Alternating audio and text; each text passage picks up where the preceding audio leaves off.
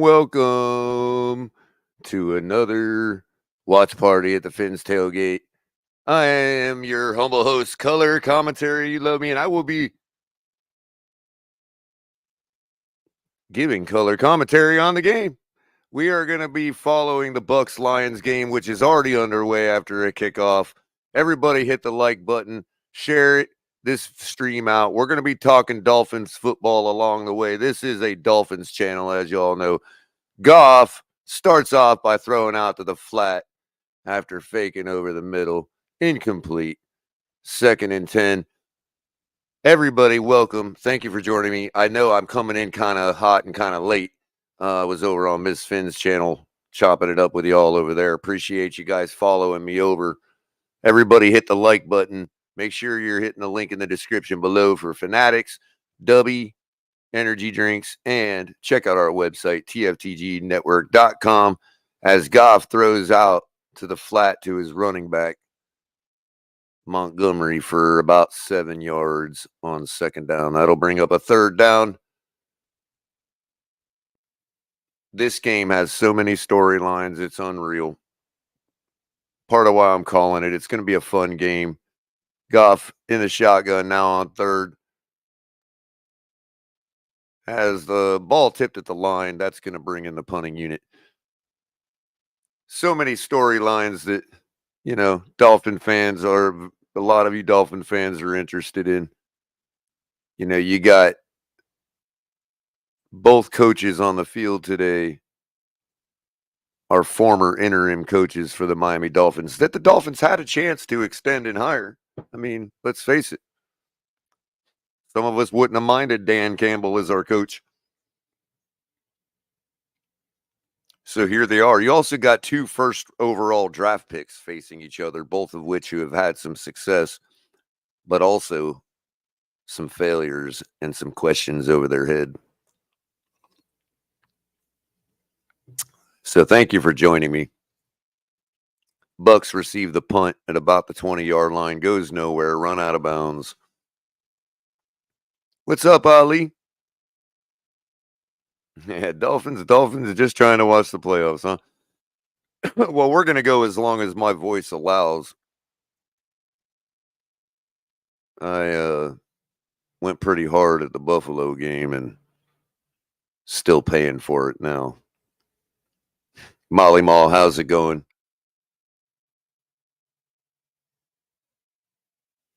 Kevin Lee, Crazy Dolphin, aka Mr. Polk. Baker Mayfield now up under center. Fakes the handoff. Throws across the middle to his running back for about 8 yards.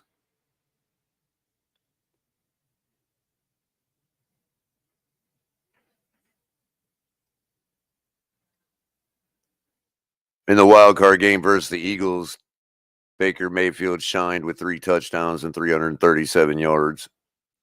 Nice solid passer rating at about 120, 119.8. He goes back up under center, changing the coverage at the line. Hands the ball off this time. Running back takes it up, breaks through a hole through the middle, gets a bunch of extra yardage than he needed to get. It's about a 15 or 16-yard run. And that will be a first down. Bucs coming right out and moving the ball.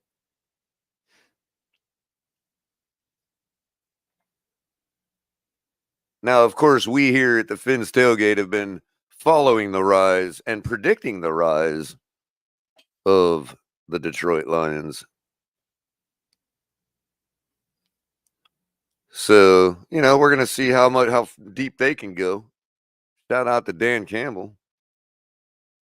Always bringing heart to the squad as Baker Mayfield hands the ball off again. Running back takes it up for a couple yards.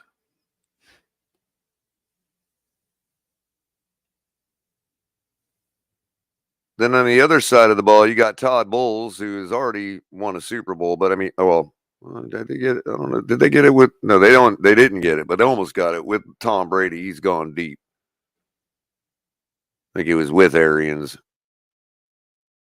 Anyway, but he's had some success there.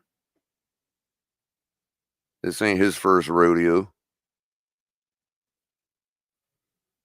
Mayfield drops back to throw out of the shotgun and just eats a sack right away.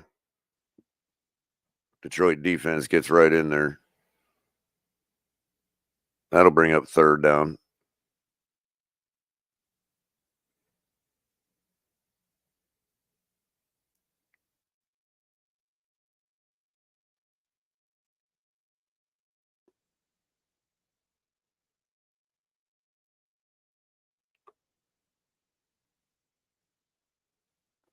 Kind of all over his face mask there.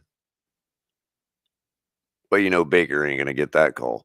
That's going to bring up 3rd and 17. Baker in the shotgun now. Drops back to throw, throws a dart across the middle, gets tipped up and intercepted at the 50-yard line. Number 2 is, 48-yard line. He's taking it past the 50, now down the sideline to the Buccaneers. 40-yard line or so, 45-yard line.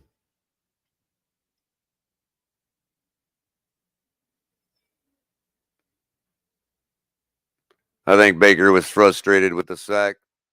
Let his frustration get the best of him there. Throws a dart across the middle, gets tipped up by the wide receiver, Mike Evans. Got to catch that, Evans.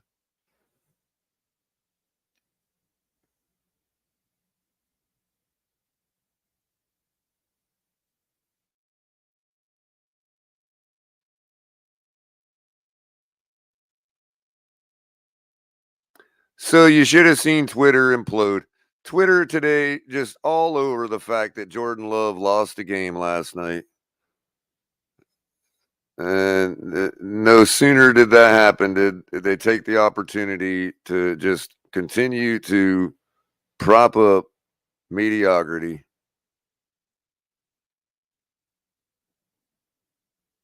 It's like pouncing, like I don't know, like a pack of dogs or something. Just like oh yeah, I'm not even gonna. I mean, and then they veil it under the guise of, oh, I'm just pointing out that y'all were propping up Jordan Love. Nobody was propping up Jordan Love. They're saying, look, the guy did this and that.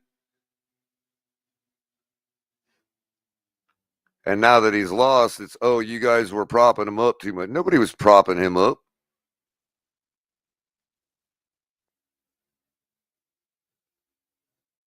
It's a flag on the play. Getting back to the game. It's going to be holding on the defense. That's going to bring up a first down and reset the series.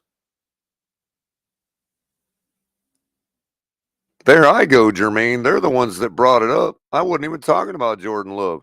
I think it's enough proven that a rookie quarterback put up 45 points on a top 5 defense in a playoff game. I don't need to go to Jordan Love. I don't need to go to any other quarterback. I'm tired of the whataboutisms. I'm trying to point out that everybody on every side of the equation needs to stop the whataboutisms. It's a fallacy. If Jordan Love fell off of some kind of high mountain that people were putting him on, then you're just telling me there's 2 guys that fell off that mountain. I don't understand why people can't grasp that fallacy. As Jared Goff throws incomplete out to the sideline, deep to the sideline. 2nd and 10 now at the 26.5-yard line, 27.5. Goff drops back to throw. Stan throws across the middle, dart to his wide receiver at first down yardage. Williams is the receiver. There's a flag on the play. 10 minutes, 6 seconds left in the first.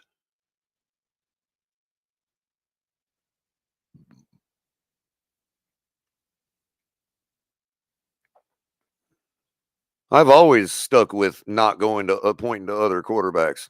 Face mask on the defense. That's gonna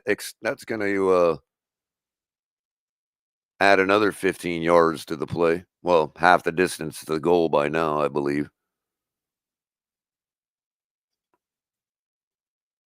Might have happened before the pass. I don't know if it'll add on to the play. Yeah, it did. It's half the distance to the goal. It's going to be 1st and 10. They still have a chance. Let's see. Where is it at? Is it outside the 10? They haven't placed the ball yet. That's what we're waiting on.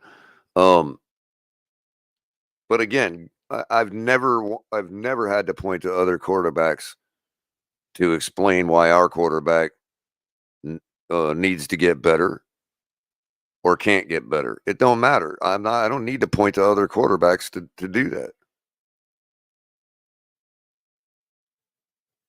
Because when you start to do that, all you're doing is excusing the deficiency. All you're doing is saying there's 2 guys that have that deficiency.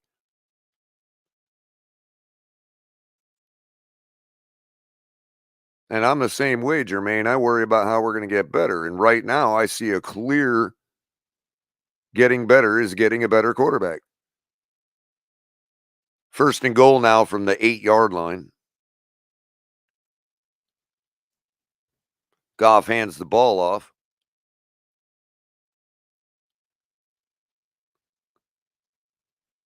Number 20 takes it down to the 3.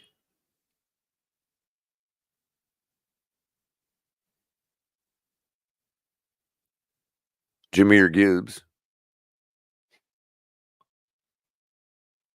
Well, there's what the players can do to get better, and there's what the management can do to get better. 2nd and goal now from the 3.1-yard line. Fullback goes in motion. fakes the handoff. Goff throws into the end zone, almost intercepted. Terrible throw.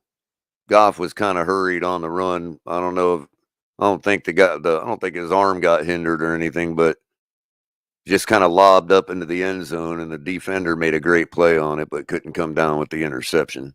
So Goff got away with one there, big time.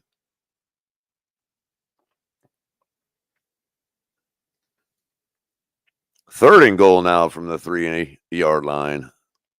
3.1. Hands the ball off, which goes nowhere. Probably going to lose 2 yards right there, maybe a yard. That's going to bring up 4th and goal. And a field goal attempt. Campbell already calling for the field goal unit.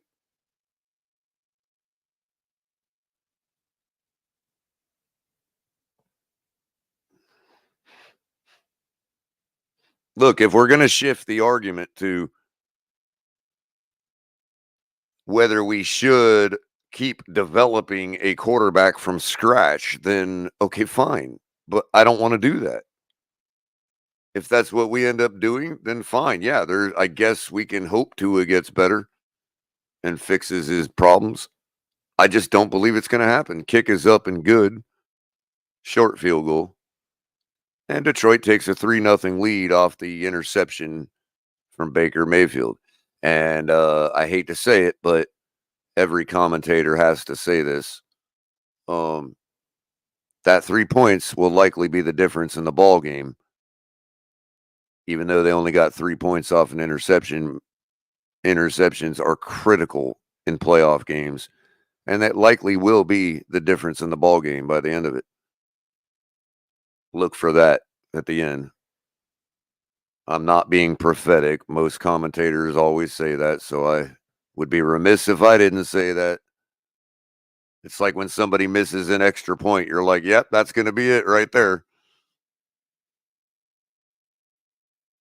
Exactly, Kevin. If there's that's a different debate, and that's one they don't want to have or admit to.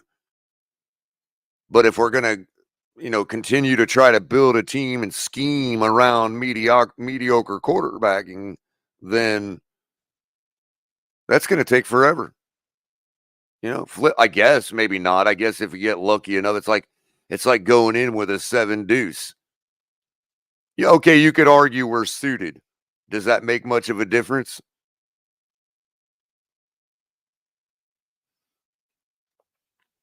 Yeah, you can win with a 7 deuce. Not likely, but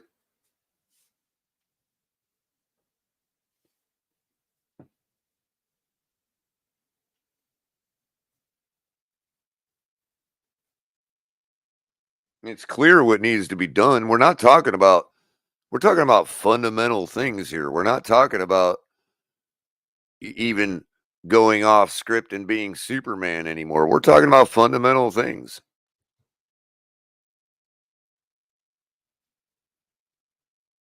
And the reason we know it's fundamental things is because, this is another reason you don't do the whataboutism, is because now quarterback after quarterback after quarterback minus Jordan Love after quarterback that we were told was shit compared to Tua are far exceeding Tua's end result. So every single one of those narratives has been destroyed. I am no longer going to imagine that this dude is going to fix it.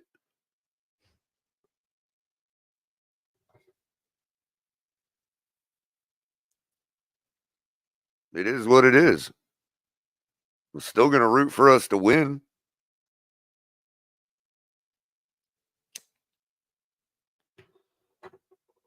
And I'm not going to sit here and be like, no, I'm still going to tell you how we're going to win when the season starts.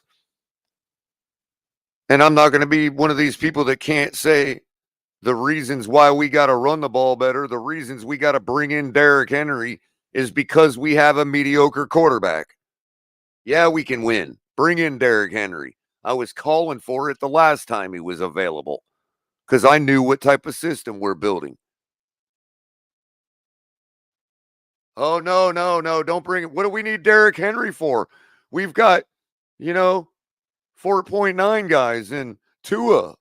What do we need Henry for? Quit throwing shade on Tua by calling for Henry, color. Now everybody wants Derrick Henry. Y'all are crazy. Just absolutely crazy.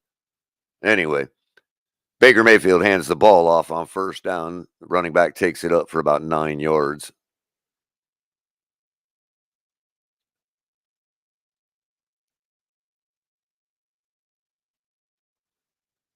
Mayfield standing in the shotgun now on 2nd and 2. 3 wide receivers, 1 running back next to him. Drops back to throw. Throws across the middle to Evans, who drops another one. I told y'all, I know Evans is a great receiver. I know that people consider him to be Hall of Fame.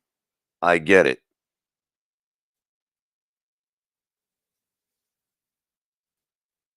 But somebody needs to tell Evans that he has to have me stop watching his games because every time I watch him play, he drops footballs. I don't think I've ever seen the man catch one. I don't watch the Buccaneers, obviously, so, whatever, but I must be his bad luck charm or something. Baker drops back to throw, throws over to the flat to. Oh, Evans, look at that. First time I ever saw Evans catch a ball. Wow. 1st and 10. Good throw by Baker. Much better than the interception. And actually, Evans caught that after it looked like the defender tipped it into him, like caught it for him. But because Mike Evans kept his eyes on the ball that time, he was able to reel it in. Baker in the pistol, fakes the handoff, throws across the middle, a strike to number 10, who was wide open, takes it up for about 30 yards.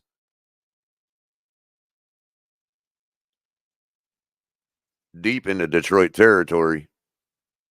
Let's see how many yards that is. 50, it's 10, 20, about 25 yards he got on that play. Can't even see who it's Palmer. Josh Palmer. Wow.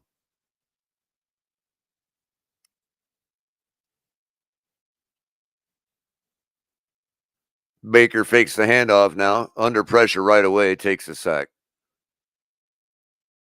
Wrangled him up right away. Tried to get away. He didn't just eat it. He did try to get away, but Branch just had a hold of him too strong and spun him around. Ragdolled him, as they would call it in the video game world. Well, Kevin Lee, I'm going to start squashing this narrative about mobile quarterbacks to begin with. We call them mobile quarterbacks. I'll get to that in a second. Baker in the shotgun by himself on 2nd and 19. Takes it up through the pocket for a couple yards and slides. Probably going to gain a yard on that. It'll be third and long, super long. Again, the last time they were on 3rd and super long, Baker threw that interception. So yeah, they gave him credited him with a yard on that play. It's 3rd and 18. 5 minutes, 15 seconds left in the first. Tampa Bay, I believe, is in field goal range. Yep, 34-yard line. Baker in the shotgun. Hands the ball off. Running back takes it up for about 4 or 5 yards, putting him in better position to nab this field goal. So anyway, to me, mobile quarterback is like saying German American or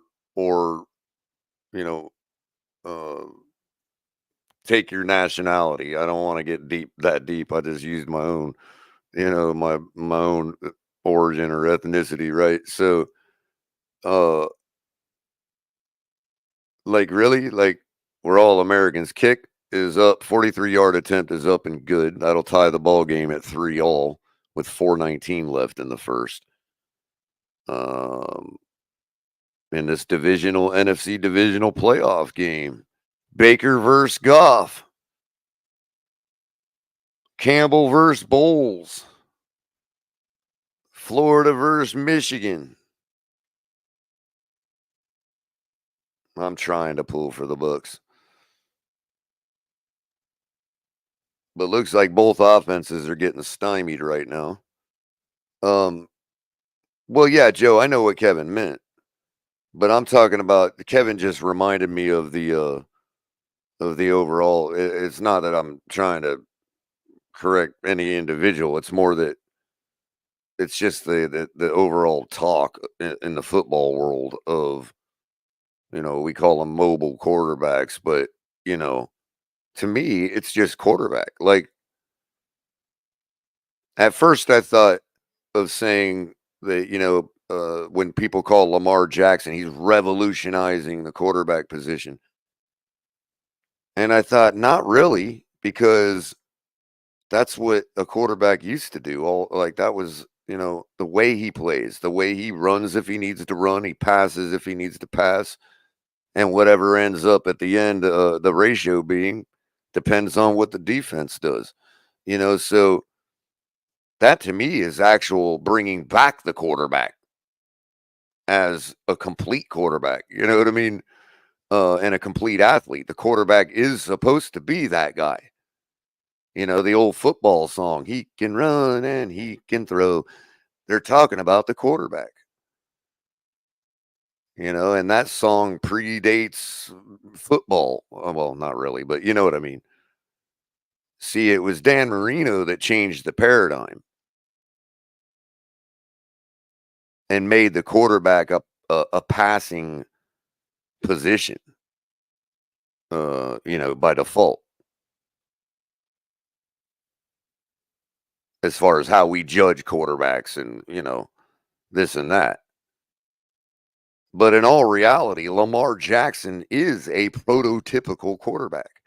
And then I thought, you know, definitely, semantically speaking, I guess you could say he's revolutionizing the quarterback position because to revolutionize means to bring something back around. It's a circle, it's revolution. So in that respect, he is revolutionizing the quarterback position, and I absolutely love it. Such a gifted athlete, and it is so fun to watch. He the only way it wouldn't be fun to watch is if he was a Buffalo Bill. That would be the only way it wouldn't be fun to watch.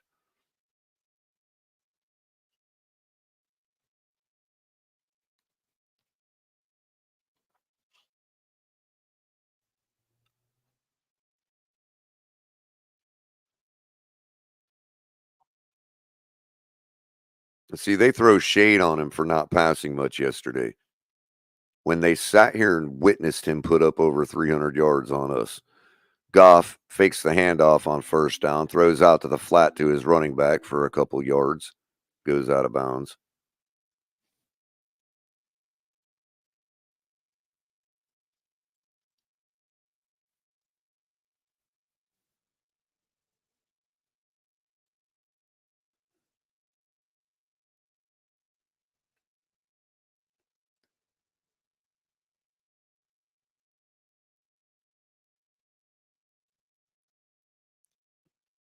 Second and 7 now. Goff up under center with one running back behind him.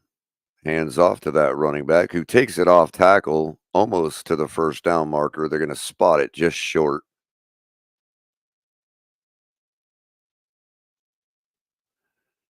Yeah, AB. I don't. If you don't think he's a gifted athlete, then I don't know what you're looking at. And he's 2-2 in the playoffs. So what? He's in the game. And most of the time, if he's not playing the best of the best, he's winning. I mean, let's be real. It's not as if Patrick Mahomes is undefeated in the playoffs. There was possibly, I'd have to go look, but there's possibly a time when Patrick Mahomes was 2-2 in the playoffs. And besides, I'm going to do something you would not do. And that's, I'm going to correct you, even though it hurts my own point. He's actually 2-3 in the playoffs. So if you want to really throw shade, you do a better job. Get your number right. Pretty sure it's 3 losses in the playoffs. I'm going to look as soon as Goff fakes this handoff and throws across the middle to number 14, just short of the first down marker.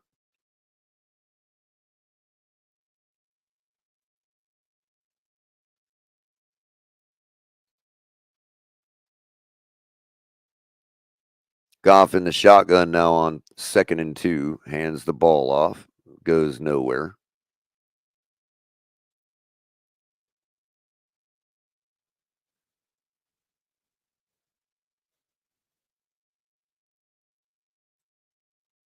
Yes, he is currently 2-3 in the playoffs. So there you go. There's your special correction of the day.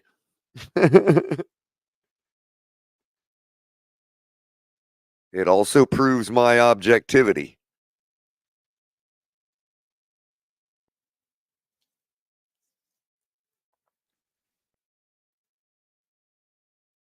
Goff throws across the middle to St. Brown for a bunch of yards and a first down.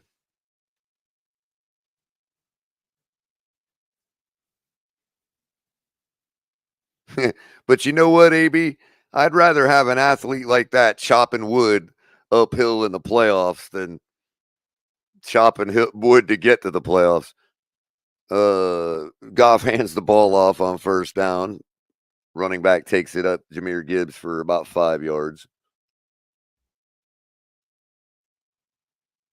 See, our guy's been chopping wood just to lose a playoff game for 4 seasons now. Lamar tolerates the regular season to get to this point.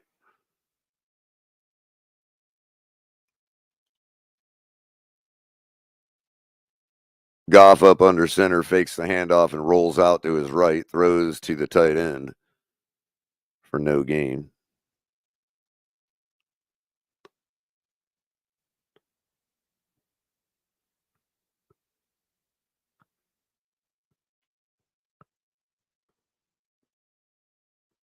That'll bring up 3rd down. And the end of the first quarter.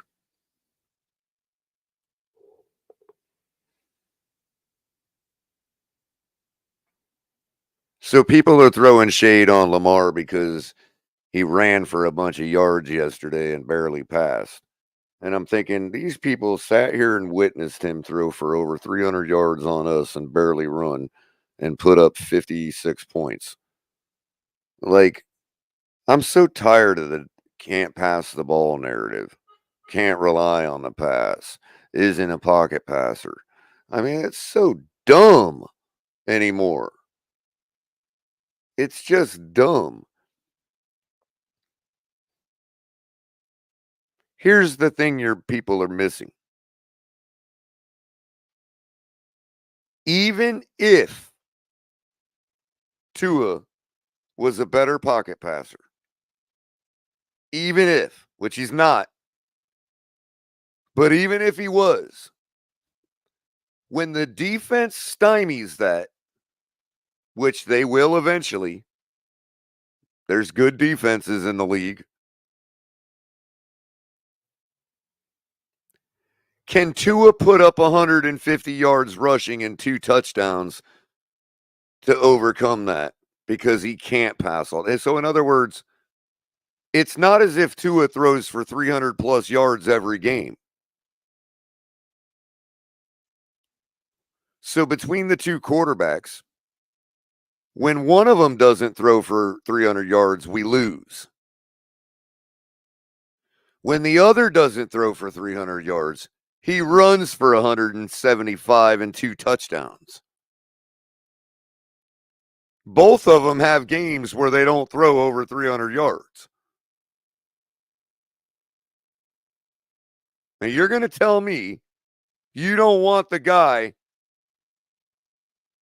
Or you don't think the guy that happens to be able to rely on that over the guy that can't because you think that he may slightly be better in the pocket than the other dude. Y'all are nuts. Whoever thinks that. You're just nuts. And have the nerve to tell me I don't know football. Wow. Like I said, Lamar is revolutionizing the quarterback position because he's bringing it back around.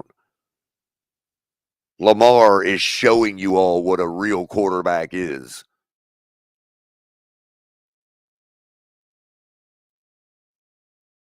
He's showing historians. He's reminding historians what a real quarterback is. Goff drops back to throw out of the shotgun, fires a dart across the middle to his tight end for about 20 yards. Laporta. That'll be a 1st and 10 as the second quarter just gets underway.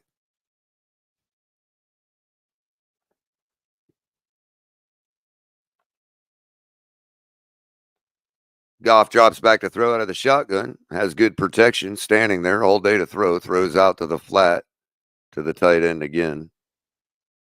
Picks up about 3 or 4 yards. That'll bring up 2nd down.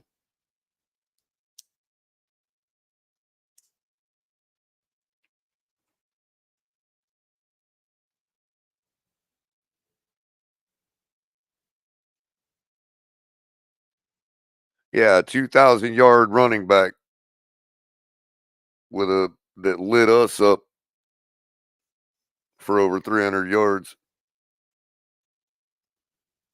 Goff throws across the middle to his tight end, I believe, for another big gain, 15 yards or so, and a 1st down. See what happens when you throw to your tight end?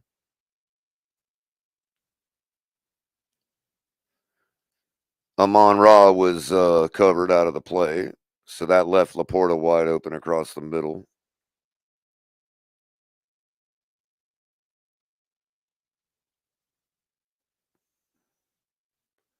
Now from the 14-yard line, Goff stands in the shotgun, drops back to throw. Throws kind of a floater out to the corner. That's going to be dropped. Sort of a fade route. God, I hate that throw. I really do.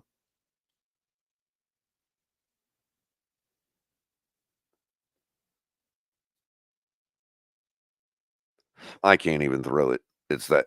I mean, if I can't throw it, just throw it out of your toolbox. Because I could throw anything. Just not deep. Goff drops back to throw, throws out to the sideline to his running back, who takes it up for a bunch of yards to like the 9-yard line.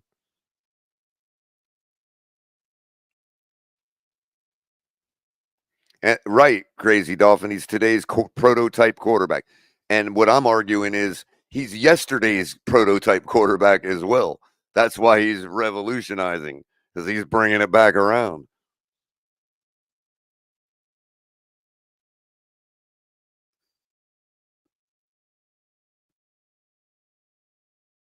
Goff drops back to throw, throws into the end zone to a wide open receiver for the touchdown. Number 8. I can't see who that is. 14 plays, 75-yard drive, time of possession, 6:46. Brilliant drive by Jared Goff and the Detroit Lions to take the lead.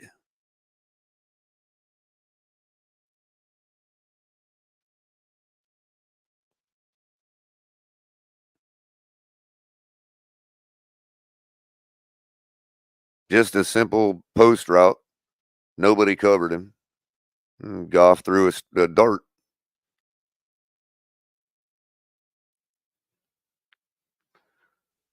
Extra point is good. Detroit takes a 10-3 lead early in the second quarter in this NFC divisional playoff game.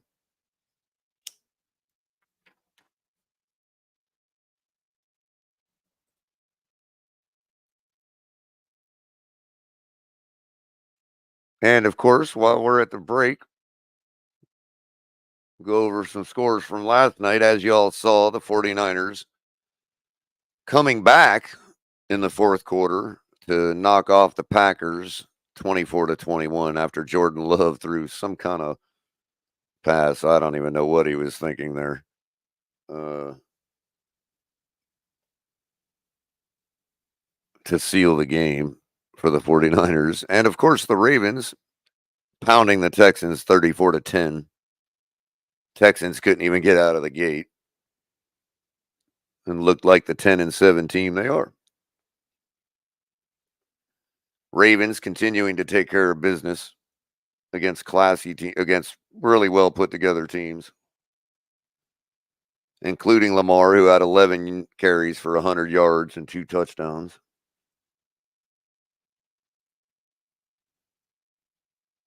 Other numbers for Lamar: 16-22 for 152 yards, QBR of 93.9, and a passer rating of 121.8. So you can hate on the running all you want, but his passing is efficient too.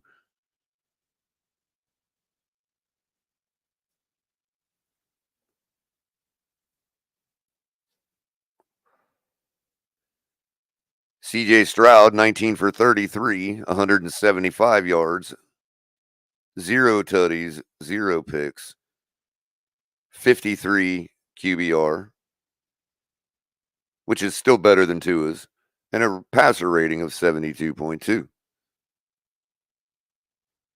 See, that's the part they forgot. Oh, not only did the rookie win his first playoff game, but even in his choke, even in his loss, he still had a better QBR than Tua.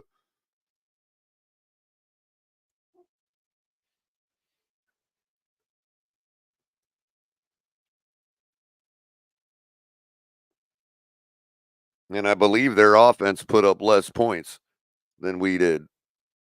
So there you go. Still had a better QBR.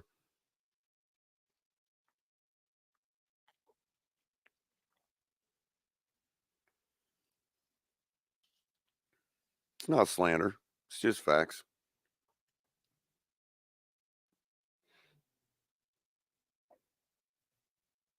Slander would be how they refer to our third string quarterback. That would constitute slander.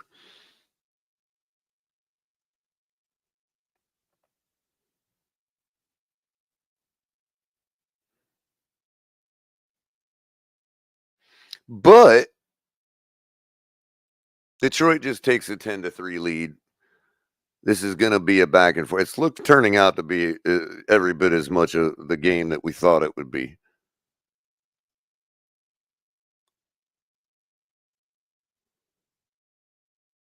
So far, a little bit of back and forth. Bucs need to get on the board with a touchdown here to make it that way, though.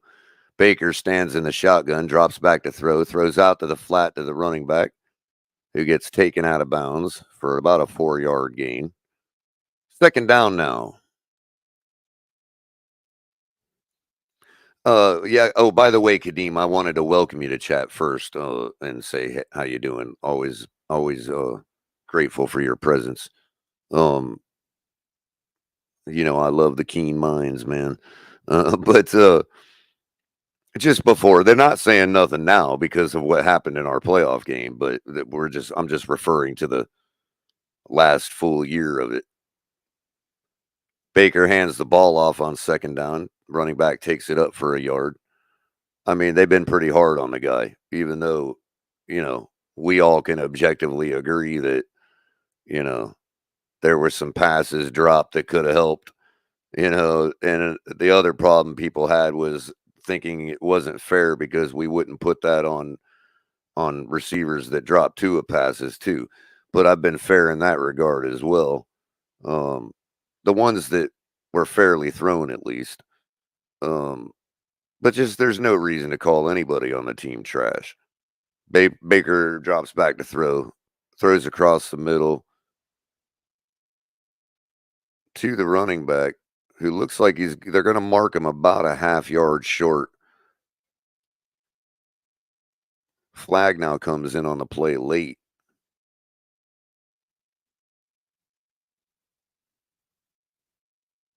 Pass interference on the offense. No good there. That's on the tight end.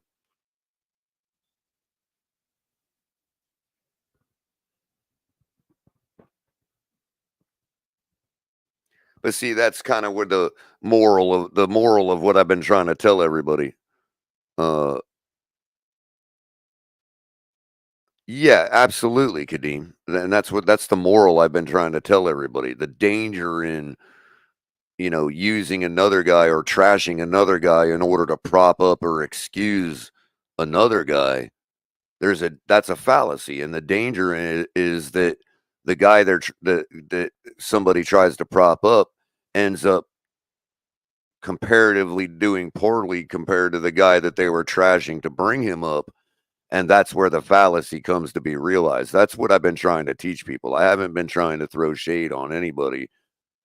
It just happens that way because of the lesson that I'm trying to teach everybody. Like we the whataboutism fallacy really sticks in my craw.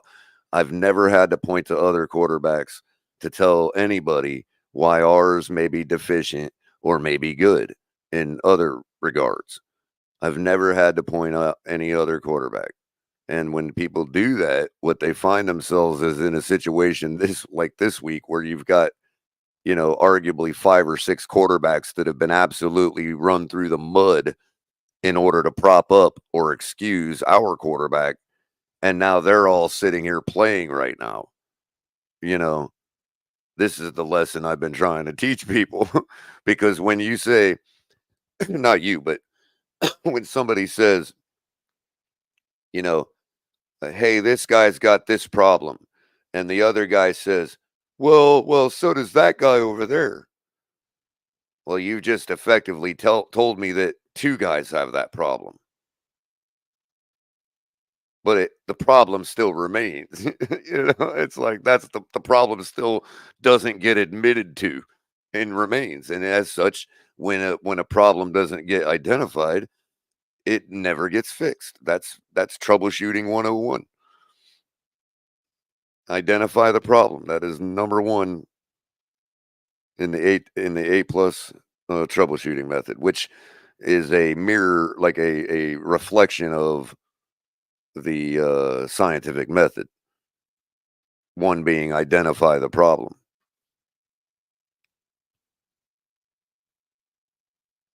And a lot of times in troubleshooting, it's tough because identifying the problem is the first step, but it also could be the hardest.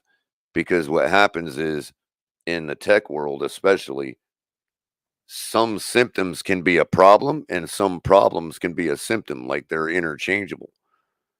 And so it's hard to identify. Sometimes you think you identified a problem when all you identified was a symptom.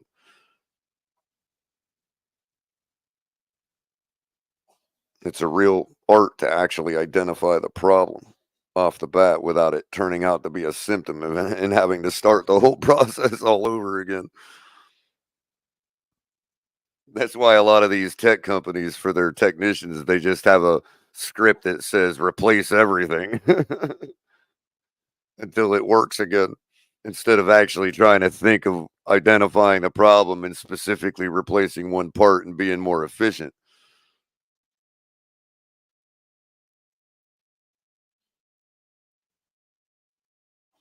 It's kind of the way of the world. It's not even just in the tech industry. People are willing to compromise efficiency to for a 100% result.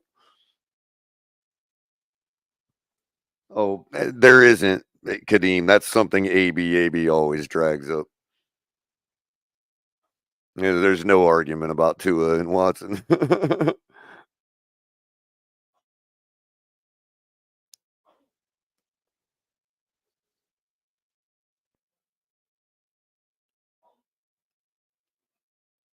So Mayfield and Goff, 2 years apart, both first overall picks.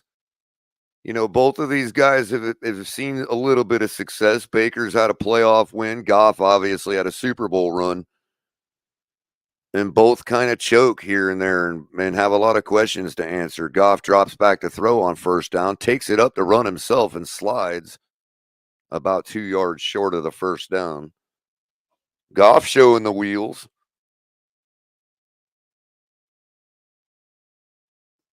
I appreciate you, Kadeem. Like I said, always enjoy your presence. Very thoughtful, keen mind.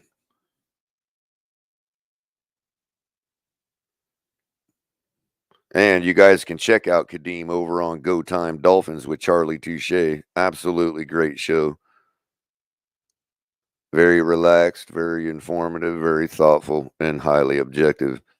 Goff swings out a pass to his tight end for the first down over to the sideline. That would be Go Time Dolphins on YouTube.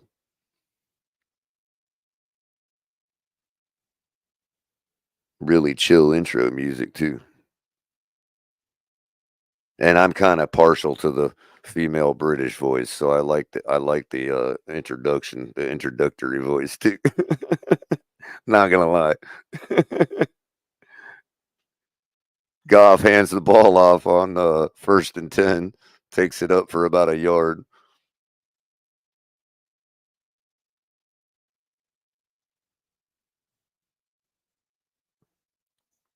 Man, I've just put the whole Watson talk on. That's your little sister, really? Wow. She's got a long career if she wants it in that industry. Just doing voiceovers. She's got it. She's got the gift. Goff drops back to throw on 2nd and 9, throws across the middle to his tight end again. Laporta, who takes it up for about 12 yards or so for the first down. Right. I got you, Kadeem.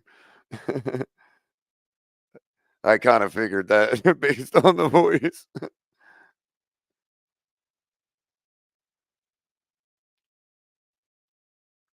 But yeah, I mean, I've just completely put the talk of Watson on hold because of circumstances. I still believe in the guy's athletic ability and quarterback acumen. So whenever he wants to get right again, then I think the Browns will be okay. But Goff drops back to throw, throwing deep now down the sideline, has a man, overthrows him a little bit, but well covered on man to man.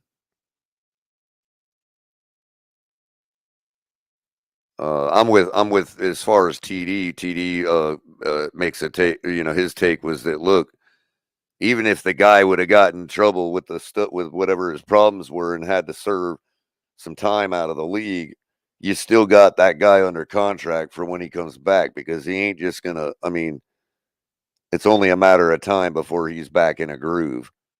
And if he gets in that groove again, watch out, league. Goff drops back to throw, throws across the middle to a covered receiver, incomplete. That'll bring up 3rd and 10. I mean, as a fully, uh, oh yeah, it's going to be a full off season, Kadeem, for sure. But simply because of all the moves we have to make, regardless of what goes on the top end. Goff drops back to throw again, 3rd and 10, across the middle to Amon-Ra St. Brown, who had it in his hands, but dropped it. I think that may have been a business decision. That's possible, Kadeem. I just meant athletically speaking. He would, once the guy gets in a groove again, I believe that Watson at full capacity, I actually believe is better than Lamar Jackson. Uh, uh, I've had to have that debate with people before back when it mattered, but right now, again, because he's not really playing consistently, it's kind of off the table. It's on the shelf, I should say, as far as the story being written about his playing career.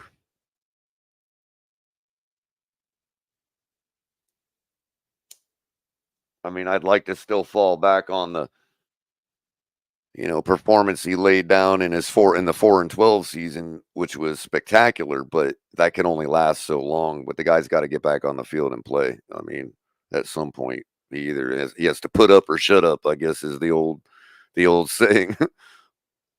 And you know what? If he don't put up and shut up, then AB is absolutely in his right to hammer everybody about Watson because he would have been proven right the whole time.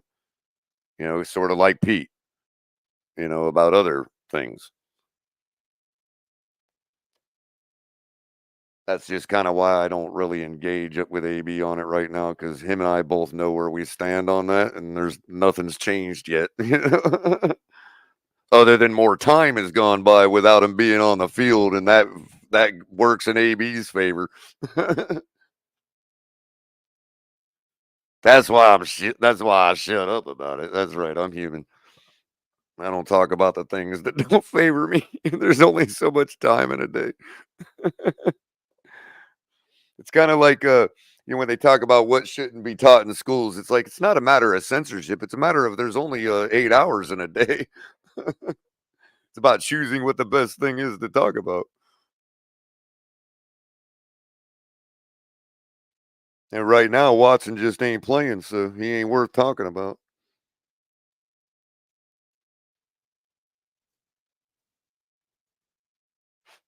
Yeah, it's another season where I got to do. Oh wow, only 1 year left already. So they've paid for absolutely nothing. Wow,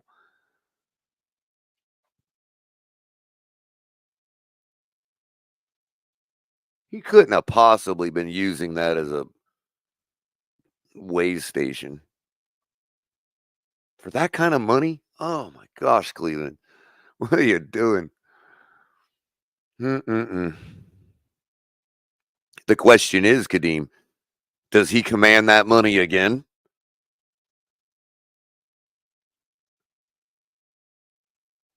I see what you're saying. Like he only has like a limited time left to get it done. Yeah. But that's the crazy thing. Would he get the bag again with having done nothing for what he got? Oh my gosh. Some dumb team out there would do it. Well, I might even do it.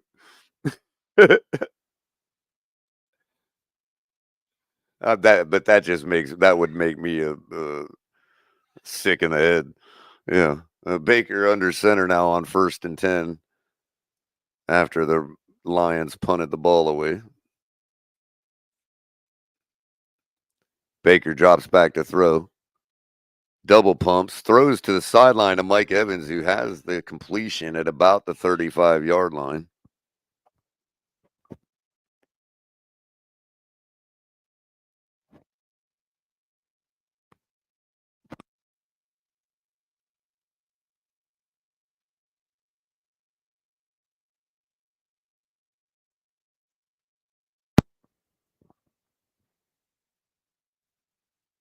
So Baker in the shotgun now from the 35, almost 36. Drops back to throw, throws out to his running back for no gain, maybe a yard.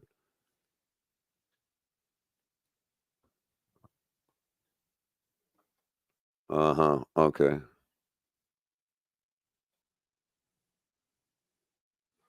Well, it's the idiot teams you got to worry about, Kadeem. You know, the ones like the Browns that gave him that contract in the first place.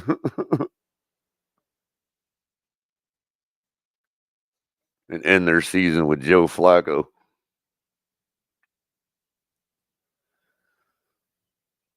Mayfield in the shotgun, hands the ball off. Running back takes it up for about 3 yards before he's driven back.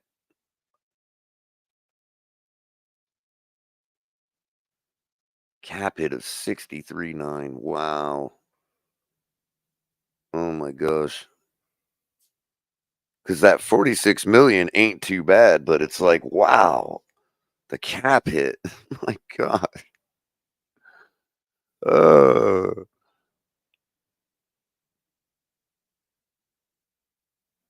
Baker in the shotgun now, 4 wide receivers on 3rd and 6.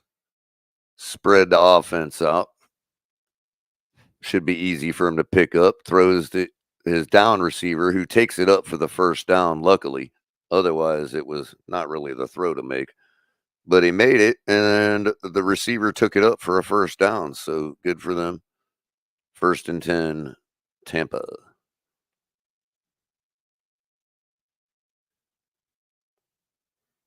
Baker stood right in the face of the edge rusher and threw it right at him.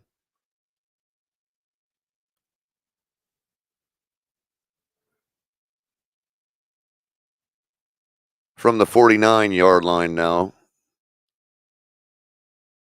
Baker fakes the handoff, throws out to the tight end to get across the 50 and down to the almost 35, 36-yard line.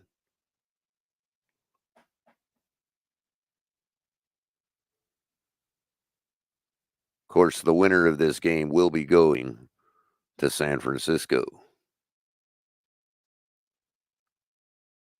to face Brock Purdy and Kyle Shanahan's West Coast system that was not firing on all cylinders last night, but still ended up eking out the win after Jordan Love threw an amazingly bad interception.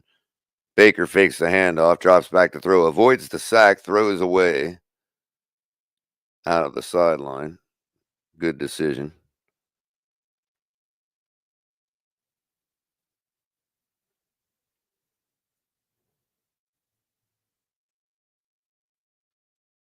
All right. What's up, Joe? Joe Levesque says, "What's up, color? Let's go anyone but Buffalo." I am in full agreement on that. Like I said earlier, if you didn't hear me earlier, I said the only way I wouldn't root for Lamar Jackson's success is if it was against us or if it was the Buffalo Bills. If he played for the Buffalo Bills, I'd be off his train. Baker hands the ball off out of the shotgun. Running back takes it up for a good 5 or 6 yards. Nice little gash run. That'll bring up a 3rd and short and manageable. I'm not so sure about that yet, 72. 72 says Purdy, another diamond in the rough. I'm just not so sure yet. I mean, last night was a decent win, I guess, but it's just, I don't know. Something about him reminds me so much of just there's things you can do that shut him right down. Baker now throws out to number 14, Godwin, incomplete on 3rd and 5. That'll bring up 4th down and likely another field goal attempt. 2:29 left before the half.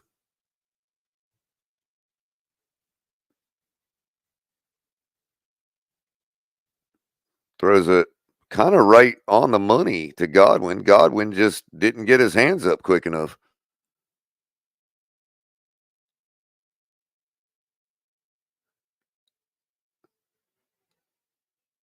"50-yard attempt bounces off the upright, no good." That'll keep the game at a 10-3, 7-point deficit in favor of the Detroit Lions. So the Detroit Lions will take over the ball right there with 2:24 left before the half.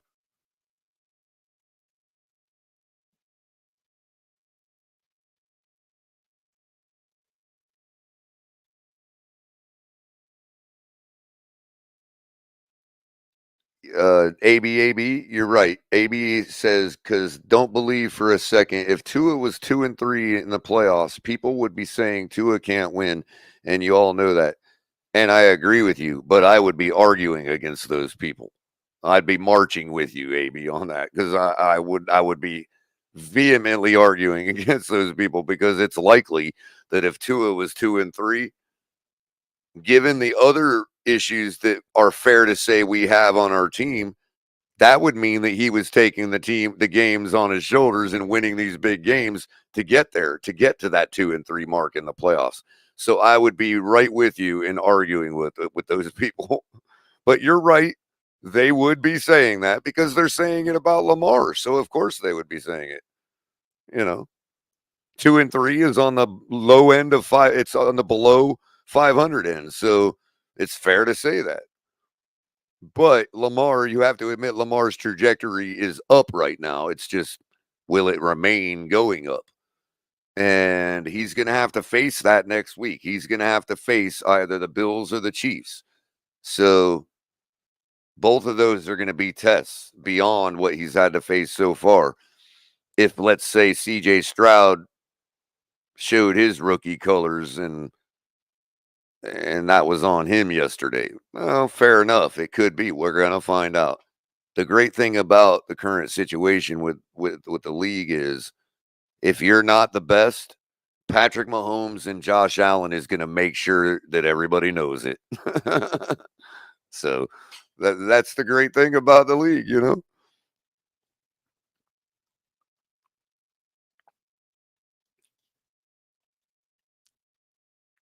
That is why football is so fun, because there's no other test but right there on the gridiron.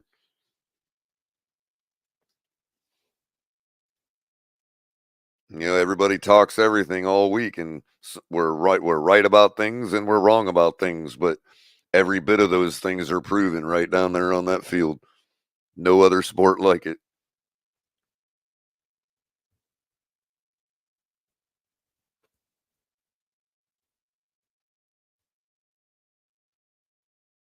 And I think that's its appeal.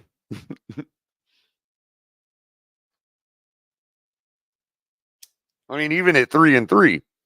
Now, if you're talking about moving to 3 and 3 by getting to the Super Bowl, then obviously that's a different 3 and 3 than another 3 and 3 might be. Goff hands the ball off to Gibbs, or I'm sorry, Montgomery takes it up for about 4 yards.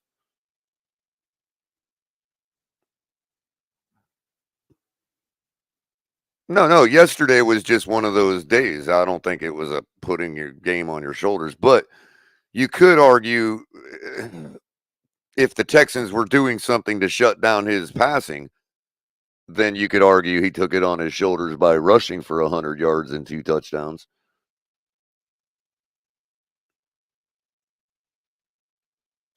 Take it easy, Kadeem. Once again, thanks for stopping by. Go time Dolphins, everybody.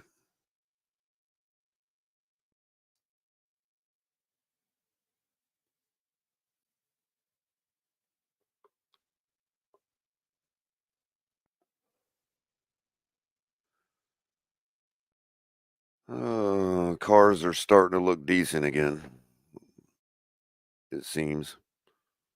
I'm watching this car commercial. I'm like, oh, all right. I don't think I'll ever buy a car again, to be honest with you. I don't want to have a robot drive for me. And they're going to default that stuff on one of these days. So it's not, you have to turn it off every single time you get in the car pretty soon.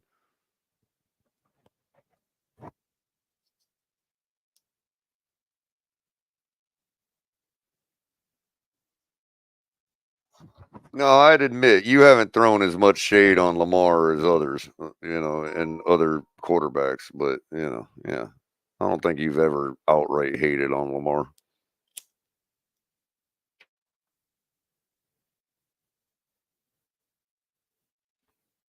And Watson is what he is, and he's going to be what he's going to be. It's just time will only tell.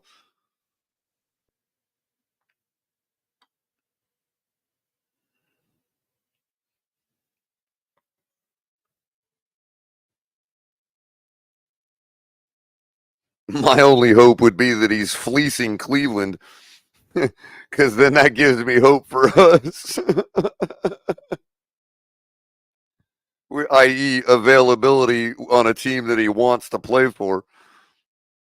But I don't want to use that excuse for anybody, so I ain't going to use it for Watson either.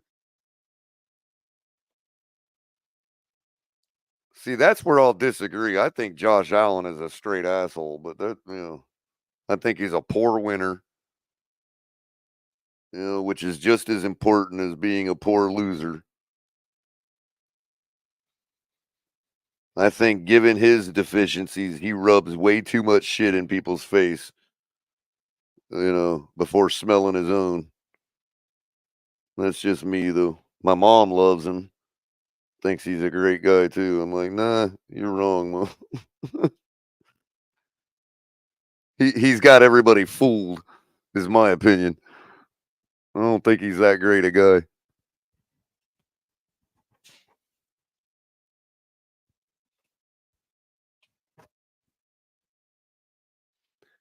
Goff throws out to the sideline to Raw, who almost gets tackled and it kind of worms his way for another yard or two in the first down.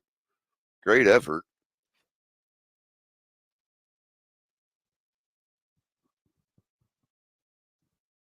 Crypto, good point.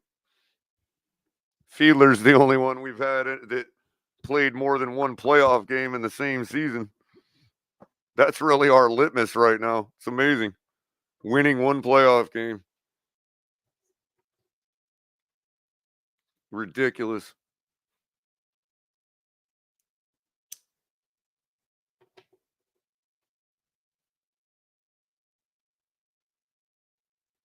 Looks like Raw's elbow was down. So they're going to mark it short of the first down after review, I think.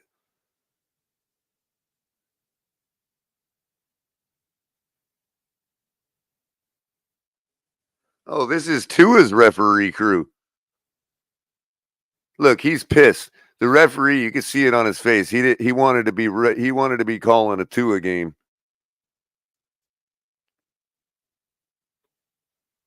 Well, I can deal with the robot wife. I don't know.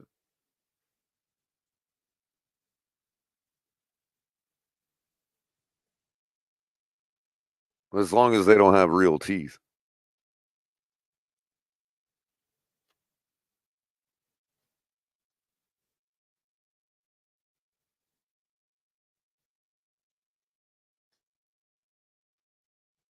But I wouldn't let that robot wife drive my car. Goff drops back to throw under pressure and takes the sack. Tries to step up in the pocket, takes the sack. That'll bring up fourth down, and it looks like offensive lineman for the Lions is down, holding his knee.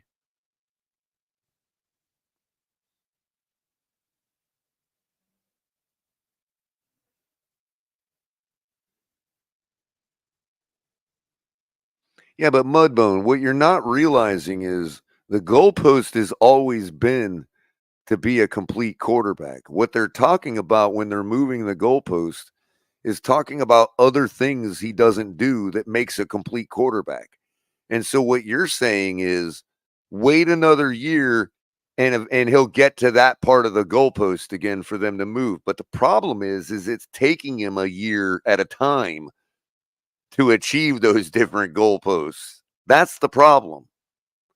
Because when you take a year to fix a problem, it allows other people to move the goalpost. It gives them time to move the goalpost. So I get what you're saying, but I think you also have to fairly realize that it shouldn't take a year to get to those goalposts, even if they're moved. It's like a year at a time, each goalpost. Yeah, we'll move it. And then it takes another year to get there. It's not as if those goalposts are not inside of what makes a complete quarterback.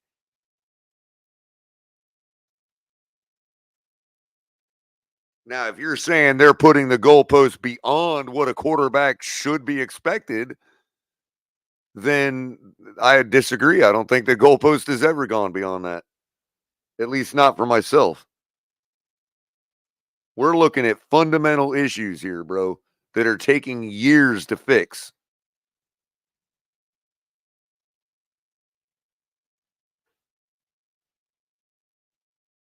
That is no different than anybody else's third string quarterback. I mean, how is that any different?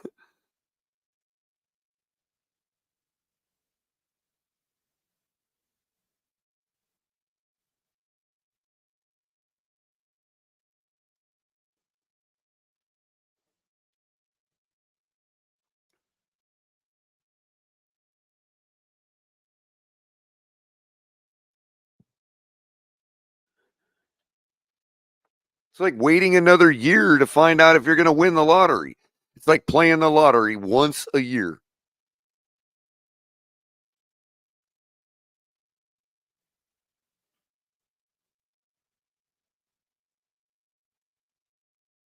And not really Mudbone, because if he would have won it last year it would have been an overachievement.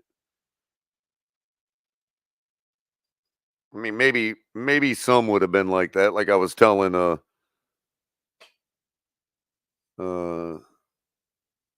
one of the other guys, it doesn't, you're right. There would have been plenty of people still saying that, but I would have been fighting against those people. I have nothing to work with now.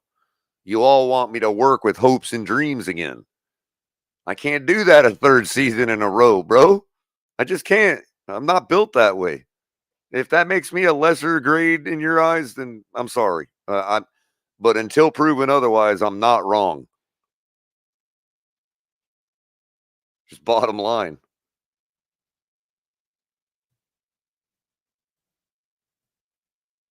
I'll be proven wrong when I'm proven wrong.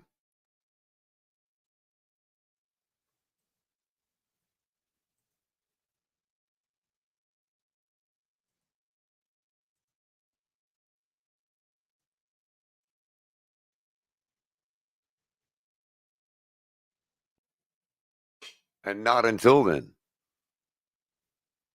There is no more almost for me. There is no more, oh, we're gonna. No, I don't work in the gunnas anymore. Baker now at his own 8-yard line in the shotgun, hands the ball off. Runner takes it up right up the middle for about 10 yards, 10 or 11 yards and a first down. Getting him out of the backed up situation. Baker running a hurry up now with 1:10 left before the half, drops back to throw. Throws out to the sideline. Mike Evans drops it, going out of bounds. Don't know why. Right into his hands. I mean, how did it miss me with that Mike Evans Hall of Fame nonsense? Please miss me with that. Baker now in the shotgun, drops back to throw. Throws again to the sideline to number 10, who catches the ball. They're going to mark him just short of the first down. Knee down, catch made, right at the marker. They should be challenging the spot of that ball. That should be a first down. They're not going to challenge it. He hands the Baker, keeps it himself, rolls out, picks up about 13 or 14 yards on a quarterback keeper, fakes the handoff and went off tackle himself. Took it right up the lane that's created right off the edge. Good edge containment. A lot of times you'll see a flag on that play when it's successful like that. But in this case, it looks like Baker was just successful. So no flag. Usually that edge is not that controlled unless you're holding, but we have to look back at the replay. I don't think I've ever seen something like that without getting a flag. Very rarely. But he got it. No flag and good enough for a first down. Let's see. Oh no, the guy just got beat. The linebacker was covering the slot and he didn't come in quick enough. Baker just cut that lane like it was a counter trap.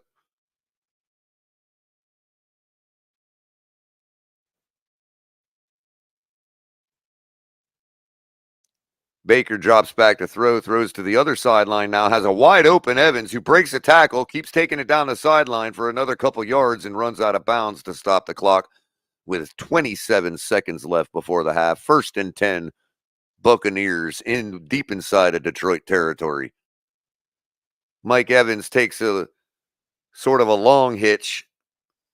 Actually, he just went straight up the sideline and Baker hit him in stride on a short throw. Baker now, same play, but a little longer. Mike Evans makes the catch, sliding down to the ground at the 1 yard line. They're going to mark it at the 1 with 17 seconds left before the half. Eyes completely on the ball all the way into possession. That's how you catch a football.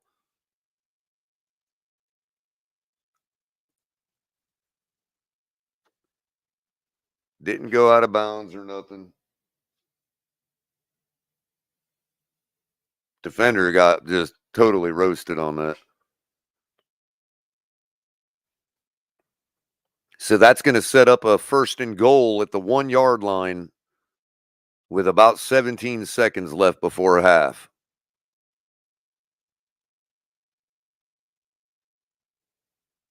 The play is clear here. You bunch up the formation, you fake the handoff, you let a guy leak out to the flat, and you throw the touchdown. It's that simple. Don't mess around with running it. None of that other shit. Just use the space to your advantage. Bunch your defense up. Then use the flats. 58%.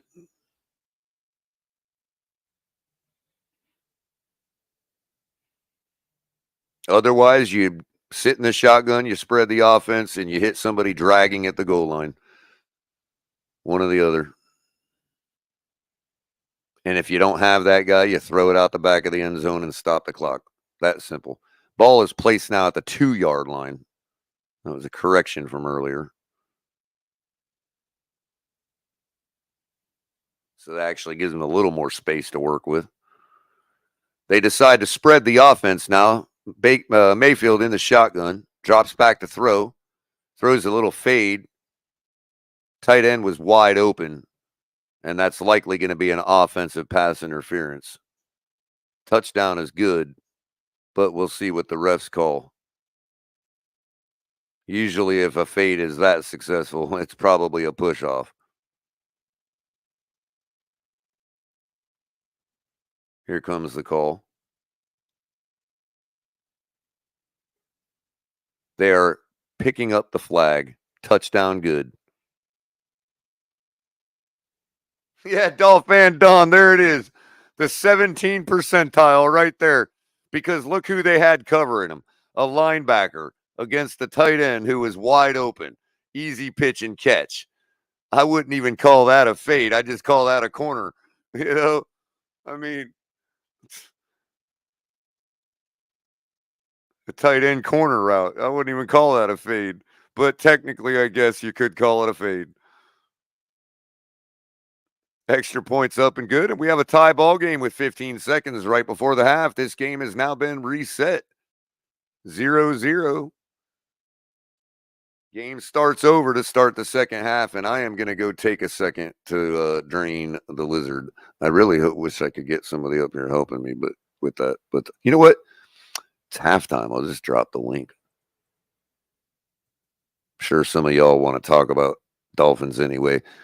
This game is tied as long as, and I'll keep you guys on, a few of you on, if you just let me, if you make sure you mute yourselves when I'm calling the action. But I'll go ahead and drop the link now, get some of you up here, because I got to go hit the head.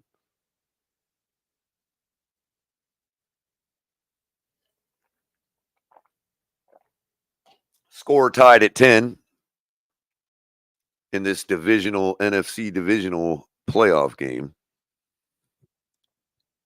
Now we got a guy that'll definitely help me talk everybody's ear off. How's it going, Cap for Life? Hey, what's going on, bud? How you doing? Oh, I'm doing all right. How you holding up, man? You really think? What do you think, man? I'm coping. I'm coming back to reality right now. I'm just enjoying some football right now, man. Just got a couple of tickets on this game. Hoping I see some St. Brown or Laporta or some Gibbs involved in this game, or some Godwin or some Parker. What's his name? The Trey guy, Trey Parker, Trey Baker, whatever. Something like that.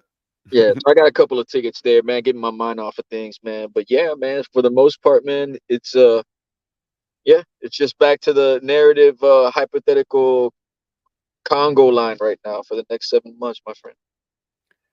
Looks like the Lions are using victory formation and going to go into halftime tied up at 10. That'll do it for the half. And no, Raphael, I don't know any. I actually know one Marine. My ex brother-in-law is a Marine, but other than that, no, just from watching a lot of military movies, it's the head, hit the head, So far, it's a good game. Well, for both of these teams, I mean, you got to be happy that you're tied. Guess what? We don't do in playoff games. End in a tie. Yeah, man. This thing will go to unlimited overtimes before it ends in a tie. This is how you get those longest games in history situations, Yeah, this is a game where you can see the strength from Tampa Bay, man. They know how to stop the run, man.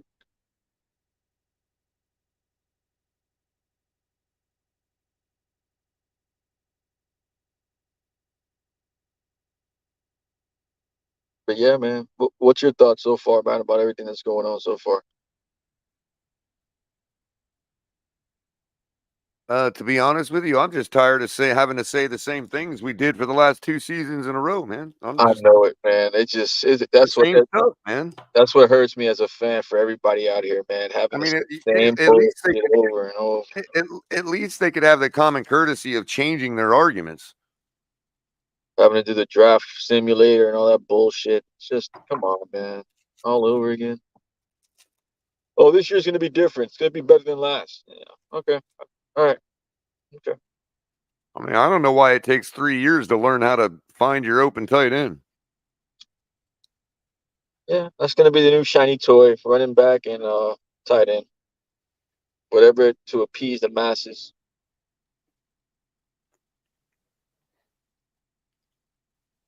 God forbid we bring somebody here to compete at quarterback. Now, even if we did, would you trust the legitimacy? You know how it is. I mean, I guess it depends on the name that you bring in, It ain't gonna happen. If you're gonna go get Sam Darnold from the 49ers and convince me that a competition is legitimate, I'm gonna just be like, whatever, and I'm not even gonna pay attention to it. No, I hear TD. God bless his heart. He's over there championing for Fields, playing out every type of scenario possible. See, I think Fields now is in a situation where he's still sort of an unknown, so that may be a legitimate. That's a name where you could think that it's a legitimate competition. Baker would be a legitimate competition because he wouldn't let it be otherwise with his attitude. You know what I mean? Yeah, no, rightfully so. It's worked out so far. In other words, if they tried to shoehorn Baker, he'd be like, "No, I came in here for a competition. I don't know what y'all are talking about." You know what I mean? Yeah, man, he threw some nice little passes right there in the last 2 minutes, man. But like I said, if you're going to go get Sam Darnold and expect me to believe that's a legitimate competition, then that just tells me what you think about your quarterback. That you got to go get Sam Darnold for him to be able to beat him out.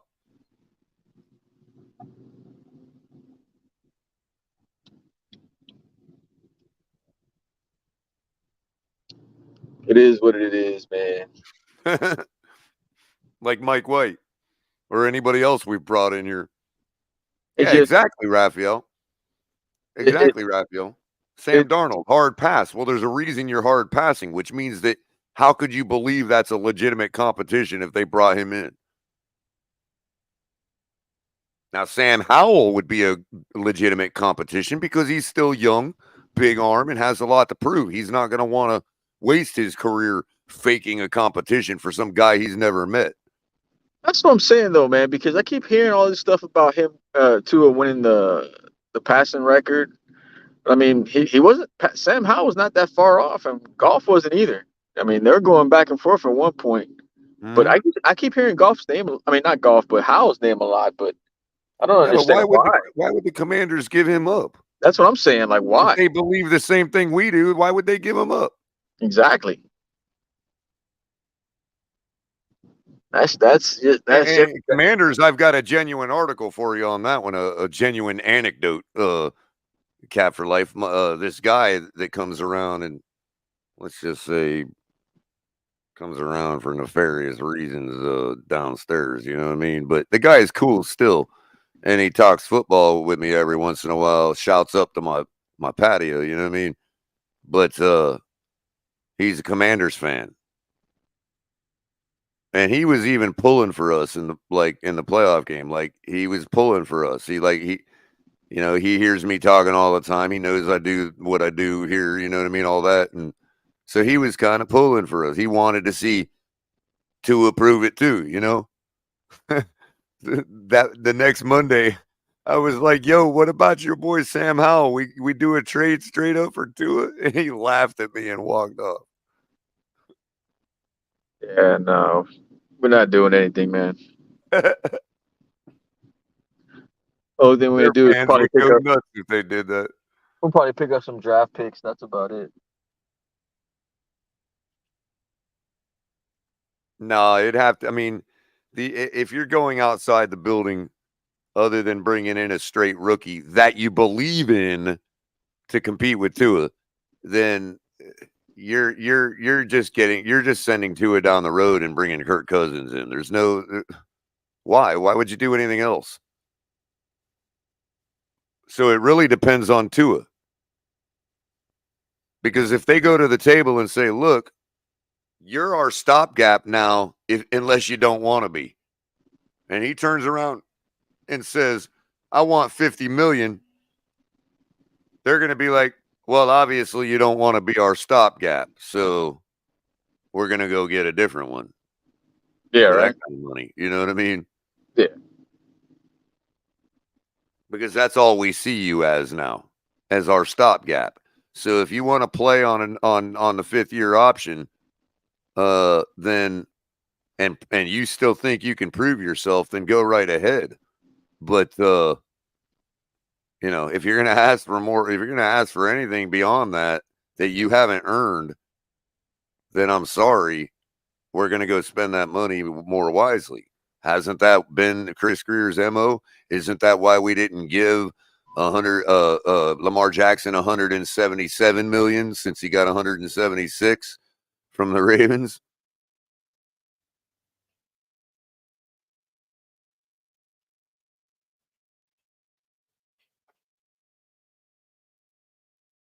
Oh, Chris Greer's not going to make that big splash on then why would he do it on what he saw out of Tua this year? Unless he just doesn't care about the big wins. You know what I mean, Cap? Like if he doesn't give a damn about whether we beat the Bills, like Crypto said earlier on Miss Finn's show, uh, Chris Greer's mistake is he's not building our team to beat the opponents we face. The Bills, the Jets, the Patriots. You know what I mean? He's building our team because this guy and that guy and this flashy guy and that flashy guy and this will look good and all that, but he's not building our team to beat our opponents.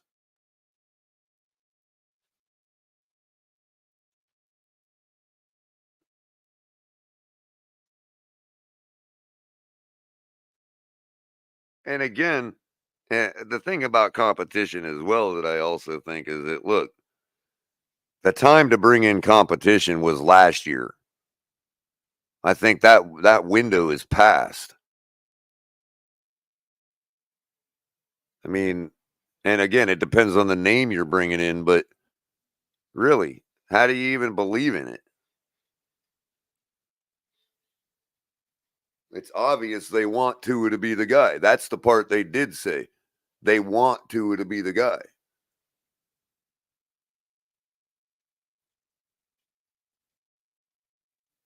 In an ideal world, that's why I think people ran with that too far. All they said was what they want. You can want a lot of things. I want to win the lottery tomorrow. Am I going to go spend $50 million on a lottery ticket? No. And if we're talking about bringing in competition, for who? The guy we just gave a contract to?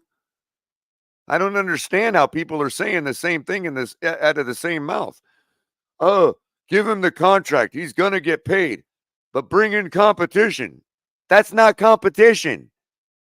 If you pay the guy, he's the guy.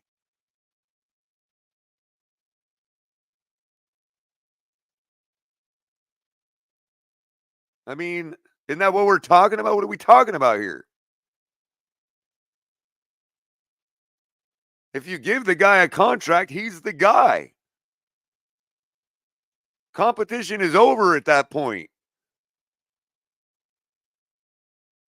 MJW, for risk of sounding flippant or unrealistic, I would bring in anybody at this point. I would trade him for anybody right now.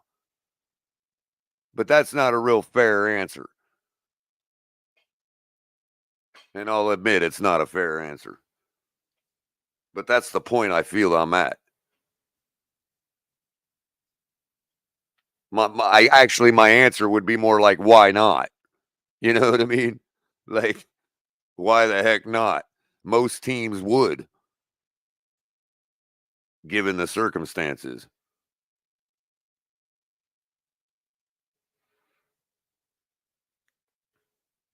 I mean, what are we going to do? Pay Tua and then go pay Kirk Cousins in to come in and compete, or go pay somebody else to come in and compete? Nah, those guys aren't even going to come. You're going to get a Sam Darnold.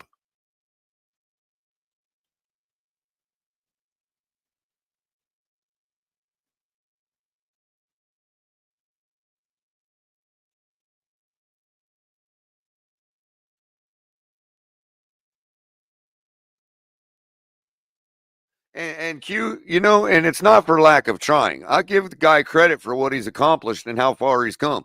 I just don't think I think that's it. I don't want to. I don't want to go through this anymore. I don't want to sit here and be like, all right, we're just going to add this and that and the other, and he's going to do this, that, and the other. When is my whole thing? I don't want to have to take a year to learn every single step, dude. We're talking about finding your open tight end, man. It's not that difficult. Yes, it's difficult for me, but it ain't difficult for 3/4 of the quarterbacks in this league, including Justin Fields, who hit his tight end, Cole Kmet, for 2 touchdowns against us. It's like people don't even watch our own games.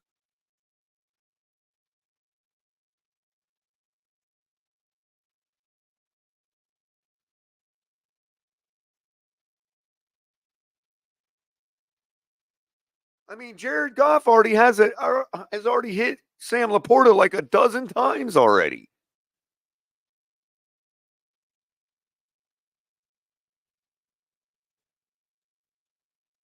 And that's because they're keying in on his first read. They're keying in on Amon-Ra.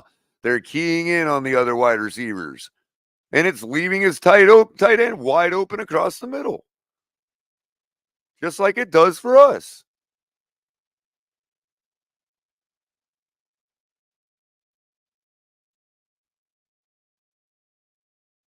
I don't deal in absolutes, Q. He can go prove me wrong on another team. What's up, Miss Fins? Thank you so much. If you wouldn't mind taking over for a second, I really gotta go take care of business. Oh, we can't hear. There you are. Yep. Action's How you about to doing? start back up again, and I missed my chance to hit the little boys' room. Well, okay, cool. Go ahead. What's up, ladies and gentlemen? Welcome back to the Fins Tailgate. I am your host, Miss Fins. I do charity work, you know, and because of that, I am hosting. No, I'm just kidding. I love these guys. So I did say I was gonna come on. I had to take care of some stuff prior to. Thank God I was able to, but now we got the game. We just got the kickoff in the second half, and Tampa Bay is receiving the ball this second half. This is gonna be a very interesting game. I'll tell you that. So far, it's been already very interesting. But I love it. I don't know about you guys, but I love it. What's up, Crypto? What's up, Q? What's up, everybody? What's up, Raphael? Um,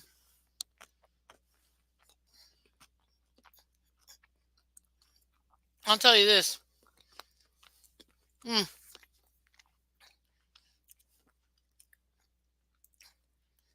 I mean, it seems like we Ooh, wait, moved. hold up. The defense is confused over here with the Lions. Sorry, go ahead. Oh no, I was just gonna say it seems like we moved from tank for Tua to tank with Tua. Tank for Tua, tank with Tua. Yeah, that's where we're at now. Tank with Tua. Is that what I meant? Sorry, I haven't been able to. I haven't even watched the game really like too much. Oh, that's okay. But Baker just threw for about 10 or 12 yards for a first down on 1st and 10 to open up the second half. I mean the second half. Ball's at about the 36-yard line. Baker, standing in the shotgun, sends a guy in motion, changing the play there it is. or changing This something. is Hands the ball hands off. off. Ball gets taken up the Is that middle 8 for yards, 7 yards? about 7 yards. Yep. But you can go ahead if you want to take over for a second, Miss Finns. That would be lovely. Oh, I don't know if you If you got the game up, I mean, you can call it if you want. Oh, I'm eating my lunch right now. Oh, okay, no problem. So I'm trying to like half eat, half talk. So, All but right, no problem. but it's still a very. So we got a it's still good 2nd game and for my 5 big now. game. Baker in the pistol. 3 wide receivers. Brings one of them behind his back. Hands the ball off. Runner takes it up.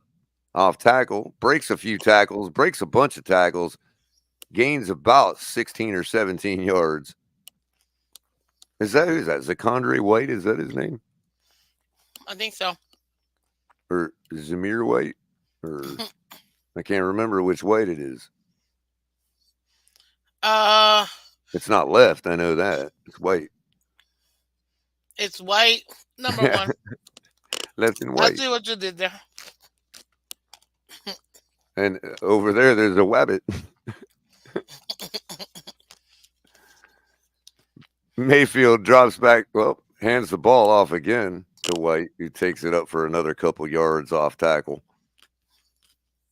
It's a big dude. Was that our White that we had in our camp for a minute? I don't know. Kind of bobbled the handoff a little bit. Almost fumbled it. As long as he secures it, I'm perfectly fine. Now, did you see that pass? That bullet that Goff did to Laporta in the middle of the field? And then the catch? Woo! Gave me good sexy vibes. Gave me good sexy vibes. Mayfield drops back and throws to Evans for about 7 yards. Maybe a little less. Pulled him back a little bit. That'll bring up 3rd down and a 10-10 tie. 12 minutes. Fresh into the second half, 3rd quarter.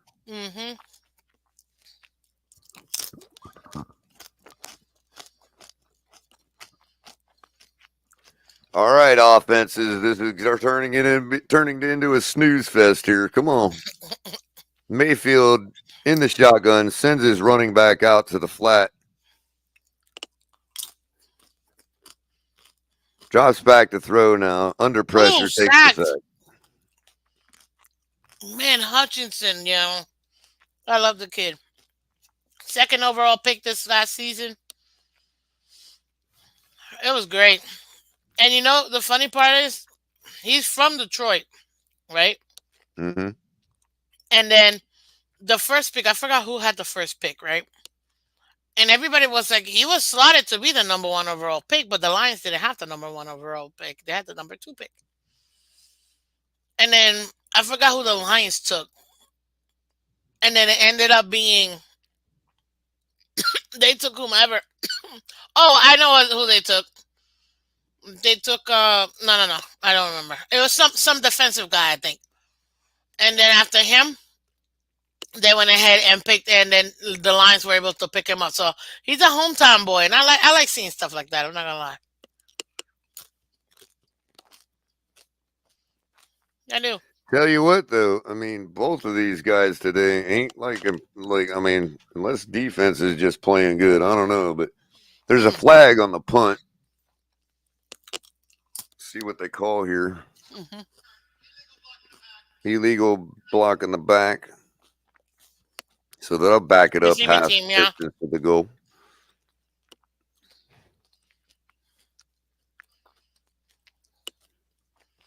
No, but I like him. Like Baker's playing like Baker again. Like, just throw that ball. You wanted to throw it for a reason. Mm-hmm. Because you knew the guy was about to kill you. Well, what was I going to say? Well, this has turned out to be a very defensive game, which I'm actually very surprised because Mm-hmm. Tampa Bay has a decent defense, you know. Um, Being that Tabo is a defensive head coach. Um, but the one that I'm a little bit more surprised is the Lions defense when they've struggled for the last few seasons since they've focused so much on offense. So seeing them, Which means it's going to likely come down to. last drive, period. Yep. Whoever has the ball last will win the game or lose it. Yep. And if it doesn't, then that means one of the quarterbacks choked anyway. Mm-hmm. But yeah, it's going to come down to which of these two quarterbacks wants to do something above and beyond to get their team to win. Or which one of the defenses is going to score. Pretty much. In which case, you could say both quarterbacks are one of them choked and one of them's lackluster. But yeah, they need to pick it up lest they fall into the proving they're trashier than Tua narrative. Yeah. Yep. Isn't that what they're playing for today? Isn't that what everybody's playing for today? Everybody's to be better playing than for a Tua? shot at the Super Bowl. I thought that's what Goff and Baker Mayfield woke up thinking this morning. You know, we got to play better than Tua today. Oh. Well. That was a joke, by the way. I don't think that's that hard to do. Ka-dunch.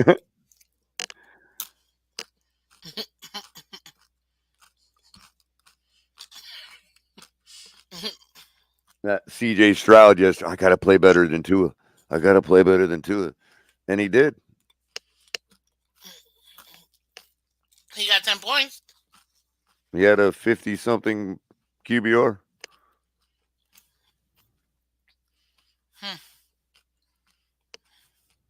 Terrible, but and it was still better. Slightly less terrible than Tua.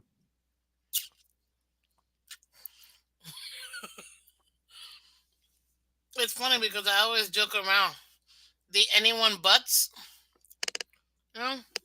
Yeah. But now the other camp is using anyone buts. I'm an anyone but now. Yeah, it's funny. I've taken the gloves off. Oh. I've taken the mask off. I don't care anymore. I am an anybody but guy. As the pass goes incomplete to St. Brown from Goff, that'll bring up 2nd and 10.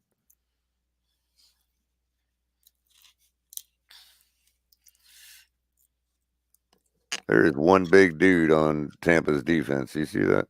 Mm-hmm. That dude's got like a tractor tire in his belly. Goff back to throw under pressure, rolls out and throws the ball out of the. Throws the ball away. He didn't take a ridiculous sack, protected his body. No, he threw it away. That's what I'm saying. Smartly. Mm-hmm. And showing some nimbleness. Avoiding that sack and rolling out long enough to be able to throw it away.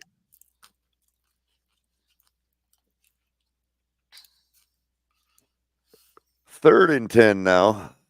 Since there are 4 downs, this would be the 3rd attempt. Goff drops back to throw. Throws a dart across the middle to his receiver, who takes it up for about 30 yards. Flag on the play. Probably going to come back. Yeah. Holding. Often. Chop block. Chop block. Wow. That's going to be a loss of down. Oh, no, he still called it third. I thought a chop block was a loss of down, but I guess not. Hold up. Oh, yeah. I mean, Isn't that a personal foul? I thought that was a I personal thought it foul. was too, which would mean automatic loss of down, but I guess not. Yeah, that's bad, actually. That's very bad.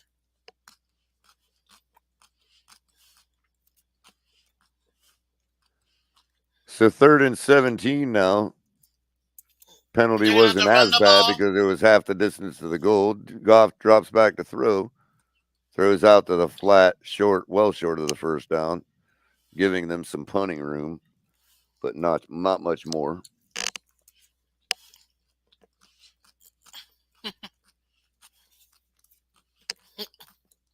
And the punt battle continues. Who's winning? All right, Baker, it's your turn. Take this thing over.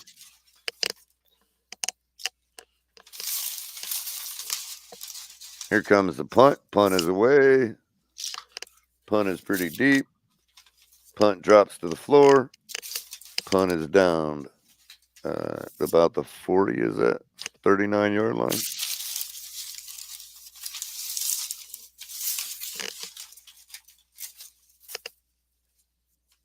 So you see that auto museum in Detroit, right? Yeah, that's pretty I've been awesome. to one of those in Germany.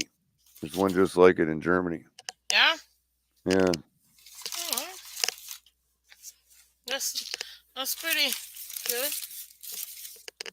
I'll tell you this, it's actually kind of cool, huh? I know Henry Ford invented the assembly line. You know, that's what he's famous for. But he did create the first car. So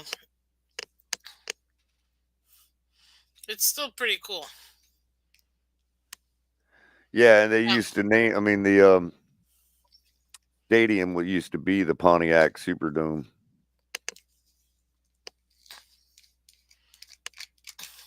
in Detroit. Oh, I'll tell you this. Excuse me. I'm reading. Sorry, I'm reading the comments, and just some people made me laugh, man. It's like, you know, I'm not gonna say. I'm not gonna say it. Never mind. Oh, I hope they're arguing about Tua because I It's want it to always about continue. to. I want it to continue. I'm stirring the pot this year. What? You? Oh yeah. Oh yeah. Tua is the worst quarterback ever play. Wow, you're going full. You know what movie I'm referring to. Nobody goes full. Oh, that's definitely getting clipped.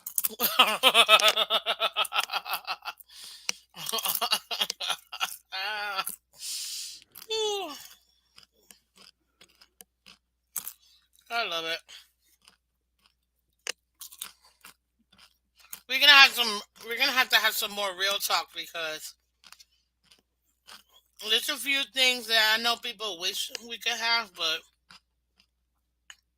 it ain't gonna happen. Like I see some people looking for quarterbacks in the draft, and I'm like, guys, we're drafting like 20 something.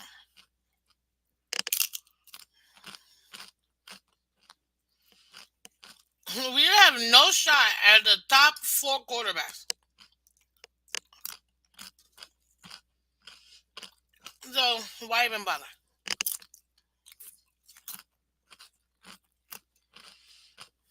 So All right, here we go. mm, Baker awaiting the snap. Hands the ball off. That goes nowhere. Dropped in the backfield for about a 4 or 5 yard loss. And the minutia continues.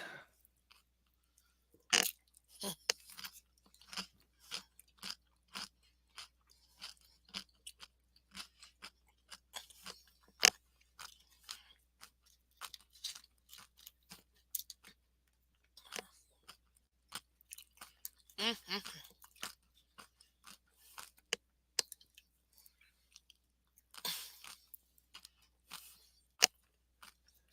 Baker, you got to quit changing the play to something that don't work. Drops back to throw now, throws across the middle to a tight end that's Mm-hmm. in triple coverage. Ball falls incomplete. Reminds me of somebody. Mm. I was reading on Twitter. Yo, some people are savages. Oh, we need to get an O line for Tua and give him more time. And then somebody replied, an O line's not gonna help him not throw into triple coverage. And I'm like, yeah. Right. Did you? I mean, that will take way too long. But him throwing, I'm sure it's somewhere out in the 3rd and 14 void. now. Baker drops back to throw. Throwing deep. Has his guy, but no, he doesn't have his guy. Double covered and the ball thrown out of bounds. Incomplete. And we're going to get another punt. Mm-hmm. Defense is tightening up. This is why people say we don't need defense. Yes, you do. Because the defense is for the playoffs, people. Very few teams can be led by offense and still win. Very few teams. Very few teams. But I'll tell you this. It's Here comes the punt. Here Mm-mm-mm-mm. comes a punt from Buccaneers. It's all right. Punt is away. Punt is deep. Punt How is did you caught. already get a flag? What the hell is Flag this, on bro? play. Punt returner tackled. 30-yard What is line. that, legal block in the back again? Nathan Peterman. No way. No way. Hold on. I need to hear this. What the heck did he say?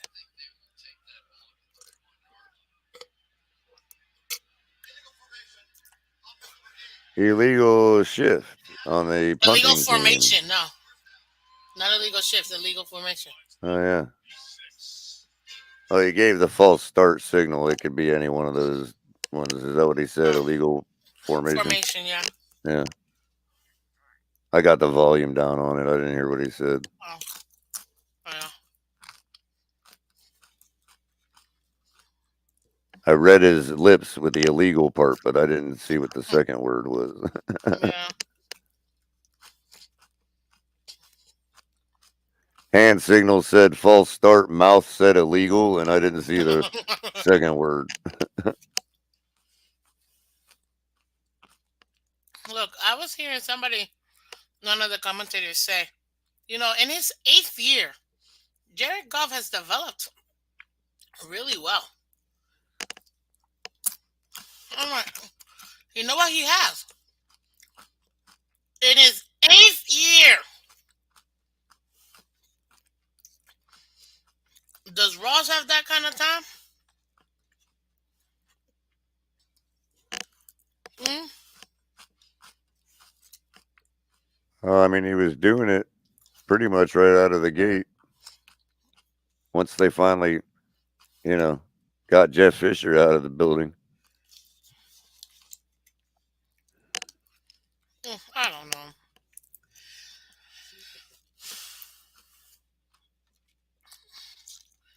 We'll see at the end of the day what we end up doing. Obviously, we could all speculate because that's the majority of what we can do.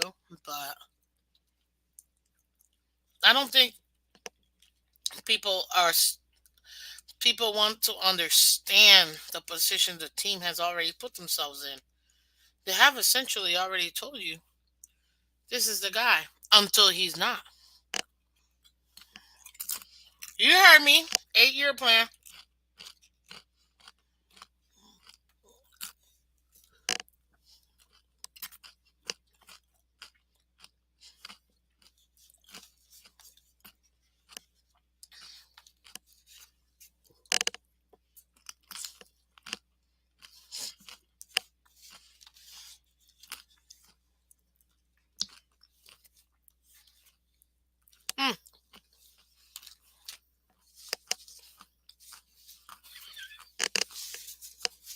You know,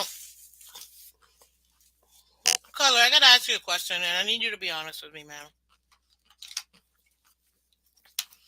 If Okay. Tua would have played last year in the wild card game versus um, what's their name, Bills, then do you think we would have won that game? No. Why not? For the same reason we didn't win it last time we played them.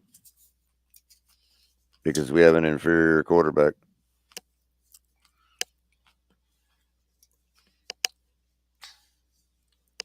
Mm.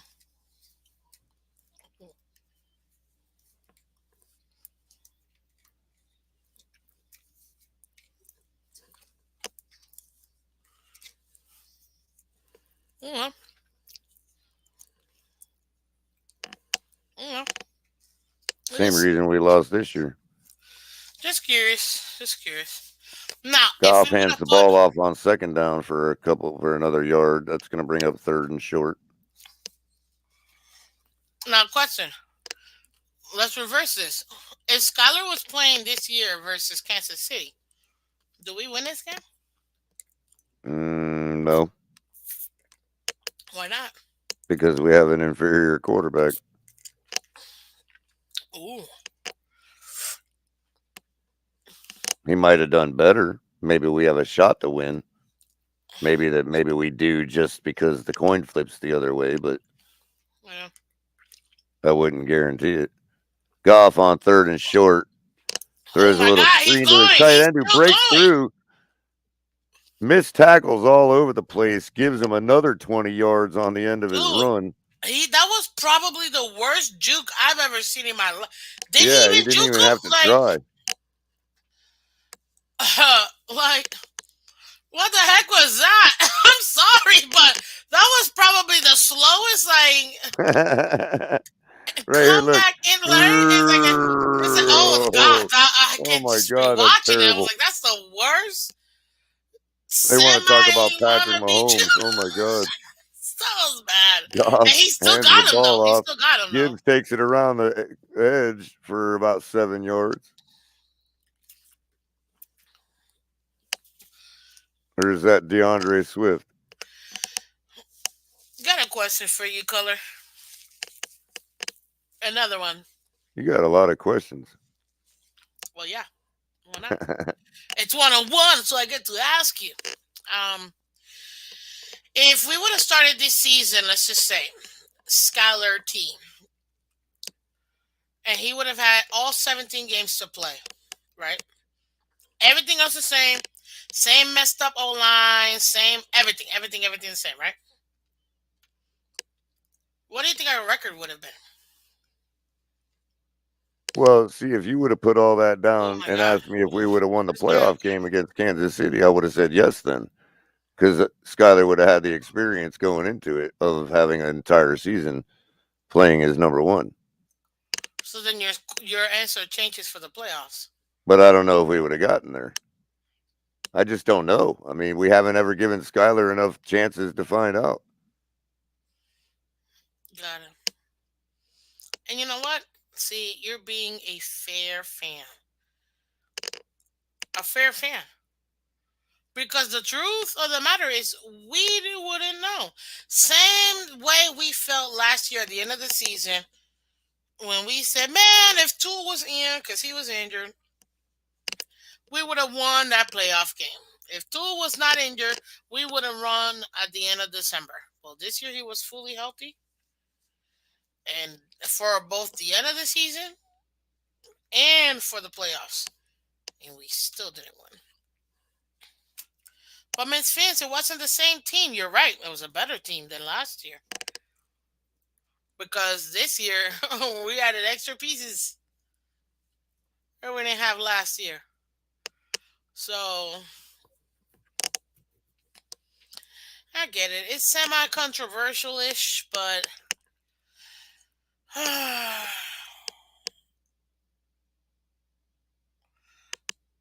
it's just frustrating as a fan, you know what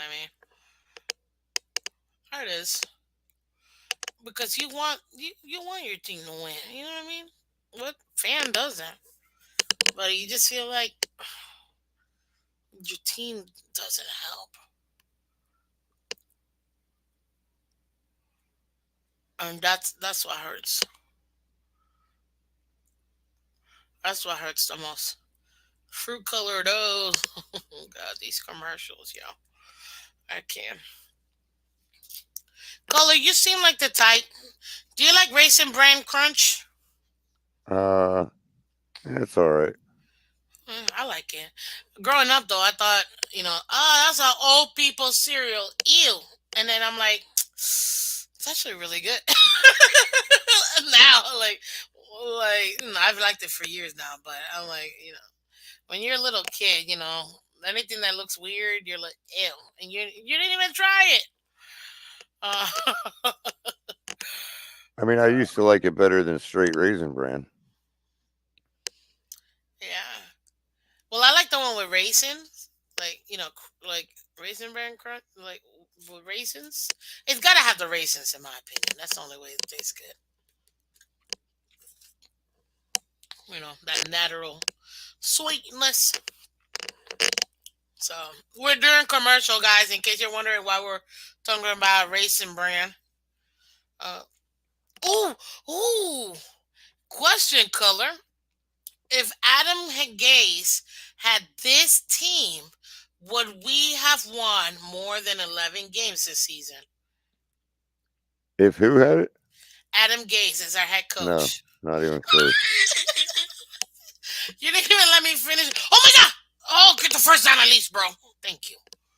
The hell are you doing? Okay. Detroit first and goal at the 3-yard line.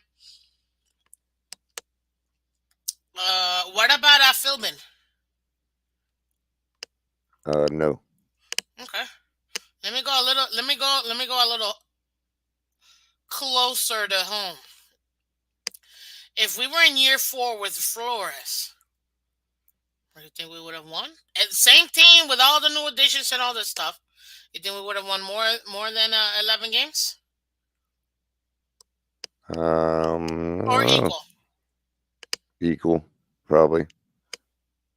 Lions take it up to the 1-yard line. That'll bring up second and goal. 4:30 left in the game. In the third quarter.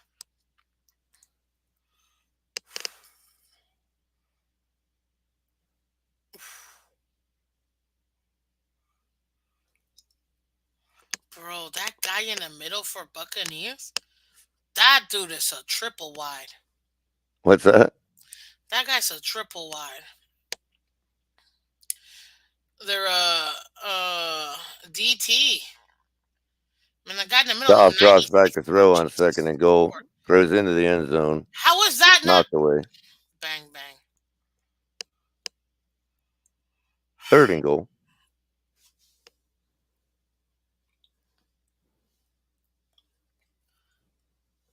Sub question: do we have Fitzpatrick?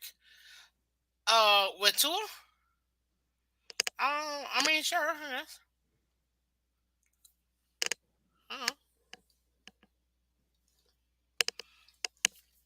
You gotta run the ball, man. You're at the 1-yard line, bro. What the hell are you up doing? under center now. Do not freaking throw the ball. Oh God! What Takes the hell? the handoff. What the throws out the back doing? of the end zone over the tight end's head. Oh Christ! And you overthrew the damn ball, bro. What the hell? By like 3 inches too. Laporta was near the dang bottom of the uprights, bro. He almost hurt his hand trying to get this damn ball. What the hell are you doing? Take the points. Don't be stupid. Take the points. Oh, Christ. Oh, my God. Okay. You know what? It's still the third quarter, so I guess technically... Oh, man. Bro, what the hell? They're going to throw it again. Wait, yes! Thank you. This thing you should have done before, damn it. That's what I'm talking about. Reynolds ran it in, 1-yard line, touchdown. Wow, they went for it on fourth, huh? Yeah, I was freaking surprised, yo. Gutsy move in a playoff game. That's how you win a playoff game right there. I'm not gonna lie to you. I'm not gonna lie. I I mean, totally for thought this real, you man was trust about your to. for real though. You're in a 10-10 ball game that's been knotted for the last 4 series. You could trust either defense in this game. Why Yeah, wouldn't you go for it right there? The hell's the 3 points going to do for you? it's true. How You many know, more? How many more touches are you gonna get? because now Tampa has to do something they haven't demonstrated they've been able to do. You know, Oh God, bro, my heart, man. Damn, uh, Lions. What the hell are you?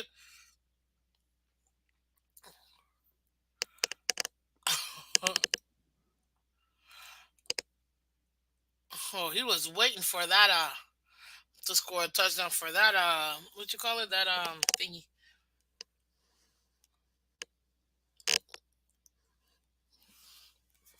Uh oh, you know what? Another fun question. What if we had this season Fitzpatrick? Everything else exactly the same. Coaches, everything else, but we have Fitzpatrick. Do we win more than 11 or the same or less? Mm? um, not running it the same way, but maybe Huh? Well, maybe what?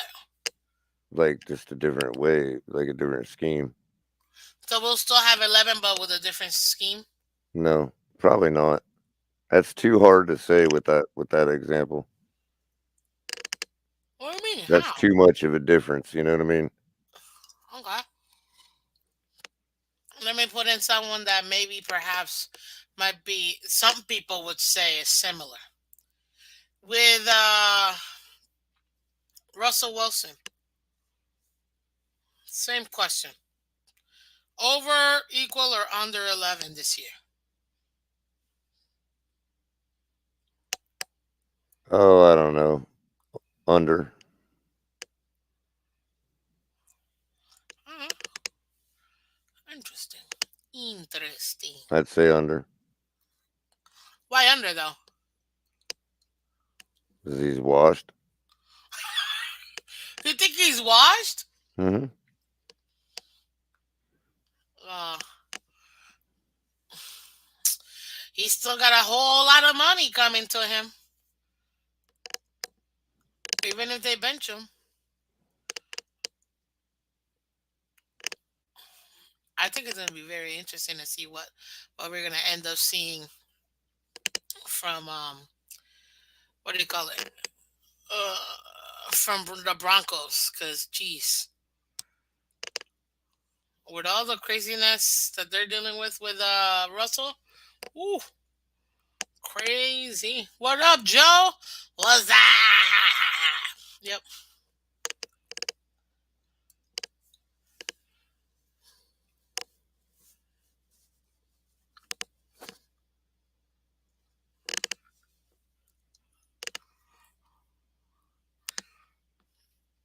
I think a lot of people have this misconception that they think that if, for those who are over two,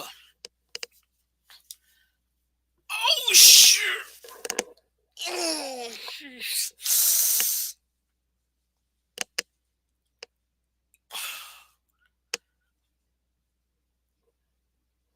My God, from one leg to the other, this man just can't. He's just getting messed up left and right, bro. Their center. Mm, illegal shift. Yep. They're gonna decline the penalty. What about Colts backer QB? Compete with two. Offside. Oh, ooh, huh. What? What about the Dolphins? I'm asking the chat now. What about the Dolphins makes y'all think that they're gonna bring anybody in to compete? Huh? Seriously, they didn't do it the first, second, third, or fourth year. What about the Dolphins? Do you genuinely think tells you that they're gonna bring in anybody?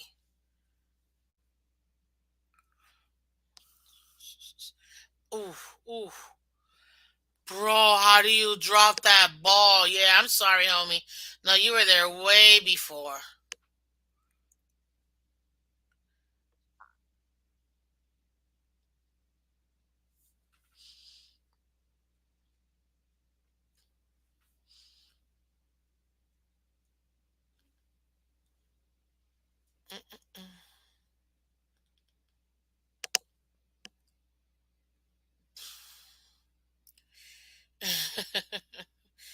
Oof. Dude, it keeps getting colder and colder. I just can't. You know what the high was down here today? You still there, color? Color?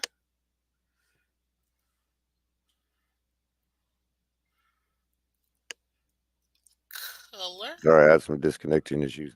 Oh, no worries. I forgot what I was gonna say. That's fine.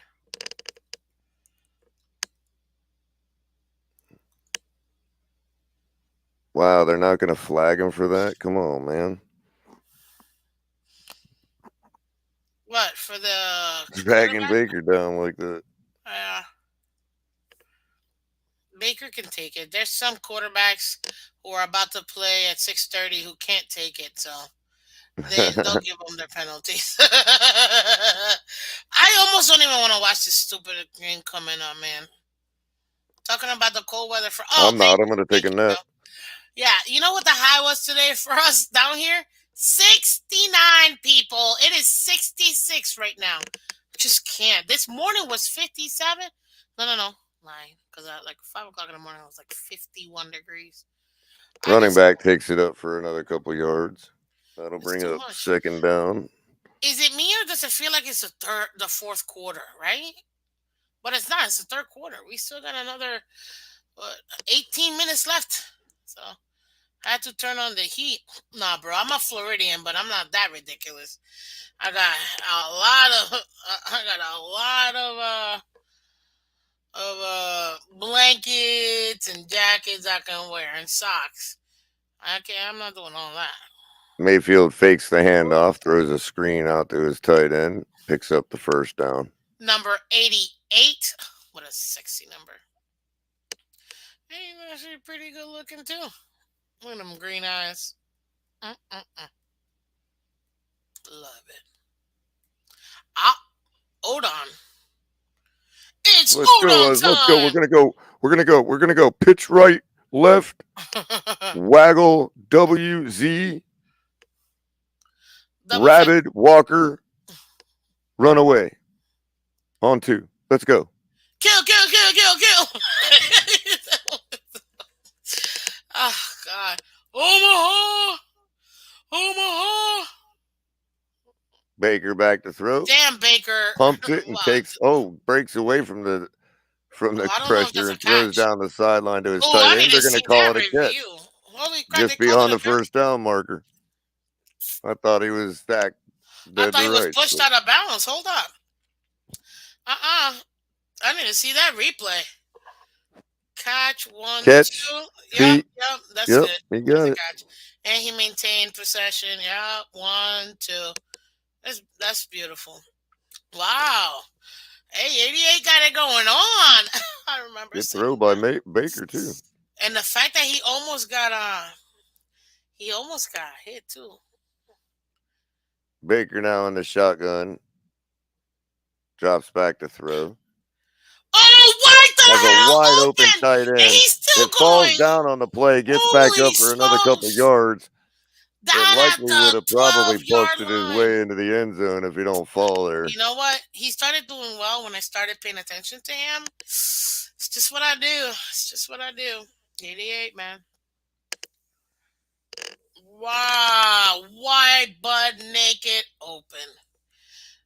Oh my God. Right over the linebacker under the safety with the touch in stride. That's the kind of ball you expect from a quarterback. 1st and 10 from the 12 now. Baker in the shotgun. From 188 throws the screen out to his wide receiver who catches it. Or drops it, I should say. Never had possession. Yeah, he never. That's not even. He knows it too. Unless they show me some like NBCC, kind of 65x times. Yeah, it's gonna be interesting. Uh, I do see their DC for the Lions, man. I like. He's got a cool like white goatee, man. It looks pretty cool. I like it. Two to the left, one to the right. 24 seconds left in the third. Baker drops back to throw. Oh, Baker. Oh God, Baker. Oh, Baker. Yeah, that was No, some no, no, crazy homie. stuff. He threw it. Almost takes the sack. He's like falling to the ground, throws the ball away somehow. Exactly. Yeah. Stop. Looks like Baker's done taking sacks for the day. He's like, forget that. Yeah. He was well outside the box. I mean, well outside the box. Oh yeah, One, no two, doubt. boom. He's outside. It's not even a question. And plus, before his knee or anything went down, he threw it. I guess Shin. they could I call this don't shin. know. They could call That's this shin, close. but nah. But Stop. Three I to the don't left, think one I to don't the think it's right. worth He's challenging got the anyway. What running does it back on back his him up hip. to? Yeah. Yeah.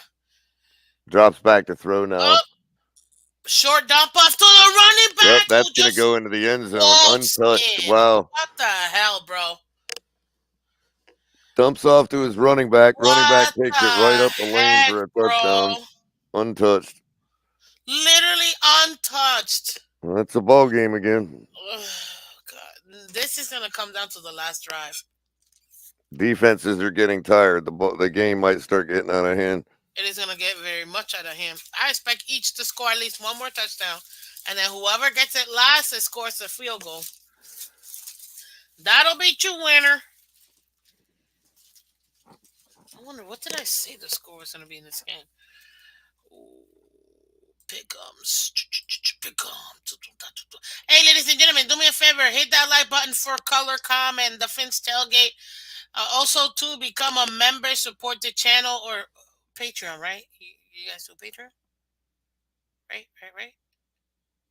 Color? Forget it. Ooh, everybody's gonna complain that he was down. I want a better quarterback. Right there. Technically, the ball was still in. So, yeah.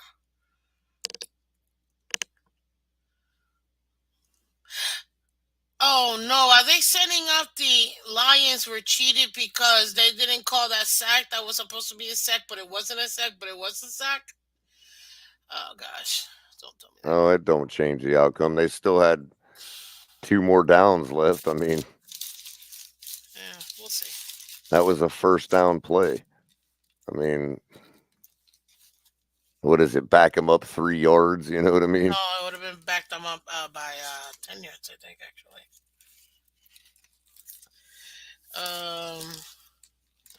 So like I was saying, hit the like button, guys. Hit the like button and become a Patreon member. Right? Patreon member? Yeah.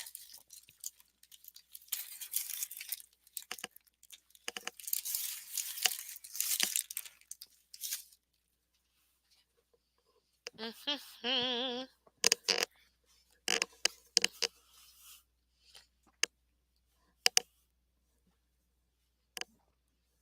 I'm so glad I got this one on mute because it's Chris Collinsworth.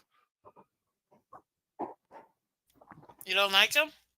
It's annoying. His voice is annoying. I like Mike Tirico. Alrighty, Goff under center now.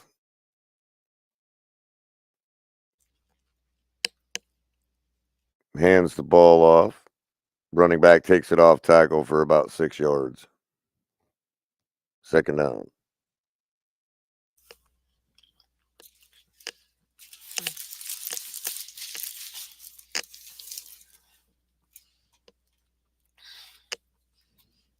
Damn it.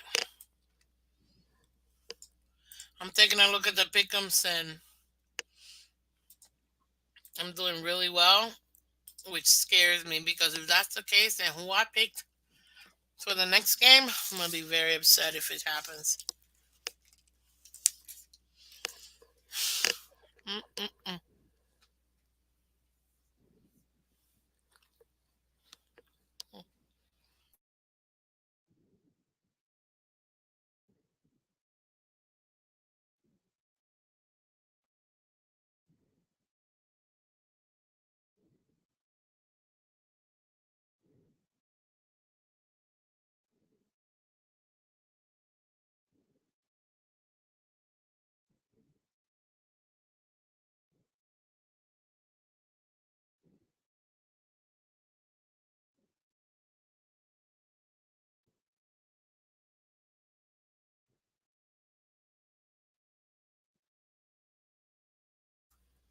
You still there? Yep. Okay. Look, it's the Guitar Hotel. Well, can you do a poll for me real quick? I don't have my interface up at the moment. Oh. I will in a second. Give me a minute. Why do we make things harder than they have to be? What's up, Jamie? What do you mean? Do you all notice other offenses do simple stuff like running back screen, bootleg passes to tight end? Yeah, because we're a bunch of smoke and mirrors. Our quarterback does not have the ability to do that. Bottom line. Can't It's argue that with that. simple. We had to design a very, very specific way in order for us to be successful, given his current skill set and the skill set that he chooses to put on the field. I don't care if it's because he can't or won't or whatever it is, it ain't happening. And I'm done watching it. It's garbage. It's a walled garden. It's nothing but it's like watching a Canadian football team on the field against NFL teams. Dang, but can we at least be the best Canadian It's football? ridiculous. It's night and day different when you look at the average NFL offense. Goff drops back to throw and darts it to his outlet running back for a first down for about a 17-yard gain. No problem. As if he's holding a baseball. So sick of the narratives, Miss Fins. I really am. I'm not sick. He just threw that ball like he's holding a baseball. I love him. No, I'm not playing with the, oh, he's got arm strength narrative anymore either. Tua has a weak arm. Goff throws it across the middle for another 15 or 20 yards and a first down. This time to Josh Reynolds. Where's that? Is that Reynolds? Ooh, Reynolds looks like he's limping off. That's no bueno.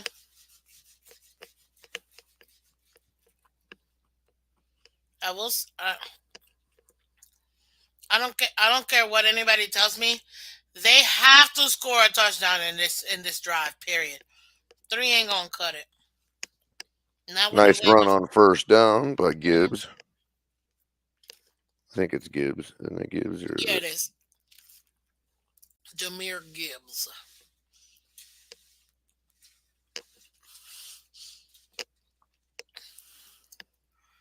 Oof.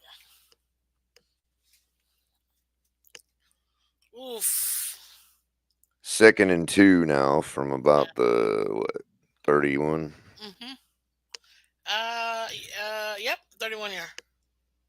Hands Ooh! off to the Ooh! running back, breaks through a Ooh! hole, has Ooh! another hole, still Ooh! on his feet, down to the 10, You into got the end zone for a touchdown, bro. touchdown. Yes, let's go! Let's go, Gibbs! Let's go! Crosses the corner of the pylon, the first Let's pylon, right go! across it. Almost untouched into the end Holy, zone. pretty much. I'm like, bro, if you let them push you out in the last second, I'll be real freaking mad with you. Nope, he had the right angle. Uh-huh. And, he saw that angle from right here. He knew he had Uh-huh. the pylon. He's like, I'm here, done. Good stiff arm, too, at the end. He knew you can catch up to me, but I know I've got the angle to the pylon, so it's just going to be a matter of a stiff arm and carrying in, good run.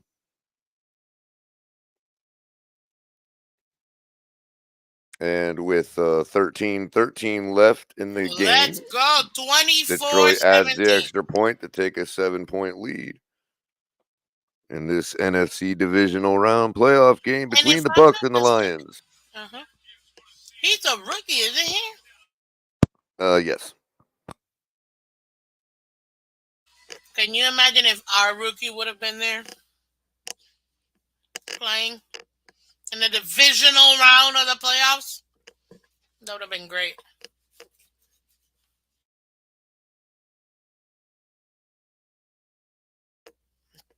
So this game went kind of how I thought it would. You're gonna see those the score is gonna rack up now in the fourth quarter. Um, but the defenses went ham that first half. That's why it was low scoring. Second half though, them guys get tired. So, oof. Can Baker Mayfield and the Tampa Bay Buccaneers respond? Next on the Finch Tailgate with Miss Fans.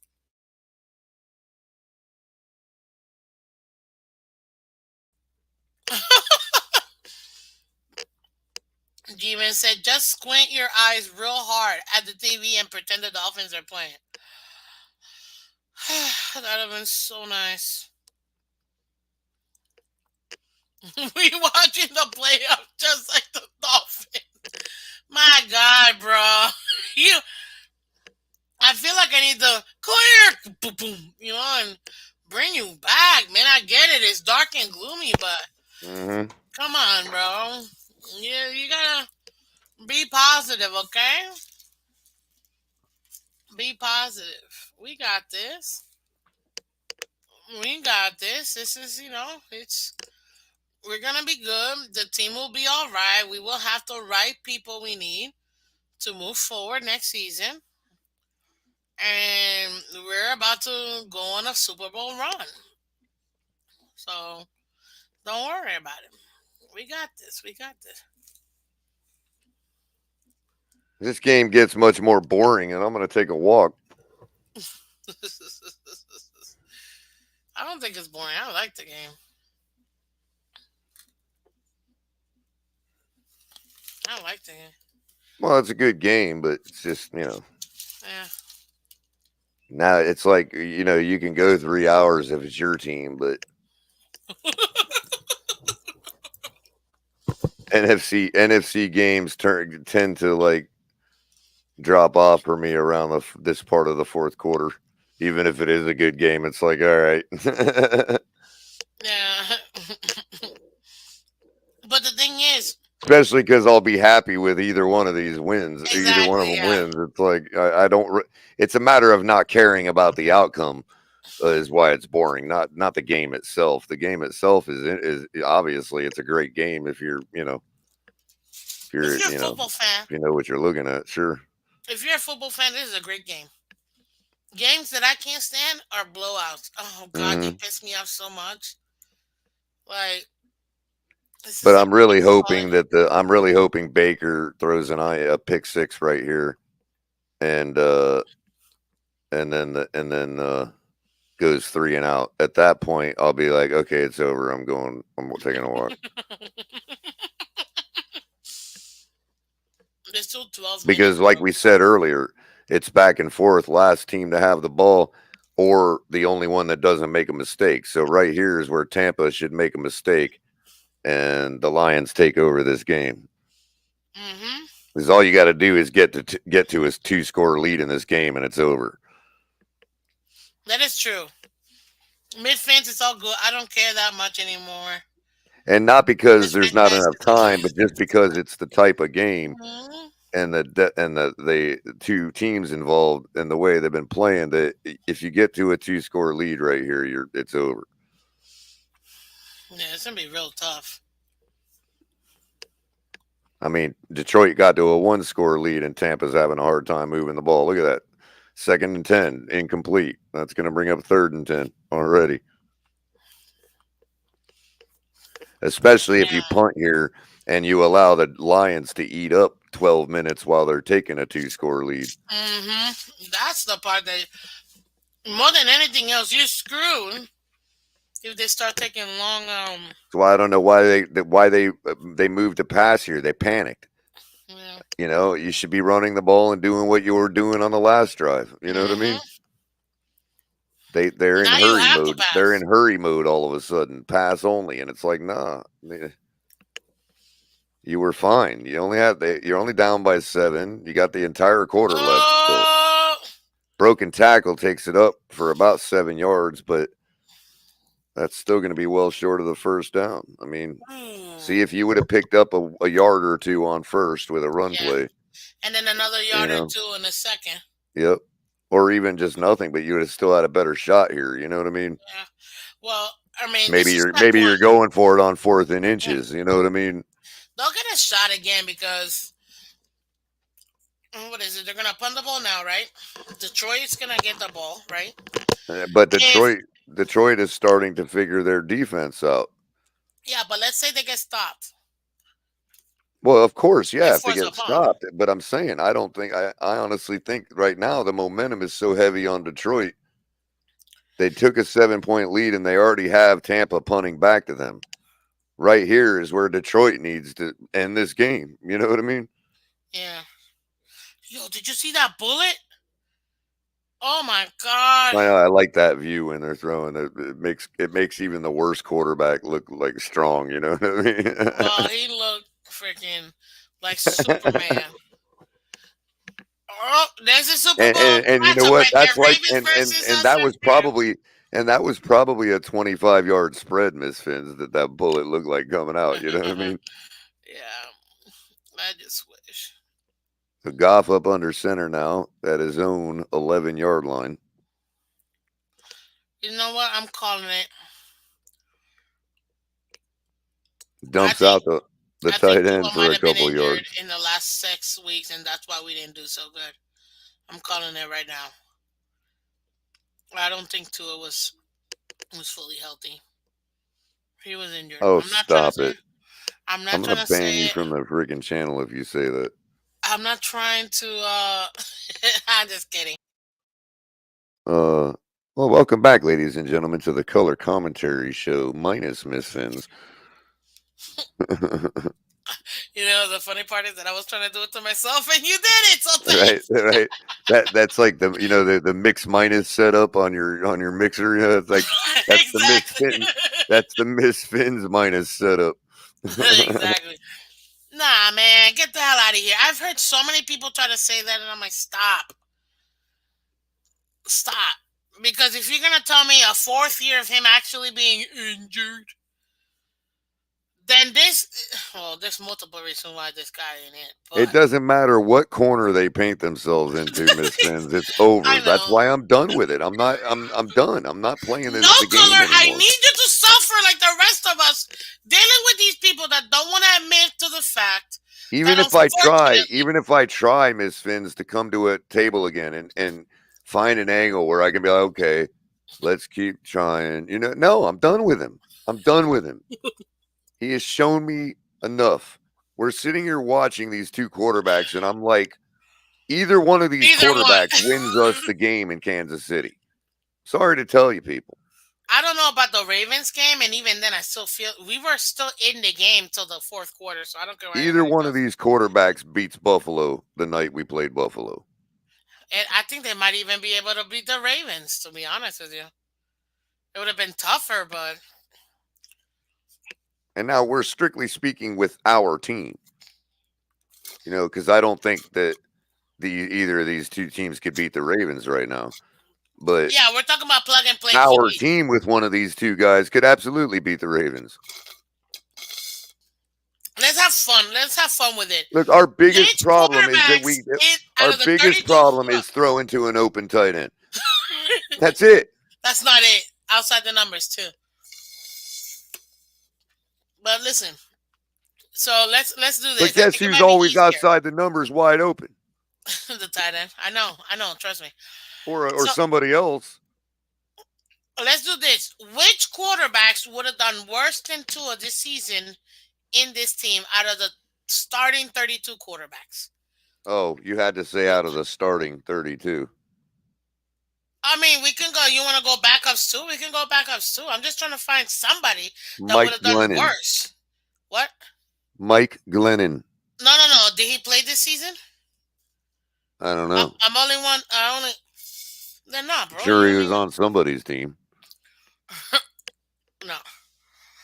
Which ones are? Let's go starting then, since clearly Bryce Young. So Raphael says Bryce Young It's one of the quarterbacks that would have been worse than Tua.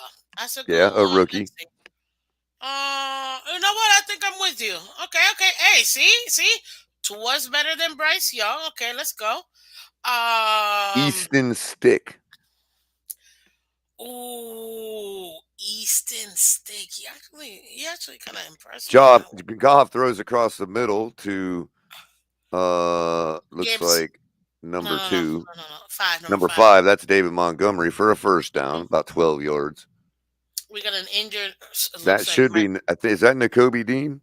yeah, it is, and that's really bad for That Buccaneers. means that means no Channing Tindall on the field all year. N'Kobe Dean injured, and the only one performing out of that trio is Quay Walker out in the Green Bay. Wow. So that book's been written. Goff is up under center now. Those are the 3 Georgia linebackers that were in the draft that year. Throws a nice deep shot down the sideline over to number 9, Williams. That's going to be good for a first down. Good 25-yard strike or so. Damn, they're just taking Goff is taking what the defense is giving them. Winning the Nothing game but right checkdowns. He is winning the game right now, Miss Fins. Oh Lord! And that was a terrible pass. And it was a terrible pass, but it was where it needed to be. You know? Yeah. But up under center now, hands the ball off. Gibbs takes it up for a no gain, maybe a yard, half a yard. Yeah. No, that's again David Montgomery. Sorry about that, David. No. You're good. Aiden O'Connell. Do you think he would have been worse than Tua in this team? He would have probably had occasional better performances. You know what I mean? Like better or equal? Or I should say, maybe there's one of the losses that he would have got for us. Maybe one. Okay. I give like you that. Tennessee, we would have won with Aiden O'Connell. You know, I give you that. Goff drops back to throw out of the shotgun on second and 9. No, sacked. Sack. Can't do that, dude. But it will keep the clock running. It will. That's really bad, actually. It's like the worst thing you could do, especially. But at the same time, we'll keep the clock running. So, which is true. That's a quarterback deciding that on 3rd and long he'll trust his arm rather than stopping the clock. You know what I mean? Yo, G-Man, you're hilarious. Greer's the only GM that finds SEC players who suck. Right. 3rd and 15. It's because they all come from Alabama. That's why. Goff throws at the sticks, has his man at the right sticks, there, first turns down, around first and down. does in fact get the first down, depending on the spot, and the spot will be good for a first down. Yeah, wow, 16-yard strike, 15-yard strike at the stick. The receiver spun around and got that extra yard. It would have been close otherwise, but yeah. Ooh, damn! If they got him right where it stuck, then it would have been close. But then he spun around and got it anyway. Nope, that would have been short. Way short. Yeah. Interesting. Good effort by Brown. It is. They're at the 40-yard line. 1st and 10 at the 40-yard line. Two to the right, one to the left. Oh, right in the middle, 2. Wow. 2, the running back who has a good ankle. Oh, snap. He almost went 2. Gibbs. You know he wanted to go off, too. Getting out of bounds. You know he wanted to go off, too. Why is it? Oh, they don't stop the clock on the front end of 5 minutes, even if it goes out of bounds. So the clock will continue to run. Really? Yep. Well, he goes out of bounds right here, but it's still running. Well, I think we got 2 good ones. Let's see here. I think it's under 5 minutes in the 4th is when they stop it for going out of bounds. 7:38 left. Goff in the shotgun at the 20-yard line. Drops back to throw after faking the handoff. Dumps out to his tight end on the screen. He picks up 7 yards. Bro, this defense is gassing. You can see it. Okay, so we got some other good ones. Man, thank you, Rafael, for helping us out here. So he says Sam Howell. You think he does better or worse than Tua this season? Better. Okay. Then he doesn't count because we're looking for Well, worse. okay, but if you're talking, wait a minute. If you're talking about one of these guys with the same amount of time as Tua's had in this system, then yes. No, I'm talking plug and play this season. They But play you the can't, whole. but see, you They play, can't do that though. but they're playing the whole season though. They're playing their whole season. Right. So we would be asking the question: would they do better than Tua did last season? Because both would have one season in this system with Mike McDaniel and this team. 5 and over under 10. Like that's literally the difference. 'Cause we got 10s. Oh, Touchdown. touchdown! Wow, that's two Dang, fades Goff has thrown today. St. Brown. This Hey, that- game, ladies and gentlemen, has that- essentially been put That's away. two fades that Goff has thrown today, ain't it? That worked actually. Or two fades that have been thrown today that worked. Yeah. Can I you don't hear remember the if TV the by any first one chance? was them. What's that? Can you hear the TV? No. Okay, good. So Kneecap, that's pretty kneecap, much hunk effectively out going of to them, end hunk this out of game. them. And unless Baker Mayfield grows a heart bigger than Detroit, Yeah, they took almost 6 that's minutes off the effectively clock going to too. do it. Come on, this guy has to make the PAT. Hold on.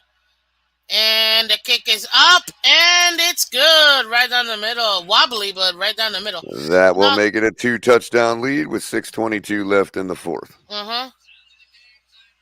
Game over. Damn. Yo, the Lions, yo.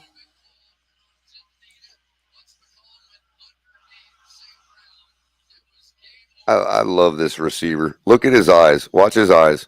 See how they just follow it all the way down to his stomach. Watch this. Yeah. And what a throw. He doesn't even bother. He's looking at the ball the entire time. And where the ball drops, you see leading his player away from the defender, but still enough place where he can. And Brown just put his hands out like a plate and let it fall right into his plate. You know what I mean? That's what I'm saying. Like, but he extended. You saw he had to extend. So. Well, but I'm saying with his eyes and all that, he just extended his arms out, formed a plate for it to drop into, and watched it all the way down to his tummy. You know what I mean? It's great. In golf, we trust. Yeah. So here, because the only one following the directions is Raphael. So Josh Dobbs. Owner chair. Oh, that's right. So Miss Fins, wait a minute. I'm enjoying this. Okay, go ahead. I'm just letting you know I'm good. While you're doing that, I'm gonna switch over to my phone and start taking a walk. You will have to cover me on the last 6 minutes of this game because I won't have it in front of me. I'll be walking down the over to the store. Oh, well, but I'll be on with you. I just won't have the game in front of me. What about Josh Dobbs? That's all I was gonna say. Oh, Josh Dobbs? Nah. Nah, I don't think so. So okay, so that's 3 quarterbacks. Tua would have been better off. I think Josh Dobbs is actually the same kind of guy as Tua, like a guy that, look at Dobbs this year. No, he's still just so watch. So Bryce Young, rookie. Aiden O'Connell. Isn't he also a rookie? I think. But don't matter. So those two, we're saying that Tua will be better than. Okay. But he's better than Sam Darnold, although not much. And they're both afflicted by the same problem. Okay. So 3 quarterbacks that Tua's better than. What about Daniel Jones? Well, Daniel Jones. No, because Daniel Jones has wheels. True. Okay. Now, you remember how I've always felt about Kyler Murray being a sideways move at best. And I don't believe that anymore because of Kyler's wheels. I think Kyler would give us a better opportunity to win. Okay. Kenny Pickett? Bro, how many people? No, because he can't do either. You know, he's got a short arm. He's got a small hand. and he can't even run. So no, he's gonna be a bust eventually. He's just gonna burn out. Okay, so Tua, we got 4 quarterbacks. Tua's better than Mason Rudolph.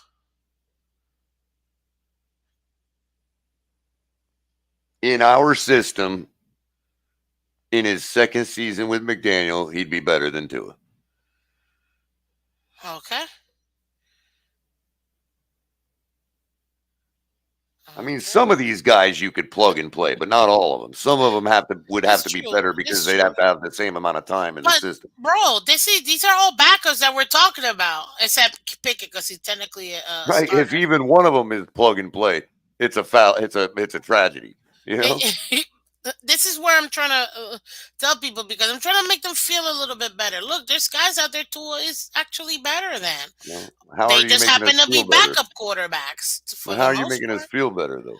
Because I'm saying is that because these guys wouldn't be able to be better. But you've already listed at least one that could. Yeah, so that's why we're moving him away and we're focused on the 4 that he can be better than. Already 3rd and 14, by the way. Baker about to lose this game. Drops back to throw. Throws deep down the sideline. An overshot.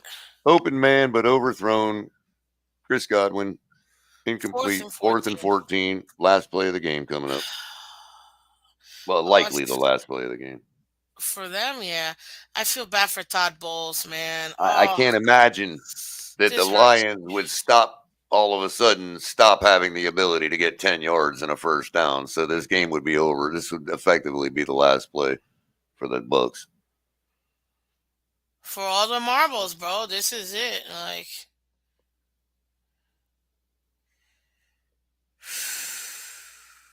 Baker in the shotgun.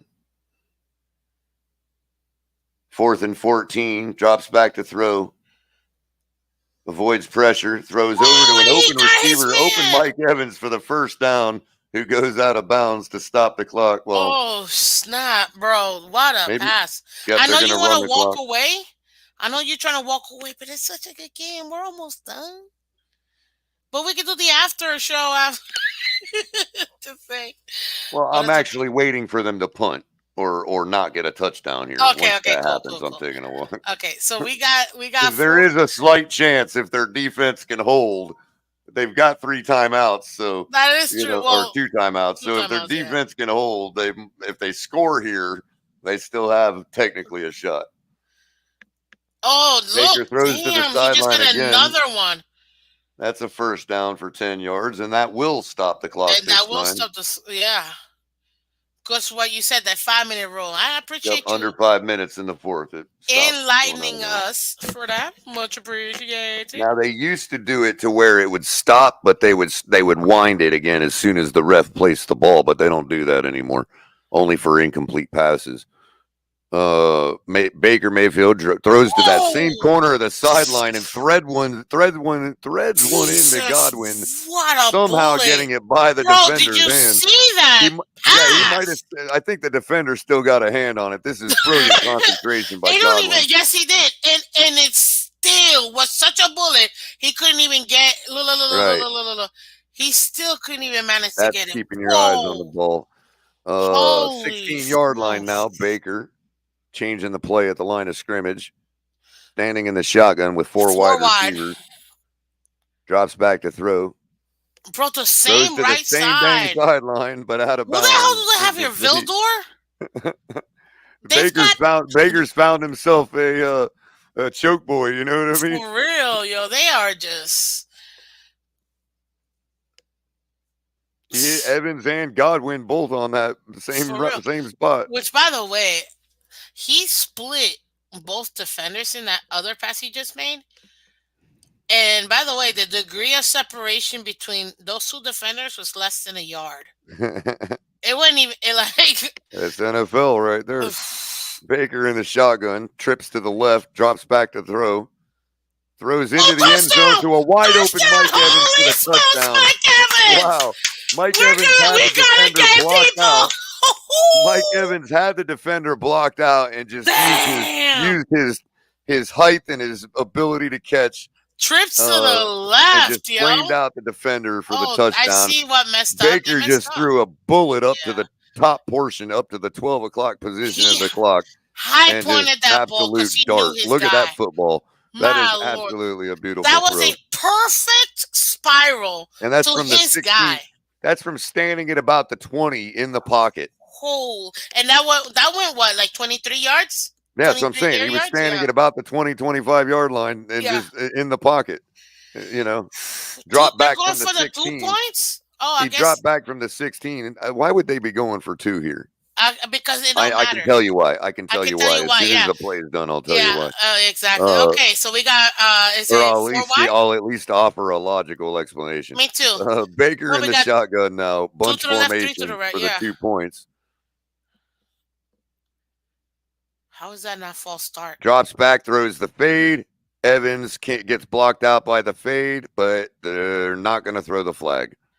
That was total face guarding. How could they not call the flag there? Yeah. But Well, don't matter. But the reason for calling,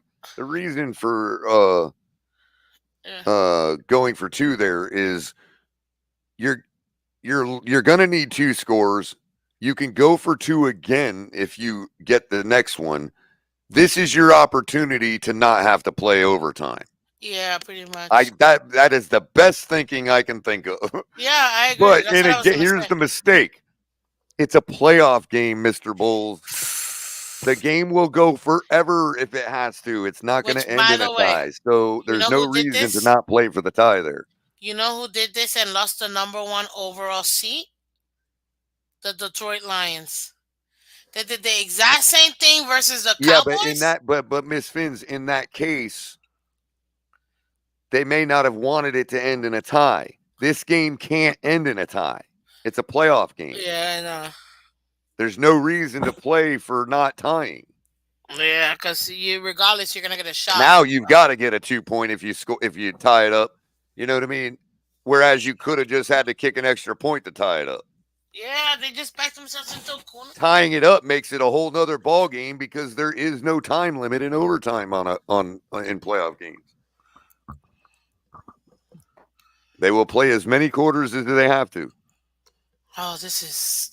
Oof. I mean, what are they going to do? Send 2 teams to the AFC Championship game? Yeah, they can't. There's no tie. There's no reason to run 2 there. And I gave the logical explanation, but that only applies in the regular season.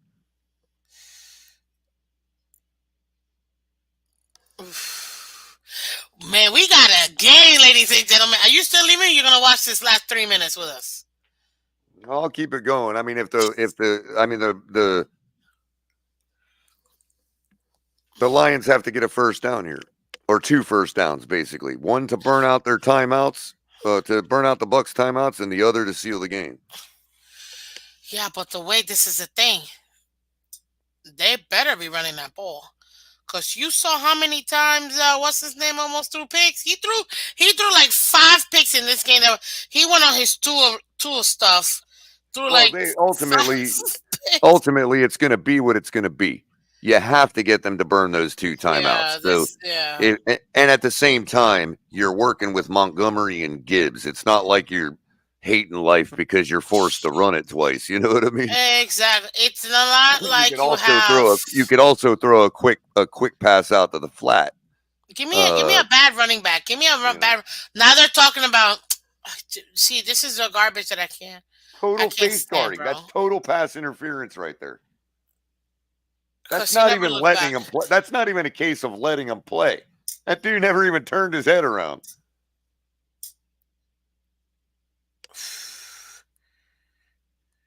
Kickoff goes out of bounds.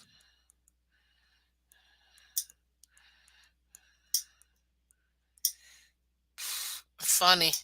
Their team colors are Ford colors too.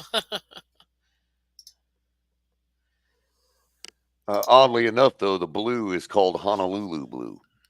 Really? Yeah. Makes sense. I think it's because it gets so cold in Detroit that they have dreams of Honolulu. I don't know. Man, oh man. And team Minister, are you guys gonna do There's the pass out to the flat. That's going to eat up one timeout because that's a first down right out the Yep, gate. you gotta call the timeout. No, Todd Bowles, what the fuck are you doing? There goes Dean. He's out for the game. And if they do somehow manage to get to the next level, I think he might be out for that game too. Call the timeout, bro. What are He you? can't here. He can't. Oh, He already had to use the 2-minute for one of them. damn. Well, all they have to do is ice it with. There's the handoff. Gibbs takes it up, breaks a few tackles. Got that first. Oh, gets another. Is that another first? I lost the yellow line. It was the white line. Oof. I know he's pissed. You have to stop them. Yeah, they're still in this zone coverage, and unfortunately, Golf is just picking them apart. They're gonna have to go man. If they want to stop them, they have to go man. Period. Period. Period. Period. And right now they keep doing. Oh, look at that big guy, my lord. 3:16 left and counting. 5 on the play clock. Goff up under center. Fakes the toss sweep. Sack. He's going to go ahead and take the sack to keep the clock moving, Yeah. but only lost about 2 or 3 yards. So they're all right I there. think he lost Second like down. 5. Because this is the thing. Oh, who calls a timeout? Tampa calls their second timeout ahead of the 2-minute warning. Wait, what? Flag on the play. Flag? That's post possession. It was a 5-yard penalty. I read that lips from his lips. Oh, was it? Yeah, but I don't know what the penalty Then it was holding because it was on Davis. Yeah. So Oh, yeah. Oh, illegal hands to the face. Yeah. Yeah, you cannot deny that. He almost ripped off the helmet, man.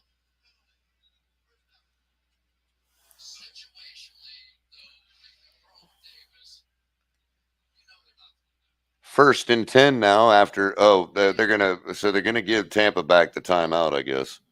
Yeah, because technically, Because of the the penalty, right. yeah. Goff up under center at about the 45-yard line. Lucky, See, they're already almost in field goal range to put it away anyway. Stop Handoff this goes to man, Gibbs. bro.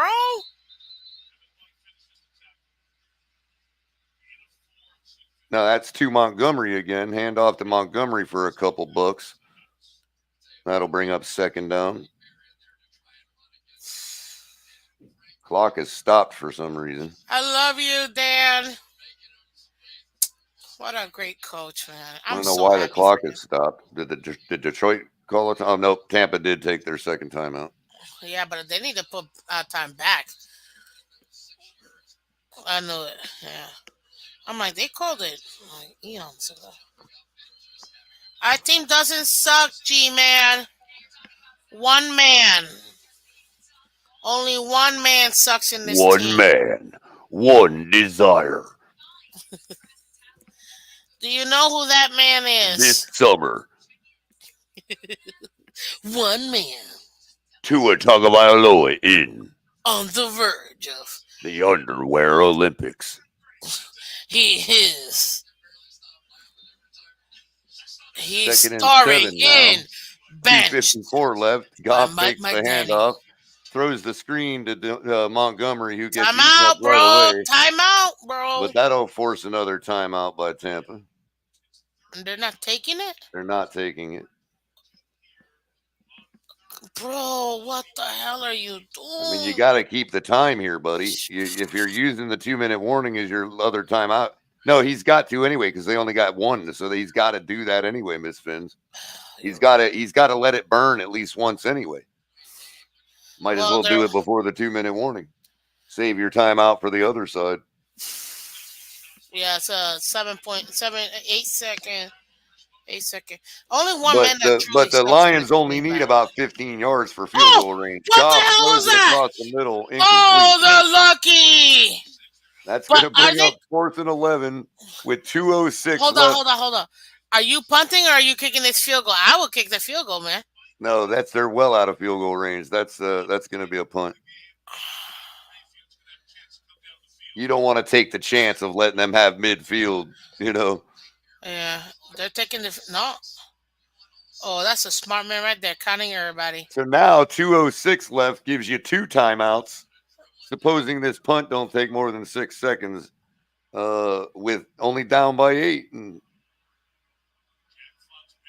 It would be like a 57-yarder though. yeah, but if you can't take the chance, they'll have the ball right there if you miss it. You got to remember, Miss Fins, that is going to burn the 2-minute warning. It went to a minute 59 on the punt, so that's going to burn a timeout that Tampa could have had. But Miss Fins, so if you miss it, remember that they don't. The ball is taken over on downs, not from the original line of scrimmage, but where Yeah, I know. the ball is placed for the kick. Yeah, So they would have been backed up even 10 more yards on the other side of the 50 if they it missed would have that made it. field It goal. would have made it even way easier. So you're right. It makes sense to push it down so that way they have to go Right. the length of the field to get Now, to if you that. got Justin Tucker, now you've got a decision to make. If You're you've like, oh, got we a could end the Jason game right now, Sanders, or you know then what I mean? yeah. And it's No. indoors, it's in a dome, so yeah, Justin Tucker would have ended the game right there. One timeout, 2-minute warnings. They need to go down the field, what, 80 yards, right? 90 yards with one timeout and And a guy with a lot of heart. So, here you a go. minute 39 left, and You can't script it better.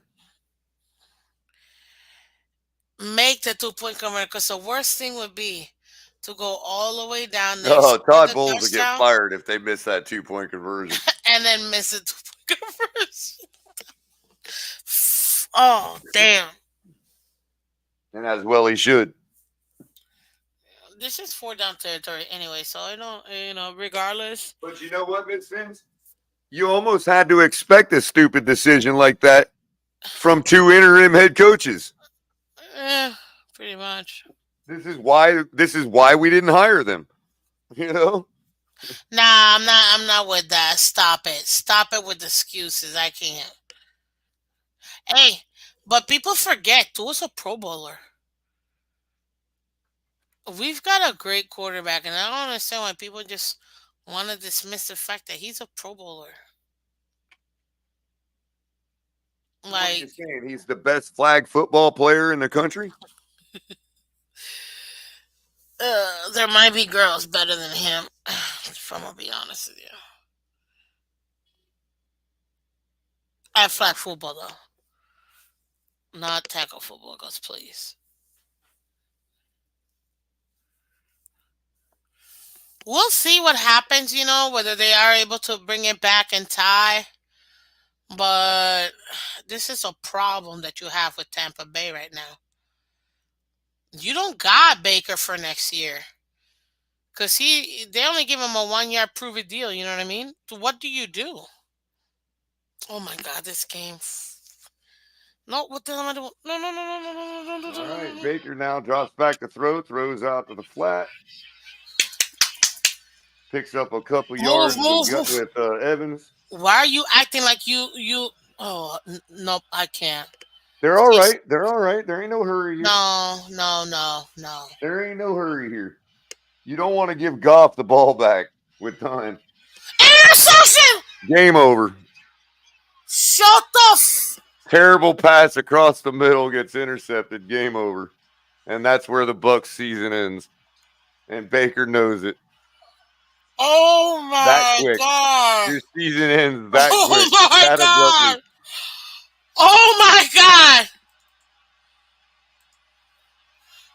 Oh my God! What a heartbreaker! Oh my God! And look at the way Baker's carrying himself. You got to admire that. He's like, what the heck did I just do? Bro. I cannot believe I just did that. You know what I mean? That's You what you have to. It wasn't Alton. The player was not him. It was behind him. Godwin. It's up. Oh, it was tipped. It was tipped.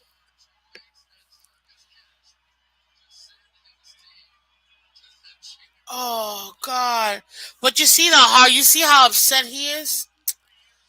That's what I'm saying. He's Oh, wearing it. He's already wearing it. oh, my heart breaks for him. Oh my God.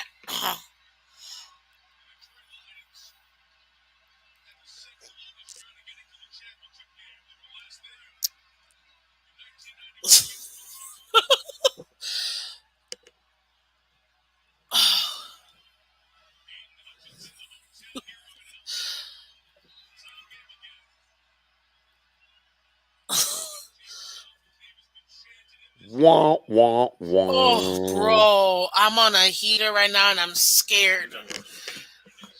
Oh my God, it hurts me. It hurts me so much, bro.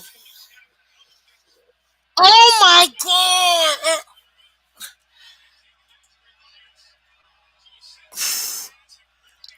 Oh my God. This was he too would. He too would. Oh man. Mm-mm. He to it. He too would. He to it. It's over. Oh my God. And you know what? If I'm them, I'm still resigning him.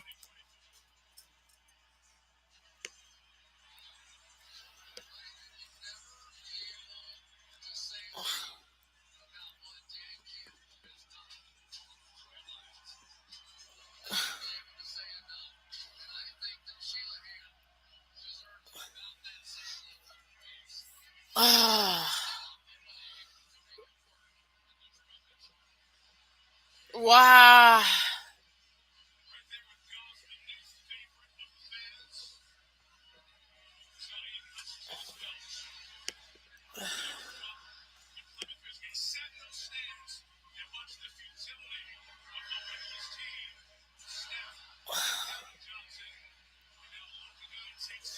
Wow. What a game. Hey, congrats. They were my pick.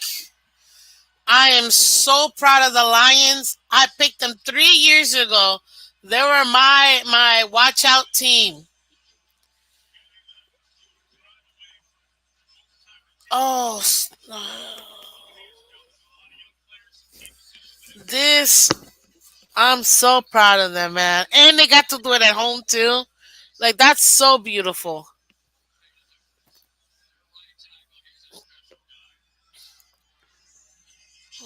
It's so Oh, bizarre. dang. It's so bizarre. What a game.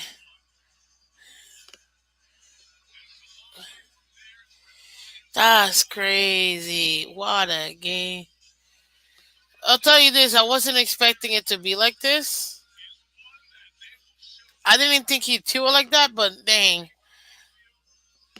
You know he's hurting right now, man. You know I would have been better had it been like a drop or like you know what I mean, like some other play, not an INT.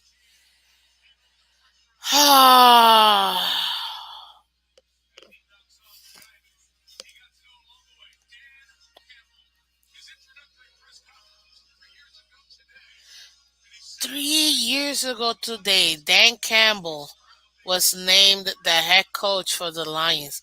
In 3 years, ladies and gentlemen, what has going on in the last 3 years? Hmm? What what did they do in the last 3 years? Can you believe that the Lions are one game away from the Super Bowl? Oh my God. Oh my God. I can't even. One game from the Super Bowl.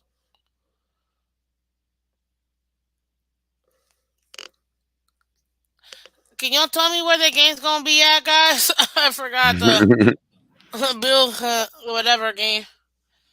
But can you believe that they're Yep. one game away from the Super Bowl? We couldn't even crack. So you guys have been watching coverage of Flipping. Bucs versus Lions. Lions win it Oh, Lord. This is crazy. Are you doing after the Baker Mayfield next ends the game? game by throwing an interception. I'm going to drop the link again and then start heading over to heading down the road walking. Except my mouse just died, so I can't paste But my hold comment on. now. No. My question is, are you guys gonna call the other game? I'm not. I don't have any desire to call that game, to be honest with you. Why? Just don't. I don't really care to watch either of those two garbage teams.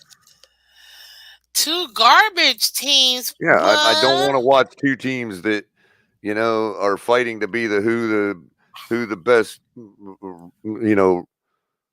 who's the favorite, Oh, it's who's on the CBS, referee guys. favorite. I CBS. mean, it's like just holds no interest for me. Allegedly, it's Kansas City. It's like watching the same movie over and over again. Oh, this year it's like watching. It's like if WWE were to keep pumping the same match every single month. Like eventually you're like, okay, who are they going to choose to win this time? Yeah, you're not wrong. You're not wrong. But I will say this: I'm highly, highly impressed and proud of seeing what the Lions have done in 3 I mean, I'm going to keep the stream years. going. If you want to turn it on and talk about it, fine with me. I just ain't calling it. I ain't Nah, I'm wasting not my calling that voice. game, bro. I can't even stand the freaking. I can't stand the Bills. I'm gonna be. Miss Fans will be rated X if I have to call that game, because I just can't. I can't stand Right. the Bills. It's not gonna happen. Like I can't. But I don't mind like chilling here and just doing some post Lions. What is it called? Wait a minute. What the? I said I didn't mind. I didn't say I was gonna do the whole thing by myself. No, I'm back. I'm back. It is going to cut out on me again real quick once I hold on. Let me back out a second. Entertain the Miss Fins. It'll be 2 seconds. it. I just got to get on the One, cell two, tower and I got to one, get my two. Bluetooth in. Alrighty, Go right back. ahead. Go ahead. Okay, ladies and gentlemen. T minus 15 minutes. We're gonna have to see these lamos at Orchard Park play to get into the AFC divisional game. But I just can't deal with them too. I'm just over Kansas City and Bills, especially Bills, because obviously they're a team, so I could care less. But I'll tell you this. Ross needs to be fired for Adam Gase. Shake Money, he needs to be fired for for firing Flores. That's what he needs to be fired for.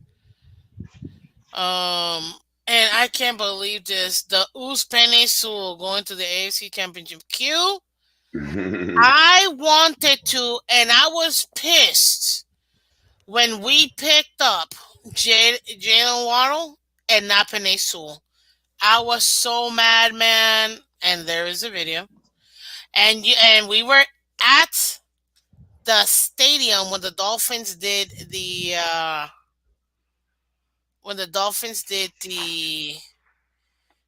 in, which I hope they do the draft again in the stadium, because that was pretty cool. I'm not gonna lie, but I booed. I was like literally the only one booing there, and people were looking at me. Nah, I don't care. I want to protect my quarterback. None of you losers want to protect your quarterback. Literally, that's what I was saying.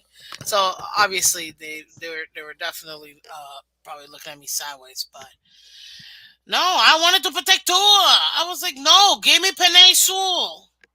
Are you kidding me? Like, I can't. Oh God, this is another reason why I can't call this damn game. Tony Ramos is calling it, and he's just gonna piss me off the entire time talking about how much he loves Josh Allen. So I just can't.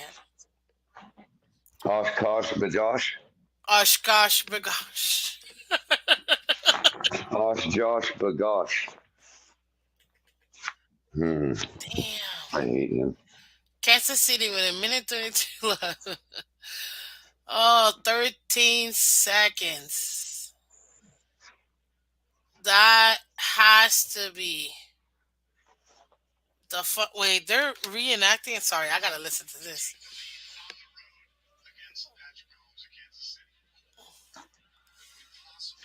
Now, if you told me Kansas City losing this game meant that they could never have Taylor Swift at the stadium again, then I might go with y'all there. But Buffalo 36, Kansas City 33. Dang, apparently this 13-second thing is.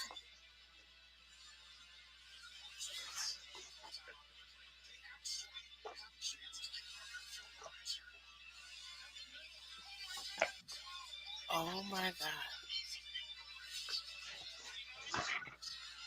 Oh my god. Watching this game again.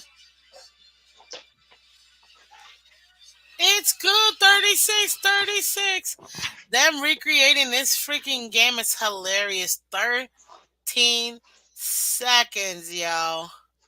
We're going to overtime. Sorry, I have to talk about it because uh it just here it is. Wait. Here it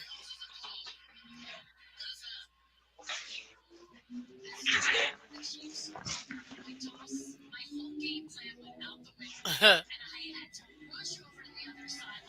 Who can beat Josh Allen? Apparently, a coin flip.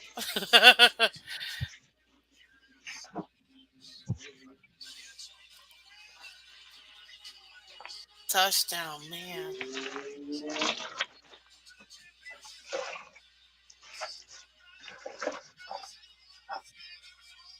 Oh my god.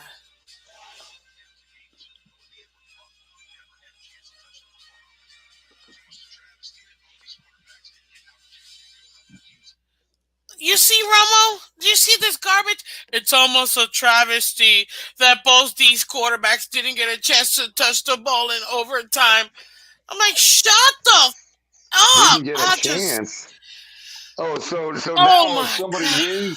if somebody wins a game now, it's like, oh, you didn't get a chance to play in overtime and a tie. Well, no kidding, Tony. No, but he's saying because of the overtime. And then they changed the rules for the. I just can't. I just can't, bro. Like, talk about. See, these to me, this is why I can't stand, and I got zero respect for these two quarterbacks. Um, literally.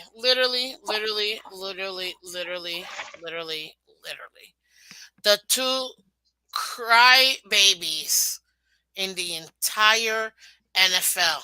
The biggest crybabies. There's no other bigger crybabies than these two. Oh my God. Foul, foul. Flick. Oh God, I can't. They're just so annoying. This is why I can't watch this. I don't even know if I want to watch this game. They're so annoying. Now They're too annoying. I you're can't. feeling me. Now you're getting it. You guys I glad don't we want didn't nothing to do hire with Dan it. Campbell? Who the heck is glad we didn't hire Dan Campbell? I was rooting for him the second we had him. I'm like, he needs to be our guy, and he wasn't. I was very upset. Let me listen to Hutchinson.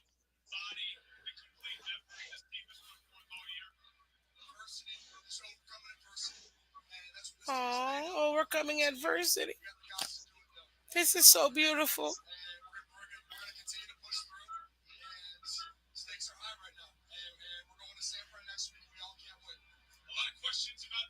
Aw, it's so amazing. Oh my God, look at them. They're like baby blue eyes, but not really. They're like gray eyes. Cause his blue uniform should make them more blue. They're gray with a hint of blue. But not too bad. DP, I'm talking about the biggest crybabies are both Mahomes and Allen. Both of them. They're crybabies.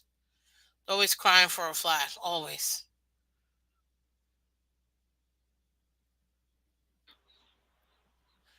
Like always the flopathon. This is what we're about to go watch. The flopathon. The Who's gonna flopathon, the flop flopper more? bowl, right? Who's gonna flop The more? flip Oh, flop bowl. face mask, face mask, face mask. They didn't even touch the face. It wasn't even the neck. It was all chest. I can't, The bro. flip flop bowl. The flip Everybody flop bowl. bring I your flip just can't, flops. bro. I can't. It's so frustrating. Like, Everybody bring your flip flops. and I can't with these two. It's the flip flop bowl. Everybody bring your flip flops. It's Flip just flops. it's too much. It's too much, in my All right, opinion, it is with gonna these be two. cold, Miss Fins. It is gonna be cold. Ooh, it's cold. How cold is it over there? Cold enough. Well, right now in sunny South Florida, ladies and gentlemen, it is It's registering 60 at degrees. 60 60, degrees and the wind's blowing. 65 in Broward County. It's 65 degrees in Broward County. It's crazy.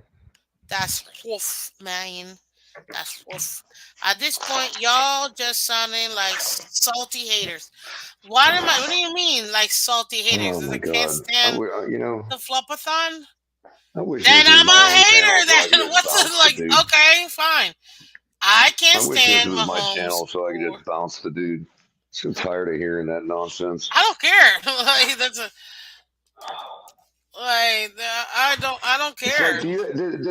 does anybody that says that have? I don't. I didn't even see who it was, so I'm It sorry was if I'm Von Joe. insulting It the was Von person. Joe, which I love you, Von Joe, but I Oh, don't care. well, Call me. salty. Well, who's he talking to? He's not talking to us. I think he's That's talking to Von Joe. us. I Salty think haters he's about what? because I'm calling Mahomes and I think or maybe I'm assuming I don't know Von Joe. Maybe I'm assuming, but yeah, I just can't stand and sorry, but Mahomes and Josh Allen are big crybabies. That's a known fact. Oh, I see what he's saying. Oh, yeah, yeah. He's just joshing. Sort of like Josh Allen joshes everybody into thinking he's good. Yeah, yeah, exactly. I'll tell you this. It's gonna be an interesting game no matter what. I know that. Hopefully I see a lot of tears on the TV from either fan base. I really just can't with this game. Oh Lord. Well, I just don't even know how anybody goes into watching this game and thinks that like the stuff we're about to see tonight. You know what I mean? There is no way our quarterback can do any of that. Otherwise, Oh, we it's would not have even saw it. close. It's not Otherwise, even we would have close. saw it last week. You know? I mean, look, I already gave. If y'all want to hear any type of praise or consideration about Mahomes and Josh Allen, feel free to watch Miss Finn's episode on Friday, my weekly game preview, where I previewed this particular game because it's still part of the division. Actually, I previewed all the games, but this particular one is the one that I focus on because it's the one in our division. And guess what? I was actually extreme. I took my homer hat off. Right now, I'm full homer mode. You know what I mean? Dolphins homer mode. But on Friday, I didn't say nothing that wasn't statistically proven, which I brought to you guys. I gave my consideration for both players, both teams, what to watch out for, players to watch out for, what I expected from each coaching staff. So I was very like I do every single game preview. Right. I just give it to you straight. No feelings. Facts, no feelings. So I didn't even say trash Allen or I didn't even call them crybabies or none of that. I was just straight game preview. That's all I gave. It was about an hour, like 10 minutes or something like that. So if you want to watch it, unencumbered, no emotions or Dolphins narratives in there, then go watch that game. In this one, shoot, I don't talk my talk 'cause that's what I want to do. I'm being a super Dolphin fan, so it is what it is. So, I'll tell you this: would you say either of these quarterbacks are plug and play color into our office? Huh? Color? Well, I guess when he comes Can you back. hear me? Can you Yeah, hear now I me? can hear you. Yeah, now I can hear you. Yeah, I I was was gonna. I saying, said yes. I would absolutely. so these two you would say they're drop. Of course. Okay, okay. What other quarterbacks? Give Give me three Mahomes a more football. Give quarterbacks. Mahomes a football. Give Mahomes a football, a tight end, a receiver, and 8 other guys, and he's winning. No concepts, no nothing. Let him call his own plays. Mm, well, Who we it got? is what it is. I can't see. Dean, it's Dean. What's up, Dean? Natty D. Hello, Oh, you what's up, guys man? hear me okay? Yeah, we can hear Yep. you. Okay, I got these new earphones. Go Sound and great. go. Um, okay, great. So I missed out on Thursday and Friday, Miss Finn show. No worries. You could Uh, always watch the replay. yeah, we will. We will. We had a great time over there at Universal Studios. We stayed at one of the hotels, took a water taxi over to the parks. It's a That's lot of fun. that's So, awesome. who's everybody rooting for? Oh, I got the team I wanted to root for. I picked the Lions to win, and right now I'm having a really good playoff divisional round, which pisses me off because if I do a full house, then I'm not gonna like oh, I'm not gonna like the results then personally. But I refuse to tell people who I'm picking in this game. Watch the show on Friday. So I already did. I did my pickums and all that. But Color can tell you who you got. Color. Yeah, I I didn't don't. watch. I'm sorry. As long as the Bills lose, I don't care. I didn't watch the whole Tampa Bay Buccaneers at Detroit. I'm going through it right now. But I guess the Detroit Lions won. Yeah, it was actually a really Yeah. good game. Very Okay. good. Um, very entertaining game, and it came down Kind of to ended the same way the exactly, Packers game last night. Yeah. pretty much, it came down Oh, to good. exactly what Color and I said. It's gonna come down to the last drive. It's gonna come down to whoever gets the ball at the end will either win the game or lose the game. And in this case, yep, Tampa Bay, they had the ball last essentially, and they lost the game. So very Yeah. I got it right now. It is in the third quarter with 10 minutes left. I'm watching it now. It's 10-10. What was the final score on this then? It was good. That's all I gotta say. If you're gonna keep watching it, I don't want to ruin it for you. Just trust me. No, it's okay. The That's Dolphins are out, so I'm just, yeah. 31-23, Detroit. 31-23. Nice. Yeah, Nice. How about that Sam Laporta? I wish the Dolphins would have got him. which is the two tight ends I wanted us to get. Um, Kincaid? yep, and Laporta. Those were the two that I wanted, and both of them, they are just man killing it. They are killing it. I still haven't had a chance to email you to find out about Mudbone and the other Oh, I winner. got, I got, I got the info. Sorry, I had to send it over to you. My Do bad. you Did have you? my email address? No, email me.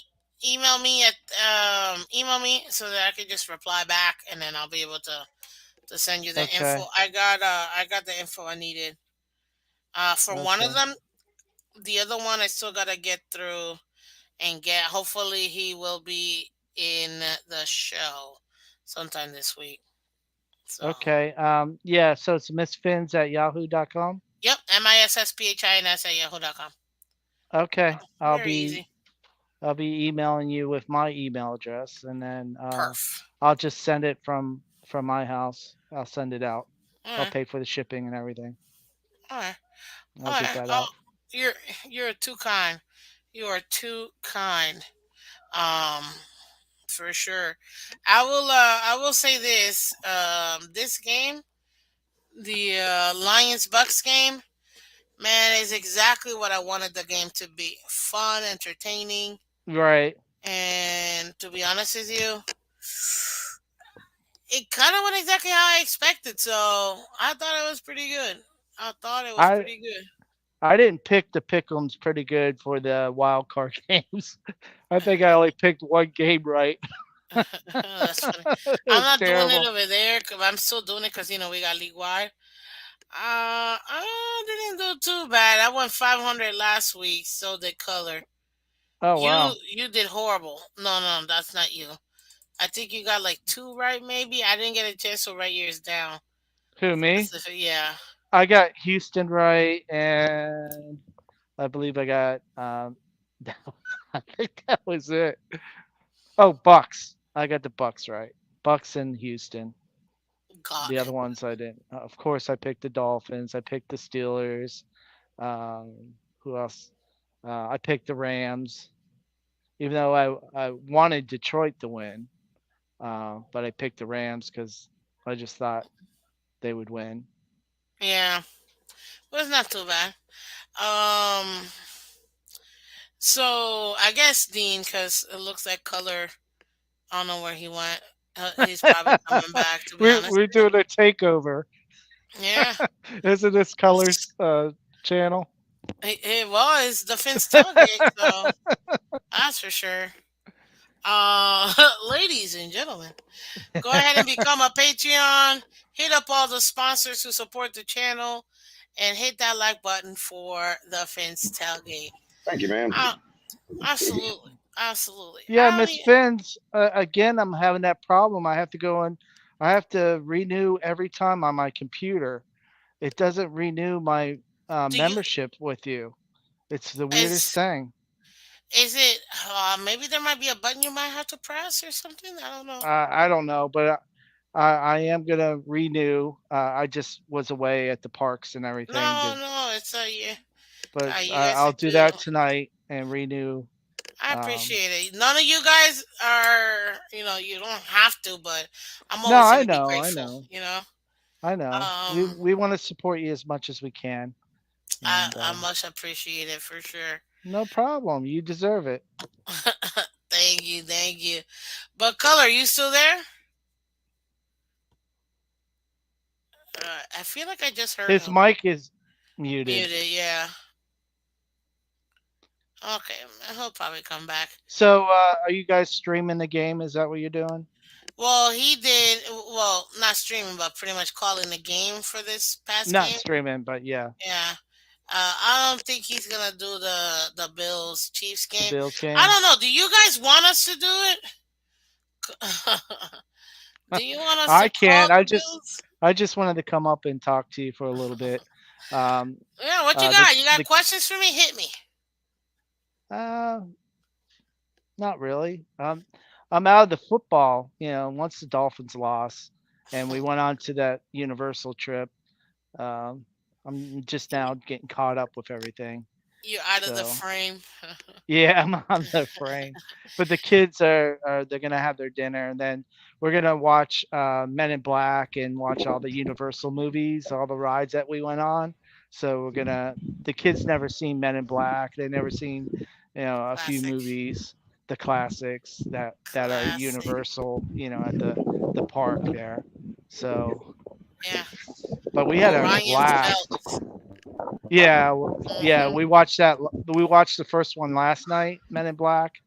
So we're gonna watch part 2 tonight. And Nice.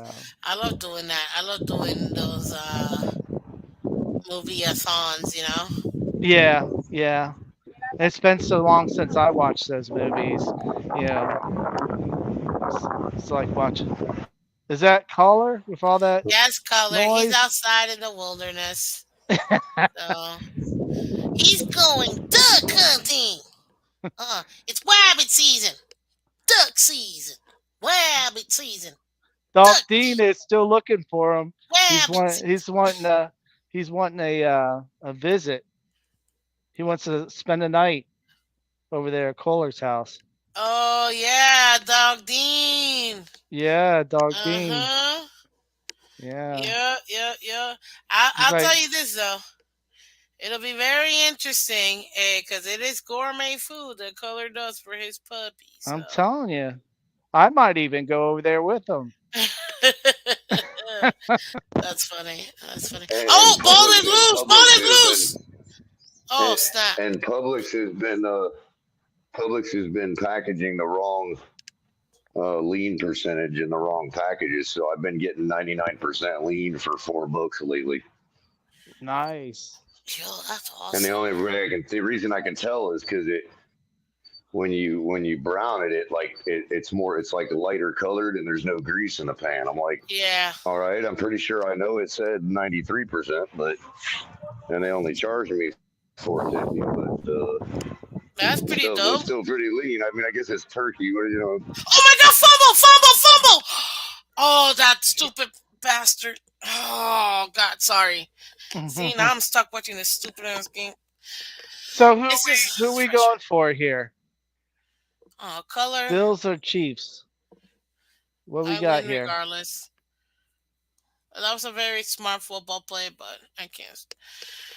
Ha ha ha! What's the flag for?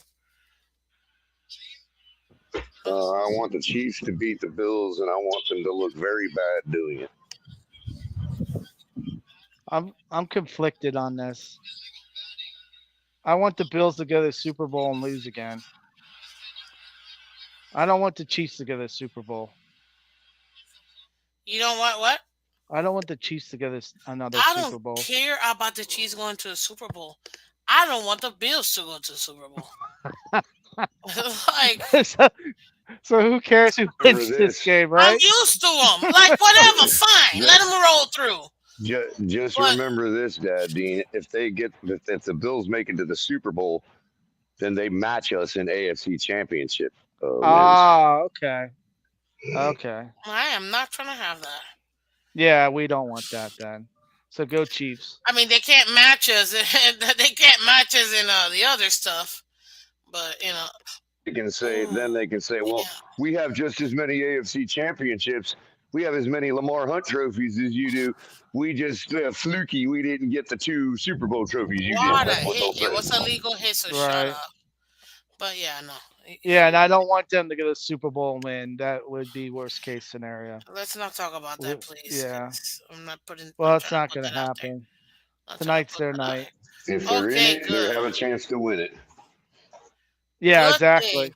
Exactly. You're Good right. thing that he missed that, man. Good thing he missed that. Oh, TFTG is on, and then I realized, wait, I'm on TFTG. Besides, the Lamar's beaten the Chiefs. He hasn't beaten the Bills.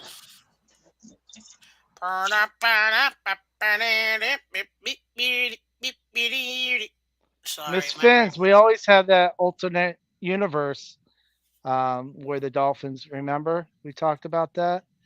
Our Oh, yeah. fantasy Yeah. season. Can you imagine if Lamar would have been on this team this season? Oh Man. my God, bro. I Color. hate to. I gotta hate give it to you. I gotta ask. How many games we win if it was Lamar versus Tua in this? Just dropping them. Do we? If we have Lamar instead of Tua, Yeah. Plug and My play. question would be: do we rest him in Week 18? I can't Yeah, we answer do. that question. I can't answer that question until I know whether we were. Oh wait, didn't they win? Oh no, they didn't end up winning. That's right. So yeah, it depends on Whether what? whether we were to rest Lamar in Week 18 or not. Yeah, we'll I rest him. couldn't know. If We'll we rest rest him, then it's 16-1. I mean,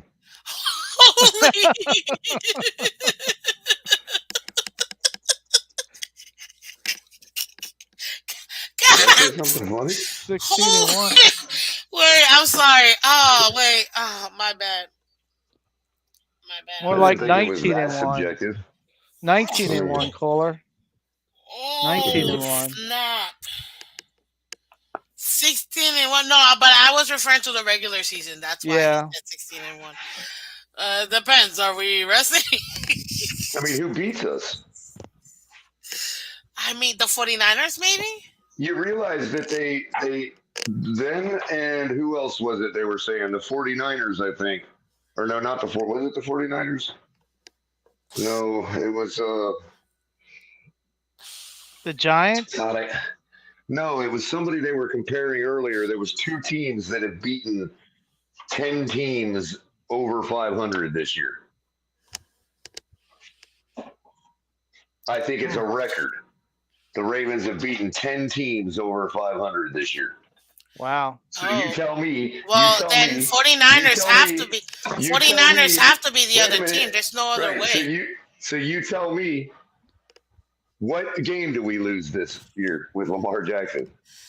Oh, damn. Go ahead. Which I'm looking one? at the schedule. I'm looking at the schedule right now. What He's game do beaten we every lose? one of those teams, except the Bills. Maybe at Bills. Week 4. Was it week 4? That's insane. And it's not as if he's never beaten the Bills. He just hasn't beaten them in the playoffs.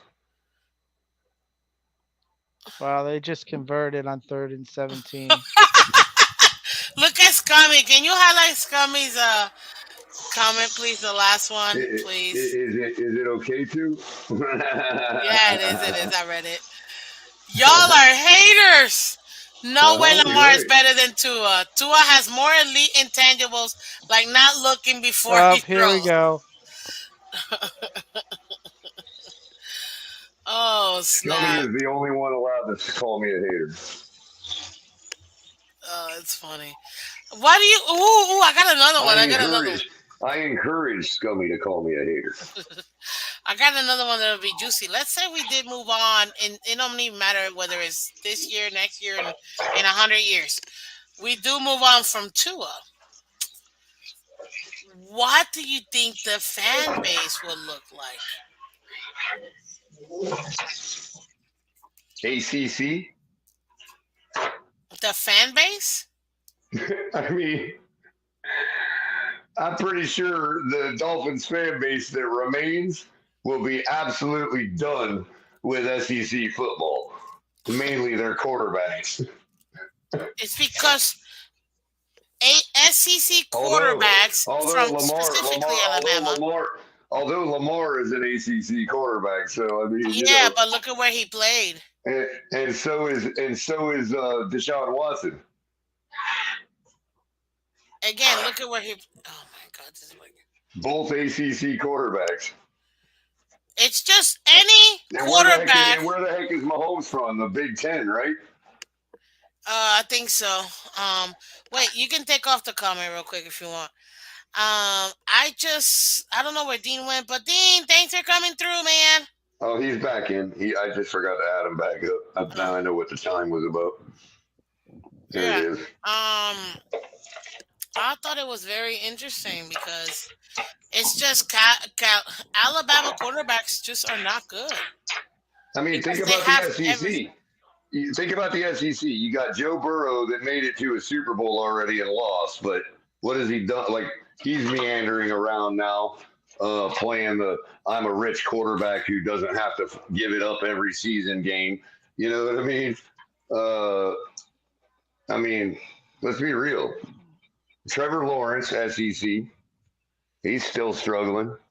Tua, SEC, still struggling. Damn, I mean, who's the SEC quarterback that's not struggling? Yeah. Lamar? Hold on He's a second. from the ACC. Lamar's from the ACC. He played at Louisville. Oh, ACC, my bad. No, who's the SEC quarterback that's not struggling? I can't think of one, dude. Baker Mayfield. Oh, Miss stop. Fins, caller, I got You're a Sooner. special guest for you Wait, guys, real he's quick. not SEC. Wait, yeah, Oklahoma was SEC, wasn't it, or no? He's a Sooner. No, I don't think Oklahoma's. Are they? They might be I don't know. SEC. I don't I know. don't remember. Trevor Lawrence is ACC. Clemson. No, they You're can't right. be. They can't be. They're not in the Southeast. They can't be SEC. Yeah. We'll see. We'll see. Who did you say, Dean? You were bringing in? And I think there's something to be said about these SEC quarterbacks playing against inferior defenses and having such talent on their offense. Like the ACC don't have that kind of talent to supplement the Joy quarterback. wants to These say guys hello. have had to, the ACC quarterbacks have had to overcome. What's up, Joy? What's up, Joey? Is Who you this? got winning tonight? What we're doing right now, what we're about to do. We're about to have a party. Yeah, Uh-oh. party. Miss Finn's providing the music for the ambience for the party. Little boom sheet, Yeah. little house boom sheet, little pulse music, Yeah. Hey, what's going on, everybody? Bye. What up, Shaq? See you, Joy. What up, Hey, Shaq? by the way, Oklahoma is not as. Hey, not Shake SEC. Bunny. Right, because they couldn't be. They're not in the southeastern. Yeah. No, part of the actually, country. they are. They're in the SEC now, but when Baker was playing, they weren't. They're in the Big 12. But now I got you. Yeah, and so also they joined with Mizzou, right? Mizzou's in the SEC they now. joined with Texas, and Mizzou is always with SEC. They joined with Texas. No, bro. I was in Missouri when Mizzou entered the SEC. They just entered, bro. Like 5 or 10 years ago. That's what I'm saying. Mizzou is always. Not always, but they've been at least. Right, they've been there longer. Right. The year Mizzou entered was Drew Lock's senior year. Yeah, because I know we have to play them every year, and we struggle against them. Right. I got a question for all of you. Mm-hmm. The question is, what do we think about warm weather quarterback here in Miami Dolphins, or somebody that's used to the cold weather? Because if we start out our games with the hot weather, if we got a quarterback that's used to cold weather, he's not going to perform so well in the hot weather. And same thing with. I've never known a cold weather quarterback not to perform in the hot weather. Okay. Other than cardiovascularly, like a guy like Josh Allen that's from the extreme north. Right. That's having to play at 98 degrees with 100% humidity. That's different. But he was still throwing the ball fine until he ran out of gas. You know what I mean? Yeah, and you can take look at who's that? There was nothing hindering his game. He still threw for over 400 yards, and whatever else. Yeah, and if you look at Tom Brady and you look at Aaron Rodgers, they both come from California. They eventually adapted to the cold weather. Okay. So why don't we get a cold weather quarterback? Dan Marino was from Pitt. Dan Marino was That's from true. Pittsburgh. That's true. Yeah. Some people forget that. So you think that the cold weather really affected Tua's play?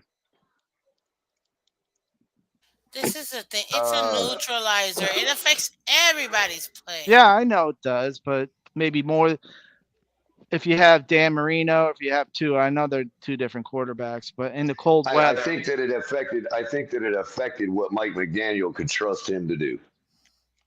Okay. I don't know if that's because Tua relinquished the chance to play in that like that, or if he had it taken away from him. I can't really know at this point. Like none of us could ever know. And it's so heartbreaking but that on the surface, in the macro, then you'd have to say, yeah, the cold weather affected his game because he completely collapsed in it. Right. I was so there with Tua. I was so there. I just don't know if it's because of the cold, is my point. It's so disappointing. There's still things Tua probably could have done in the cold that would have overcome whatever. I just don't know. I'm not convinced that it's because of the cold that he collapsed. I know Tua's going to probably be with us the next 3 years, but I was so much there. I was so much there with 3 Tua. years? Yeah, he's going to get extended.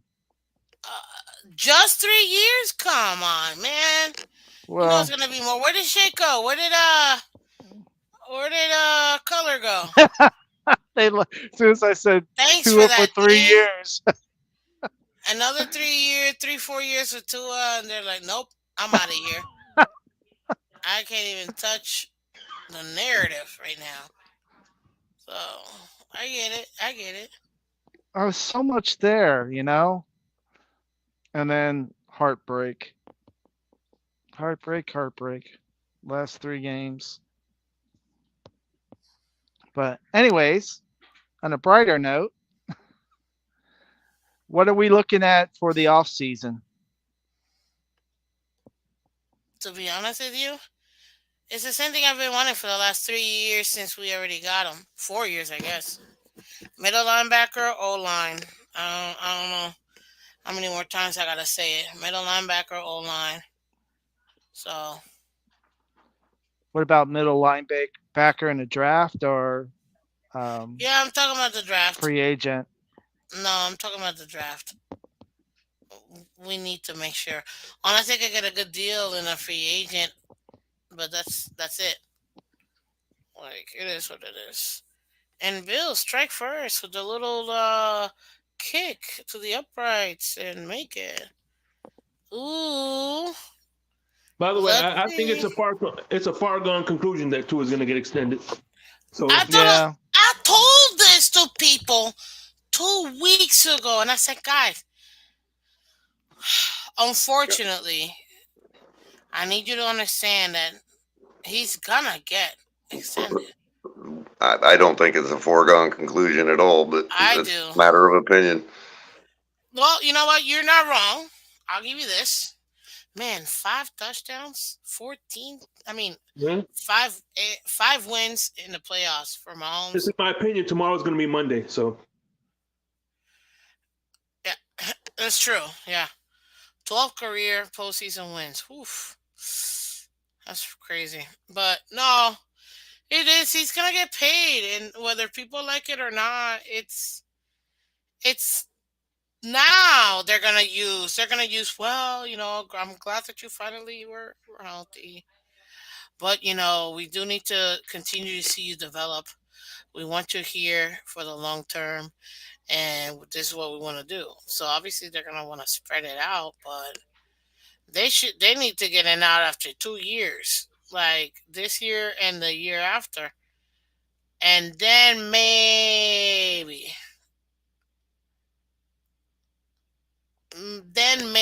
have an opportunity to. Oh my God, this man broke off. Wow, I can't believe it. Did I miss some breaking news or something? I don't know why it's compared to the day of the week. Did I miss some news or something? No. Well, it's going to happen. It is what it is. Yeah. Well, okay. I don't know. Again, is there a reason you believe that? I don't know of anybody that's reported that. No, nobody has reported it officially, but based on the tone and based on what. Based on Greer's past and. Yep.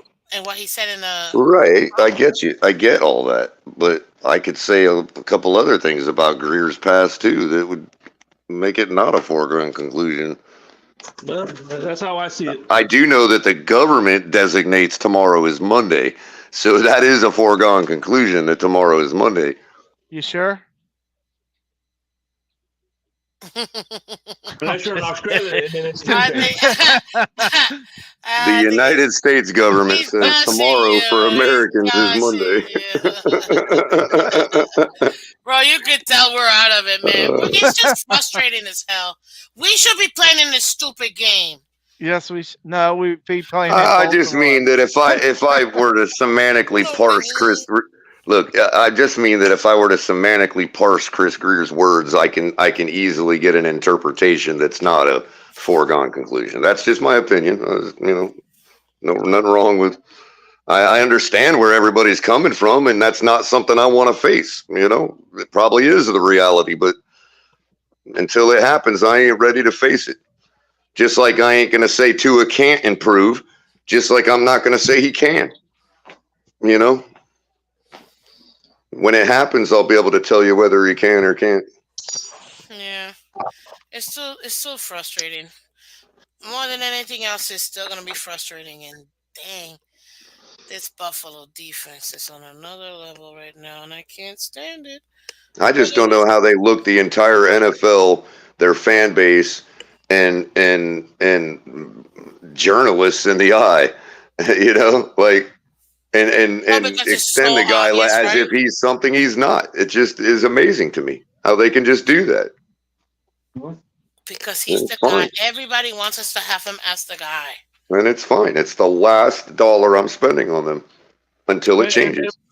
And one of the things that leads me to this foregone conclusion is the fact that these mouthpieces that are speaking up for Tua right now. The ones that are pushing the narrative. You're right. The implants, the installs, Shake. Who are those? Who are those? Homer Kelly is Big O. They're completely installed. And if anybody's been following certain people in the sports media community, you know exactly what I'm talking about. They're installed. They're shills. They're no different. If they said anything otherwise, they would not have the position they have. So put it that way. Look, and what really helped me go in that direction, especially when you listen to the Kansas City Chiefs, Mike Tirico, or one of the guys said, "Oh man, Dolphins finally have their QB of the future." Unbelievable. How he can say that with a straight face after he called that game last week. Are you serious? When I heard that, you know what? I have to have a conversation. Mike Tirico is another install in the media anyway, at the national level. Anybody in the They'll say whatever they pay him to say. Yeah, they'll say whatever. I had to be like, yo, this is why I had to take a cool down time, because I was like, look, where I wanted to break the bottle I was holding. But, you know, if they want to play that way, I can play that way too. I can say things off the cuff or you know, off the pill that most people don't want everybody saying. They can be just as outrageous and deal with it as them. You know. Mm-hmm. Oh, like I can say I hope for certain things that would change every bit of that narrative in a heartbeat. I find it hilarious. And they're pushing me to say it. Wait. Now, I don't know if I ever told anybody put it in a private chat though. I don't know if I ever told anybody. I used to go to I was a court deputy at one point, and I was going to pre-law school. And learning the law and being behind the scenes with the judges, you can always do more by yourself pro se than you can with an attorney, because you're representing yourself. That's the same thing with the media. Like, yes, us as Dolphin fans can have a more opinionated our decision on our fandom with the Dolphins than the media can. Because they got to push. But what does Mike Tirico have to do with it? I mean, he's supposed to be an independent NFL analyst. That's what I'm saying. He's an analyst. He's not a fan. Right. And he has no credibility with me if he thinks that we got our guy for the future. He has no credibility with me. Exactly. Us fans can determine, you know. Mm-hmm. Yep. And they can keep installing these people all they want, and we'll see. We'll keep seeing right through them. Yeah. It's all about the eye test with me, and Tua was almost there. He was almost there, and I'm still hoping that it will happen. But was well, just like in radio, talk radio, everything that you like, for instance, Big O could talk about what he wants to now because he's independent. But when he had when he was in the AM radio, everything that he wanted to talk about, he had to go through the director, the program director, and he had right. That he didn't want on there, he'll make him scratch it. Right, but he's still bound in this case to the Dolphins because he wants that inside access. Exactly. Yeah. Hence, that's why. So I'm saying, no, he doesn't have to go through everything that he talked No, about. but all he did was trade masters, is what I'm saying. You know what I mean? He trade AM radio master for the NFL for the Dolphins master. And also, other shows. I'm not going to mention any names or anything. They want to be proven right. What they started out with is what they want to end with. So if they were thinking something about Tua, what he's going to be in the future, right? They want it to happen. And that's actually fair because to what I just said to Shake, I could be wrong. Shake, it might not be that the Dolphins are his master. He could be audience captured by his YouTube audience. Yes, and those are majority Tua guys. All right, and that is a real phenomenon for YouTube creators, is getting captured by your audience to where you have to say whatever they want to hear, exactly, or you're not going to make it. You know. Man, I should have lied. I should have lied. I would have had at least 15,000 subscribers right now if I would have lied. You would have 62,000. For real. But by the way, there is a little validity. There is a little validity to what you're saying, because at the end of the day, look, when he was with QAM, QAM is such a big backer that the Dolphins can't deny them media access because they're a big media conglomerate. Now, if he's independent, they have a bigger chance of telling him no. So unless he plays ball, exactly. They can also strong arm QAM or whoever it is into saying send another guy. You know what I mean?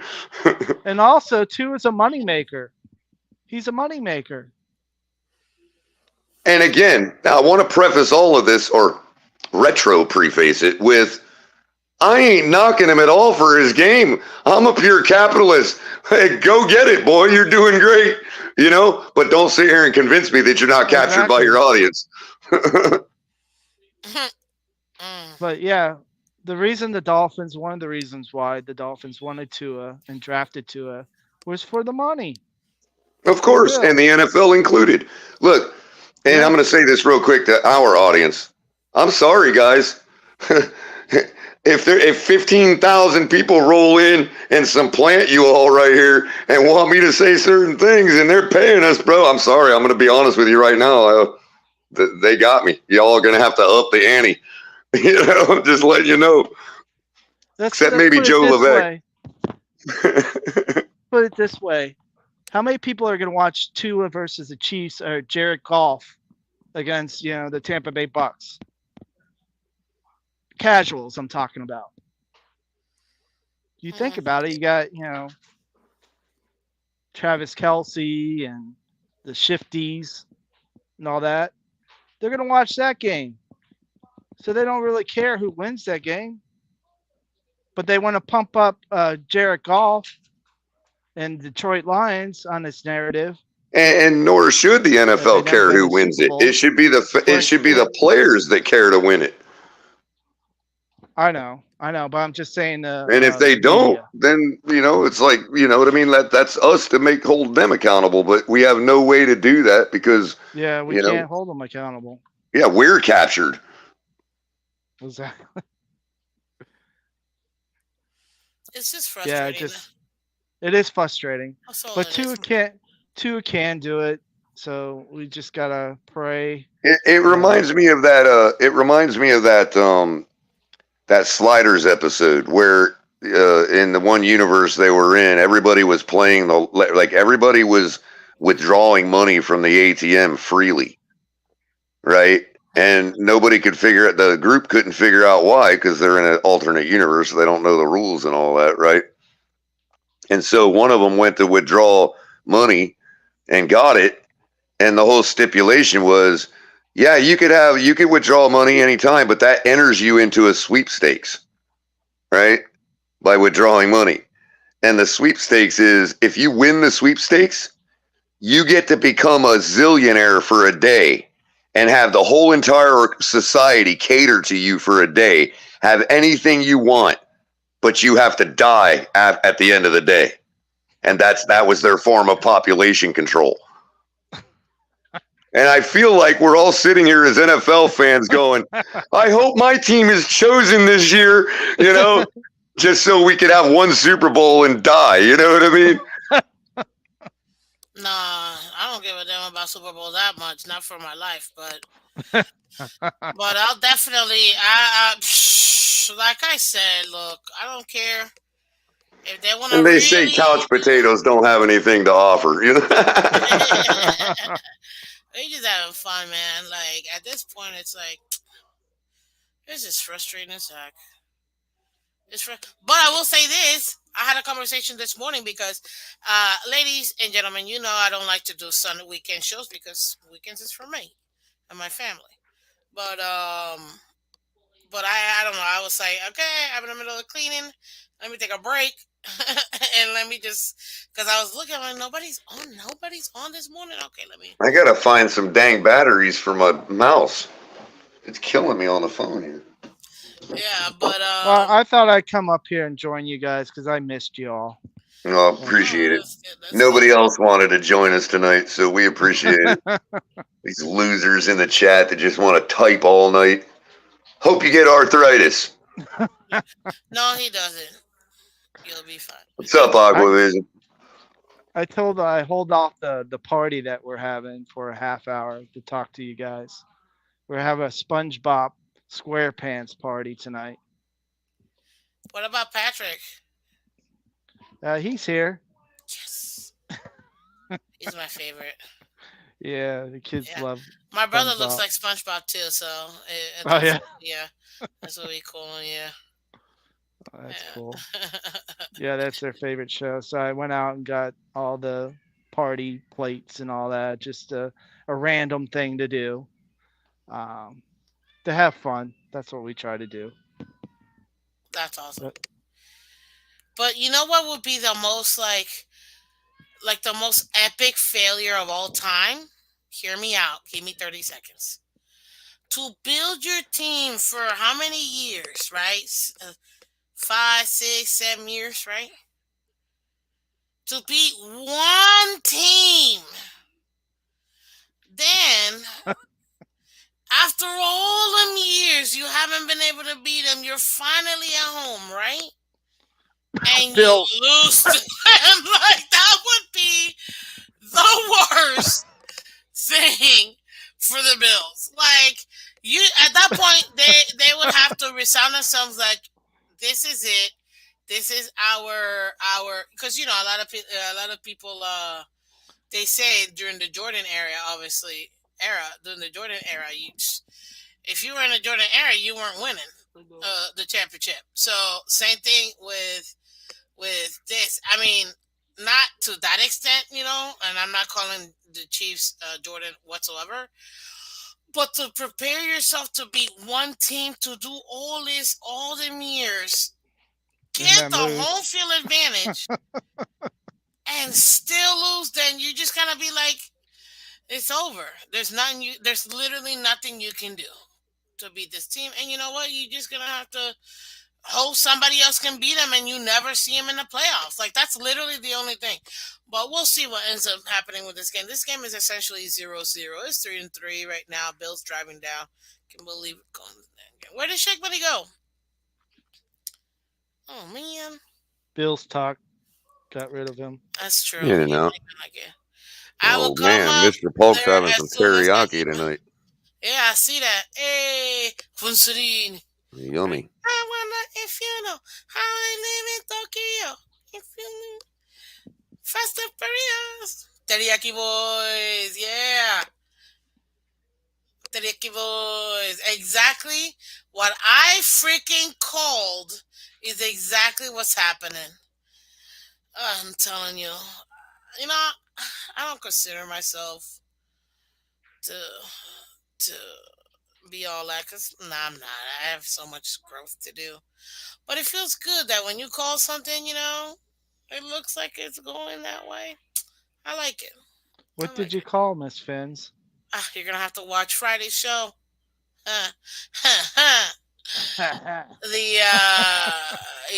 I'm being super serious. I'm telling everybody, you're gonna watch Friday's show. everything that needed for both teams. Oh, bro, the minute you missed that one tackle, it was over. I mean, how do you defend that? Because if you don't, Diggs is going to be wide open in the slot anyway.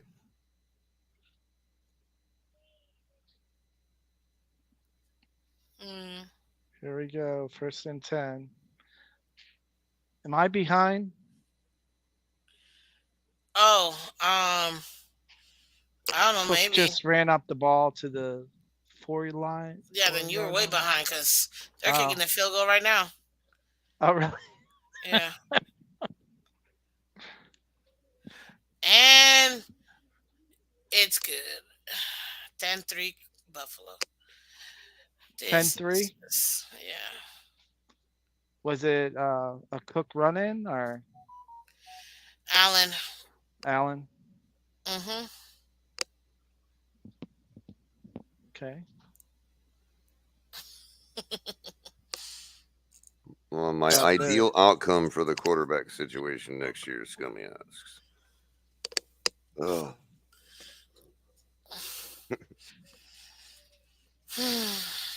Do we have any choice? Oh, God. We play Tua on the 5th-year option, and he refuses to play, and we start Skyler. Wait! Oh, God! Please! Yes! Please hold out. Please. With his agent, hold out. Even if we give him biggest, Tua, you get your money, sir. You don't deserve this from the team. You deserve to get paid, sir. So you hold out. Okay. That's terrible. I'm gonna be the biggest toucher. You know what? You should hold out because you deserve better, sir. Just like they say about free agency, he deserves to be a free agent. Oh, I don't even want to. It's. Yeah, I think if they offer him less than 40, then with his agent that he has, they're not going to accept that. And he's going to play the 5th-year option. And then if he balls out, takes us to the Super Bowl, then he deserves to get the money.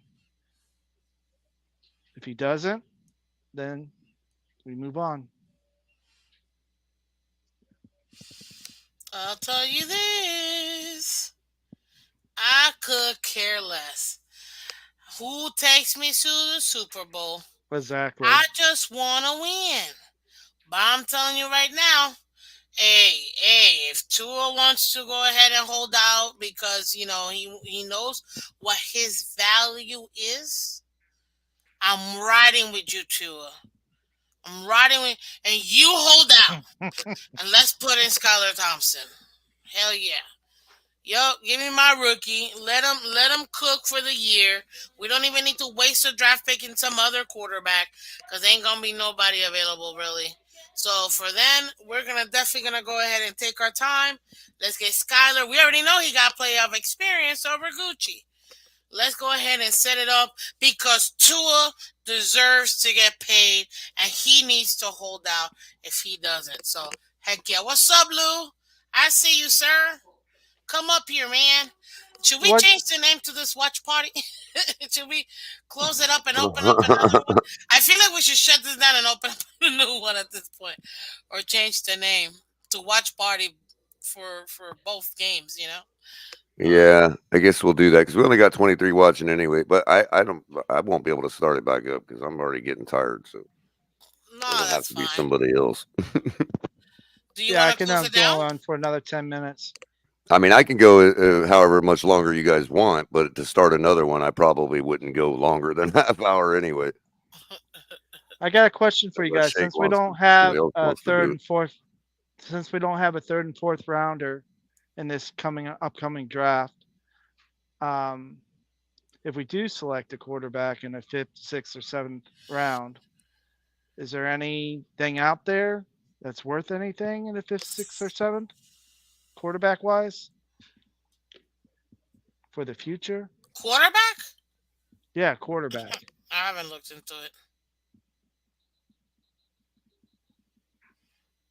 Yeah, because we Not don't have anybody that's good enough for to squash all their fake narratives about Tua. No. Yeah. So. And even if there was, they wouldn't let us see it.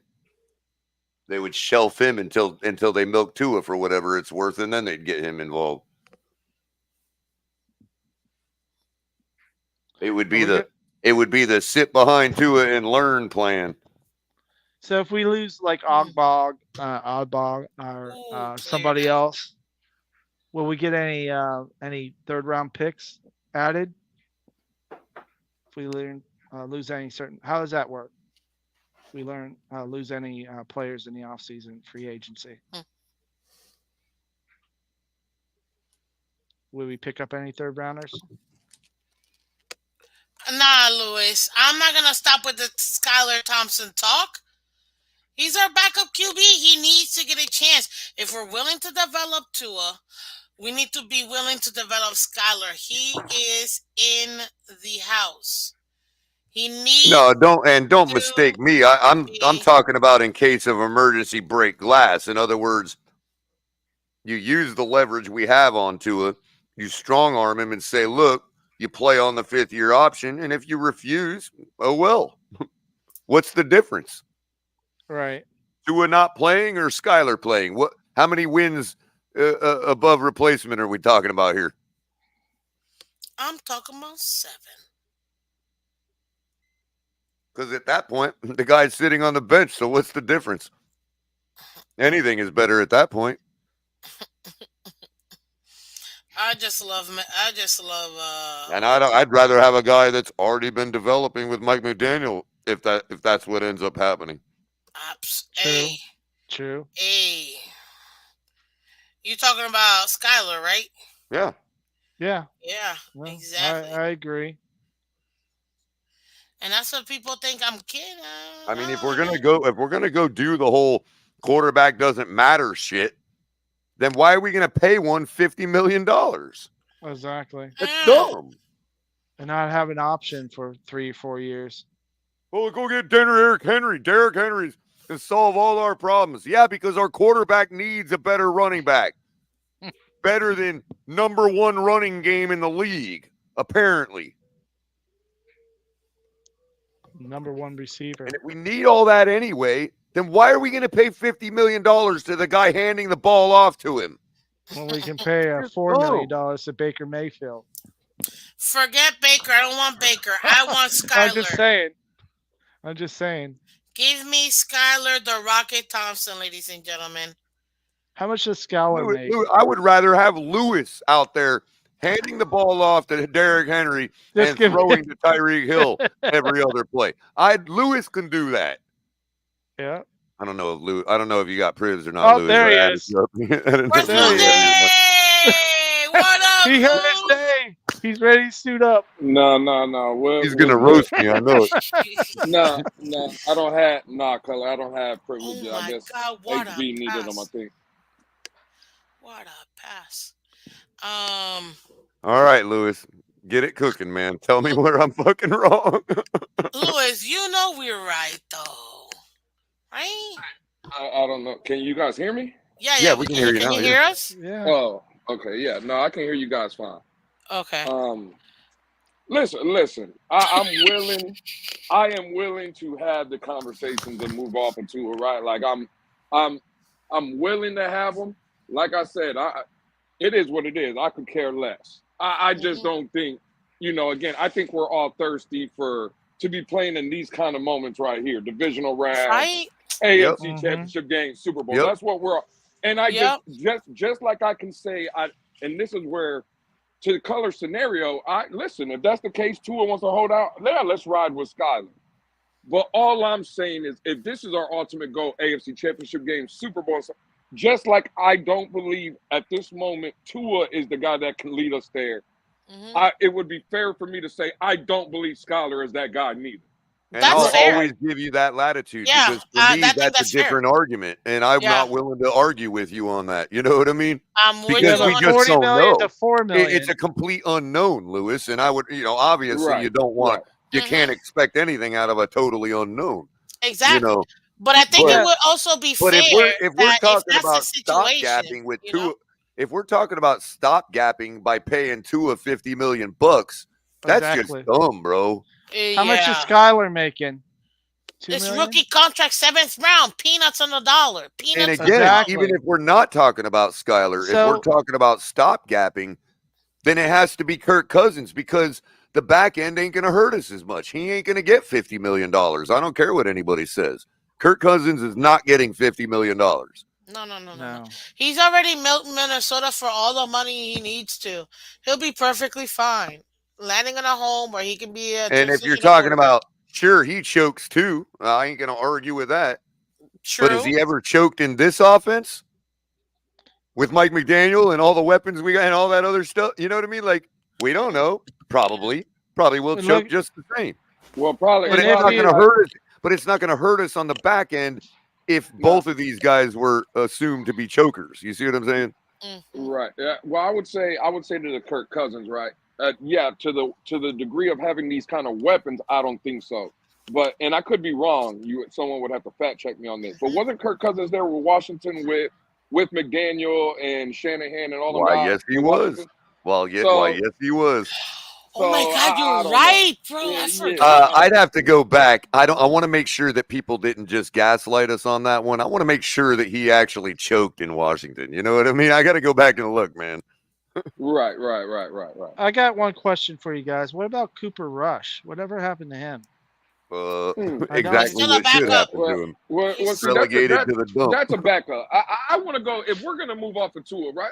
Let's go get a guy, man. Yeah. Don't get me a guy.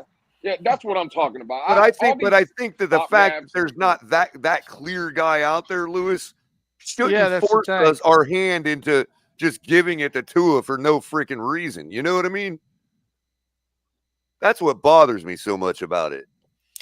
It's we're just gonna give it just because he's the only guy left. Just like that's not a good argument in my opinion. I'm not gonna be sorry when I say that. It's not a good argument to say just because he's the only one. Like, I don't care if he's the only one. The heck? Which means we're stopgapping, and I'd rather stopgap with a cheaper option. Damn, I agree with you. 100%. But my point is to what I was saying earlier. And Color was with me. If Tua, and I mean, we were both kind of back and forth saying, if Tua wants to hold out because he wants more money, that's his prerogative. I'm not going to tell a quarterback not to want to get his money. You know what I mean? Sure. But my thing is, and Atlanta will give it to him. If that's the case, let's go ahead and get used to draft picks in positions that are super uber needs. And then that way we're able to go ahead and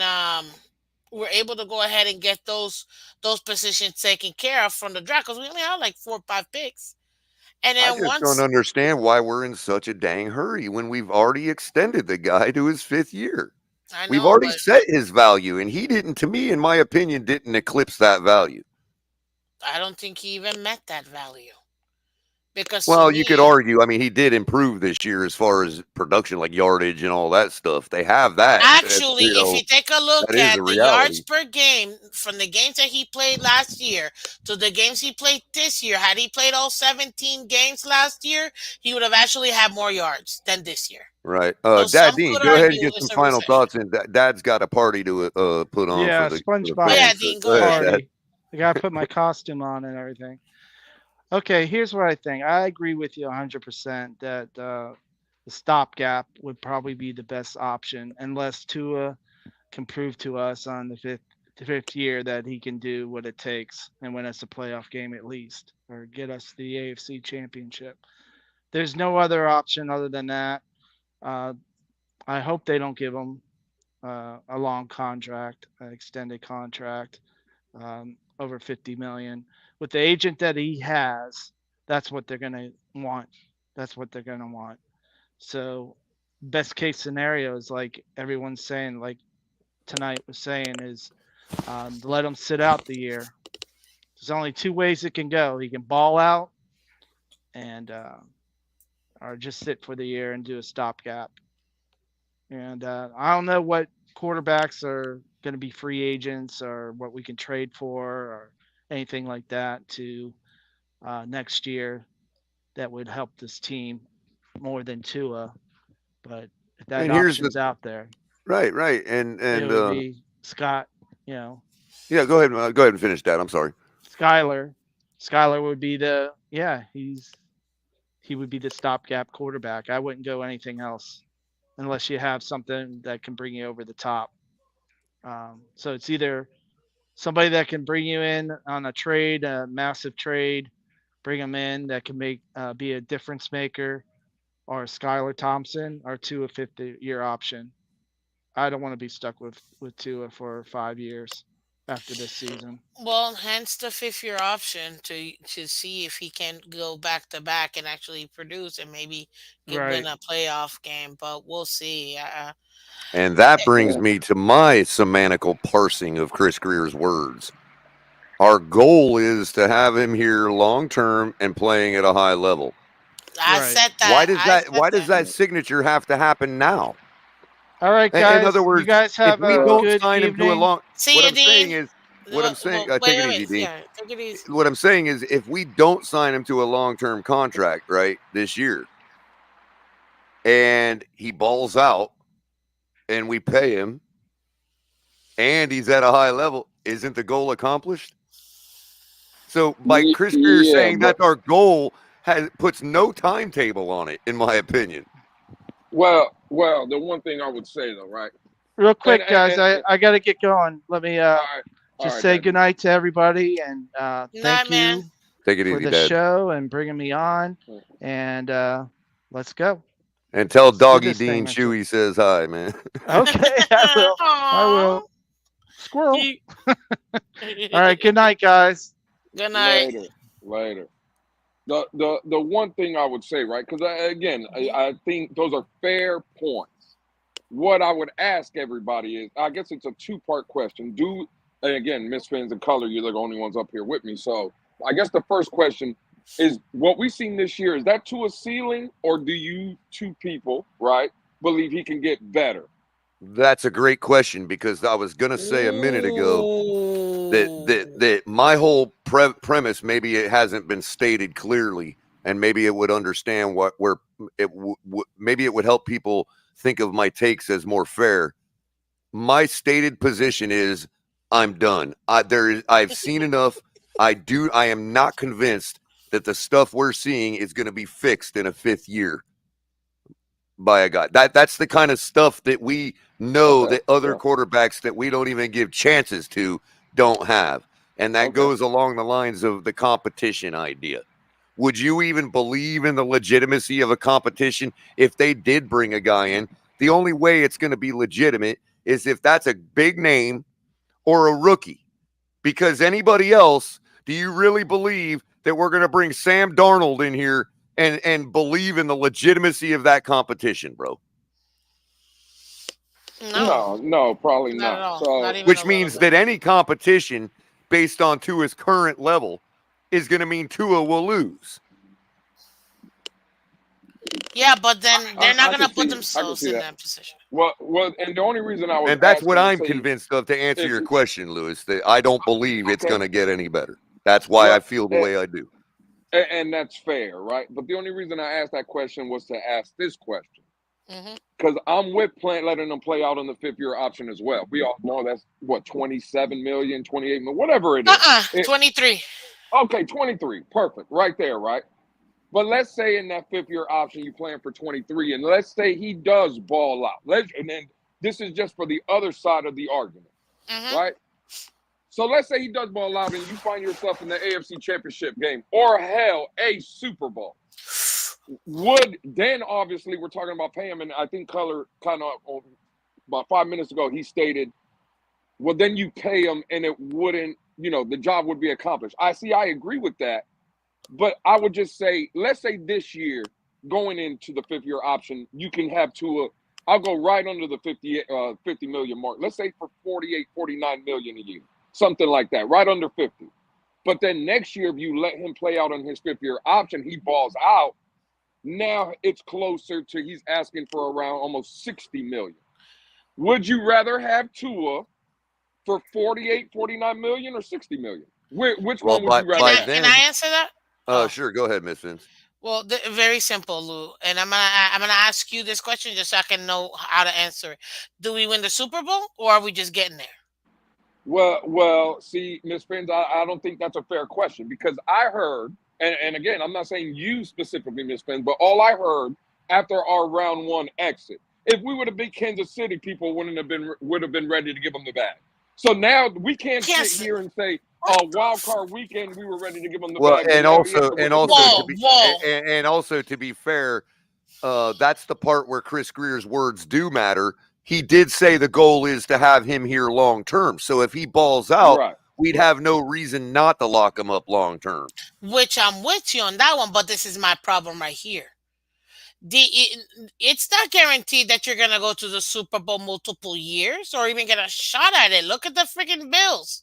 I think I think the angle Miss Fins is getting at is ask the Rams that question when they traded Jared Goff. That's where I was getting at. So thank you for laying it for me. But that's where Chris Greer's words come back into play, where he did definitively say they want to lock him up long term. My point is, at no point does that suggest a timetable.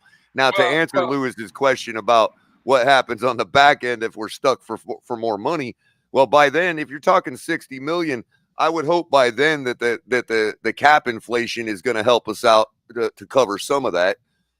Plus, if he balls out, there's likely things we could do with other players to recover some of that money, being that if he balls out, that is a clear indication that he doesn't need Hall of Fame weapons at every position. You see what I'm saying? In other words, I'm willing based on his performance right now and what I think about his potential, I'm willing to take that risk and cross that hurdle if it ever comes. My problem is because for me it's a big if, Lewis. You know what I mean? Well, 60 for me. Wait, Lou, real quick, because I didn't get a chance to answer. 60 for me equals you winning the Super Bowl. Or at least getting me to the Super Bowl is the bare minimum for me to pay you 60. The money is just going to go up. It's not going to matter whether it's 60. That's just arguing semantics. Again, it's risk reward. Right now, it's risk reward for me right now, Lewis. It's pot odds. It's like I have so little belief that he's going to do that. I believe that is such a big if that I'm willing to cross that hurdle if it ever comes.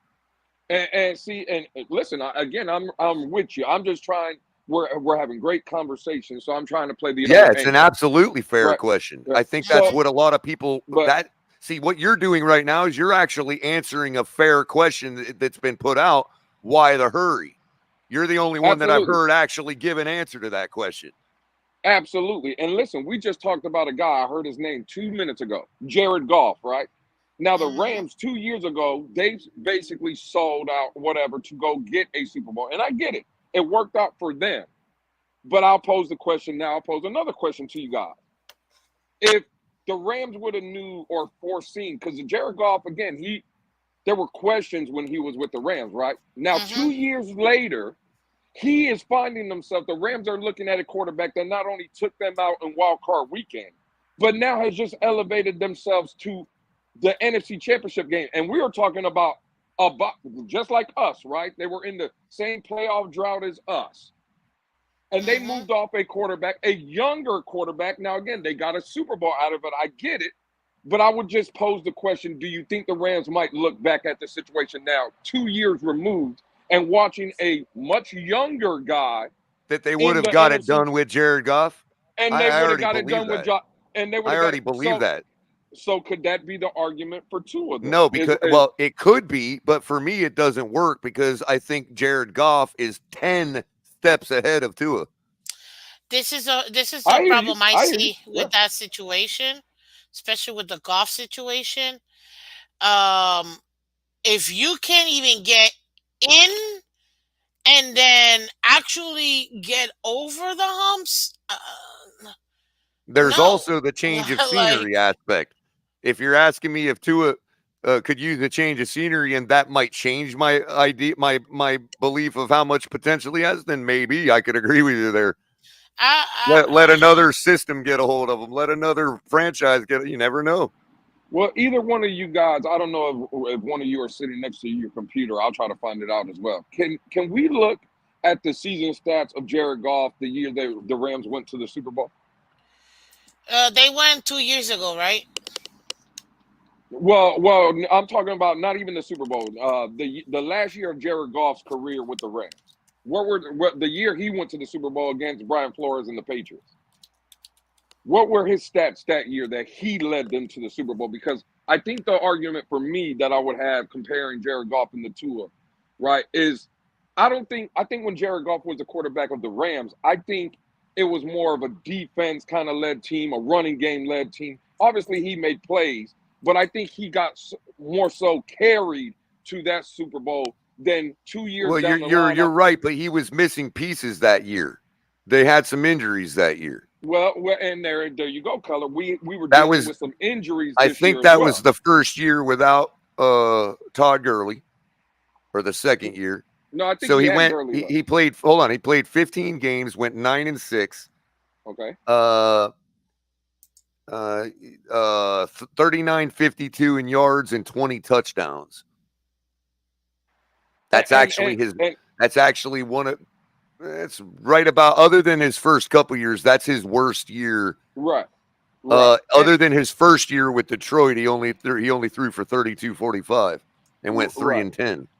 Right. So the only reason I'm bringing this up, right? Look at those stats. Look at that season. 3,900 yards, 20 touchdowns. I think he was carried to that Super Bowl, right? And that wasn't a Super Bowl. Well, no, I'm talking about the year, Color. Remember, Jared Goff was in the Super Bowl against the. But he wasn't in 2018. In 2019. 18. Or 18. 2018. Yeah, 18. And in the year 2018, he had 4,600 yards. They went 13-3, and he had 4,688 yards with 32 touchdowns. Okay. So that was the year he. Hold on, real quick, Lewis. Real quick. Before they got Odell Beckham, and before Cooper Kupp became Cooper Kupp, he threw for 38-04, went 11-4, and threw 28 touchdowns. Right. Tua just did that. Tua just did that with a little more yardage. Tua just did that with Tyreek Hill and Jalen Waddle and the like. Yes, touchdown, Kansas City. Sorry.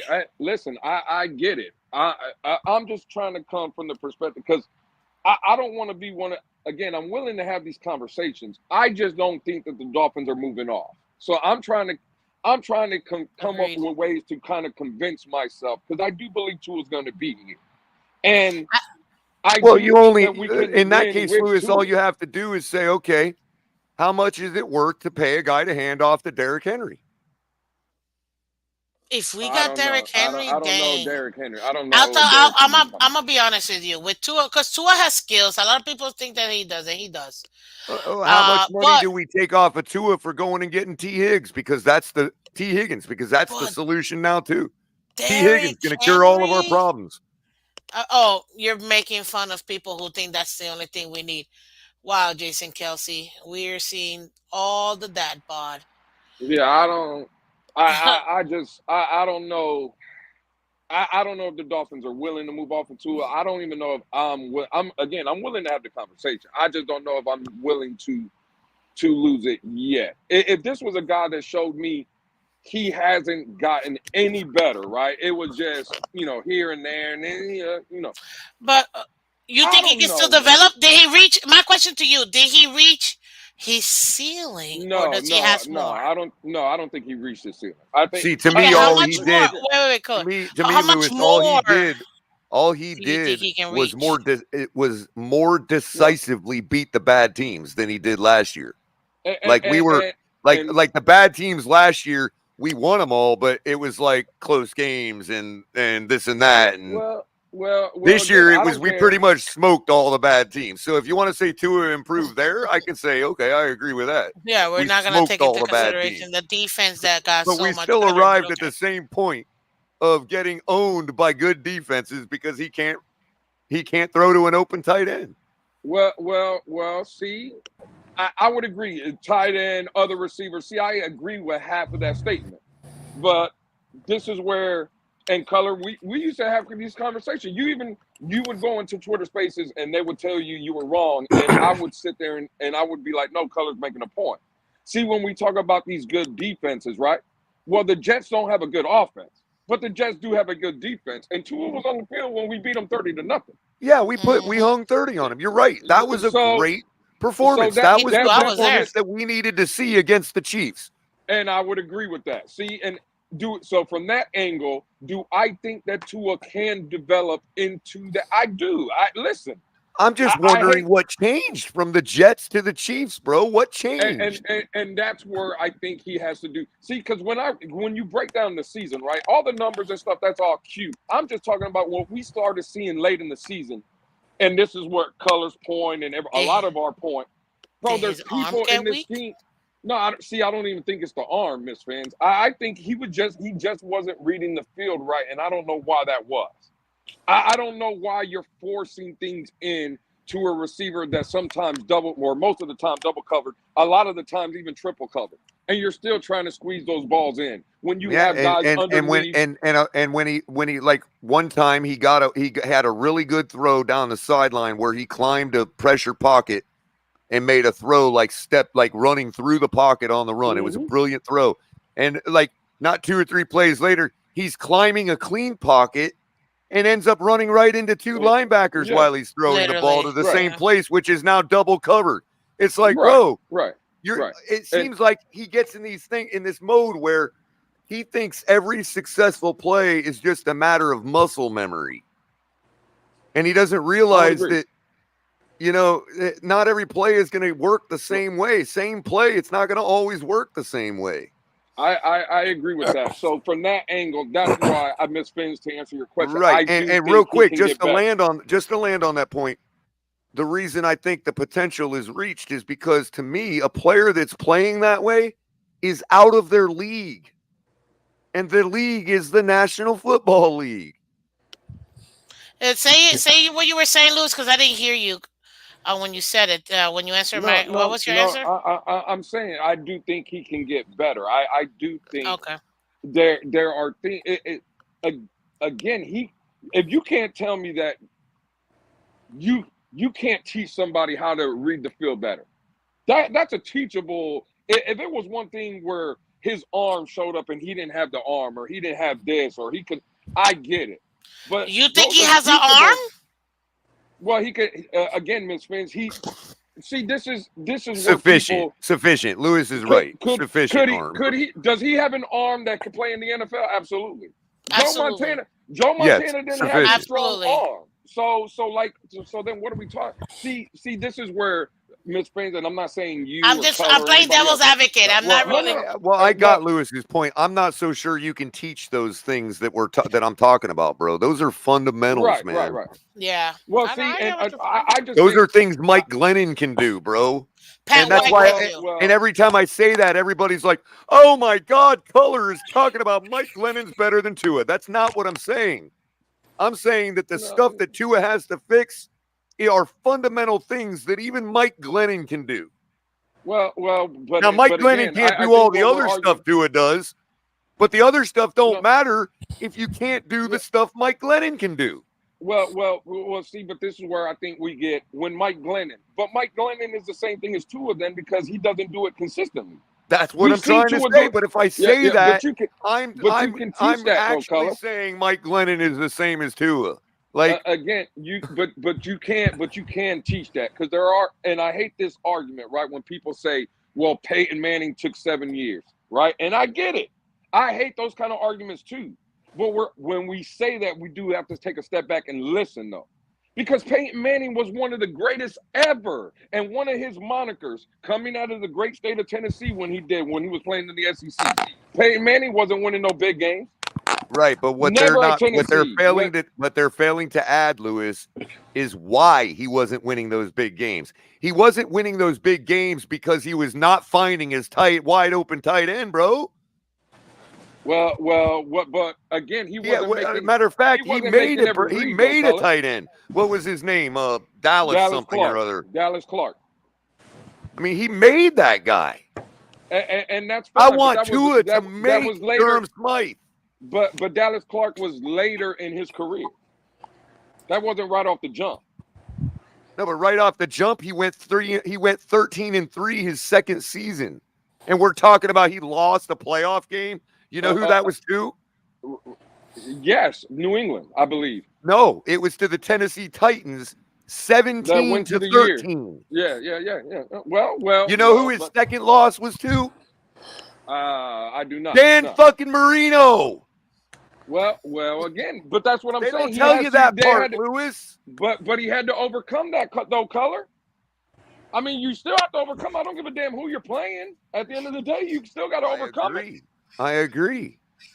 All I'm saying is they didn't move off. But he didn't lose to Dan Marino because of the reasons Tua lost to freaking Patrick Mahomes.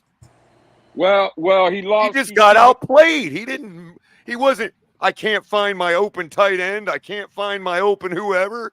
None of that. Okay, but that's that again. I think you can teach somebody how to find their underneath guy or tight end.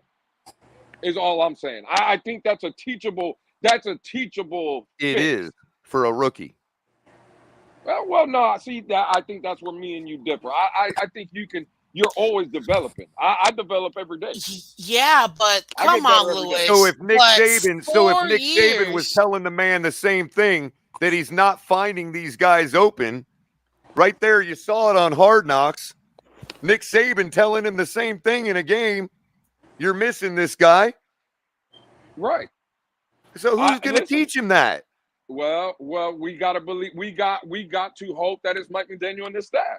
That's what we got to hope. Again, I just wanted to be clear that it was a matter of hope. That's all. Yeah, absolutely. Well, listen, I think all of this. If we come. Well, if they sign him or he's taking the snap on day one, you know how I roll, Lewis. I haven't thrown away my shirt yet. Absolutely. You know what I mean? No. You see, but this word of hope, we only use that moniker for Tua. But before I came up here, right, we were hoping that Tua holds out, and we're hoping that Skylar Thompson can come in here and do the job. It's all hope, no matter if it's Tua, no matter if it's Skylar. Right, and I'm just saying that if we're basing it on hope, well, I say wish. I would rather form the hope around a guy that's way cheaper and who has already proven to play better in a playoff game, who has never had the chance to go 17 games as the number one guy and everything game planned around him. Well, all I know, you said that yourself. And yeah, absolutely. Listen, do I think Skylar has upside? Yes, but do I think Skylar? Okay, how about think of it like this, Lewis? My hope is just stronger. Let's just put it that way. But you're right; it is still hope. Yeah, no, my hope is definitely no faith. I still don't have faith in a man, bro. Yeah, my hope is not in Skylar Thompson. Listen, I think the kid has upside, but he's not getting. He's right now. He's not. My hope is they find a different alternative altogether. Color, give me a second. Let me a second with Lewis, real quick. I'm sorry, Lewis, because if we're about to say that we're okay with giving Tua Tagovailoa all these years to develop, right? So we're not okay with giving our 7th round rookie the same opportunity? No, absolutely. Why not? Again, listen, without being in people's feelings, right? And Miss Friends, no disrespect. I'm not saying you are. No feelings. Football, no feelings. No. Well, the reason, and whether it again, I have to say these statements all the time. I'm not here to debate whether it's right or it's wrong, but you give more grace to a 5th overall pick than a 7th round rookie. That you might not want to hear it. People might not want to hear it. And again, it might not even be right. But when the opposite should be true, because you should be giving grace to the guy that needs more development if he's a later round pick. You know what I mean? And that is all fine. This is what when as fans though, we just come out and we work with our feelings. If that was the case, Brock Purdy would have beat out Jimmy Garoppolo last year. Yeah, that's true. He would have beat him out. That's true, but when they realized they had a baller, they didn't hesitate to go forward with him. I got another question for Lewis. Hold on. No. Hold on, Miss Fans. Brock Purdy was a 7th round pick, correct? Just like Skylar, Mr. The last one, but yes. Okay, correct. Mr. Irrelevant, right, Miss Fans? last year when Jimmy Garoppolo and Trey Lance were ahead of him. Remember, Trey Lance had started the season. Then they brought in Jimmy Garoppolo. Then when we heard Jimmy Garoppolo, they brought in Brock Purdy. Like this narrative that all people get chances and they should be. No, that's not how life works. I know that's not how life works. But once they realized that he was sufficient enough to run their offense, they went with him.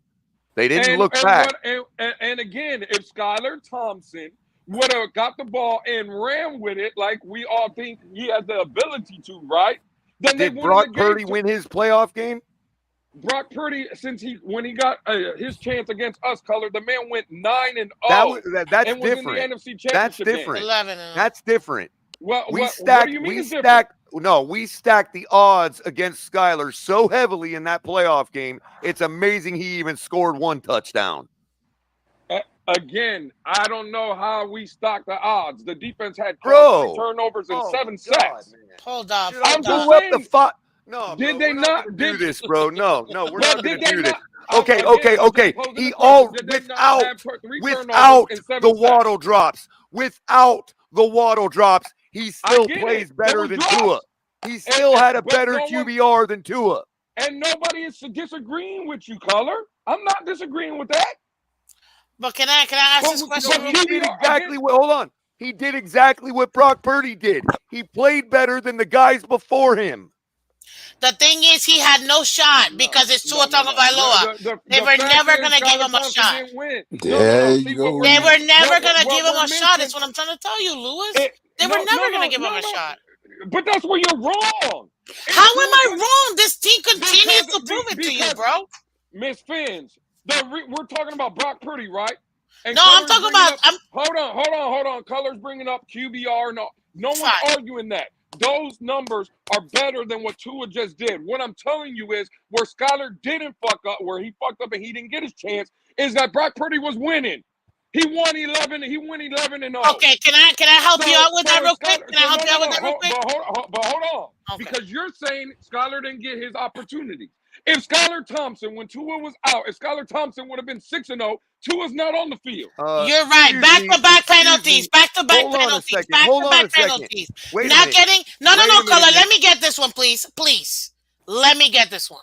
So you're telling me back-to-back penalties from the entire team. This man literally in one half did 150 yards, ended up having like 40 because of back-to-back penalties that were bringing all them yards taken back. A. B.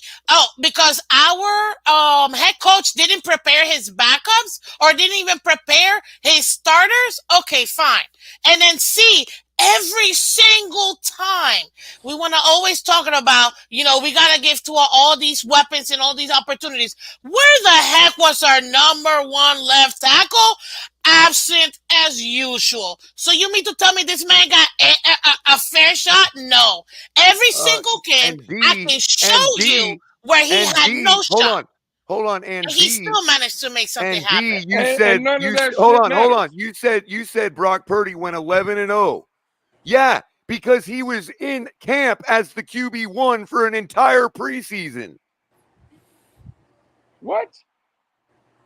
You just said Brock Purdy went 11-0. He was their QB1 in camp. When he came out of camp, where was it? He went 11-0. You just said it. No. You said you're talking about training camp. Okay, he was the number one in training camp. When the season started, where was he? This season? No, I'm talking about last season when he was. You just said he went 11-0 this season. Yes. No. No, Color. No. I was talking about his rookie season when he got in when we played him. When did he go 11-0? After he had never missed. He went on that winning streak. Color. Right. So what was his winning streak this year? Like 10, like 9-0 or something. Yeah, well, right, Color, but because he was the QB1 from the start of camp. Again, Color, you're missing the word where we were talking about. What Ms. Finn said, Skylar Thompson didn't get his chance, right? Yes, Brock Purdy got his chance. You know why he was the number fair one? Chance. Fair chance. You know why he got that fair chance to be the number one quarterback this season? He hasn't gotten a fair chance. we're saying. If I'm not allowed to finish my statement, then go ahead, man. Go ahead. Go ahead. Okay, what I'm saying is, to now what you said, Color, this coming in season, he was the #1 quarterback. The reason he was because when he got in last year, he took the bull by his horns and he led his team to the NFC Championship game. If Skylar Thompson last year, when Tua got injured, if Skylar Thompson would have did the same thing that Brock Purdy would have led the Miami Dolphins to the AFC Championship game. If he would have started his career when Tua got hurt and he got his opportunity, if he would have started 9-0, and I've told you this from the beginning. I've told you this from the beginning that if he was this season, I told you this when you made this point last off season that if he was under Kyle Shanahan in that situation, the way Kyle Shanahan views his quarterbacks, yes, he would have done something similar. Well, in my opinion. but that has I can't control that. I mean, I can't control what okay, but you can estimate what Brock Purdy would have done in Skyler's situation with our team and our head coach last year. To be honest, right, and people ain't gonna want to hear this, but we can be honest. Brock Purdy's just better than Skylar Thompson. And that might be fair. But it still doesn't have anything to do with Tua. Because they both are better than Tua. My point is... No. Skylar Thompson is not better than Tua. We don't know that because he still hasn't gotten this fair opportunity. It's my oh my God, Lewis. Everybody is right to their opinion. I'm not saying what I'm saying is right. I'm just saying I do not believe Skylar Thompson is better than and that's fine. But can I say this real quick? I believe that based on the severe lack of no competition versus Tua is the reason why we don't know truly what we have. Right. Let me ask you this, Lewis. In the San Francisco game that we lost with Tua, are you in agreement with most that said that Shanahan outcoached McDaniel? No, I think Tua played like dog shit, and that's the reason we lost the game. Okay, thank you. At least I know you're a sensible person, but at least I'm glad that you don't. But you have heard people. But you have heard people say that Mike McDaniel got outcoached by Shanahan. Well, and again, I don't. And if that's the case, he would have outcoached him with Skyler just the same as he did with Purdy. No, but that's not the case. He didn't get outcoached. I've been here in this community arguing with people that wanted to blame the coaching and the defense against the Chargers. Anyone against the 49ers. I'm not doing that. Well, you know me better than I said, tell the guys that want to give Tua a long-term contract because they're the ones saying it. Well. Again, I can't help everybody. I've said this plenty of times. I drive a 4-door F-150. Right? I could have parked that bitch in the 50-yard line against the 49ers, and Tua wouldn't have been able to hit it. I'm not blaming coaching on that. It's called execution and lack of execution. But when it comes to your third-string backup, I do compare Shanahan to McDaniel and our team situation personnel-wise to theirs last year. I'm sorry. They had a completely healthy Christian McCaffrey, Deebo Samuel. Right. I mean, bro, Skyler had Jalen Waddle dropping footballs, Mike Gesicki dropping footballs, Tyreek Hill dropping footballs. Need I continue? And he still had a better QBR than Tua did this year. And I get it. And their drops are part of the game. I get it. I agree with that. But we also in that same game seeing Skylar Thompson missing reads and missing people open. Yeah. We did see that as well. Yeah, which every quarterback does. They just don't do it every single goddamn play like Tua does. Well, hey, again, I'm like I said, I'm willing to listen to these conversations. I'm willing to have these conversations. I feel the frustration. I'm just like everybody else.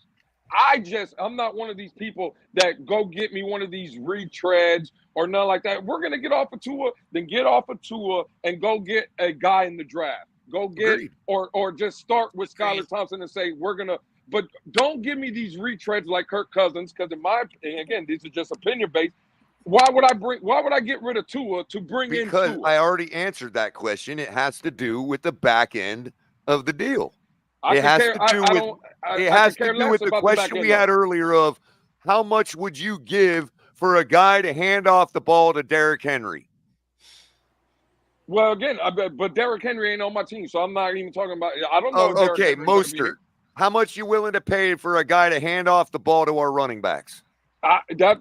For me to answer that question, it would be bad because I'm not one of these people in the community that think we have to hand off the ball to Mostert. I want the ball in Tua's hands. God damn it!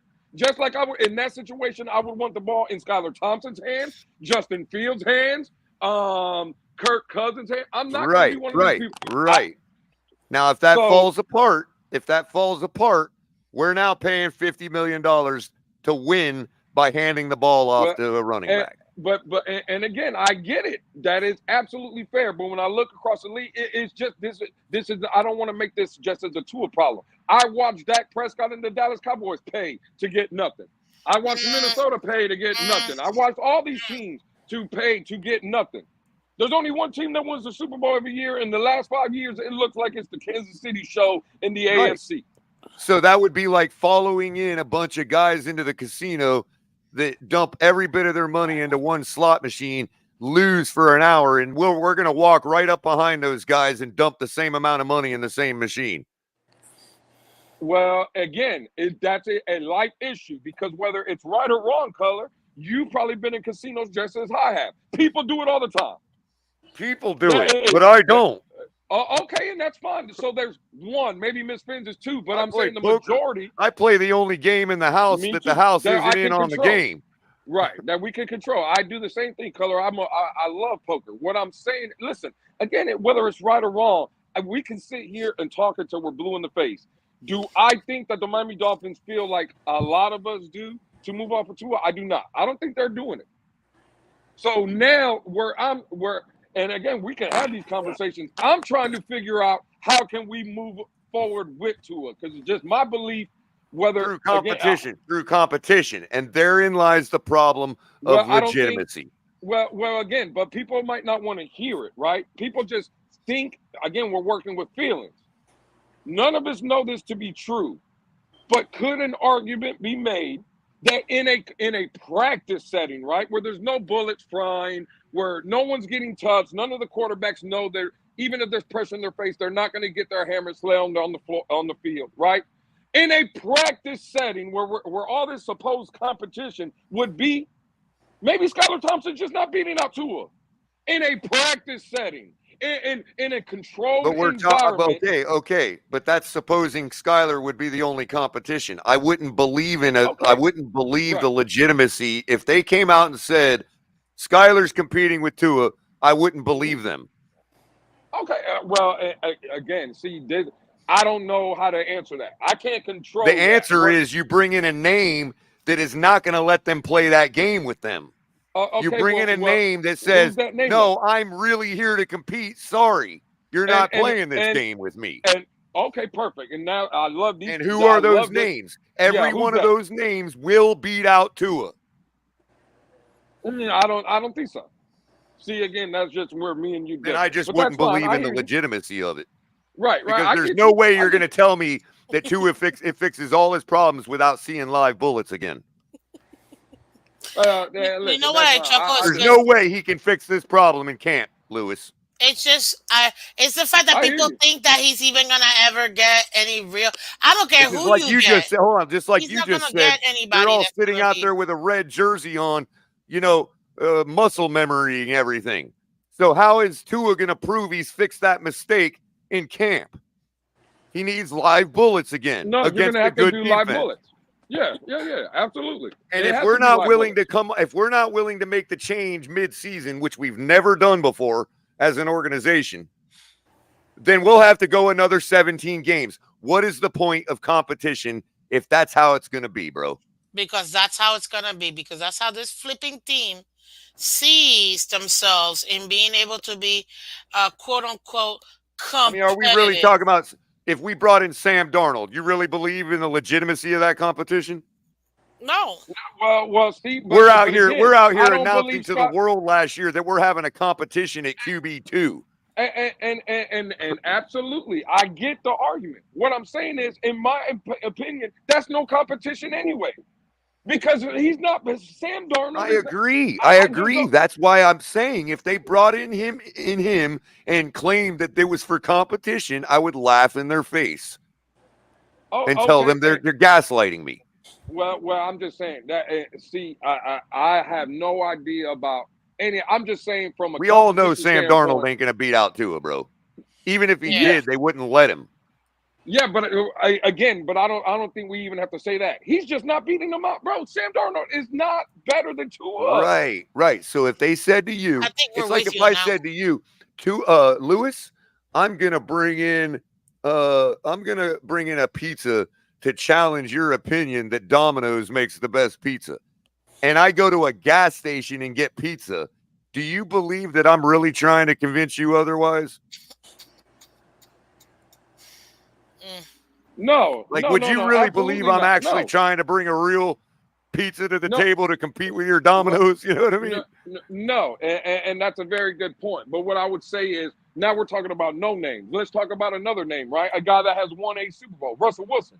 Russell Wilson can come in here as competition, but at the end of the day, we're going to come out and say, well, the competition was Fugazi if Tua wins it. No, I believe no. With a name like Russell Wilson, I would believe Tua actually legitimately beat him out because I think Russell Wilson is washed. But I don't think the rest. I don't. Hold on though. Right. I don't think our coaching staff thinks Russell Wilson is washed. So I would believe that competition is legitimate, even if Tua won it. Okay, well, that's fine. In my opinion, I think Tua would win it because I believe Tua is better than Russell Wilson. Right, because Russell Wilson is washed, in my opinion. Right. So that's what I'm saying. But the organization doesn't believe Russell Wilson is washed, so it would be a legit competition. And if Tua won it, I would give him the credit for that. I don't think it would be a legitimate competition. Maybe to you, Color. I'm just talking about in the grand scheme of things. I don't think that would. I think that would be a cover. Okay. All I'm talking about is wanting them to try. Like, in other words, don't gaslight me. If they bring in Russell Wilson and try to convince me it's a legit competition, I'd have to default to believing them because I know that most people don't think Russell Wilson is done. So, in other words, they wouldn't be lying to me. They wouldn't know they're lying to me. You see what I'm saying? But bringing in a guy like Sam Darnold would be outright telling me this is bullshit. Well, I mean, again, I don't know. All I'm saying is Russell Wilson is a close one, Lewis. That's a close one. But I think I would believe in the legitimacy if they brought in Russell Wilson, even though I don't think Russell Wilson has anything left over to him. I'm just tired of telling people this. I don't know why you guys cannot listen to this organization. They tell you they're not moving on from Tua. They're not going to give him competition. Whatever you think they're going to do, it ain't happening. They are stuck with Tua. They want to keep Tua. They want to develop because they will not admit to the fact, or they have such huge beliefs in his upside that at this moment he's the quarterback of our future. Period. I'm just tired of fighting it. When that wave function collapses to 100% reality, Ms. Fins, then I'll just say, get ready to lose. I'm not playing this game all year again where I imagine that we can compete. It's just, you know what's even worse is the fact that we had so many opportunities. We didn't pull the trigger because of somebody that could potentially, maybe, perhaps, with sprinkled dust, be better. But with a team that's a top 5 offense, what could you possibly get better at? Everybody wants to tell me O-line, but guess what? Even with the O-line, it still performed way better. So I just don't understand really what we can do. Like, what else we can do to move forward. Because and Bob says Tua has terrible. I'm sorry, Mr. Bug. I know we need to let you get in here because you've been waiting patiently. Bob says Tua has terrible field vision. How can management not see it? Either because they have bad football vision, or they're of the thought that they believe he can fix that. I just happen to not believe that it's possible to fix what he's got, his problems. Not this late in the game, you know. Good enough not to be. And if that's the case, how did we not recognize that when Mike McDaniel came into the building. He said he looked at 700 plays. And you're telling me none of those plays showed what we've been seeing on the film? So why haven't we been trying to fix this from the day Mike McDaniel walked in the door? Good point. It's just frustrating. Now we're talking about he needs to learn how to. We're going to work on phase 3 now, extending plays. Like, really? To me, it's like that is some patronizing nonsense. Go ahead, Mr. Polk. Kind of like a broken record. I mean, my thing is to it, and I mentioned this before with all the any player that comes to the Miami Dolphins, I'm always be on the fence with that player. I'm not too near and I'm not too a hater, but I want, like I said, when it comes down to Tua now, I've seen that we've done a great deal to put him in the position for him to be the quarterback that he can be. And I'm at the point right now, and I'm, like I said, I'm not a coach or former player. I'm at the point right now where I'm seeing Tua's high ceiling. Now, can he get better? Yes, he could, but I don't really see that right now. Because now we got, for him to get better, we got to go additionally and do some other things to try to get him to be better. But the other thing also too is that Tua is playing in a way where these other teams know how he plays. That's why after a certain amount of games, you start seeing other teams catching on to the scheme, not just with Tua, but also with our offense. As far as Tua always throwing to Tyreek, Tua throwing to Waddle, and not spreading the ball out. Now, some of that goes back to coaching and what have you.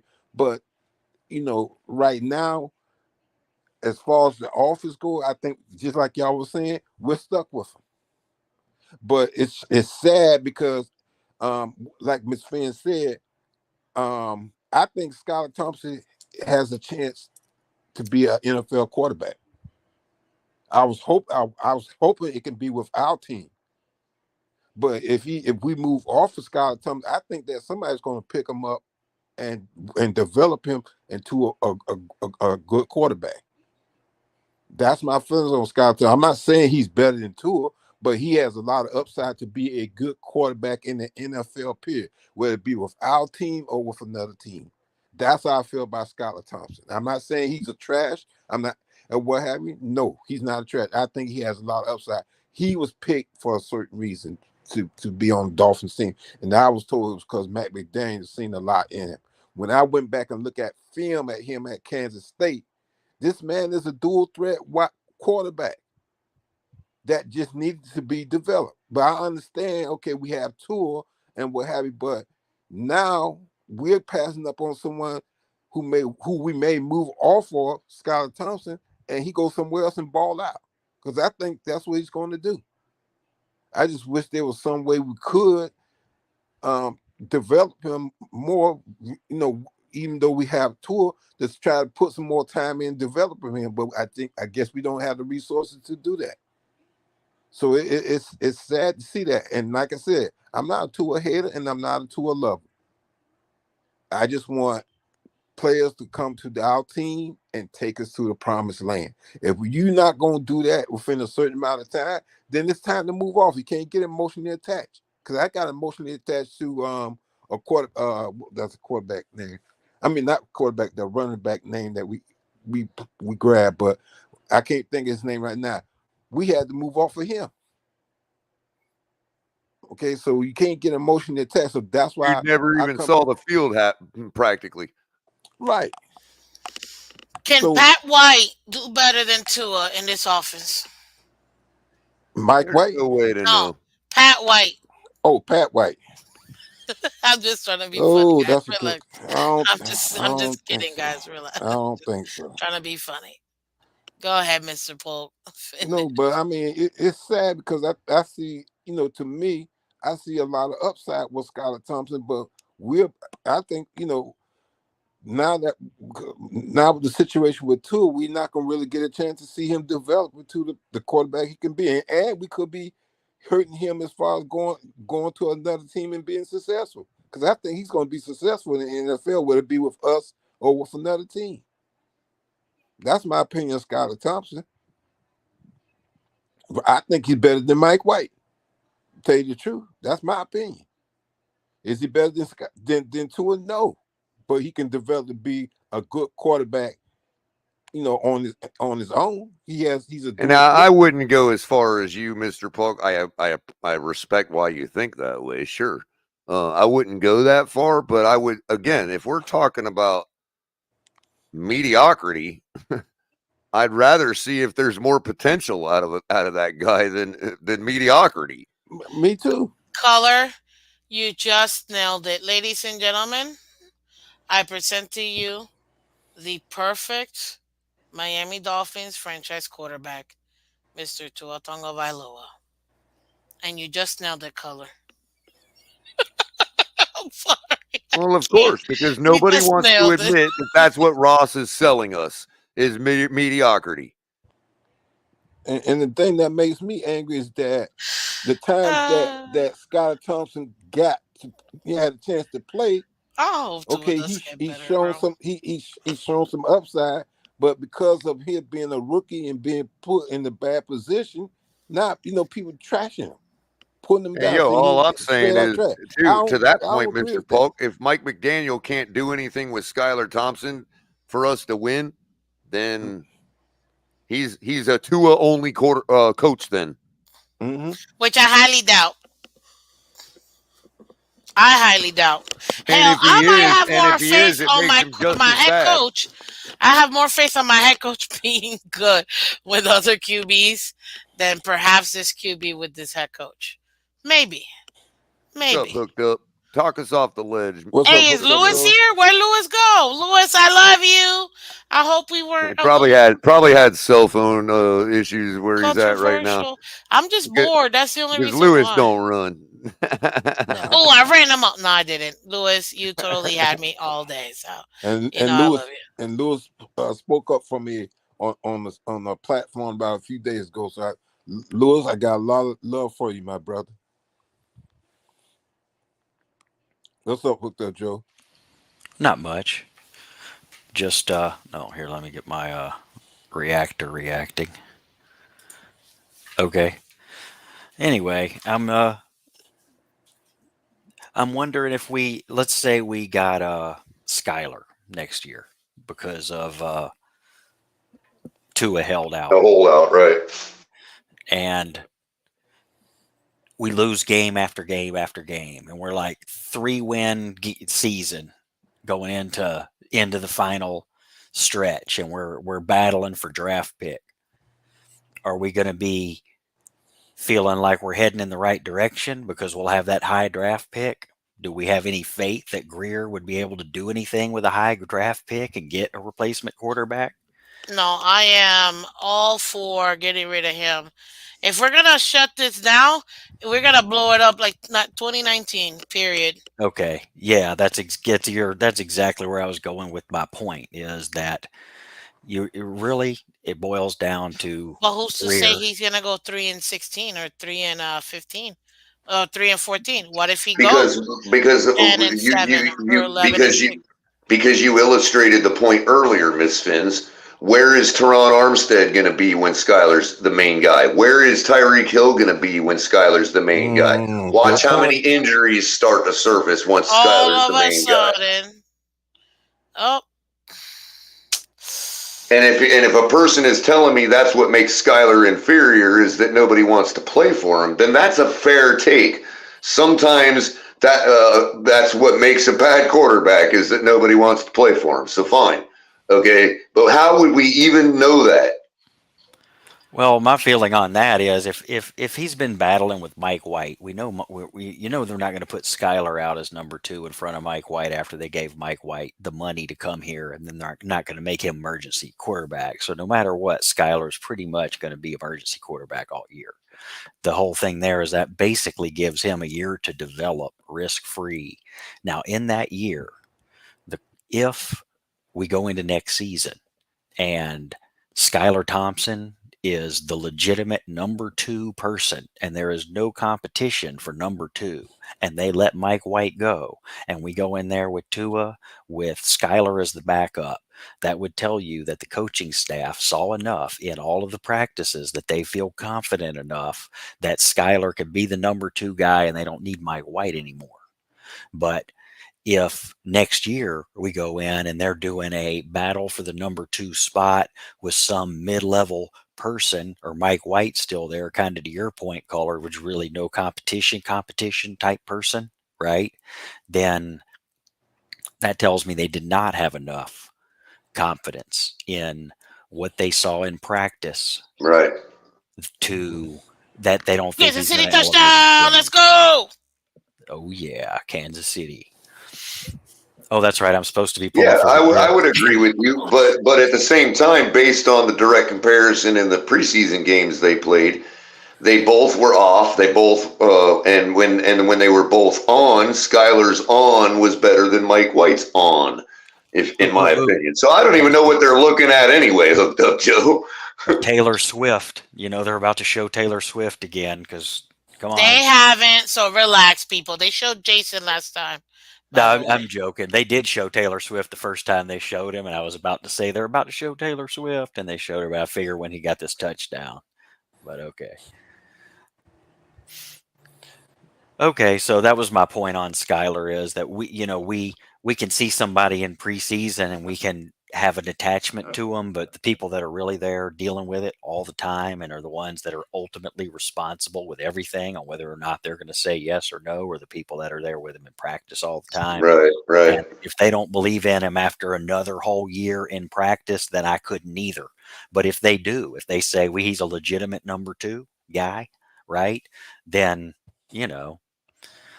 and well, the word was, remember that we drafted Skylar Thompson to emulate Josh Allen in practice, and that just to me is such a fallacy, because if he could emulate Josh Allen in practice, then he should be our starting quarterback, because emulation of Josh Allen, while it might not be as good as Josh Allen, let me ask you this, Hooked Up, you program, so you can get this analogy.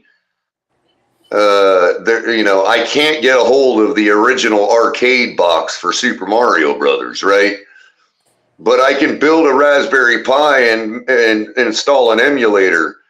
Would you rather have that if your goal was to play Super Mario Brothers? Would you install that emulator and play it on an emulator, or would you reprogram a whole new game that was similar to Super Mario Brothers with different characters? My point is, emulation is good enough. You know what I mean? I think in that analogy that the emulator Pi device would end up breaking down after a certain period of time, because I don't think that if Tua's not a good enough quarterback with what he's doing right now, and believe me, I'm not a Tua-neer. I'm not saying he is. I'm saying that if what he's doing right now, if you look at what all the different quarterbacks are doing in the NFL right now, how many other teams say, we got the elite quarterback we want, we're going forward with this guy, and we're all in, their fans are all happy about it, right? 5. I don't know how many, right? The people, okay, you got the ones that are currently still playing, right? And a few more. And that's it. It's not like there are these franchise quarterbacks going around. So, our what we're at right now is we had a 9-win season, then we had 11-win season, which nobody wants to talk about, which I'm fine with that because we did end it as a bummer. But right now we're saying if we really want to change everything, it's got to start with Greer, and Greer's not the only one going. If Greer goes, it's basically going to be a tandem. It's going to be Tua and Greer and McDaniel all are gone, and somebody else is going to come in and install a whole new thing, right? And when something like that happens, if you go 9 wins and 11 wins and you fire everybody, that's not going to happen, right? So our option is we're going to do whatever. So are we hoping this year, or do we think, I know we're not hoping, but do we think this year we're going to do something so drastic that everybody's head's going to roll, or are we I remember a long time ago saying I'm ready for a 1-win season because I'm tired of making the playoffs and losing in the first round. I remember thinking that to myself because it happened What's your over and question over again? and over. And the question is, are we ready for a 1-win season? Are we ready for a total reset? Because that's the way we're talking. I mean, really, the realistic, we're not going to go out and get a magic bullet. So really what we're talking about here is we're either going to go for continued mediocrity like we've always had and always consider we're going to always continue to have, right? Or are we ready as fans to say, are we ready for a reset? If we have a 1-win season, are we going to be in here rooting the team every time and going, yeah, finally we got that 1-win season. We're finally going to get us a draft pick, right? Well, see, Joe, there again. I don't agree with the premise to begin with. I'll be here. I'm not a person that believes. I'm not a person that believes you have to have a 1-16 season and tank to be able to build a good organizational team. I don't believe that. So you think, I don't believe that's the only way to do it. Make a ladder. Oh, so do you think it would be like, okay, we get what, Harbaugh and fire? No, I simply believe. Look, again, I'm convinced already that the only issue we have that's precluding us from going any further than 11-6 is our quarterback. That's what I believe. I don't need a tear down. Because the only way we're going to replace him is Purdy luck, right? How else are we going to replace him? We don't have any money. I mean, if we get anybody for the money, how does anybody replace their quarterback? Seems like nobody else in the league ever has a problem replacing their quarterback but us. Or luck. That's your choice. Do you want first-round pick or do you want luck? That's your. I want somebody that can throw to an open tight end. That's it. Dang, your standards are really low, Color. So are the standards of our quarterback. If we get a quarterback that can do that, then we're basically heading towards the straight mediocrity we're always heading for, unless we get lucky. I just don't understand. I'll never understand how that is, bro. I really don't. I'm sitting here watching teams that have no problem throwing to everybody on the field, dude. And it's not just Josh Allen and Patrick Mahomes. I mean, it's one right after the other, bro. And then as soon as they have a bad game, they're the piece of trash. I mean, we were sitting here watching the last game. If we're gonna just, speak on those terms, then I guess, yeah. Okay. Fans are fickle. I don't know what Mayfield, like the last game, Mayfield, right? He was replaced Tua. He's a piece of crap. He's gone out of here. Kick your butt. Okay, maybe he can back him up. I mean, in the same game, we're so on it that this guy could replace him. He could replace him. Look, he's great. And then now he's crap, right? All in one game. Who said anything like that? I'm looking at the chats while the game's happening, right? And that's exactly what people. Yeah, they're the same people that believe Tua is a superstar. No, these are people saying replace him with Baker Mayfield. Yeah, I would do it in a heartbeat. Okay, but then as soon as he threw that terrible interception at the end, it was like, well, there's another Tua. Might as well have Tua if we're going to get him. If he's going to. But you're projecting that onto me, bro. You're projecting that onto me. I didn't say anything about you. I'm not even talking about. But I'm the one you're talking to. I'm the one that made the point. Oh well, I'm not trying to attack you over what you just said. I'm saying. I'm telling you where I believe. I'm telling you my opinion. Talking about fickle. I would bring in Baker Mayfield in a heartbeat. I don't care what happened today. Okay, that's not what I was talking about. I was talking about how fickle the fans are. That it went from he's crap to he's great to he's and I agree with you. Those are fickle fans. Those are fickle fans that don't know what the hell they're looking at. Okay. I mean,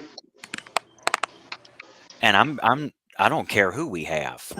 As a quarterback, I'm like Miss Fins. I don't give a damn who gets it. But our point right now is we either do a complete rebuild and we're happy to have a 1-win season and we're going to be here going, yeah, or we're going to get lucky. That's our only. I just don't believe that's the only two. I don't believe that's the only two options. We got Baker Mayfield, and he took us to the Super Bowl. Would you consider that lucky? I would consider that the same as I would consider it if Tua took us to the Super Bowl.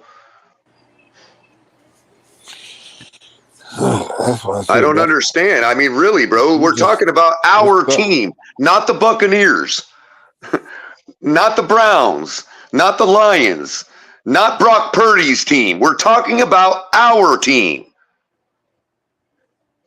We're talking about looking at how we lost against the Ravens, the Bills, the Chiefs. And I don't believe just about any other quarterback in the league would have lost those ways. They might have lost other ways, but they wouldn't have lost those ways. I know. So we get another quarterback that loses all new ways because he's not necessarily, because those things I'm talking about are fundamental. Well, we have to have a fundamental ability to run the ball. We fundamentally ran 14 times and fundamentally got 42 total yards with our top two running backs in a game. And nobody talks about that. What about them, those crappy failure of people? Are we going to replace all them in this offseason too? We need some real running backs. How about we get Henry in here? And that's what I'm saying. We need a total reset, don't we? I don't know about a total reset. We've got a guy that runs for over 100 yards a game. Being facetious about A-Chain and Mostert, by the way. I was being facetious. I know you were, because we're rushing for over 100 a game. And what's he talking about? Because some people don't know what I'm talking about. No, but what I'm saying is it's facetious because we rush for over 100 a game. What else do you want? That's my question. What else do you want? A quarterback. I've answered that a dozen times. Skyler. I mean, we really got to get somebody in here that's better than freaking Skyler. Come on, man. I mean, realistically, you really think we're going to have Bro, Skyler? I don't know why you're putting this Skyler thing on me, bro. Why it's back to Skyler. And wanting to Look, I'm going to say it very clearly for the last time. I don't believe in Tua. I do not want him as the quarterback of the Miami Dolphins. I don't care if it's Mike fucking Glennon. And about 90% of the fan base agrees with you. Obviously. Then why do I have to defend my position every single day? I'm not up here trying to make you defend your position, Kohler. Don't act like I'm not saying you are. I'm talking about everybody, the entire community. Well, the entire community is saying Tua's is crappy, and we have nothing, and we're basically saying, and so then why shouldn't it be the other people that think he's the guy that have to defend their position every waking moment of the day? Who's defending? I mean, the point is nobody's defending the fact that Tua could be replaced. If Tua got replaced by somebody tomorrow, because the team... No, they're defending the fact that he shouldn't be replaced, that we should give him a long-term contract. And instead of defending that position, they spam Twitter and social media with propaganda about him. Okay, I don't really follow it that much, because when people start getting on this, when any time a post or something starts off with, "Hey, you people that don't know what the hell you're talking about," I don't read the rest of it, because it's no matter what side it is, whether it's, if it starts off, "Hey, you Tua haters, blah blah blah," or "Hey, you Tua lovers, blah blah blah." The point is, you see posts and it'll be talking about like our GM has been the GM since 2000. And that's when we started losing. How come nobody's talking about the GM, right? That's what the post is talking about, right? And then somebody jumps in and puts some kind of, well, the problem's really the what was it in this case? The Tua lovers, right? Is the problem, right? And I don't care what side you're on, there's this whole set of people that no matter what, you're sitting here talking about the general manager of the team and our long time problems we've been having since year 2000, and some dork wants to come in from left field and start talking about Tua when that's not what the conversation is. I don't care if you're pro Tua or you're against Tua. It's Tua. Yeah, and Tua is one of the ones that I hang over Chris Greer. The more he stands pat on Tua, the more I think he's a bad general manager. And when we talk about that, then we talk about a real solution, because you're not going to fix to a solution while you have the rest of the organization here. And that's what everybody complains about. We know that, don't we? So it's like, man, we are really stuck in a bad spot. So we have to hope, actually, that we That's get how I feel lucky right now. and we I get a feel second Exactly. quarterback in here. I've accepted And the belief have that to- I've accepted the belief, which is just a belief. I've accepted the belief for myself that we're not winning either way. So what is the difference? Why are we going to waste another 3 years just to arrive at the same point of this teardown you're talking about? Man, if there was any way Just to make a bunch of people money, just to make a bunch of people money that don't return it in any way to us with a decent product. They continue to raise prices on bottles of water in their stadium. Yeah. I mean, I just lost patience, hooked up, Joe. I've lost patience. I mean, if they really did make him play on the 5th-year option, I mean, everybody, I think that's the place where if you get everybody there, I mean, there's a place in the middle. People sit and they're like, okay, if you want to have him play on the 5th-year option, I'm cool with that. Everybody's cool with that. I mean, not everybody. No, there's nothing.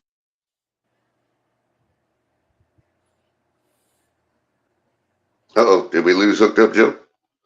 No, I'm sorry. In general, if he played on his 5th-year option, most people would be pretty cool with that, and it's like, but the organization, except that one question to that is, gonna do it, man. How bad are we going to be hurt on the back end if he balls out? And to me, as I told Lewis, I'm willing to cross that hurdle if and when it comes, because I think it's such a huge if that I'm willing to take that chance. Especially when you consider the fact that he's made it through one season. I mean, and let's be real, if he balls out and wins the Super Bowl and we have to pay him all that money, okay, so what? So we have to suffer not winning for a couple years after winning a Super Bowl. That's much easier to stomach than not winning for the next 5 years, because we're going to wait out Tua and then do a rebuild. Would you rather be in cap hell after you won a Super Bowl, or be in cap hell? At that point, whatever. Because we're already in cap hell. That's what we've been trying to tell people for 3 years. We're already in cap hell. We're there. Yep, we're already there. So, but that is the only way any team gets out of cap hell, believe it or not. This is a misnomer. The only way that teams get out of cap hell is by winning a championship. Because players want to play for them. We're in such cap hell. That's out of Marshawn Lynch's mouth. For my appeal to authority. We're in such cap hell, it's hard to run him on his 5th-year option because of the $23 million. I mean, we're running that close. We can, if we. Well, he's the one that claims he can do it without a $25 million wide receiver. So let's cut bait somewhere else, because he's the one that claims he can do it without all these weapons.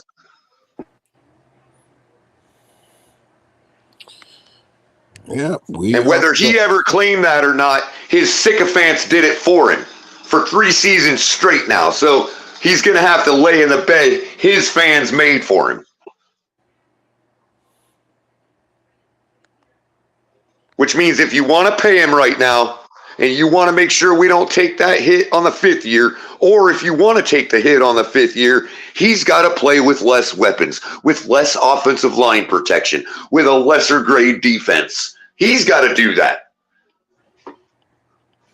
Looks like a Bills touchdown unless they're showing something different. So basically, Bills touchdown. Sounds like we're going back to rebuilding again. If that's the case. Yeah, Shakir. Sounds like he's going to be playing with the same level of talent that he played with in Flores last year. That's what it sounds like to me. Let's see how good Mike McDaniel really is. Good. Bills 24, Kansas City 20. 3:23 left in the third. You know what I noticed about these preseason games, since we have all off-season to talk about Tua? I mean, these postseason games, is that the wild card, like even last year, obviously you got the disparity of teams playing each other, and that's how come you have such crappy wild card games. But it happened again. It's like clockwork.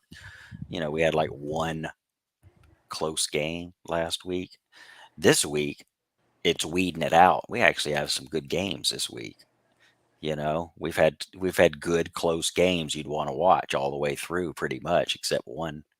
This one's turning out to be a game, even though if you don't like, I mean, as far as like not being a blowout, it's kind of nice. And this should illustrate it right here.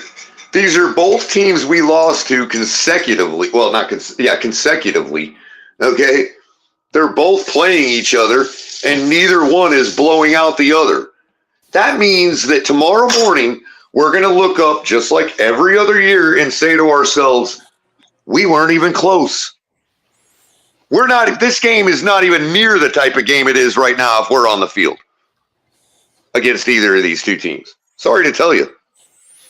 And even people, we're not even close. Right, as were a lot of the teams that made that last week weeded things out. But remember, we had a Super Bowl roster.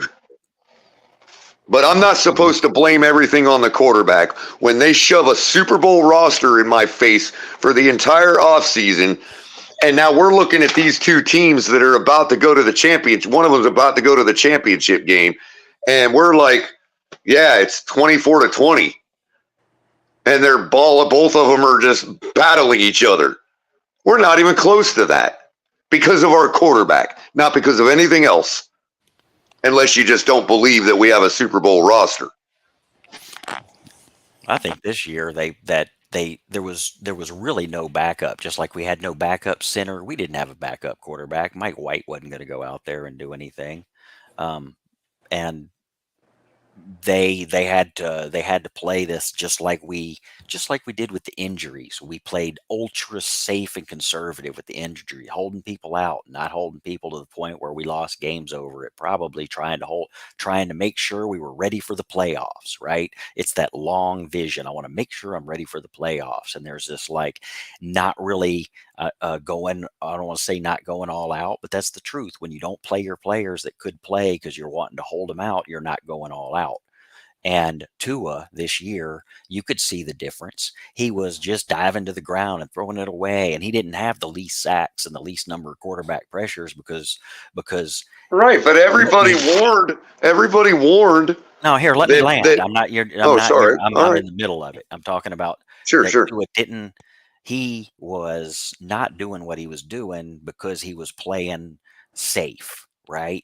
And we played so safe that we safed ourselves all the way out of the whole game because we don't have backup. So next year, I'm about to land. If we have a good enough quarterback where we feel like that we have a legitimate option behind Tua that allows us to do the play calls and allows him to just open it up. And if he gets hurt for a game or two or whatever, it's not a big deal. It's not like he's in, it's not the same. So let's see if we make him play on his 5th-year option, he'll be learning judo. He'll be judo flipping defensive players to get that contract, not really, but I think that he played soft. Our whole team played soft. And when people said we're playing soft and we are soft, it's because he was trying to be ready for the playoffs. There's a strategy game, right? And it blew up in our face. We have to be ready with depth and go all out and let our depth players do what they need to do instead of trying to not have to go to our depth, because look at where we are now. We went to depth in every position because of injuries. So be ready. Yeah, look at number 77 with the Detroit Lions. That man got rolled over twice, and you see how he stayed in the game. We also were fully stocked on offense practically when it comes to the playoff game. I mean, and the place where we have most of our injuries performed just fine. I meant quarterback wise. Be ready for right. Quarterback. But there again, why do all that? Why should we have to do all that? We shouldn't, but I mean, and where's the? I mean, that's what I'm talking about with the backup. The backup quarterback is actual competition quarterback, like you're talking about, Color. Not right, just, and they've demonstrated 2 seasons in a row that that's not going to happen.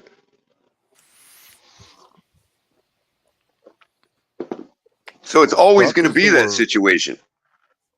You're always going to have a guy like Mike White or Teddy Bridgewater that's not going to be able to get you the win when if Tua were to, like you're saying, oh, okay, he goes all out now. Well, he should have already been doing that. He should have been, right. But the reason he wasn't is because he knew he was already getting that contract, which everybody is clamoring for now. He's fleecing us. I don't know how anybody can't see that. Man, KC just made a killer freaking throw there. Oh, I'm sorry. Yes, it was. Yes, it was. No, you're right. You're right. I got it on rabbit ears too, so you're all right. Yeah, people are watching it on Peacock, so I'll make sure I delay on that. Is that Scantling? Valdez Scantling? Yep. Finally catching a ball this year. What a throw.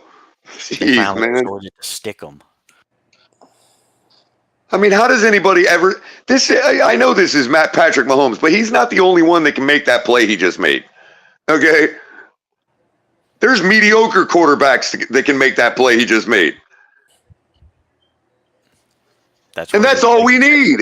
Competition in and go for it. I mean, that's our only. I mean, there's no upgrades available, so we just got to get the best quarterback we can get, and that's also where I disagree with the semantics. We say there's no upgrades available. Well, I mean, I'm sorry. There's no hands down. I think we have one of the most inferior quarterbacks in the league. One of the most. So to me, it's not hard to find an upgrade. But that's a matter of opinion. That's what we got to figure out. So. And everybody, and the narrative is so strong that everybody's just going to say, I don't know football and whatever, and my eye test is crap. Even though I'm right about every other game script I predict on League Wide Wednesday, I'm right about. But whatever, my eye test is terrible. I don't know what I'm looking at. This man is fleecing our organization and our fan base, and I'm sick of it. It's straight fleecing. Because even if we do go and do something miraculous next year and get that super big contract, then we really are locked in, and then he starts having injury problems, and we're locked in for some serious hell. Yeah. You know what I mean? So, I mean, in a way, that's the other part of the gamble. Everything you do in this business is a gamble, right? And that's well, they said that the goal is to lock him up long term and playing at a high level. Well, what if we lock him up long term and he doesn't play at a high level? Did we fail to meet the goal? I think that was kind of, we want incentives in the contract. No, what I'm saying is, answer the question for what it is. If we said our goal is to have him here long term and playing at a high level, if we lock him up now long term and he doesn't play at a high level, did we meet our goal? No. That's why I'm saying Okay. So a man like Chris Greer, how is he going to maximize his chances of making sure that goal is met? I can tell you that. The 5th-year option. Right now, what he's doing. Just because he said we want to lock him up long term, he never said we want to do it now. He said we want to lock him up long term and playing at a high level. That's our goal. If Greer came out and said, I want to lock him up now and we're going to do whatever it takes, I wouldn't have any respect for Greer at all as a business person. And nor would I have respect for him if he did lock it up now. Well, the point there being that he is playing verbal poker with the agents right now. He's not going to come out and say, we're going to do whatever it takes, because that gives the agents, okay, pay me. It works both ways, bro. It works. The semantics works both ways. The interpretation works both ways. He never said we're gonna, and he said the goal is to do this. Well, my goal is to win the lottery every time I play. Right. That means that if the agents give us the right deal, we're going to do it. That's why it's his goal. Right. He's not going to say anything besides that. And we also don't know what that number is. We don't. His goal is he said his goal. The goal is to have him here long term. He didn't say his goal is to give him the bag. Obviously, if he did that, he'd be an idiot, and his agent would be there saying, "Here's my check." And he also his track record shows a level of frugality that tells me he's not going to give him the bag. To me, the Baltimore Ravens got an excellent deal from Lamar Jackson. Mm-hmm. And you're telling me we couldn't pay $1 more? That means Chris Greer isn't willing to pay that kind of value. He doesn't value Lamar Jackson at that level. Then why would he value Tua at that level? Well, there is the fact that we couldn't afford Lamar Jackson, because of all Then why were we even talking about it? If we knew we could never afford him, why were we even looking his way? That's a good question. I mean, because we can't. Because there are things you can do, regardless of what the fans think. There are things you can do to get that deal done. We could have given up players. We could have done all kinds of things that Lamar Jackson don't need because he's better than Tua. We wouldn't have needed Tyreek Hill. Yeah, we'll be talking about this the whole offseason, believe me. Yeah. We could have traded Jalen Waddle for a haul after getting Lamar Jackson. The hell do we need Jalen Waddle for? We could have got different guys in the draft, too. I mean, that's all in the past. I mean, we could have done a whole bunch. Our front office, like we just said, we could do a whole bunch of stuff, and they could be doing a bunch of stuff where, no, they're not going to. Right. And my problem is we've said this for 3 seasons now, and people are acting like I'm outrageous for continuing to say it.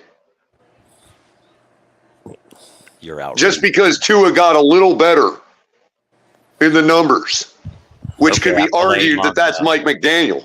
Kansas City touchdown for those on. There you go. Taking the lead. All right, let's go Kansas City. All right, 27-24, Kansas City on a roll. And now this is the part where, just like every other offense and every other quarterback, Josh Allen is responsible for doing it right now. Okay, they're neck and neck. They're both laying it down. Josh Allen needs to answer. And if he doesn't answer, then the Chiefs, Patrick Mahomes, is every bit as responsible as Tua would be to get this clock down to 0 if they get the ball back without the Bills scoring. I don't care how it has to be done. 10 yards over and over again. But I bet you they're gonna. I bet you if the Bills don't score here and the Chiefs get the ball back, that's game.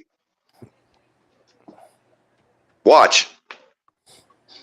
That's something we cannot do. And it ain't going to change anytime soon by another offseason with this quarterback, and that is my opinion. Or with the I have no faith. I don't even have hope anymore. Because even if we have the first round draft pick real high, is Greer going to do it? Now, if you're talking, there you go, though, Hooked Up Joe. I wouldn't even mind giving Tua a decent contract that fairly values him for a couple like long term, 3 or 4 years, as long as we're legitimately drafting his replacement. I can handle mediocrity while another guy is coming in behind him, but I can't have this draft a Skylar Thompson and then, because he's 7th round, that we can never give him a chance, even though he shows some skills. Every team should be trying to, we should definitely be drafting quarterbacks higher than 7th round. You got to have something. You got to have something in there. And I think the feeling is that he's so young, drafting a quarterback behind him is different than if you draft a quarterback behind somebody that's a little older. I'm not saying. Yeah, I know. I agree. But that's the overthinking we do. That's to placate the two ears in the fan base. Because God forbid. Joe, listen to what I was saying earlier about Josh Allen and the emulation of Skylar Thompson, right? I don't actually believe that's why we drafted Skylar. That was the reason Two and Ears immediately came out and said on draft night to cover their ass when it comes to we drafted another quarterback. Oh my God, is Tua in jeopardy? No, he's not. They just drafted him to emulate Josh Allen in practice. And they didn't even hear what the words they were saying. if he could emulate Josh Allen, then why ain't he starting? You're not going to get Josh Allen. But if you find a guy that can emulate him, and that's the best you can get, I'm rolling that with that instead of Tua. Bottom line. I'd rather have an emulator than something that's playing a completely different game. It's just frustrating. No matter what we do or say, man, like, look at these two teams going back and forth. Do you guys honestly think that we would have scored 24 points right now? Do you? Why would we have to imagine, Miss Fins? Both of these teams have put up more points against each other than we did either of them. Yeah, so with the same defenses. With the same defenses. I'm telling you, this team makes me want to crack one open, which is exactly what I'm doing. Yeah, I can hear it in the background. Well, my definition is that we are stuck. Here you go. Here's KC's chance. They just stopped them on 2nd and 2. They stopped Cook in the backfield.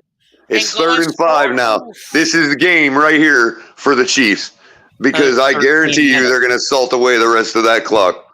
13 and score again. Isn't there 13 minutes? Am I looking at the right game? Yes, there is. But if they take 9 minutes off of that hooked up Joe and they go up 2 scores doing it, it's over. If they do an 8-minute drive and score, yeah. The difference is any other team, it would be over. They would still have a tiny, slim chance. There you go. 4th down. Incomplete pass. They're going to go for it. Tipped at the line. They're going to go for it. They can't go for it. There's too much. No, there's too much time left, and they have 2 timeouts. They ain't going for it here. 13 It's wishful thinking. Sorry. Remember, they're only at the 30-yard line, Miss Vince. Yeah, I wasn't looking at where they were in the field. To be honest with you, I'm just trying to. I mean, it's a close call if you're at the 50. It's a close call if you're at the 50 because you've got Josh Allen. You've only got 5 yards to get, and you can trust your defense because you're starting with them outside of field goal range if you miss it at the 50. You know what I mean? Oh, they faked the punt. I knew it. Nothing doing. Oh my God. Oh my God. That was the stupidest thing I've ever seen in my life. Oh my God. Oh my God. Did it. Oh, I can't believe they just did that on the 30 fucking yard line. No, they didn't. Oh, wow. Snap. I just was that Hamlin? Fucking match. Was that Hamlin? Reporting, Jay Feely says they're replacing their head coach next year. If that was Hamlin, then that was a straight media ploy right there, Miss Fins, to give him some kind of star power. You know what I mean? Oh, my God. It was him. Bumps, look at snap. I need to hear these fans. They wanted to give him a comeback player, and everybody was saying he hasn't played at all. Hold on. Pause. Now, this is it. They have to score 7. Not no field goal. Oh, wait, he's there doing it is. Game over. Game over. Oh, he's out of bounds at the 5-yard line. If he hadn't tumbled, bro, that would have been a straight Pacheco. Dang it, man. A straight freaking touchdown, yo. Let's see if he stepped out a little earlier real quick. Earlier, but it don't matter. I thought he was in. Nope, he held it in. Look at that. Oh, he did. Boom. Man, he could have. That was in the air when he went over the sideline. Yeah. Right. Right there is where he went away, and he put it back down. Boy, there was some good cleats right there, man. Kansas City. Wow. Snap. Kelsey in motion. Inside flip. Inside flip to the wide receiver. He got to the goal line. No, not the one. I don't know. Fumbled into the end zone. Ooh. Hold on, everybody. Hold on. What the Bills are thinking, if he fumbled it on the inside of the pylon, it'll be a touchback. Yeah, that's a touchback. Watch this. That's a touchback, isn't it? Come on. Where did the ball go? Right here. Ball out. He was down. Touchback. That's a touchback. Wow. What a turn of events for Buffalo, man. Oh, my God. That is so lucky. That's a touchback. They're going to review that. That's definitely a touchback. Tell me they challenged. It looked like it live. No, man. His elbow was down. I don't even know what they say. Oh, You're right. Yeah, No fumble, right. Miss Fins. You're right. Right. Elbow down. His elbow Oh, his was elbow down. His elbow No is down. fumble. That's right. No fumble. Look at this. Is the look ball at this, moving out yet? Hold on. No. Yeah, the ball's Oh, over the so elbow. oh, it's a fumble. Yeah. Oh man, that is for sure. What a turn of events. Man, they're making it a game, man. What a game. These are the types of games that Just like when you thought that you just love divisional games like this, man. And we knew they were going to produce it. We knew they were going to produce a game like this. Let's be real. You know, it's because they're two good teams, and neither one of them wants to be the loser.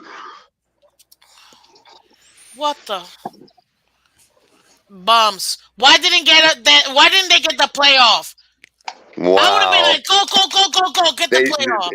And you know what? Kansas City was rushing a little bit there. That wide receiver has to know the position you're in. You've got so much momentum. Don't even be trying to reach like that. You got to know at the corner of the end zone that that's a possibility. Should have held that close to his body instead of trying to reach out like that. You protect the ball. Hold that ball close to your body. I'm so mad. Wow. Right now. I heard now that could have very well completely reversed the whole turn of events. It's over. But let's be real. But let's be real. The Bills still have to drive out from the 1 yard line. Right. Bro, it could this turn was into the negative. dagger, Turn into 2. and they just blew it. Bills are winning this game. No way. Bro, I don't even. They can only tie it. They can only tie it with a field goal, and there's a bunch of minutes left. What we don't want to see is the Bills drive 99 yards for 11 minutes and score the game-winning touchdown with 10 seconds left. That's exactly what they're gonna do. But it would be a game tying. Sound like a but that would be such an epic collapse by the Chiefs' defense, and their defense is too good for that, man. There's just no way. 99 yards. But they have to have some. You think they have plays they hadn't used? That this is like the time they're going to use. They have to. That's what separates good from great, Joe. That was the dumbest thing. That receiver should have known. If you can't get it, bro, protect the ball. Oh, man. First and goal, man. You just all the momentum is on your side. You scored this touchdown. You go up by 2 with 11 minutes left. You have to get this touchdown.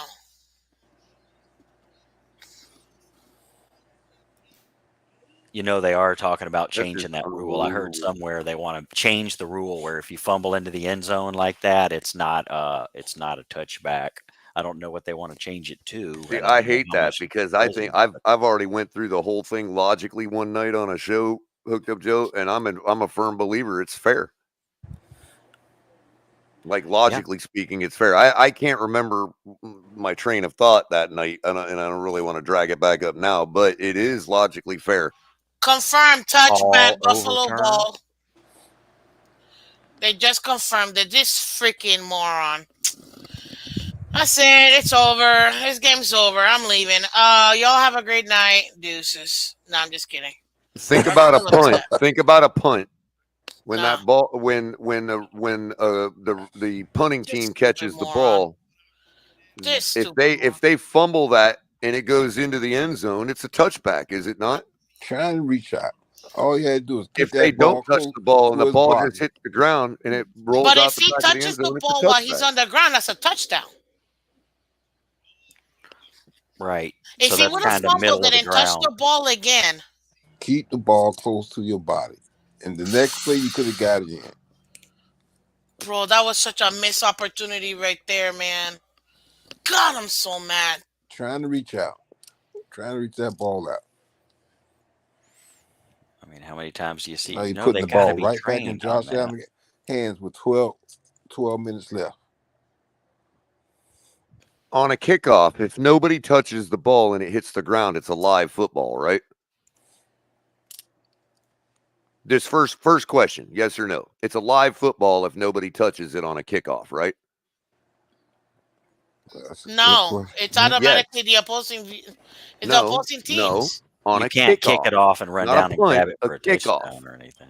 If a kickoff hits the ground and nobody has touched it's a live football. What you talking about? Within the 10 yards? No. Oh, you Listen talking to about what I'm kicking all the way saying. down? Kickoff. Oh, The ball okay, is okay. teed off on the tee by the kicker. Kickoff. The Shakir ball is hits the down. ground, and nobody has touched it on either team. It is a live football. It is not a punt. It's a live football. That's basic football rules. That's basic rules of the NFL. So what I'm saying is, if nobody touched it, that live football on a kickoff, and it took an angle on the inside of the pylon out the back of the end zone, that would be a touchback. So in the case where they just fumbled and the ball is on the ground and it's a live football and that football rolled out the corner of the end zone, it's a touchback. No different than if it was a kickoff and a live football. That's my logic behind it, why it's a fair rule.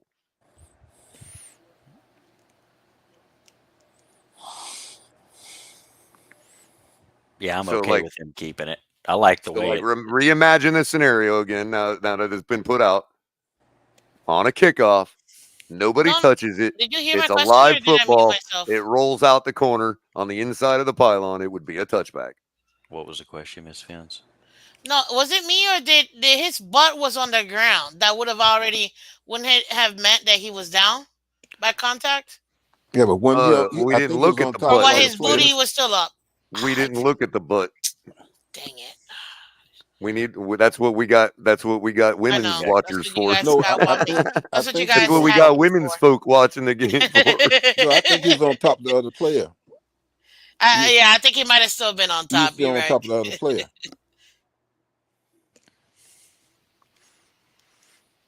The live football on a kickoff rarely comes into play anymore because they've changed where they kick the ball off, and there's just that never comes into play anymore. Back when you were kicking off from further back, there were times when the ball would hit the ground without anybody touching it.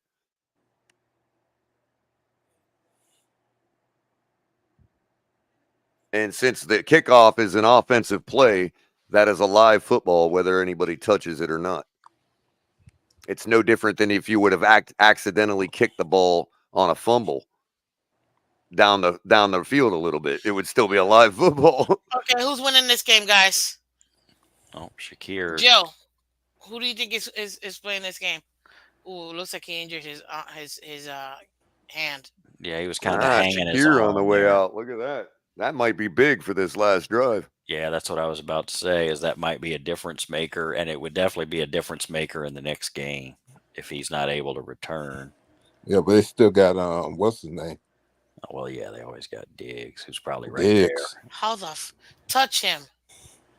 Oh my God, I just do not understand how that ball gets complete, man. Oh my God. Hold up, they're gonna review it. I think they called it not complete. Yeah. No, no way. No way. Hell no, bro. Don't even get the hell out of here, bro. Yeah. That's not complete, homie. That would have been completed in like 1920s when they had one camera angle on it. But And that was definitely I believe not. that's Sherfield, isn't it?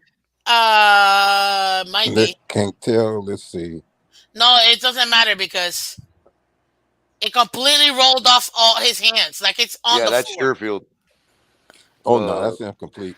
Gabe Davis is 13, and he's out. Yeah, that's Sherfield. All right, 4th and 12. They're punting.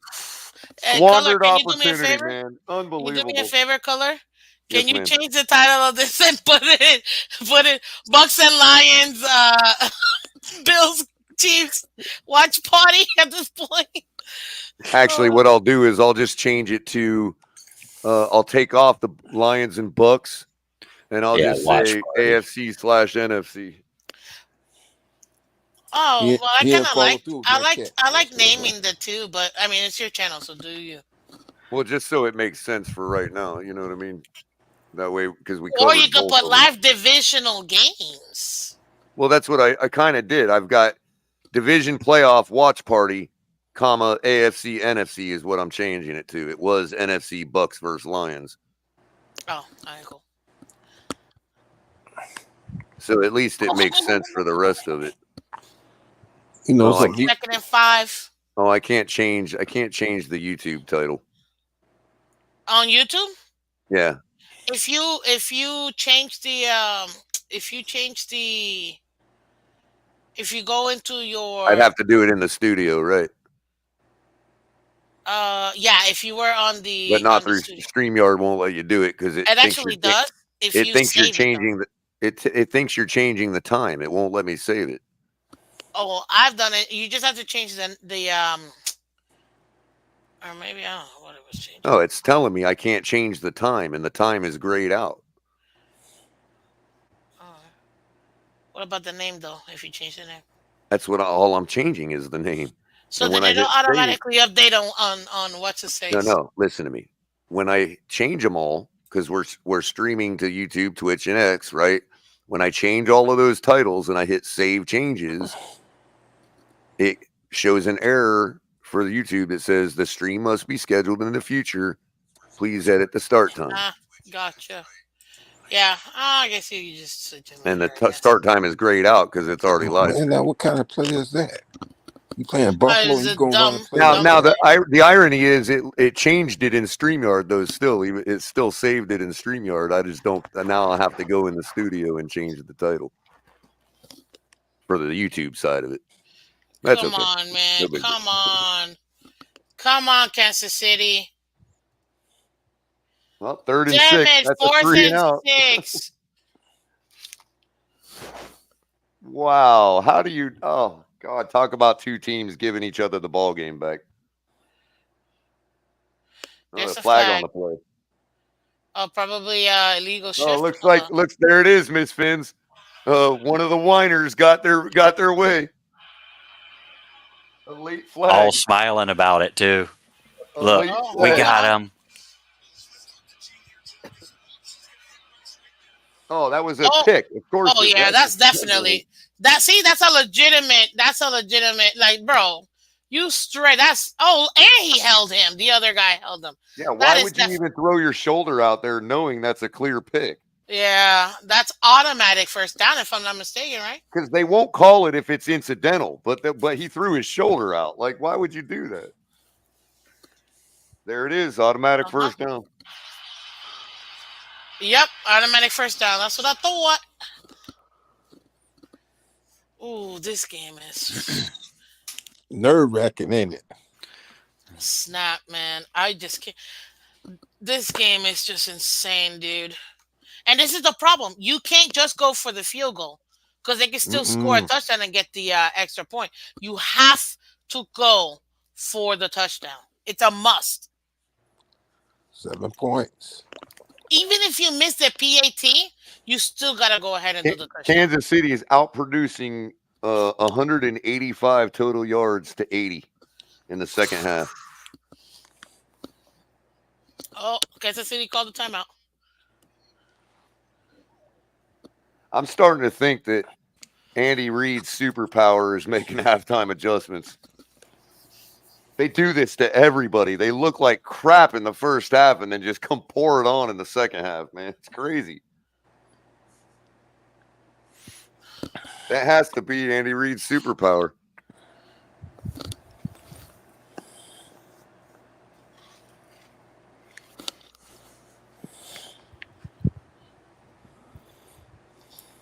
Or maybe Mahomes' superpower. All I know is I just saved a ton of money by switching my. No, I'm just kidding. Oh, Mahomes scrambling. I just saved a bunch of money by changing my football team to the Arizona Cardinals. Oh, my goodness. Oh, man. I'm with you, Dolphin Don. This game hurts. But I'm not gonna lie, we had two very different games, but quite entertaining. What's likely to happen is Tua is about to do to us what Kyler Murray did to the Cardinals. 100%, bro. 100%. And we're not even going to see Tua play next year after he gets the bag. Mahomes, what the hell are you doing, bro? On your Tua stuff. I mean, if that happens, I'm gonna be like Thelma and Louise. Just put your foot in the gas and, and go.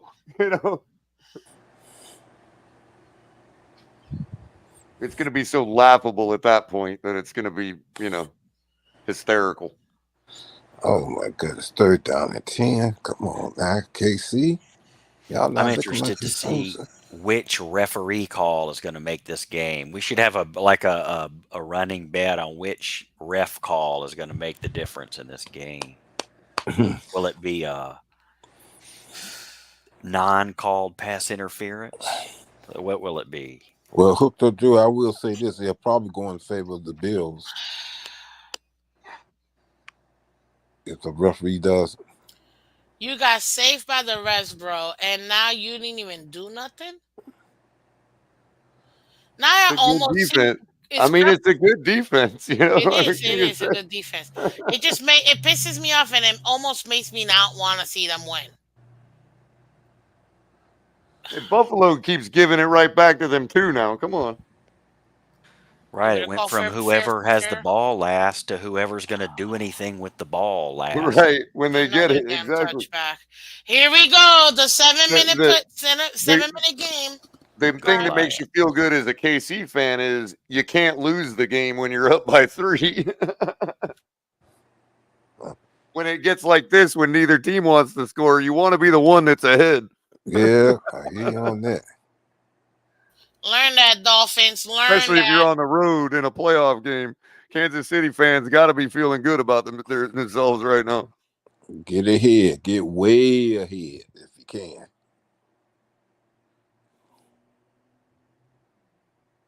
I'm with Scrappy. I hope the Lions win it all.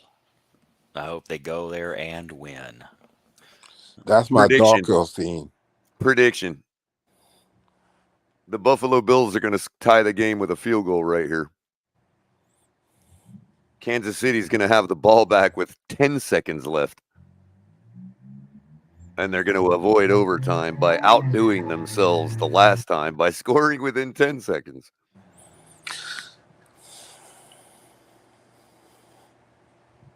And it's going to be Isaiah Pacheco on a little crosser that takes it to the house. Stop it, man. Buffalo can't handle 13 seconds and then a 10-second. Like, no, they can't handle that. That would be like you just admit defeat that you will never be able to beat them because that's the case. So we'll see. Now it's funny because in the third quarter, the defenses were loose. Man, Scummy is spot on right here. He says Tua would be carving both these defenses up tonight.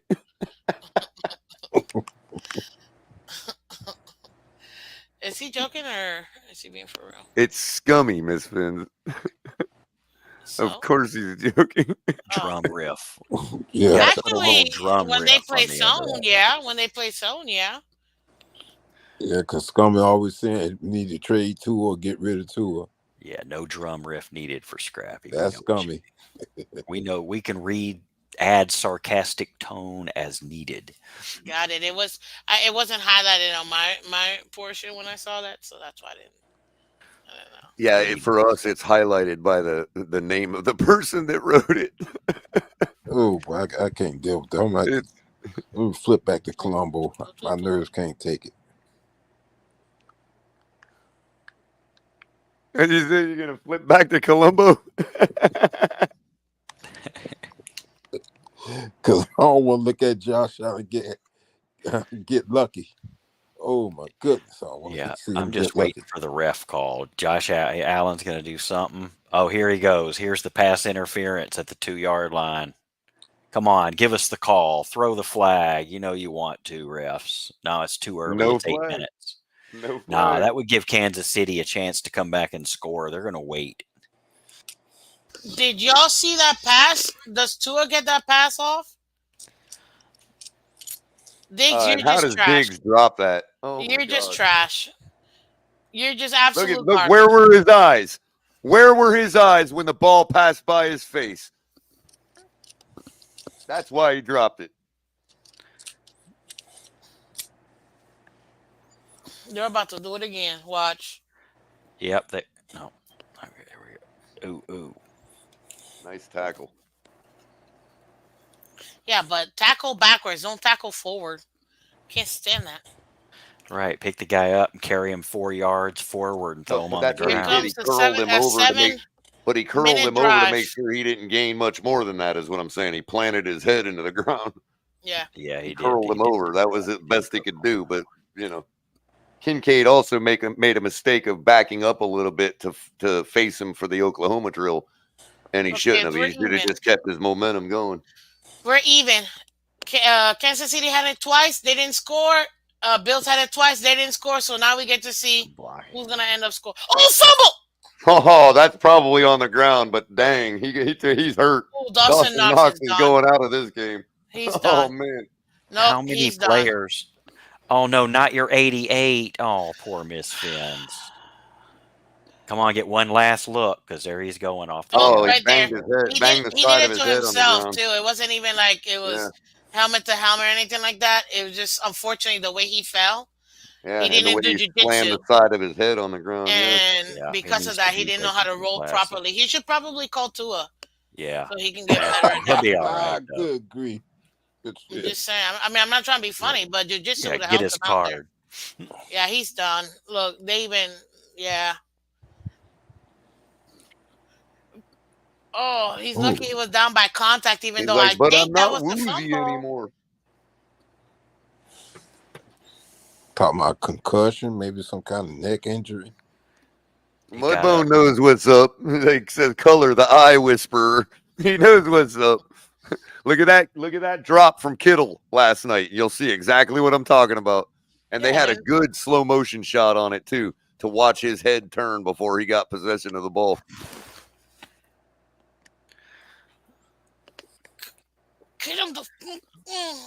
The Bills are acting like they want to score.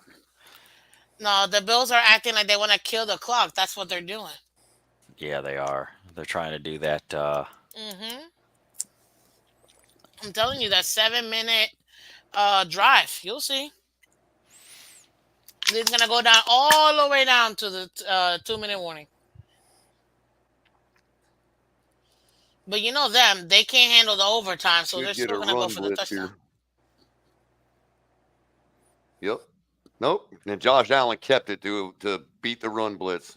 Brilliant call. Allen couldn't slide, so they got to slam him down to the ground legally. No foul. He was a runner. He gets it just like everybody else. Exactly. Yeah. You're fair game. Yeah. Pick him up so he can't slide. Exactly. And slam him down the ground. And hey, the whistle doesn't blow, I'm still gonna do it. Oh, he's rattled. He's about to throw an interception. You can see it on his face. He had that interception look in his eye. From your lips.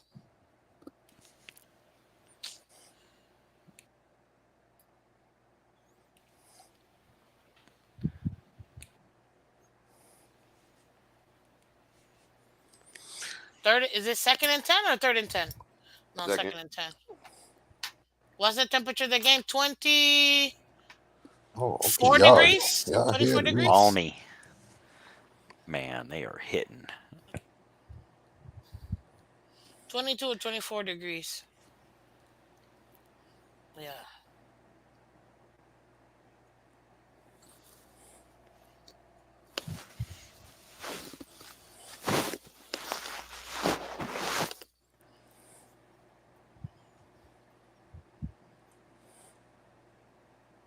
Oh, that was close. Bro, interception. McDuffie almost ended this game. Golly, bro, you almost ended this game for real, bro. He knows it too. You see the smile. That would have been to the house too. That absolutely. Look at that. Look at that. Look at that. Oh my God.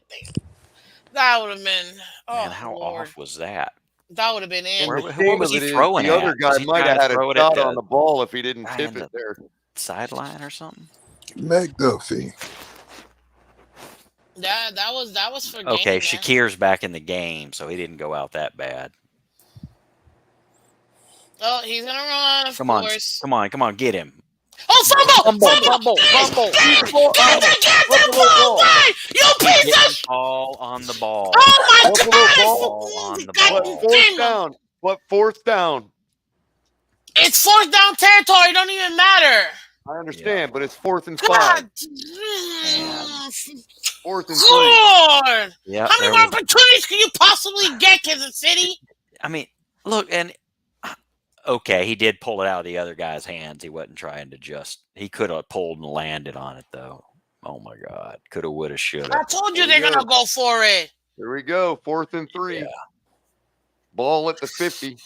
God, man, he went from almost intercepting to throwing it on the ground. I mean, come on, Josh Allen, you can do it. Try again. He's gonna takes the handoff, throws the look wide at that. Look at that. Look at that. First down. You see what I mean? You were gifted a freaking free fumble, man. And how do you see that guy not coming out of the backfield like that? Is just amazing. Oh my God, unbelievable, how bro! that I'm play so works annoyed. every time. It's just Kansas City's just giving this game away, man. What, they think he did all that motion for nothing? Like, really? Oh my wow. God. Allen's so good, he just threw an interception almost and threw it on the ground just to toy with him. Did you see that? He's just toying with him. He's literally giving the game away. He's trying to give him the game, and they won't even take it.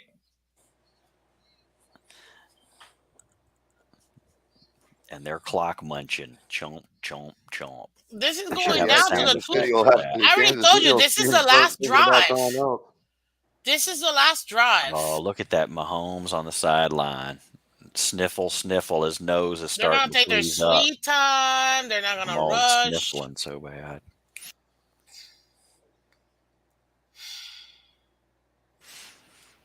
Take their time. That's when Josh Allen screws up the most. Unfreaking real, bro. You know, they're probably figuring that they're going to be doing nothing but running it at this point after Josh. Yep. Now they're trying to position it on the center hash. Yeah, because they're going to kick the field goal. I think if they kick the field goal with this much time, Kansas City's going to come back and run the clock all the way down. They know that, which is why they're taking their time. That's why they're going to go for the touchdown, like you were saying. They're not going to do the field goal. Yeah, are they? But in case they don't get it, they know they're in field goal range already. Yeah, if they get knocked back and they're 4th and 7 or something like that, they're not going. Oh my God! Watch the bunch, bro. I just can't believe this bull crap. Munch, munch, munch. What did I tell you, man? What did I tell you? Bills are gonna win this stupid game. And they just. This is why I can't watch games with people, because I am no longer me, and I turn into like this sports insane person. Just can't. That's wonderful. That's what we all do it for. To become an insane person.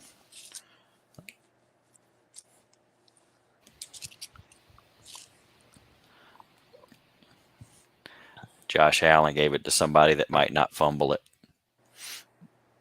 Now Kansas City's going to have to start thinking about timeouts.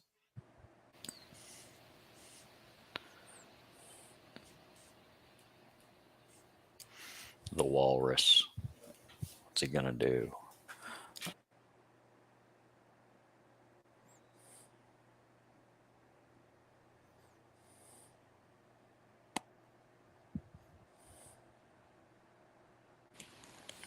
All right, this is where everybody starts flipping their hat and looking at the back of their playbooks. Come on, guys, what are you going to do? Let it go down to commercial break. What'd I tell you? They're going to take this to a 2-minute warning. Man, yeah. The fumble was there. Why didn't that guy just fall on the stupid ball? Like, Jesus, bro, you would have ended the stupid game. Godly. Amazing how one little play like that is so over a stupid fumble in the end zone. All that guy had to do was hold on, keep that ball close to his body. The next play, you could have got it into the end zone. They would have been down by 10 points. They would have been rushing, trying to score as quickly as possible.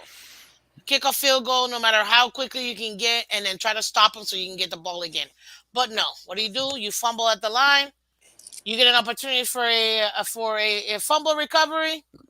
Nothing, because 3 Kansas City guys were on that top of that ball, and now one of them fell for it. Unreal. Absolutely unreal. They need to grab the Buffalo player and pull him in for the touchdown, and that way they have time to come back and get a touchdown and win it. Just pick up the Buffalo player and carry him in, throw him into the end zone. Okay. Let them run it down to nothing. But in this case, it's not it's only run it down for a tie. It's totally different. I mean, you know how hard it is to time a touchdown to the last second? You know, I mean, you'd be kind of crazy to do that. So it will be interesting. They have to leave some time. Well, the thing of it is, though, their whole playbook is opened up right now because they know they've got the field goal in the tie. So it takes all the pressure off them to get that touchdown. But does it? Because they can't win in overtime. Well, maybe, but what I'm saying is it's not the end of the world if they don't score the touchdown. So you got to play for the touchdown. In other words, you got to do the whole eat the clock down and try for the touchdown at the end. But then if that fails, you at least aren't out of it and you go to overtime. Well, my point is knowing that the game won't end if you don't get the touchdown actually allows your playbook to be opened up. This would be a great time for the Chiefs to get an interception. Interception. Dun, dun, dun, dun, dun. Interception. Plus, the Bills have all 3 of their timeouts. So if that ends up, they literally can use any portion of the field. Playbook is completely opened up right now. That's why this happens, where you're like, why can't the Chiefs stop them all of a sudden? Because they've got every play at their disposal right now. At least if the Bills do get a touchdown and win, that we underneath have the booby prize of I could see the light winning $700. You see what he did there, Miss Fins? Because he knows he's got the field goal. He's not taking that shot if he doesn't have the field goal in the bag.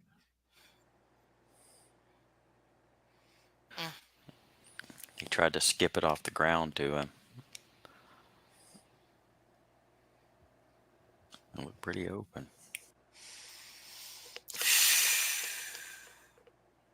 Come on, baby. One more stop.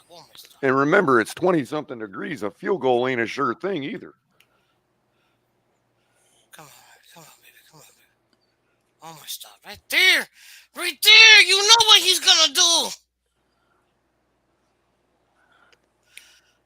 Here we go. 4th down.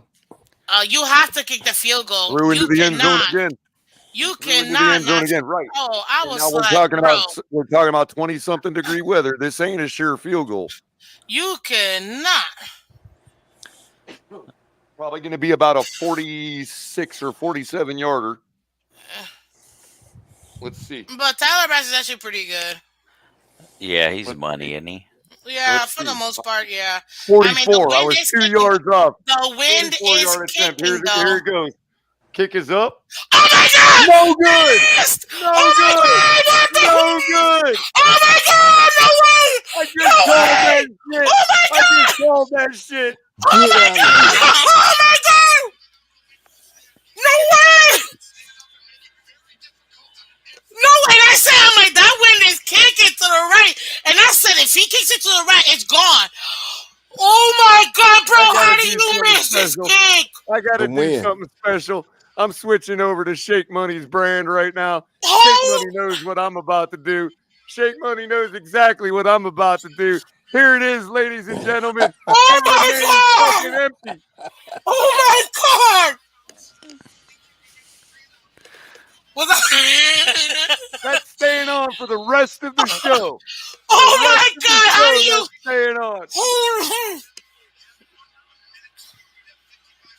Wow. I just called that shit. Color called that one all day. Yeah, good call, Color. And we appreciate you calling that. Good call, my 9 brother. yards. Minute 37 left, 2nd and 2.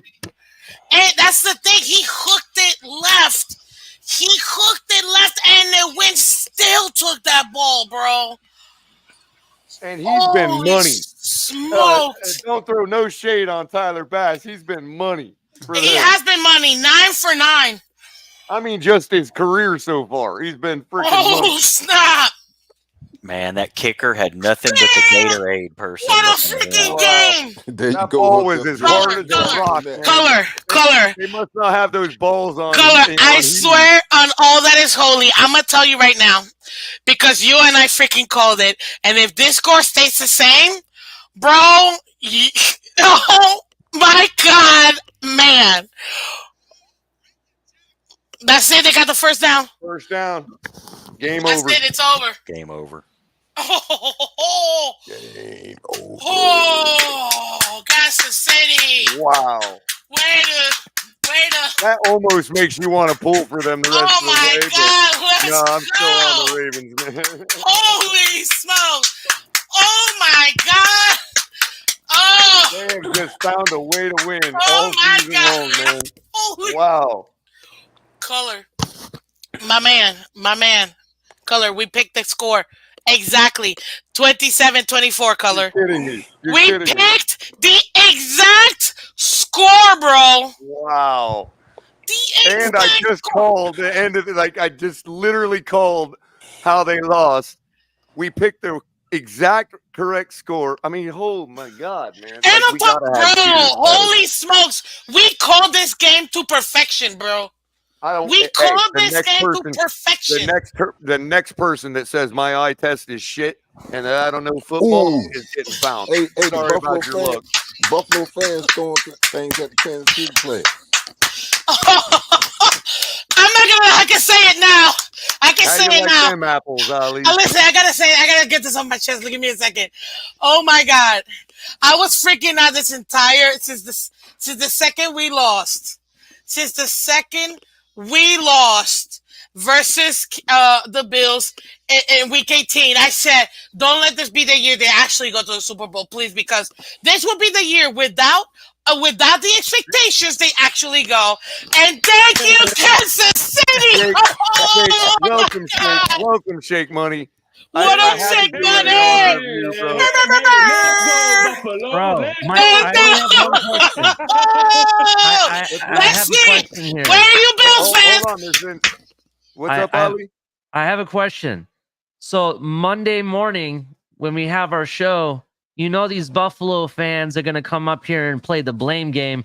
They're going to can that field goal kicker like he was a trash all year long for them. Oh, for real. So that's exactly what's going to happen. Let's go. The greatest story never told, baby. Let's go.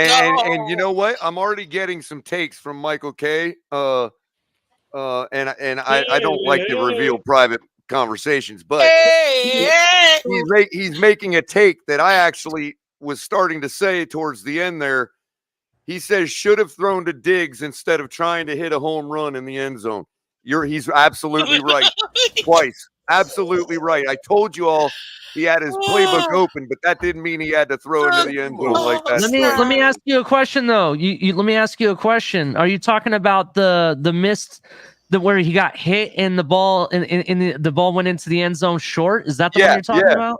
Yeah. No. Well, according to commentators, that was the correct read. So I'm going to have to see the all 20 on that because they're saying that's the right read. It's just that the but again, what I had said was that because of the circumstances of the game and the time and all that, they had their entire playbook opened up to them. Mm-hmm. They just chose the wrong one if that was the correct read. You see what I'm saying? Yeah. Oh, man. I know this is my Super Bowl. This is my Super Bowl. To me, just because you have your whole playbook opened up doesn't mean you should be necessarily trying to get it all in one shot.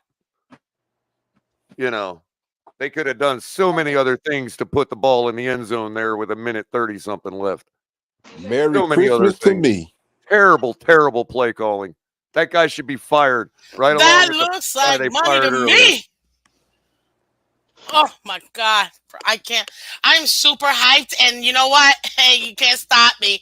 I am super hyped and you can't stop me, baby. You can't stop me either, baby. Oh, yes. Color, we called the perfect game, bro. And this was Wednesday night. Just call me. I can't thank you enough for streaming this. I appreciate you. 100%. My pleasure, man. My pleasure.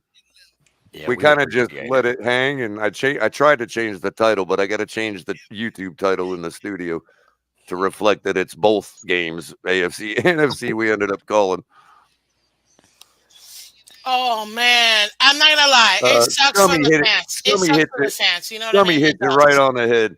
Great performance by Tua tonight. You got to give the man a hand. Give Tua a hand, everybody. Hey, Tua's a real MVP right now. Tua's a real MVP right now. Yo, these fans are throwing balls to the and I'm Chiefs? sorry for whoever's avatar I'm covering, but this trophy case is staying up for the rest of the show. Hey, as long as I'm in it, you know, being your co-host today, I'm good. You know what I mean, bro? I think it's finally starting to sink in for Bills fans. They just showed a Bills fans bawling his eyes out so bad, bro. Oh, I'm pumped, man. I'm really pumped right now. Like they think they pumped really right know. now. One thing I can tell you, I can tell you, and Miss Finns has seen me at the stadium. I don't remember if you ever caught me after the game, a couple times maybe, or after a loss, but I don't cry for a loss. I'm sorry, guys. That's pretty sad. They got the greatest story never told, baby. I've cried for a win. I only cry for wins. I don't cry for losses. I teared up a bit when they showed the clinched playoff on the Jumbotron in the Dallas game. I did tear up a little bit. I teared up for the Dallas game just because I was sick and tired of the narratives going around that we can't beat good teams when we can. Exactly. Well, that Ali coupled with when it went up on the Jumbotron that we actually accomplished something. Yeah, that definitely made me tear up. I'm not gonna lie. Yeah, I told you guys, if we win the Super Bowl, I'm gonna cry. Look, when we win, I will cry. Right. Not when we lose. There's no small victories, but there is nothing wrong with being proud of accomplishing something that you haven't accomplished in so many seasons. You know what I mean? I'm crying right now. Not early in the year. I'm crying right now, laughing at the Buffalo Bills. Wait a minute, they're still here? We got Buffalo Bills fans in here? Stop it. You know they left. I don't see any. You know they left. Listen. No, I don't see any. Shekel's rolling in. Hey, they always come through. I'm going for the Ravens, Shekel. Although that Chiefs, man, the way they've found ways to win this season, it almost makes me want to root for them. But no. It's all Baltimore. I'm Lamar Jackson all the way, man. Lamar. Pride of the 561. Welcome to the bench. Listen, I'm going to root for Lamar too, but I'm not going to lie. If Detroit makes it for whatever reason to the Super Bowl, just because they've never won it, I'm going to root for them. I'm sorry. Yeah. I want a Ravens-Lions. I want Ravens-Lions. That's what I want. That one's tough for me, Ali. I know Ravens would destroy them in the Super Bowl, but the fact that they're there and they've never won, I would root for them. So here's the thing. It's a real close one for me, Ali. And I haven't decided yet, but here's the deciding factors, right? On the Lamar side, you got his football. He was football born in our area, in my area code. You know what I mean? And the thing of it is with him though, if he makes it to the Super Bowl, he's already squashed the particular narratives about him. Jared Goff, on the other hand, has to win the Super Bowl to be able to squash the particular narrative about him, which I also think is unfair. So it's going to be tough for me, man. I don't know who I'd root for in the game, in the bowl itself. I'd probably stick to Lamar Jackson because obviously hometown hero. You know what I mean? The greatest choke ever told. The greatest choke ever told. That's what we're going with. The greatest story never told, baby. The greatest choke ever told. That's what happened. The choke job is in. The choke job is in. Wide right. No good wide right. Hey, what's going on? They're used to the no good wide right. There's something they should be accustomed to. They shouldn't be heartbroken by that. That is the standard. That is the standard in Buffalo. 7 inches to the right, 7 inches to the right. Good grief, Crypto. That's the standard. Good grief, Crypto. That's the standard now. I cannot believe we just witnessed the Buffalo Bills lose again to the Kansas City Chiefs. The Chiefs on Insomnia. Mr. Paul and Crypto called Buffalo. Just saying. Hey, No, let's stop it. No, I did call Buffalo. I didn't call Buffalo. I called the Yeah. Chiefs. Hey, Miss Vince, if I play a clip from League Wide Wednesday earlier, are you going to copyright strike us or what? I'm absolutely gonna shut you down. Okay. Damn. Well, we're going to ask. Hold on, everybody. Go ahead. It is going to come up in your studio and ask you if you want to approve it or not. No. Listen, You have my permission. You're asking me, so you have my permission. Go ahead. I want to comment on what it's Ravens Lions all the way. Inches. Ravens Lions. Well, yes, yeah, I agree with you, Crypto. But Crypto, I want to comment on what you said. You said 7 inches to the right. Well, technically, if you think about it, 2 years ago, I want to say it was 2 years ago, Buffalo lost in 13 seconds, right? Where that ball should have been placed should have been 13 inches to the left. Yeah. Actually, he tried to compensate, but that wind just picked up at the last minute. He tried to, Ali. But it didn't. He put it too high into the wind. I just should have line drove it. You should have. I just want to return the what's up. Yeah, he should have line drove it. Montano. What's up, Paul? All the fans blew real hard. Are Buffalo is Buffalo Bills the new Dallas Cowboys? I'm really starting to think they're the new Dallas Cowboys. Probably. It's pretty close. They're in competition with us now. All I know well, Ali. We know they're not one thing. They're not the old Dallas Cowboys. No, definitely no. But I'm talking about the new Dallas Cowboys. I really think that's what they are because they give you all this promise. They supposedly have an elite quarterback, but only to do one thing, and this is the one accomplishment that they keep giving you after year after year after year, and that's a loss. Right. Well, that was also an ode. That was also another ode to the trophy case, Ali. Oh yeah, definitely. Because that old Dallas team beat them 52-17 in the Super Bowl. Yeah, they beat the crap out of them. That old Dallas team destroyed them. That should have been us that played the Cowboys. That's the problem. The wrong team faced Dallas that you year. know what? Marino was prime. I think that was Buffalo's best team out of all those teams that lost with Jim. Yeah, they were humming on all cylinders throughout the regular season and the playoffs. And they got wasted. I don't want to hear from any Buffalo fans that you don't throw snowballs in the stadium. I just saw a snowball almost hit Mahomes' face right in the face live on TV. So I don't want to. It's crazy because this was supposed to be the Kansas City Chiefs down year. I know. That's what's so crazy about this whole phenomenon. But when you know Mahomes is the GOAT, when Mahomes can engineer any drive he wants at any crucial moment of the game, regardless of who's at wide receiver.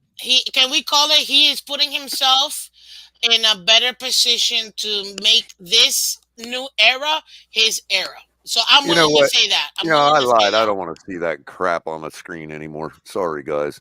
That's fine. No, okay. But it would have been great promotion for me, so that's okay. By the way, they have exclusive footage of the signs that are on the door at Buffalo's stadium right now. Yeah, they officially put the signs up. They're closed for business. They're sitting on the couch now. They got their remote control. They got the RCA remote control. It's universal. They got the special RCA remote controls. By the way, Chris Berman, how many Super Bowls does Buffalo still have? Oh, I was going to hit it for you, Jake. Chris Berman, there he goes. Listen, if Mahomes is really the top, good. As much as we've been arguing about Tua and feeling it's perfect to have. If Mahomes get dethroned next week, the Ravens are the perfect team to do it, and that's what the NFL wants. This has rallied all Dolphin fans together. Yeah, but Crypto, it's going to be really interesting what happens next week versus the Ravens, and I'll tell you why. If Mahomes is really the quarterback that everyone says he is, that he's the next biggest thing, the best top quarterback in this league, nothing can touch him and everything, like we say, like the next GOAT, if you will, if you want to say that, right? If that is the case, what makes it's going to be really interesting what happens versus the Ravens. In this game, I'm not surprised. You're playing the best quarterback in this league. There should be no reason why or how he finds a way to win. And they won. Right? Fair and square, they won. Sorry you missed the field goal. He did it That's on the all I'll road tell for you. the first Even if you time scored that field goal, there was more than enough time for Mahomes to march for down the Mahomes field and to win this win. game. Right. I'm Yeah. sorry. He would have If still you got the thought it ball was at the going end. straight into overtime, you That's were a wrong. great It point. wasn't. That's a great point, Ollie. All right. And the thing is, the game against Baltimore is going to be really big because you Because have that Lamar defense is Jackson, aggressive. one Yeah. of the most dynamic quarterbacks in this league, right? Going against the best of the best, the top gun quarterback, right? That is going to be a hell of a matchup. That's all I'm saying. Right. And That's arguably, Ollie, tailor-made for TV. wait a minute. Absolutely. Wait a minute. And arguably, based on how they've found ways to win this year, and based on what we just witnessed, arguably the best defense in the league. Yeah, that's true. I am totally okay. I am totally okay. And I'm sorry, Miss Fins. I gotta say one more thing. Congratulations, Steve Spagnuolo. You have worked hard since getting fired as the head coach of the St. Louis Rams. You have put the time in. You've showed people why you were still a good DC. You have just an absolute stellar job as a defensive coordinator for the Kansas City Chiefs 2 seasons in a row. That's just absolutely stellar, man. Congrats to Steve Spagnuolo. Well, yeah, AB, he's a dog. You can't put it all on Allen, but it was a hell of a dog fight. Yeah, that's true. Yeah, it's crazy. I still think that there would have been more than enough time for Mahomes to march on the field. Before you go, Joe, if you can still hear me, I hadn't got a chance to reply to your DM. I did see it though, the last DM you sent me. I'm gonna get you we'll go down that road. I just got to get the info you had requested. All right, I didn't miss it though. What's Mark at? Yeah, I'll see you around. All righty, Joe. Fins up, everybody. Peace out. All right, fins up, Joe. What's up, Joe? All right, Joe. I'm okay with the lost week. No, somebody go put out SOS. Somebody go put out an SOS for Michael K. For all the Bills fans. For all the Bills fans. Do we even have any up here? Red, white, and blue. Yeah, they gotta be an official meltdown. Red, white, and Bills is a class act. No. Yeah, he is. He's cool. Well, he'll be there tomorrow morning on my show, so I know that. Somebody needs to check up on Michael K. Mark. They need to check up. Check up on Mark. Oh, JC, where's JC at? Michael K. might be okay, but Mark, yeah, he definitely got to check. What about Sal? Ain't Sal a Buffalo fan too? Yeah, he is. He's still here.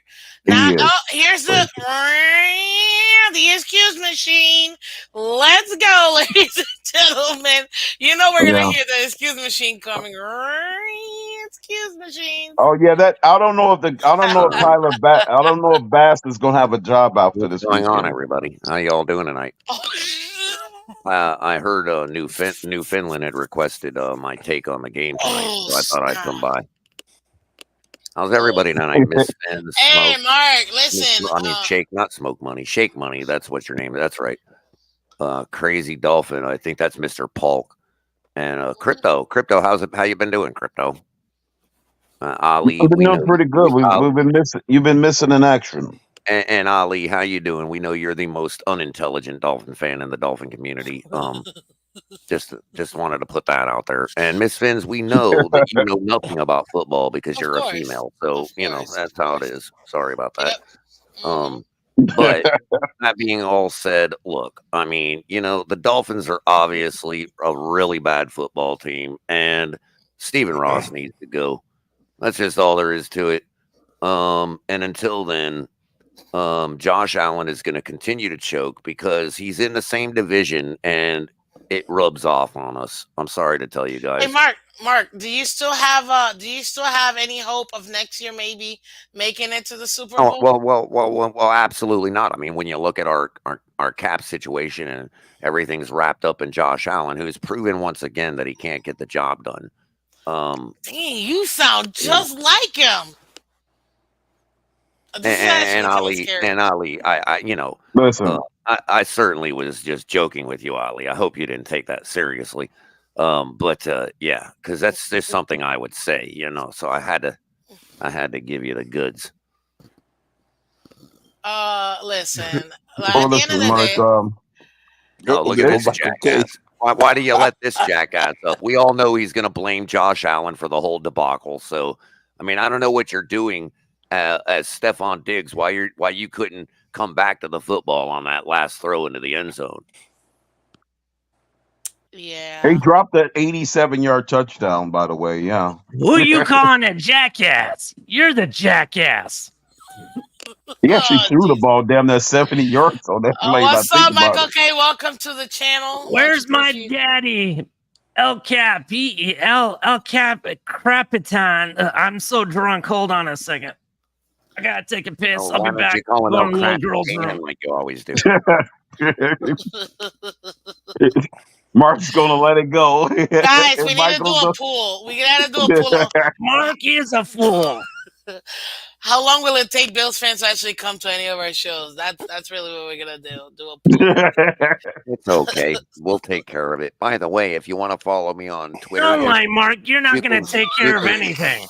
You can find me at Bills. You're a liar. Killing me, man. Is that Michael K or and if you want to follow me, claims he was in the Navy. He was never in the Navy. I can't take over a show, and I'm not. That's right. He's destroying the veteran reputation. If I can't take over the show, if everybody's going to talk over me and I can't take over the show, then I'm just going to leave. Okay. Go ahead and say what you got to say, Mark, so we can all fall asleep. This is now the Mark show. Okay. It's not adult space anymore. This is the Mark show. Okay. And as you can see, if you want to follow me on Twitter, you can hit me up on @BillsSuck on Twitter. It's right there below my name. Mark, you're saying this is the Mark show. Well, I can't find the Mark. You definitely haven't marked it properly. Well, you got some kind of problem in your voice tonight, Michael K. The only problem I have is that I have to go empty my colostomy bag. I'll be right back. Is that Michael K or is that Gilbert Godfrey? Oh my goodness! By the way, when you're done with that, Godfrey was a good man. He was more of a man than Mark will ever be. By the way, I expect you to return that colostomy bag when you're done with it. Yeah, because we all know you drink your piss. Actually, yeah. Okay, I'm not going to get into all that because that's my personal business. But yeah. Okay, I don't really crap. You can just go ahead and say that from your daughter's basement. How spot on you are. Why is it that Gabe Davis didn't have one single target tonight? Because Josh Allen was too busy thinking about his succubus girlfriend. I mean, you get Shakir going off the field for no reason and then returning later on. How can you blame that on Josh Allen? Did you see that noodle arm? He's worse than Tua. That noodle arm beat the Miami Dolphins. Okay. That noodle arm beat the Dolphins. What does it matter if you can't even win the big game in the playoffs if you beat the Dolphins every year? Doesn't matter. It's like a repeating record. It's like that song from the 80s. Spin me right round. If you can't appreciate owning the Dolphins, look, if you can't appreciate owning the Dolphins every year and being one and done in the playoffs every time you have to face Patrick Mahomes, then I don't know what to tell you, man. I mean, you just want too much.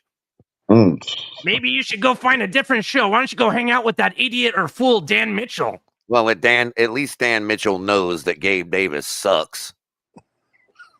I don't really care what Gabe Davis does on his mean time. It's if that's a hobby that he sucks a lot, then that's for him. I don't care. For Christ's sake, you catch for 201 yards. Can go suck together. What are you teaching the panel here? Okay, look, you catch for 201 yards in one game and 4 touchdowns on 8 receptions, and that's just not good enough. Gabe Davis, you gotta up your game. You know what's not good enough, Mark? You being on this panel. You should go hit the road. Yeah, well, at least I know how to drive. At least I know how to use a car. How do you know that? I mean, you're a waterfall away from Canada, man. Cool. I told you fellas 100 times. Hey, Michael K, have you ever tried going over Niagara in the barrel? I heard it was fun. I don't go over to the Niagara. There's too many Canadians. You might want to try that. I heard it's a good thing to do to relieve some stress. They actually pile people on top of Michael K and run him down the You know what? I'm sick and tired of this Mark guy. I go over it in the Mark's barrel, not even man. a real Buffalo pretty Bills good. fan. He's actually a Canadian. Honest to God. Mostly I'm Oh my God, Joe Rist just makes a really terrible point. Because I'm Mark right now, so it's a terrible point. But yeah, it's just like the Bills Giants debacle. Yeah, it's Scott just like Norwood. you know what? I'm sick and tired Tyler of this. Bass You know what? Tyler Bass might as well be The Scott reality is Norwood. the Buffalo Bills were 13 inches too short. The same thing your girlfriend told you when you pulled your pants down. Josh Allen sets you up for a 44-yard field goal when Color estimated it at 46, so he's got a pretty good eye too. But I heard him earlier. And yeah, so you set up the guy with a 44. You didn't hear nothing, Mark. You just heard the voices in your head. And you set the guy up with a 44-yard field goal, and he Scott Norwoods it. He completely Scott Norwoods the whole kick.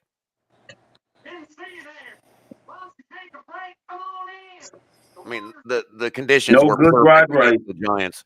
The conditions were perfect against the Giants back in that Super Bowl when Scott Norwood missed. But Tyler Bass totally Scott Norwooded it tonight. Y'all killing me. All I know is, at the end of the day, this what do you call it? This Michael game K. was Hold on, perfect. Miss Fins. I'm sorry, Miss Fins. I don't mean to interrupt you, but you're a female, so we're allowed to do that. Did I make? I'm sorry. You know did what? I say that again? Mark, be quiet. You're a female too. Quit trying to be disrespectful to other females. I'm sorry about that. And Color just messaged me and said that whenever he does a Mark impression, he likes to be really authentic. So take no offense to that. But it looks like Michael K. It looks like somebody is impersonating you in the chat. Yeah, it's probably that fool Ali probably doing that. Now he likes to do that a lot. Hold on a second. I've got to give Color his spot back. I took it from him. I've got him under duress right now. You didn't take shit from Color. Chair, and I have commandeered his internet. So yeah. I'm gonna Ali, can you drop the link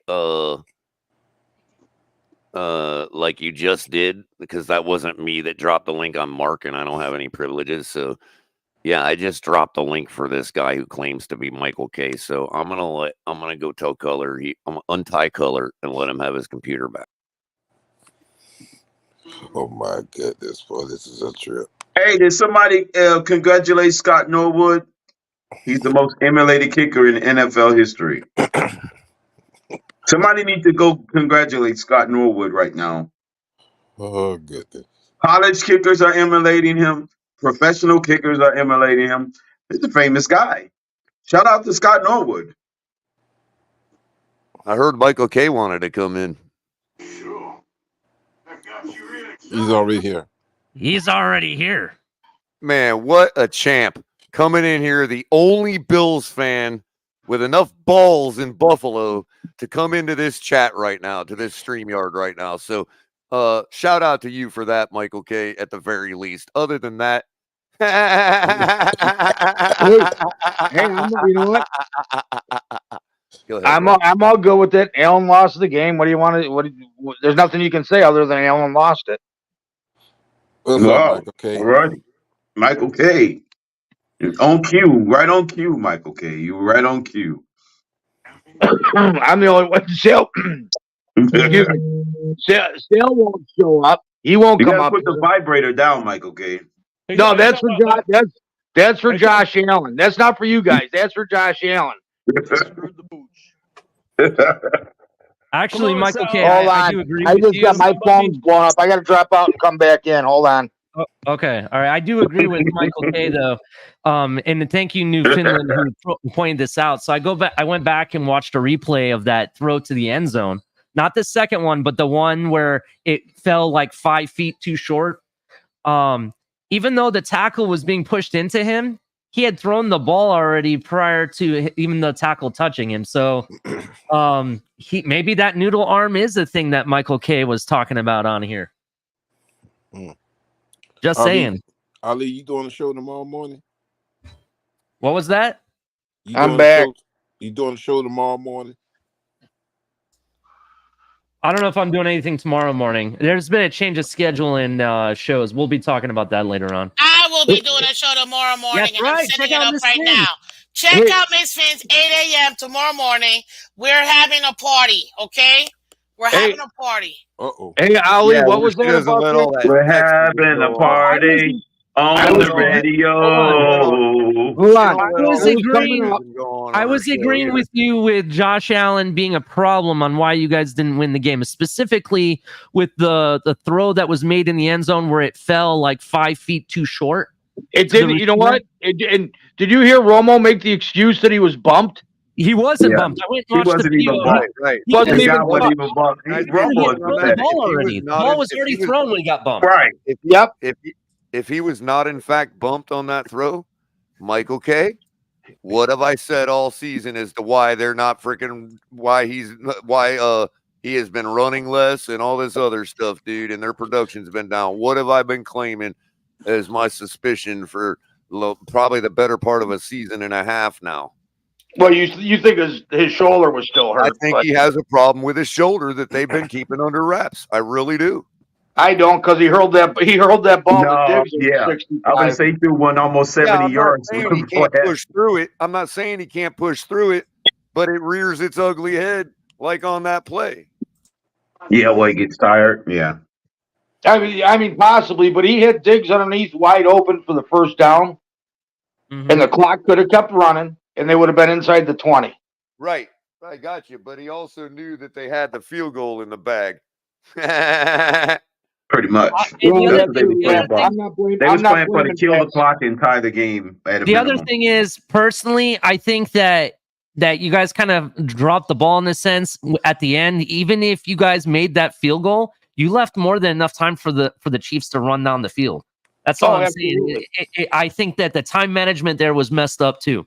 In addition to the pass rush. Well, Andy Reid did call the timeout, didn't he? Or no? No. He still preserved them. Oh, okay. They kept I was wondering when he was going to start burning timeouts. They also had the 2-minute warning, which Andy Reid let go down to the 2-minute warning too. So yeah, he did. By all rights, they should have been able to burn that minute something off. Well, he had. Here's the thing. Here's the thing. As I said on stream during the game, they had their entire playbook opened up to them at that point because of the situation. They weren't in a hurry. They needed to burn the time, okay? And they had the field goal in the bag. So there's so the first thought, I get why they made an attempt into the end zone there. However, just as much after that, still what if you run the ball into a wall, you're burning the clock down. Yeah, absolutely. And the other thing is, that was the other thing. Cook hits a lane and picks up a first down. That is true. That is true. But you know, I'm not trying to advocate for the Bills because I don't like the Bills, unfortunately. Well, not unfortunately, but fortunately. But my point, what I was about to bring up, is that when they brought out that this third tackle, and he could have been, he was what is he considered when you bring an offensive lineman on, but he can also be someone that catches the ball. What is it called? Receiver? Eligible receiver, right? Even Tony Romo called it and said, they brought him out. They're going to run this ball. They should have audibled into a pass. I agreed because they brought everybody lined up. They sold out 9 people on the line. You could have easily gotten a first down or went to the house there at that point as well. Even a pass out to the flag. He's audible out of it. Sale needs to come up here because now he's talking about another thing. Here's another one, Ali. Yeah. Earlier in the game, they needed a first down, 2 yards or something. They faked the handoff to Cook, which was wrapped up in the backfield, but Allen still had the ball and curled out for an off-tackle run for about 8 yards or whatever, or no, 4 yards, and they stacked them up. Remember, they stacked them up and then drove them to the ground.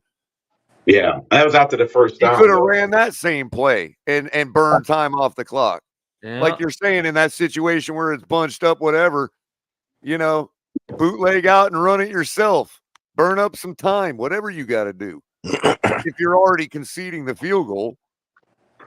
Well, Sale needs to come up here because now he's blaming Diggs that hasn't been used in the second half of the season since Brady got the play calling. He sucks. The other point is you burn the clock down and hope for a first down. If you get it and the clock is down to 30 seconds, then you can fire a couple times into the end zone. If there's nothing there, throw it out the back. That's ideally what you wanted. Right. You can't be making that. You cannot be conceding that field goal attempt with 1:37 left on the clock. You're absolutely right, Ollie. There's so many other things. They had their entire playbook opened up to them, and they chose to fire in the end zone like 2 out of 3 times. Yeah, I felt like they left way too much time. If 13 seconds is too much time, then freaking 1.5 minutes is too much time. I'm sorry. You know what I'm saying? It's like I don't know what they were doing there. Exactly. Right. Well, I mean, they did stop. And what makes them think that a guy like Patrick Mahomes, no matter how much they trusted their defense, what makes them think a guy like Patrick Mahomes isn't going to fight tooth and nail from first down to fourth down to keep that ball? Wait a minute, Color. I need to ask Michael K this because I've been saying I was going to ask the Dolphins this question for the next 30 days. Hey, Michael K. Yeah. Hey, who do the Bills play next week, and how do you guys get ready for your next opponent?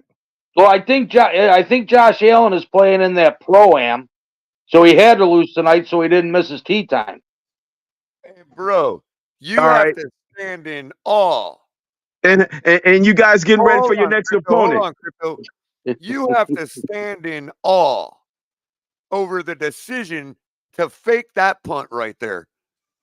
Well, you know what? That's got to be the worst decision in history. What's up, man? You know what? No. Actually, you know what? That was a great decision. However, why do they have Hamlin, who is probably the lightest guy on the field, on the team?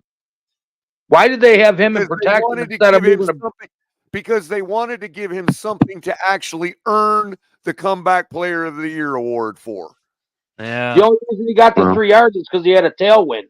The wind is what pushed him forward. That first down on a punt, that validates their whole Comeback Player of the Year. You know what? No, he was going to get it anyways. What'd you say, Ali? Earlier, I said that the Buffalo Bills fans are going to start, not necessarily Michael K, but other Bills fans are going to start saying that the field goal kicker was to blame and that they're going to can his ass. Watch it be the special teams coordinator. No. Is it Crossman? Who's y'all Danny Crossman? No. A fake punt. You can't blame Bass. Coach. No, fake punt comes from the head coach. I know you say. I know Michael K. See, Michael K. makes the decision. As much as we disagree, we bump heads, or other the head coach does that. Other Buffalo Bills fans, you're not delusional. You know what I mean? You kind of see things correctly the way I see them. So I know you're going to say that we can't necessarily blame him, but other fans will do, and that's called being reasonable. When you're no.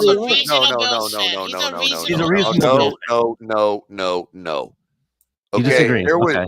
How much time was on the clock when they faked that punt? 11 minutes, 37 seconds. Yeah. No, it was less than that. 5 minutes or something. It was 5 minutes. Yeah, it was like 5 minutes. Right. Yeah, 5 or 6. There's probably like 8 minutes left. Okay, but they had 2 timeouts left. And their defense was playing top notch at that point of the game. But yeah, they dodged a bullet. The guy fumbled in the out of the back of the end zone. Here's the other thing. You're on your own 30-yard line.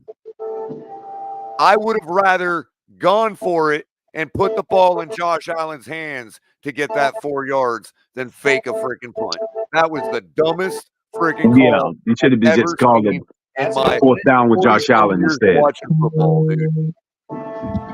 Yeah, and they dodged a bullet because they could have went down by 10 points if he didn't fumble the ball. Exactly. If you're on your own 50, okay, fine, because at least they're starting out a field goal range still, and you can trust your defense to try to hold them out of field goal range. And even if they get the field goal, you're still a touchdown away from winning. Right, absolutely. That was the dumbest fake punt call I've ever seen in my life. Period. But I guess that was not technically wise you at do that go point. for it because you only got 10 guys on the field. You know, I think it was dumb having Hamlin. They should have moved one of the wingbacks into protection and let Hamlin fucking try to block somebody. At least he could have gotten in the playoff way. game, bro. This is a fucking playoff game. You go home if you don't get, like, you're on your own 30-yard line and you're gonna give the ball back to Patrick Mahomes. No, they weren't gonna fake punt it until they realized they only had 10 guys on the field. Yeah, but they didn't run even in the direction of the guy that was missing. The only reason you guys didn't pay for that is because of that touchback through the corner of the end zone. Nobody's disagreeing with you there. But they pretty much would have put the game away in that one. That game is over at that point. But 7 minutes left or 6 minutes left or 8 minutes, whatever. 2-score lead with the way the Chiefs defense had been playing. Yeah, so you don't go for it because then you get stopped. Then it does look like a stupid move. We did luck out with the fumble out of the end zone. Bro, even if you'd have made it, you'd be happy that you got it.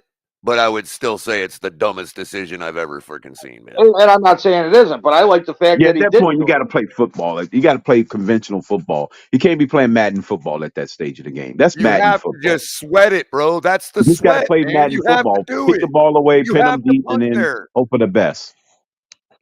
And trust your defense. Why the fuck would you, bro? Your defense has been playing lights out. Yeah, why the fuck would you put him in that position? Yeah, our defense didn't look all that great tonight. They didn't punt at all.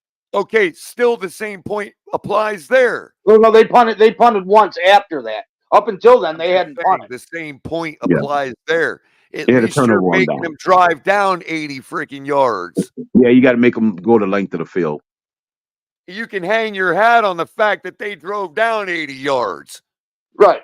Well, those fans can still make. You don't spot Mahomes at the 30. That's not a wise move. Not that quarterback. Maybe Chad Henne you spotted over at the that. 30. I mark my words, McDermott, he's done because of that call. Oh, he ain't fired. He ain't fired. No, he's good. He's got a lifeline. He's gone. Nah, he ain't fired. He's getting an extension, man. He's getting an extension. Yeah, he's going to get promoted for anything. He's going to get an extension. Miss Benzie already got it. Owner or GM doesn't step in and fire that head coach, bro, you're never going to win a Super Bowl, bro. Never. Pagula won't step in. The Sabres can't win now, and they're keeping their head coach around because there's actually. I'm just saying, lock it in if they don't step in and fire McDermott for that. Color, you got to understand, Color. The owner of the Bills. The Color, once they call it, the players got to execute. The players got to execute the play. There's limits to that, Crypto. There is limits and levels to that, bro. And you know where the limits and levels are to that? Right here. Right there. Well, what I love is that it has that was more like the kicker. That's the reason why that trophy case is empty. No, you can't even blame the kicker. What do you mean? I'm talking about the first kicker, Norwood. Legitimately, they should have won that Super Bowl, the first one. Yeah, that was a hold. You blame the guy that was holding. That's different. Yeah, he's truly the reason why they didn't win that Super Bowl.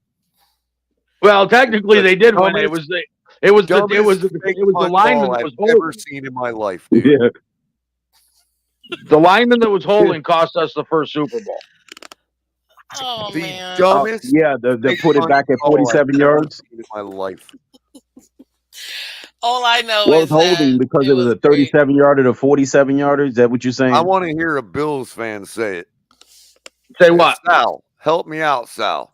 The dumbest fake punt call I've ever seen in my life. Just say it. Admit it. It's okay. Well, it doesn't matter because you know what? In all honesty, Color, it doesn't matter because they didn't score off it. So it's kind of a moot point. Still.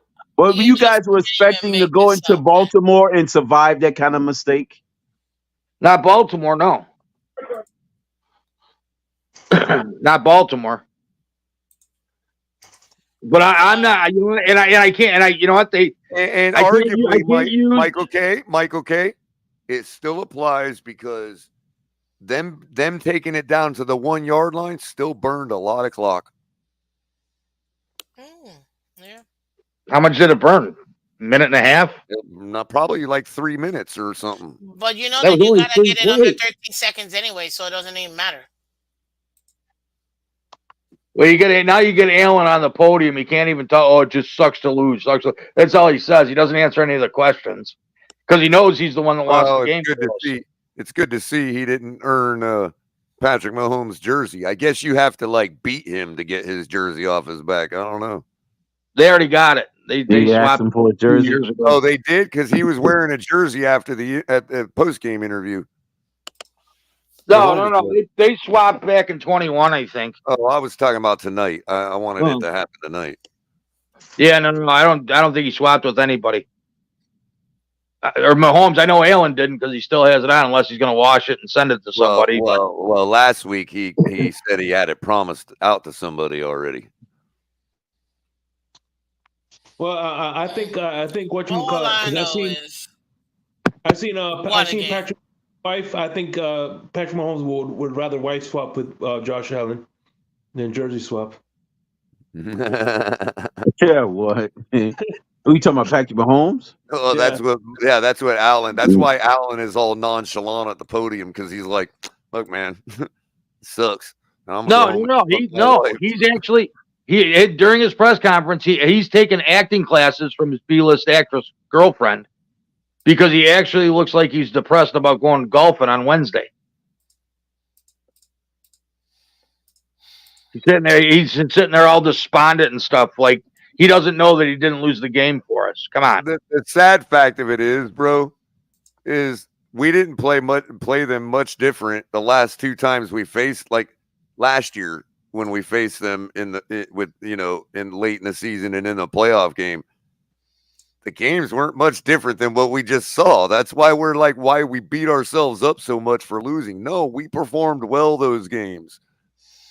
They just happened to be the ones that did what the Chiefs did to them tonight. Why can't we be the Chiefs like that and just do Buffalo that way? Well, that's all that would require a dynamic quarterback on the center. Exactly, Crypto. And it can't be denied anymore. I have a question that's brought to somebody, one of my good friends who's called in a question for you. And the Chiefs go to the AFC conference game for the 6th straight season.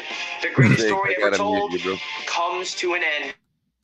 Oh my God! Whatever. Hey, my good friend has a question for Michael K. He's been asked to get an answer to this. So in the past 10 years, Buffalo has been beaten by every single element of weather. Why don't you guys just build a dome? Then you don't have that excuse anymore. How do we get beat by the weather tonight, Ellie? The wind. Why do you guys think the wind blew the ball wide right? No, he started it right. That was just a bad kick. That was a bad kick. It had the distance, bro. Aim a little further. Aim a little further. First, you'd have to aim it way to the left. First, Ali, their quarterback needs a dome first. Aim a little further to the left. That is good. True. You gotta definitely aim real far to the left on that one. You guys have been beaten by the wind, beaten by the fog, right? I'm sure there's a rain game in there that you guys have an excuse for. You might as well just build a dome and get it over with, bro.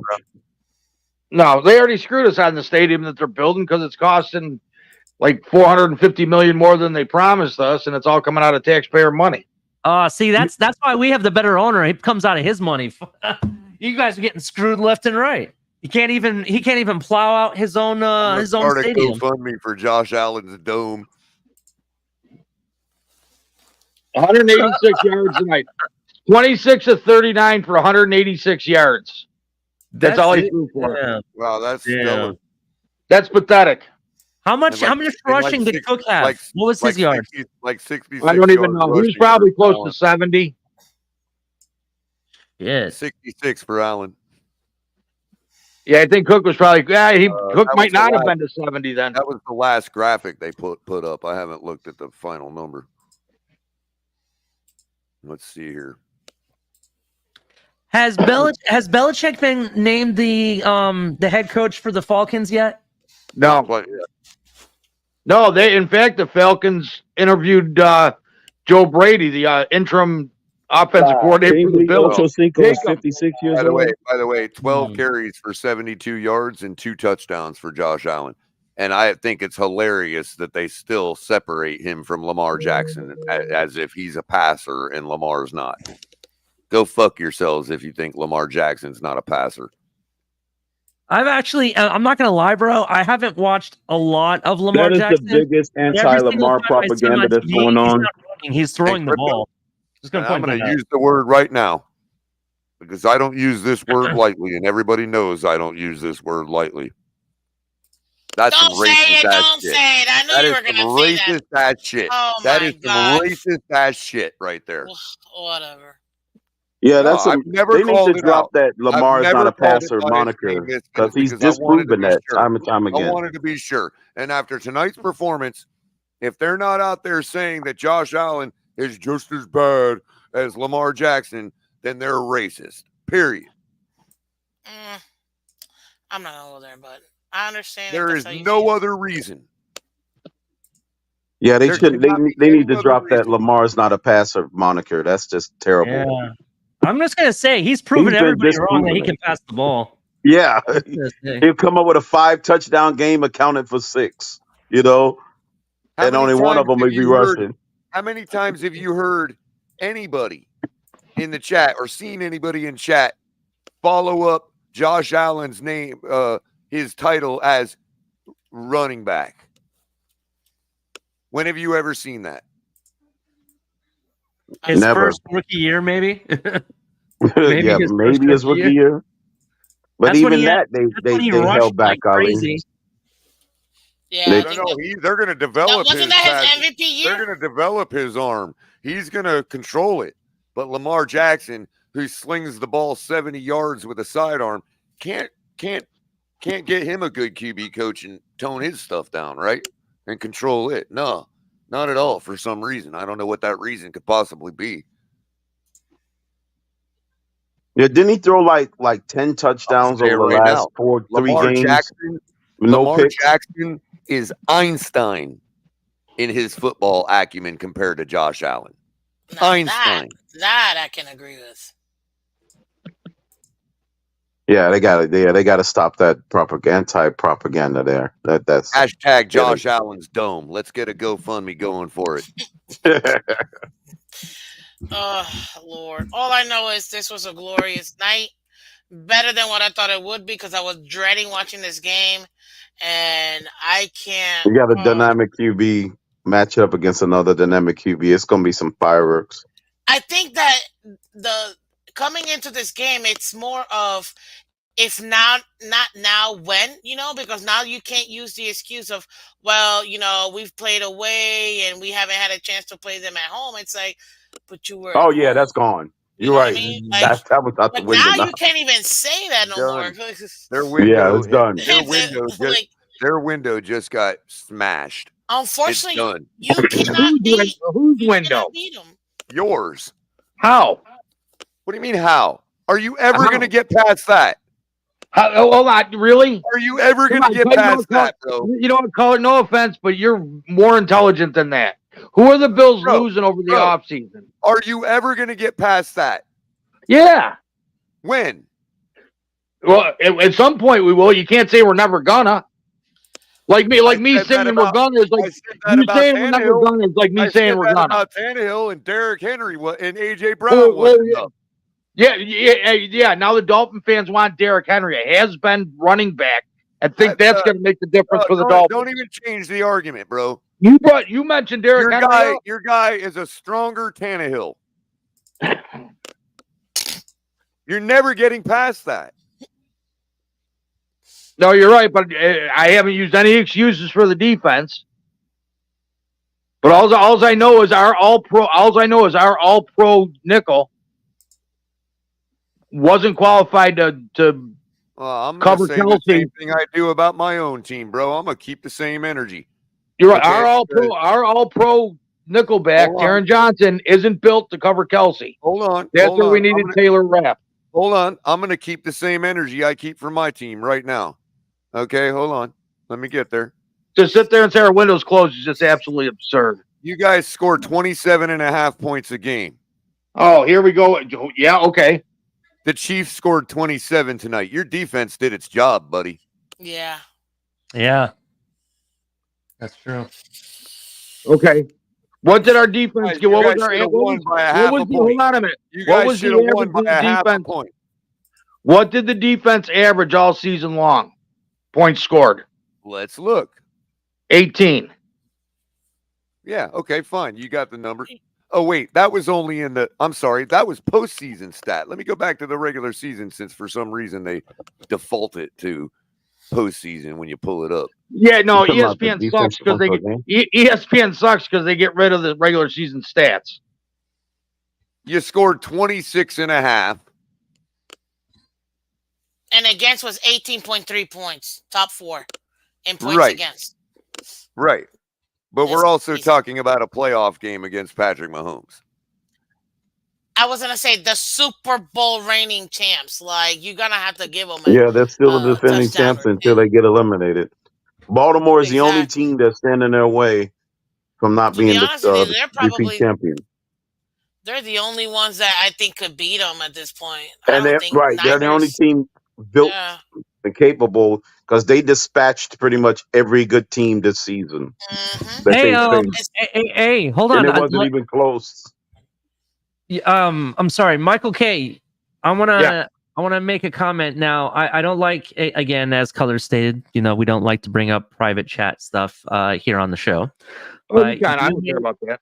Well, okay, but this is something you made comment to, and you just asked about the window, right? You made the comment, I believe it was in the private chat, in regards to, I don't know how I'd rather be a Buffalo Bills fan rather than a Dolphins fan, especially with you going into the season with all this salary cap problems, right? Something to that effect, right? You just said we're telling you your window is coming to a close, and you're like, how? How is that possible? You guys are starting 2024 negative $43 million over the cap, right? Okay, all right, hold on. He believes in Josh Allen. I will let you respond. Josh Allen, no matter what he says. Hold on. Let me just get this over with, and I'll let anybody interject. Right? The Dolphins, yes, we're there with you too. We're at negative 42 million. You're technically over the cap more than we are by $1 million, but that doesn't mean that your window is still open. You know what I mean? I don't understand why you think that how you guys are going to have to go through the same process as we are. Say that the window is cracked. Hold on a minute. All right, how many skill players? How many skill players? It's just cracked. How many skill players are you losing? Defensive tackle. Right now, I already counted how many unrestricted free agents you guys have. Right. Okay. And from what I'm looking, and initially when I'm looking here, you're looking there's about 14 people that you guys have, right? And there's some names on here. There's some names. So go ahead. Give me 3 of the top ones that you see. Okay, there's Micah Hyde, so you're gonna have to find a replacement for him. All right, or you sign him to a 1-year, $7 million deal like we did with Poyer. Okay, so you think it's gonna be a 1 year? Okay. Well, it'll be a 2-year with avoidable. AJ Espinosa, he's going to be gone. Gabe Davis is on here. Jordan Phillips is on here. Let's see who else we got. Shaq Lawson is on here. Okay, the last 2, Jordan Phillips and Shaq Lawson. Okay, their contracts are like $1.5 million this year. Okay, I'm just saying you got people you have to resign. You know what I I mean? understand, but there's no big contract. There's going to be teams that may be in a rebuilding stage that wouldn't mind giving more money to some of these guys to get them to come over, right? And maybe they take a payday at this point because it's been year after year after nothing but disappointment with your quarterback and your team now. And what happens now? What happens now is that big contract that your quarterback signed, that money's kicking in now. So it's going to be tougher than what you think. That's all. You don't think they can that big contract? You don't think they can restructure that? Yeah, but don't you think the Miami Dolphins can restructure their contract? Yeah, we don't have a big name quarterback. Hold on. If we're in a better cap situation than they are, and they can restructure Josh Allen, then couldn't we too? We could Who do you Hold on. Let me land so you can really clearly hear what I'm saying. I can. Who do you have that's making $48 million a year? Hey, hold on. If the guy truly has a toilet in Miami, then come use it, buddy. We'll restructure his contract. Who, Allen? Yeah. I don't want Allen here, bro. I don't really care. Yeah, his dead cap next year is like $65 million. His dead cap's like next year I think his dead cap got a lot of upside. Illustrating the point of how bad a way you're in. Why would we do that? He's a dynamic quarterback, Ali. I know, and that's the reason why I would want him here over Josh Allen. Not saying that he's the Jeep Wrangler I've been talking about. We need. My point. My point was exactly that. Why the hell would we do that to ourselves? Yeah. So yeah, exactly. Why would the Bills? All because I'm they saying have is to. What makes you think that what your team can do, Michael K, to restructure and get out of the cap hell? What makes you think we can't do that? That's really where I was at. How many skilled players are free agents this year? I don't know, but how are you going to keep Stephon Diggs from requesting a trade? Well, because he can't. Because he can request all he wants. He ain't getting one because they can't afford it. All right. Well, how do you stop him from holding out? He doesn't get paid. Big deal. So he doesn't want to make any money. That's fine. We still get his regular cap. He was already willing to do that. That's what he's going to give up. What is it, $17 or $18 million a year? I don't think so. That's a lot of dough. I mean, and everybody thinks Diggs wants out. Right, so he'll be playing disgruntled, and we saw for the last 5 weeks how that looked. Well, and that'll change too. Trust me, McDermott will make sure that changes. He has the whole offseason. Coaches don't take the offseason off. So he'll have the whole offseason to figure out how to put Diggs back in the game. Is he going to force Allen? I'm not a Joe Brady fan. Is he going to force Allen to do it? I think pretty much there won't be any choice. Or offensive coordinator, he'll do it through them. Are y'all going to keep the same offensive coordinator? I don't know. I would rather not. I would rather not, because as soon as he took over, Diggs was out of the mix. Who's available now? Who's his favorite receiver now? It's well, that's the other thing. Just saying who's available to get him so Diggs could be in the mix. Oh, I don't know. I'm sure there's going to be somebody available. Hooked Up Joe made a really good point here, Color. Allen has $17 million per year in prorated bonus money through 26, and then some after that. Diggs is $9 million prorated bonus money through 26. Not tons of restructure space in those contracts. That's a good point. It's and everybody knows how to beat them. And everybody knows how to beat them. Oh, man. Hey, what are you guys' thoughts on the potential if Harbaugh's win national championships this year, both Super Bowl and the college national championship? I think that's what the NFL wants. Maybe. That can happen easily. They're only 3 weeks away from that happening. Basically 2 wins by Baltimore from that happening. Basically, boils down to 2 victories. If we don't get the news tomorrow morning that McDermott's been fired. I'm telling you, I think that's your biggest problem, Michael K. Yeah, I don't have any faith in McDermott. National titles and an NFL title all in 1 year. I don't think he knows how to keep nor build a coaching staff properly, right? And in addition to that, you guys said that he was going to take care of the defense and Frazier wasn't needed. And there was times this year that I really questioned that. You guys lost to the New England Patriots, who don't even have an offense. All right, well,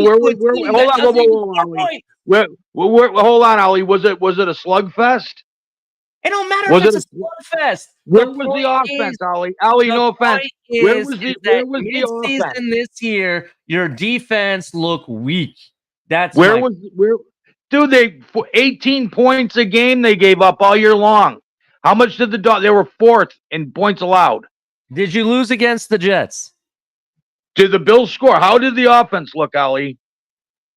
How'd the offense look? I don't know. I don't really watch your guys' How games. many of those were bad Allen teams that you threw held down? 3 interceptions. How many It of those were wasn't the bad teams defense. that you held down? All right. Well, all I'm saying is that I don't really think your head coach was in a position to just babysit the defense. I think he needs to find somebody to take care of that and have his hands in his offense because his offense is what's leading him down. Coming from somebody who has a I'm rookie going to head go out coach. on a limb and say the Ravens win their next We don't 2 have a games rookie by head coach average of anymore. 30 That was points. last year. You can't All say right, he's a rookie head coach. What franchise hires a rookie head coach and allows him to run the offense instead of overseeing the whole team? That's the argument you're making, that McDermott, who's been in the league for 7 years. Wasn't Kyle Shanahan an offensive guru, became a rookie head coach, and he's calling the whole offense on his team for the 49ers? Yeah. Did he call it when he was a rookie? Yeah, I'm pretty positive he probably did. More than likely. I don't think he did, but okay. Well, let's. He took that over Apple. He took that over. You know what? Dorsey, number one, Dorsey should have never been fired. Remember, supposedly Mike McDaniel was calling the plays for Shanahan. Well, that was your offensive court. That was your offense, Michael K. When Dorsey, your offense. Yeah, he was a sacrificial lamb because they needed a shakeup, and you can't fire Allen, and you certainly couldn't bench him. So that was the shame. Who else were you going to get rid of? You know, were you going to get rid of the ball boy? No, you got to get rid of. Maybe they could hire Adam Gase. You guys, I don't know what they're going to do. They're probably going to go. I want to say you guys may need Adam Gase. Joe Riss makes a good point, and he makes another one that I'm not sure he was intending to make, although he is a very intelligent guy, so he may have. He says if we move on Cousins, there is likely a coordinator that he's worked with that could be on board. And with the reports that our guy is getting offers for head coach, and the rumor, the declared or the question of whether Mike McDaniel will give up play calling or not, this could force the issue if we moved on Cousins and they had to bring in a coordinator that works well with Cousins. So, well, that's all well and good, but it's a package deal. Is McMorron still going to be calling the plays from the sideline, or is the coordinator going to do it? Well, all I know is that right now. Well, if it's somebody that you bring in for Cousins, and there's the question of McDaniel calling plays, it may be something that's forced on McDaniel to placate the media and the fans who think that that's what the issue is. Oh, Cook only had if we're moving off our quarterback, I'm sorry. I would rather take Justin Fields. I'm going to say it again. I just want a Jeep Wrangler.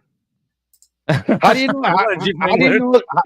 Well, that's number one. How do you know Justin Fields is even going to get moved out of Chicago? When they can take. We don't know. We'll see what the Bears do because they'll find a way to F it up somehow.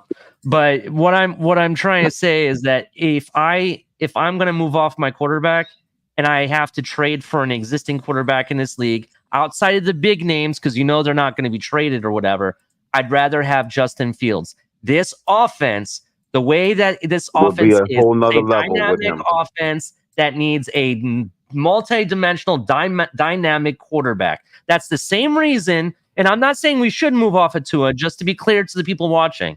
What I'm just saying is if we did, it has to be that such of a nature of player, such as if it's not Justin Fields, the other quarterback who I originally wanted when we were all talking about moving off our quarterback, that was Lamar Jackson, and he's one of the most dynamic quarterbacks in this league. You need somebody with wheels that can navigate all terrain.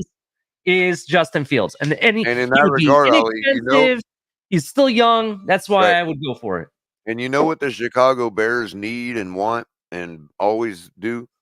They need a guy that, because of limitations and because of the fact that it's Chicago in cold weather, they need a guy that needs and wants to hand the ball off to a ground and pound running game and play tough defense. That's their whole image and identity in Chicago.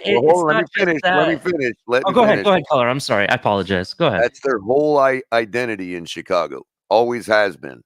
That's why they always like never get good receivers and never help their quarterback out.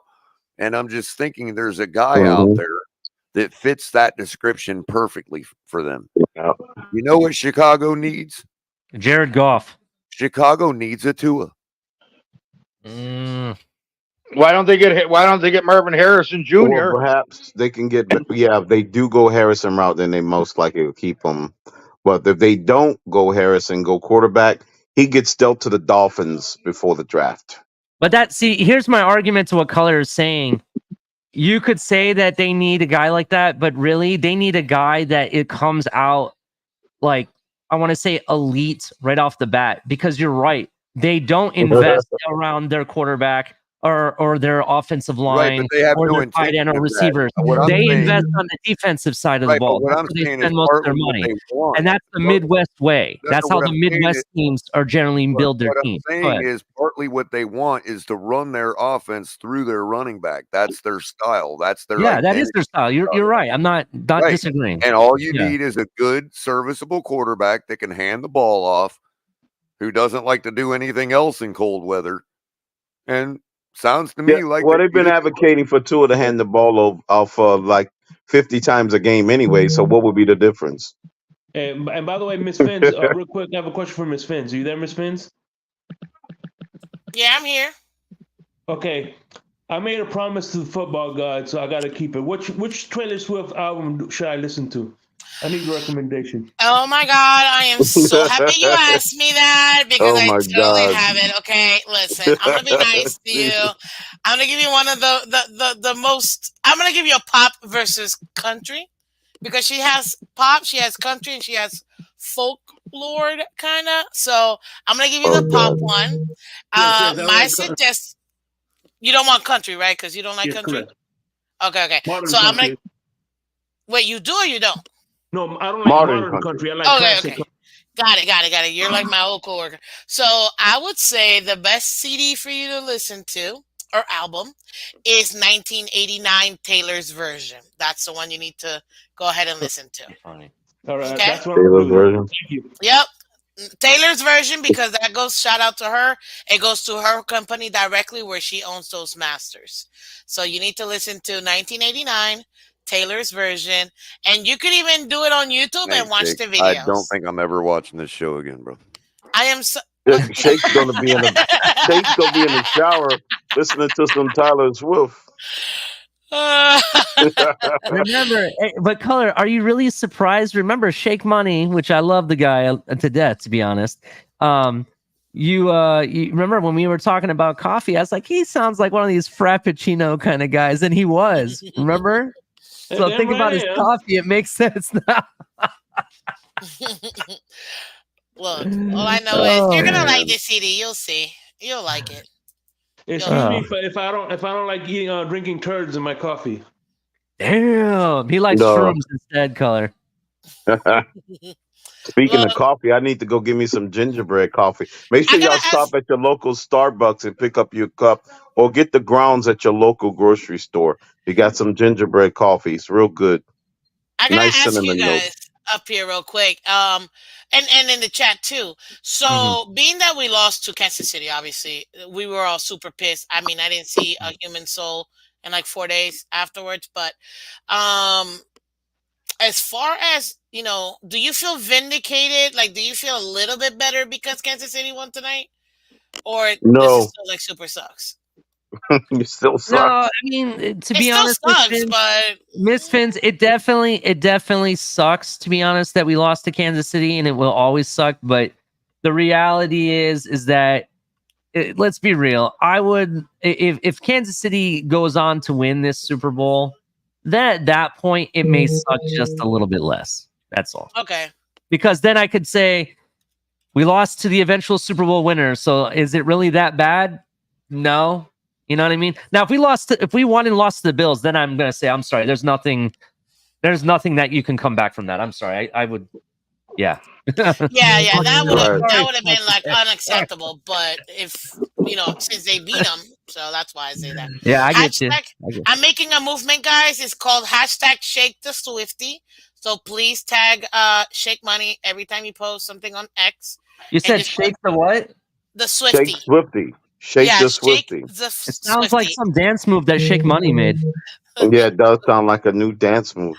Yeah, Shake that's the another we're gonna do. I'm not gonna lie. I thought this was gonna be a crappy game, and it ended up being actually a pretty good game. So it was a good game. It was entertaining all the way to the end. All the way, literally more than 13 seconds. I'll tell you. Right, that. more than 13 seconds. Even when Kelsey's brother jumped in the stands chugging beers with no shirt on, being more of a man than Josh Allen, that was even. Did you see that man? Old dad bod 15 out into the QBR. world. Damn, who had a 15 QBR? Tua? I wouldn't listen under normal circumstances. I would never listen to Taylor Swift, but being that Buffalo lost, I will endure that torture. I'm so proud I agree of you. with you. I agree with you, Shake. I'm so proud of you. You know what? I thought Dad Dean might be joking. I didn't want to say it though. Michael K, that's the other thing. Oh, okay. Year, yeah, that's what I thought, Daddy Dean. It kind of threw me off there, Daddy Dean, when he said that. What was that, Ollie? Yeah, not that you wouldn't be entitled to that opinion, but I saw everybody going at you in chat. You had I to was come saying out. the "Guys, better I'm just Allen joking." is a free agent this year as well. Who's a free agent? The better Allen that's on your team, Kyle Allen. Yeah, because he was 1 year, $1 million deal. Yeah. Bet minimum. Man, Michael K, you got the vibrator going on and that overdrive tonight. Is that Mark? Dude, I got the original member of the Josh Allen Bone Stroker Club, and he keeps texting, blaming everybody. He even blamed the peanut butter in section 306. Somebody's getting a phone call or somebody's about to get a happy ending. I don't know what's going on there. I want to know if Josh Allen is the next Dak Prescott is going to show up. No, because he'd have to admit that Allen was the cause of the reason that we lost. I'm telling you right now, I lost 2. I already lost 2 subscribers. Trey Lance is a better and I option. promise you, they're probably Bills fans. Well, because we gotta let him. I mean, we gotta let him like soak it in for at least 24 hours. Yeah, I mean they're not gonna show Michael up.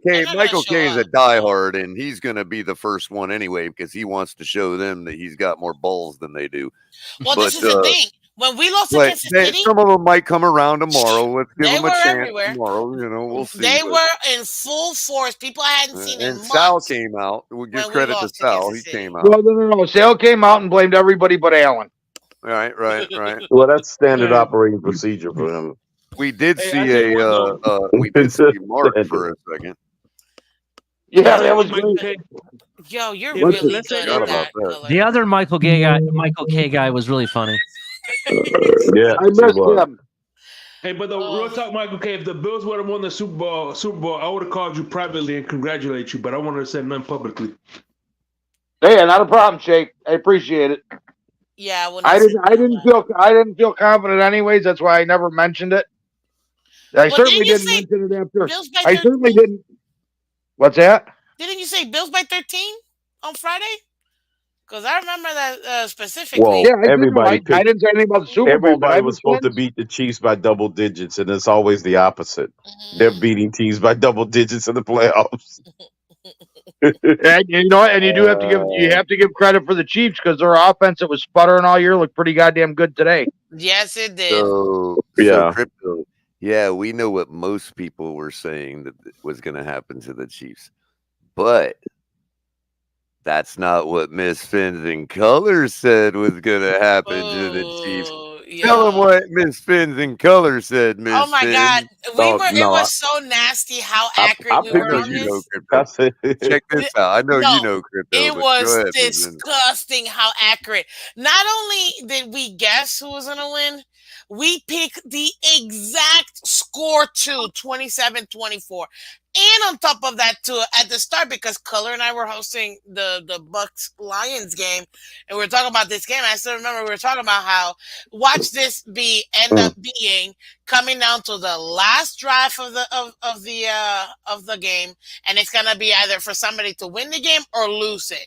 Like literally, we were like dead spot on this flipping game. Both Like it night was just games insane. ended with a 3-point score with the last drive. And you know what? ended. You know what else too is I didn't hear her score prediction during Lead White Wednesday. You could go listen back.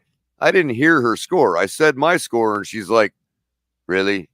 Same score, Color?" And I'm like, "Well, yeah. If it is, that's what I think it's going to be." And we picked the same score. Yep, because I said it first and I wrote it down, and then I guess he didn't hear me, but he picked the exact same same number. I was like, okay, that's. But I said 45-41, so I was off by several touchdowns. No, but you still virtually got the spread right. You know what I mean? You still kind of had the right game script. You know what I mean? You know who ultimately won? I just accounted for the defense was crapping the bed. Field goal miss in real time. You did. Oh, and I called that last field goal miss. I called it, didn't I say? Oh, that one is kicking way to the right. Watch, and then poof, right there. And he tried to hook it inside, and even so, it just whoosh, like last second whoosh, to the right. I mean. So are you trying to say that it had a Shake Swifty to the right? Is that what you're trying to say? It did. It absolutely had. Swifty went to the right. It shaked all the way to the right. It swift it over to the right side. Yes, Swift. Whatever they were doing at Kansas City last week with that move where it shows Taylor Swift where they're bobbing and weaving. That's what that ball did. It weaved to the right. It did. It did the exact move that they did with the weave.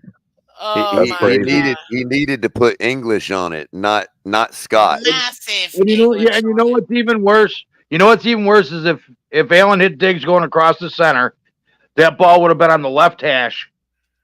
Yeah. Yeah, it would have been on the left side. Yeah. So I'll say it again. again. On the right hash. Yeah, on the left side. Yeah. Joke. He needed more English on it and less Scott. You're right. Exactly. If you play billiards, you know exactly what he's talking about, or bowling. Either one, you know. You can. And if you know who Scott Norwood is, you get the joke too. You get the joke too with Scott, right? More English and less Scott. Yeah. Right. But oh man, So what more a English thrilling game! Boom. Vegas was ultimately the winner tonight. If we're gonna be honest, they was rewarded heavily. And everybody else in the AFC East. They got the one outcome they wanted. Yep. Oh my God.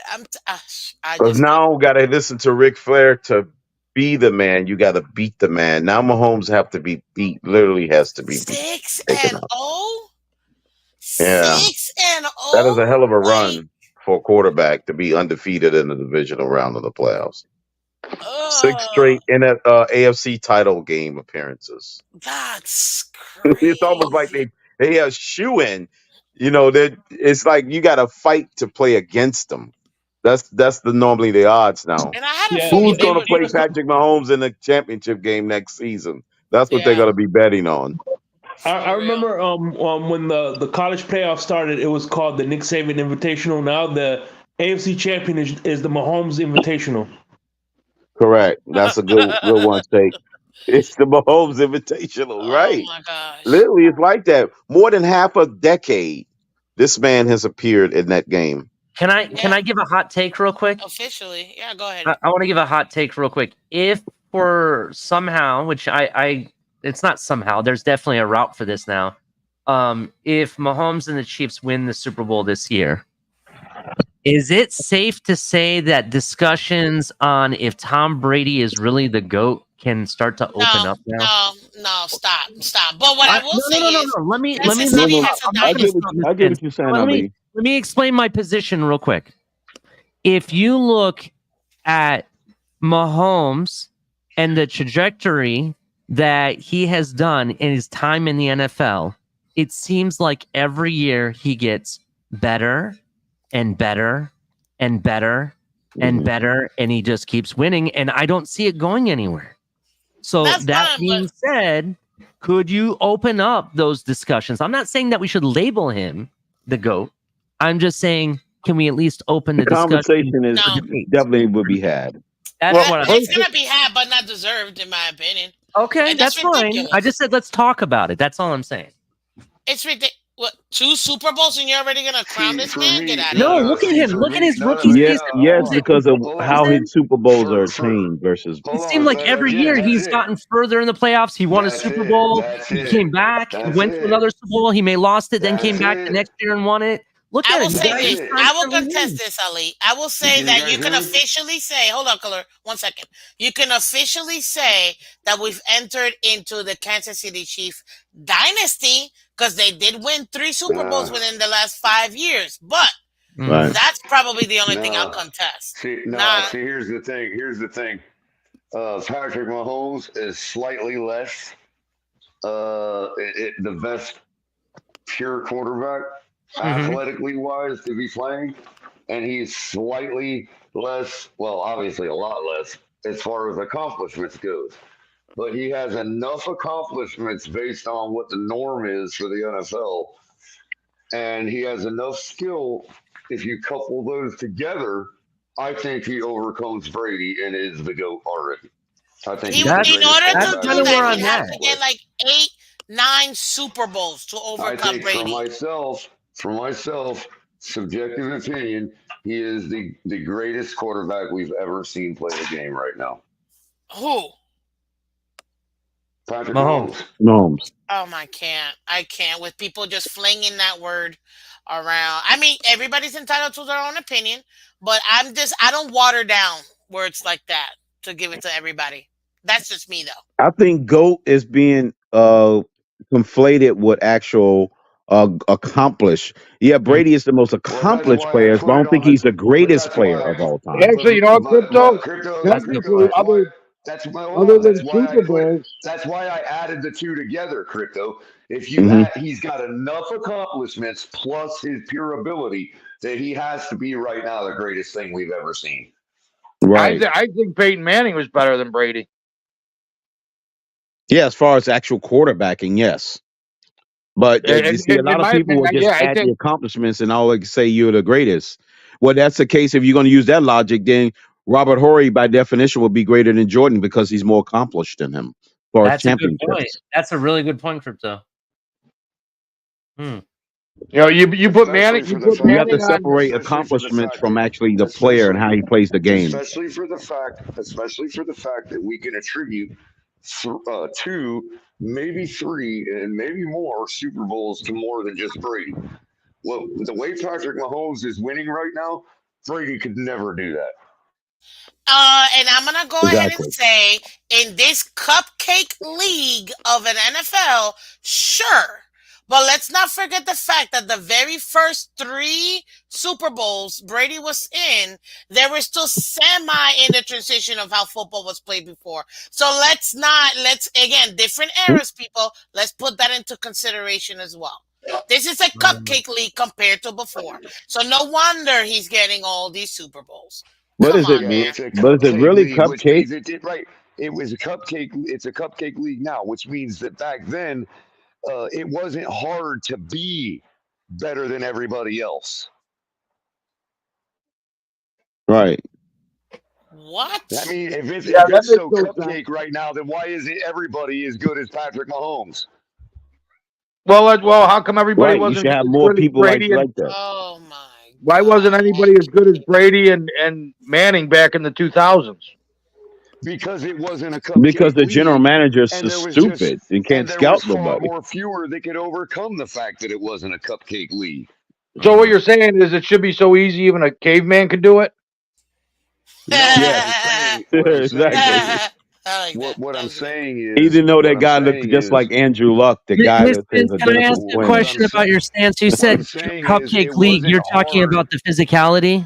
Is that what you're talking about? That's a part of it. It was easier to stand out back then, is what I'm saying. It's I think the harder to athletes stand out now because it's so easy to be good. In counter comment on being a cupcake league, you could argue that this era or this time frame of timeline of players and athletes are faster. Technically, it's all about speed and precision, which you could argue is a lot harder than what they endured, to even though remain on top. physical. Yeah, to remain on top because it's so much parity. So if Exactly. you're constantly winning in this dichotomy, that means that you're overcoming the parity issue that is just any given Sunday if you're constantly winning. Versus there's only one or two teams constantly won like back in the day. I can't. I'm sorry, but as a Did hard you see the chunk? pass for Did me, you man. Did you see the chunk of plastic fly off of Patrick Mahomes' helmet last week? That's true. That was ridiculous, bro. Tundra. Damn. Like that was a hell of a hit. Brady would have been knocked out of the game on that. Brady would have been knocked out of the game on that. You sure about that? Yeah, he probably would have been carried out. I mean, he's taking the ambulance would have been in the middle of the stadium. Cracked helmet. I don't even like Brady, but that was just a circumstance because it was frozen. Okay, we'll give you that, Miss Vince. Yeah, it was frozen. That was a physics element to it. But still, we talk about the guy that's wearing the helmet and who's taking the hit versus the guy that's not. He's finding ways to win, which is great, and that's what you want. But this league, it's not even comparable. It's not even comparable. Again, It's he's not, so but far outperforming everybody else in the way he wins that what you're saying just works in the favor of saying he's the GOAT because so many other people should be that good. Should be able to do it, overcome it. Hold on, because then now I have to go. See, this is why I didn't want to start this, and I wanted to go. But now I have to go into what teams have to take a look at this. If he's so great, why isn't he astronomically better than everybody else? Who's that? Well, you just said it was enough parity in the league. We just established that. No, wait a minute. I say he is, except for Lamar Jackson. But Lamar Jackson doesn't have the accomplishments. So right, he just less accomplished. Patrick Right. Mahomes. Listen, if nobody's allowed to touch you and you can just chuck it up, Because then Patrick of Mahomes, course, listen, this is what I'm saying, you can be very fast and you can have all these numbers. What I'm just simply saying is, in my opinion, Patrick Mahomes' skill and ability level over Brady overcomes the fact that he hasn't had a chance to accomplish as much, but he's accomplished enough to cover, the fact that his skill is leaps and bounds better than Brady. Right. That's what Color's trying to say. It's the tiebreaker. His skill level is that tiebreaker over the accomplishment. If that's the case, hold on. If that's the case, hold on, no, wait. What happened head to head though? Had 3 Super Bowls, then I would be arguing for Lamar Jackson over Mahomes right now. What happened head to head? But I would argue for both of them over Brady. What happened head to head if he's so astronomically great? Who won? Oh, come on now. Head to head? What do you mean? Well, you can explain the Tampa Bay game because he didn't have no offensive lineman in front of him. Now it's he's supposed to rise above that. He did when he's running for 400 yards total, and they didn't even have 400 yards of offense. Yeah, but he's supposed to be all of this. He's supposed to be all that in a bag of chips. He can't raise into that level to beat, Brady. And I don't even like Brady. You can raise your right, but during Mahomes' early career, he never had the benefit of having the greatest field goal kicker prior to Justin Tucker in history and the most clutch kicker in history on his side, as well as a Hall of Fame defense that was assembled in his first 2-3 Super Bowls. So Patrick Mahomes never had that benefit. And so wait a minute. So you're telling me Kansas City wasn't number one in the AFC when they actually ended up getting a number one? They never had the best field goal kicker in the history of the game. Were they or were they not number one in the AFC? Tannehill beat Brady several times. Is he better than Brady? Exactly. He actually did head to head. Super Bowl. No, but he beat him head to head. Super Bowl. So you're using one game to try to define who's better? No, what I'm saying, they're trying to say that he is so much leaps and bounds better than Brady. Well, I just No, asked from a in the skill one, perspective. fine, even in the skills perspective, and I'm asking what happened when they met in the postseason. Who won? Tampa's defense is way leaps and bounds ahead than whatever Brady had to And face. again, I'm gonna go back to if he's so great and so elite and so astronomically way better than Tom Brady, why didn't he win? Okay, you know what? That's like saying what you're missing is if the situation was reversed, you'd be asking that question about Brady. Brady would have won that game. No, he wouldn't. Not that game. Brady would have won that game. Technically, if you play the law of averages, not with 3 missing offensive linemen and he's most immobile statue in the history of the game. No, he's not winning that game. Brady would have won that game. That would require unbelievable mobility to even come close to not even getting sacked in that game. If Brady is so elite, see, we can do the same thing right here, Miss Vince. If Brady is so elite and can overcome it all, and if Brady's the GOAT, then why did he lose to Nick Foles? Exactly. Why did he lose to Nick Foles? We're not talking about Nick Foles. We're talking about Kansas City, and we're talking about New England, right? I don't recall Kansas City. I don't recall Patrick Mahomes losing to Nick Foles. Maybe he did, but I don't recall. Oh, to Nick Foles. Who did he lose to, though?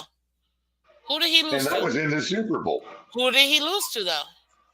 Wait a minute, though.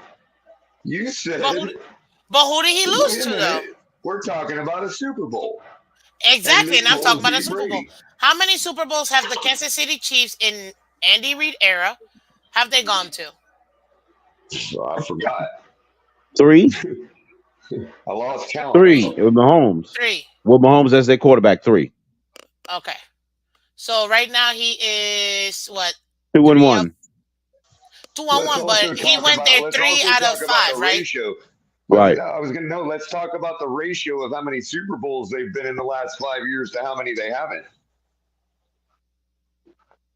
That's fine. Right. Again, there was some of Brady's Super Bowls. Man, you know what? Hey, listen. Hey, congratulations.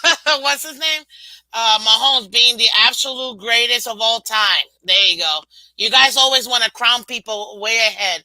But hey, you know what? I thought you had to wait till somebody. We're just saying No. I thought you had to wait till the end of someone's not career. accomplished. But apparently, No, he's not the greatest accomplished of all time. He's the greatest. He's the greatest. He could be the greatest player. You literally said he is the greatest.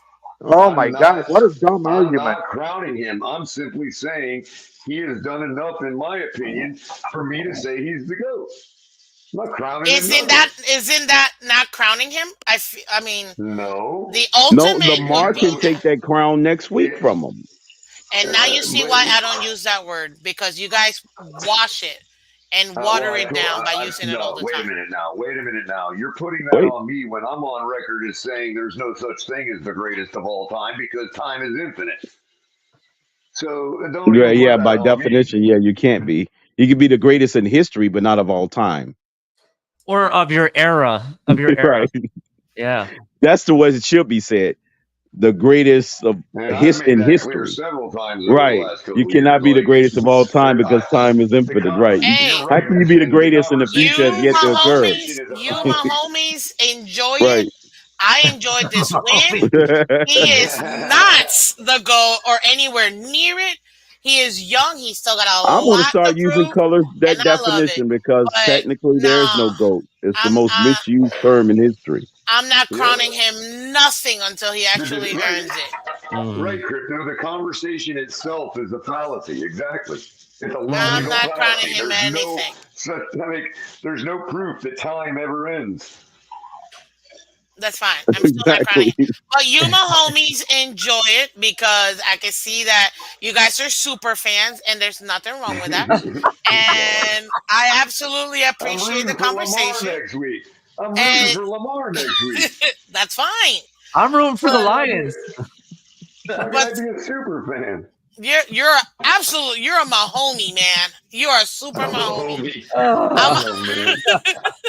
What? I don't know who that is. Those are the super fans. That's what they call the Mahomes super fans. They're I don't know who Mahomes. that is. I'm And, a Taylor Swift fan. That's all I know. Okay, you're a Swiftie like me. I love it. But yeah, no, you guys are you Well, we guys love you, Miss Vince. Thank you for hanging I am out. going to go to sleep listening to Taylor Swift from now on. That's The beautiful. discussion is moot anyway because nobody will ever be as good as Dan Marino in infinite time. So he is the GOAT. He is the true greatest of all time. That But dude no, was guys, so good this for was his era that he overcomes everybody's accomplishments. He has Yeah. no accomplishments and he's still the GOAT. yeah, actually, which is it tells you a lot. That's all I gotta say. But no, thank you guys for having me. Color, it was awesome hosting this with you, man. Taylor Swift is the GOAT. Thank you for sticking with me for like 7 hours. Miss Whitney. 8 hours. Oh, well, 8.5. Because remember, I came in like a little bit later. But Right. no, I appreciate you guys. Check me out tomorrow morning, 8 a.m. guys. We're having a Bills bonfire. So I appreciate you guys coming through. And yeah, I'll see you tomorrow morning. You can find Miss Fins. We're gonna YouTube, wake up Twitter, early with Twitch. you tomorrow, Miss Fins. Exactly. I'm gonna make me a cup of that gingerbread coffee and probably have some windmill cookies. We're doing one of them Sitchin' Adam all day 8-hour Sunday streams. Apparently, you know. Apparently. Oh, and by the way, I've been remiss in telling people to if they wanted to donate to the channel, you can hit us up on Cash App and Patreon and the other avenues right at the moment. Still no super chats, but that being said, I don't know if anybody has because I don't have access. I don't have eyes on that server. So if you have donated tonight, whoever you may be, absolutely thank you. If you have, I just haven't been able to see who has and thank anybody directly. So if you have donated tonight to one of the other avenues available, then we certainly appreciate it. Absolutely. Well, anyways, guys, click the like button, subscribe to the Fins Tailgate, Subscribe, hit the like. help them out because they're putting out great content. I'll catch you guys tomorrow morning. Miss Fins, bye. Nene, I got the apple cider vinegar and some collard greens on standby. Hey, one last comment about the Mahomes talk. I know we're a bunch of Mahomies here, so the one thing I was looking at is the rate that Mahomes has gotten to the Super Bowl and his progression and everything.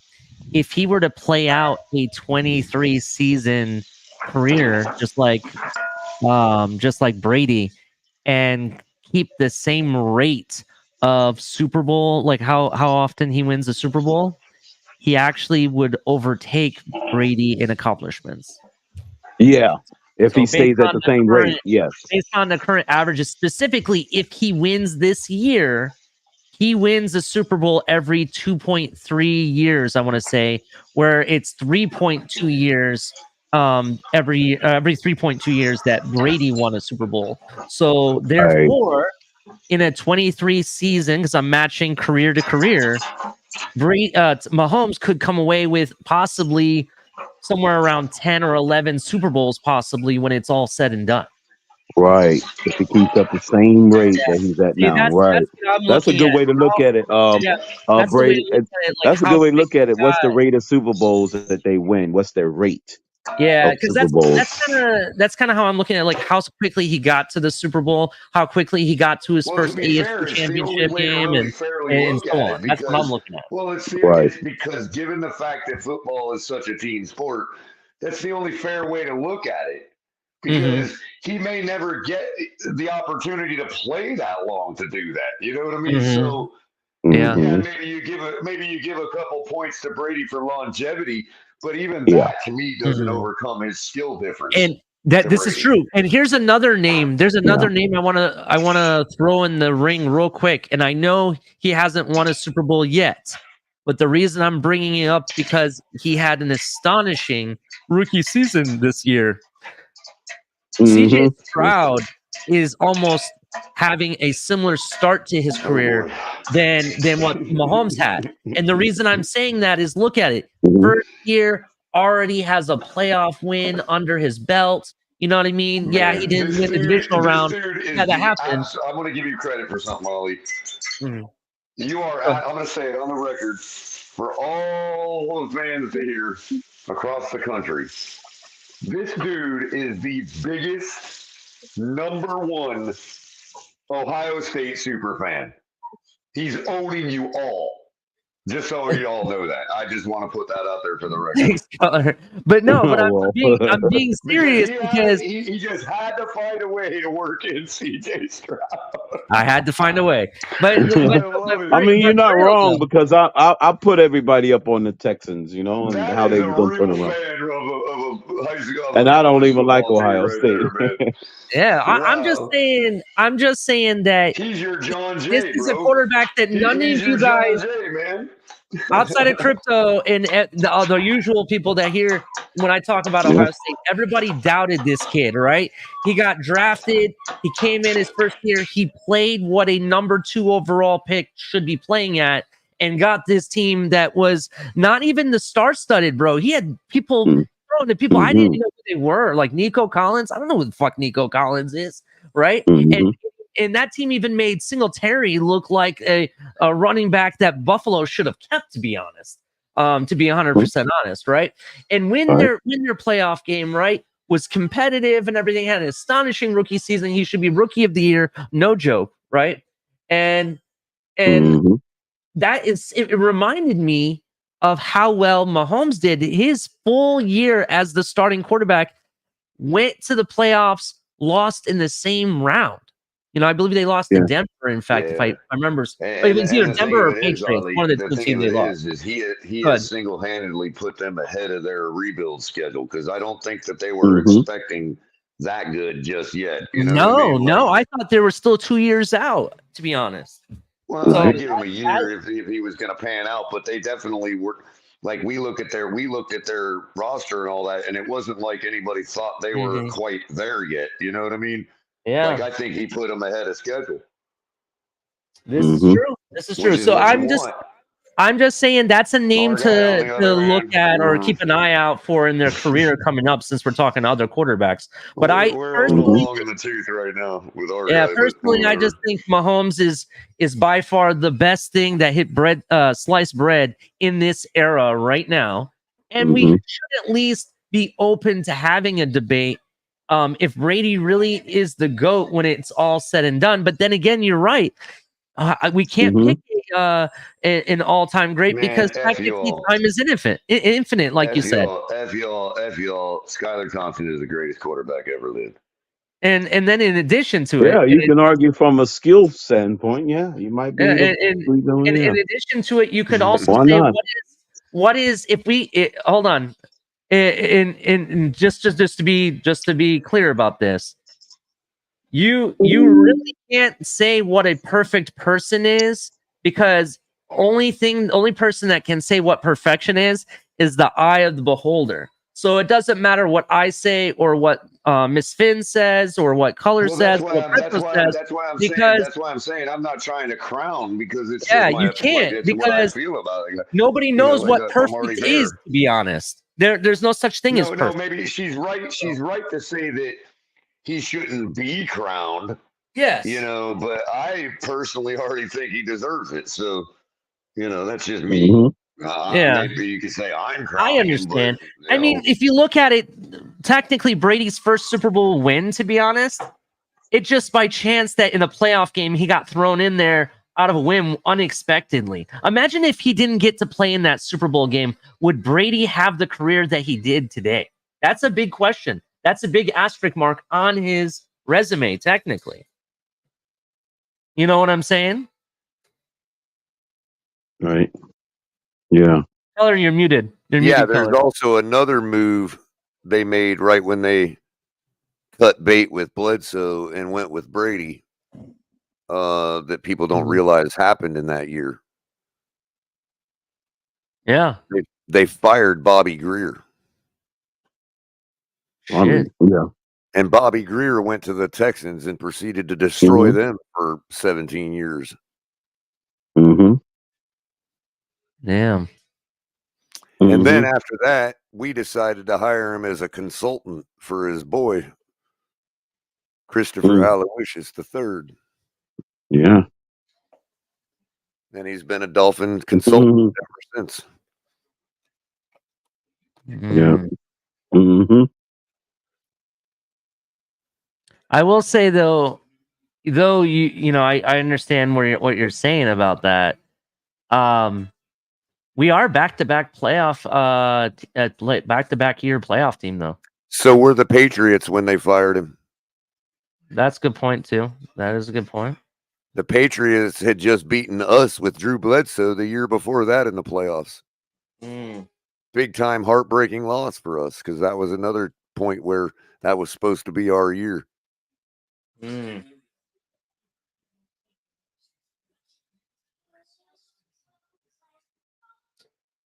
Well, yeah, Drew Bledsoe was smashing Marino records, and they still moved off of him and went with Brady. All because of one injury. Our guys had how many? That is true, bro. Drew Bledsoe was like supposed to be the next Dan Marino. That's what people were calling Marino him. records, dude. Yeah. He has like 3 Marino records to his name. Yeah, he does.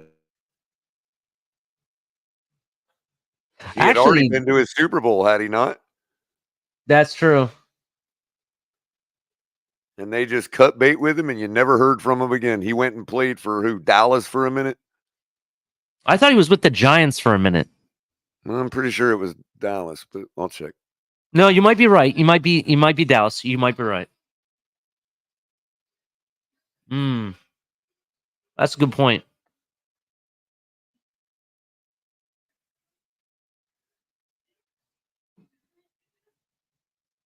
I mean, Bledsoe used to aggravate us just as much as Brady. That's why it's so tough because, like, a lot of us had to move right in from that to Brady. It's not just the 21 years of Brady. It's also the 3 of Bledsoe that preceded that.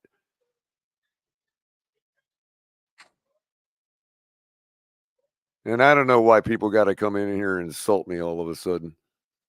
Oh no, they're not leaving anybody out, bro. They even got my name in their mouth. So. Don't worry. Don't worry. I don't know what I guess that helps them sleep at night. Yeah. If you have jerk off issue with our takes, you definitely have room to come up here. We dropped the link. You can always come up here and talk. Let alone, why don't you start your own show if you don't want to be here and we have bad takes? I'd rather he just go off and jerk off to our bad takes if that's what he wants to do. Yeah. And knock yourself out. Good point. Anyway. Those are mad. Like, we're mad because I'm telling you to knock yourself out. Have fun with it. Like, I don't have time to argue with clowns. Good night. A bad night. What do you want me to say to that? I hope your evening is terrible, and I hope you can't get to sleep. I want to know what he wants to argue. I'm bound by courtesy. You know what I mean? Remember who I am and what and what I believe and don't believe. So I'm not bound to that courtesy. You want to treat me like that? Go ahead. I hope you have a terrible evening.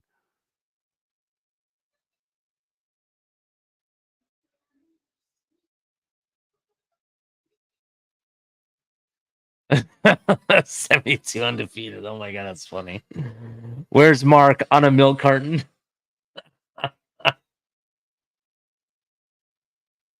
Oh man. I will give him credit. At least he says it right in his name. I mean, it is Filthy Cat. I kind of expect him to be filthy. So yeah, that, true. So good on you for at least letting us know.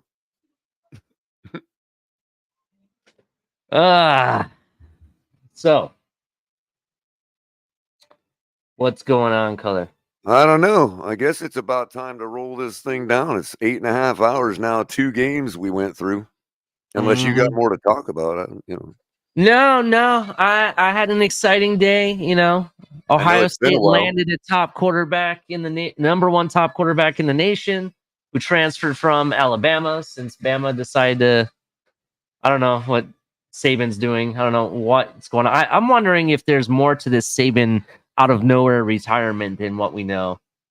Maybe he has some impending lawsuit that's gonna like drop at any point. Dan Grassi in the chat. Dan Grassi is requesting that I tell a story tonight about a junior quarterback named Tua Tagovailoa. They wanted it to be about the Bills losing, so I'm just going to have to let you know, Junior, it's very easy to talk about the Bills losing in a Sean Connery voice or any voice.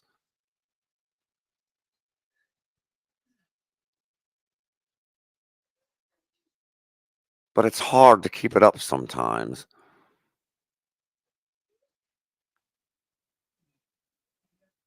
Funny thing is, Ali, I'm like half Scottish, and the Scottish accent is really hard for me to keep up. Isn't that weird? Color. Don't post it, but read Scrappy's comment. Let's see. You can't even spell it on and get up in debate, you guys. Yeah, right. Ain't that the truth? Oh man. I would love to be like Sean Connery at a press conference with Tua, just asking him really crappy questions. Was Tua's brother really denied a 6th year? Denied. Like the sands of an hourglass.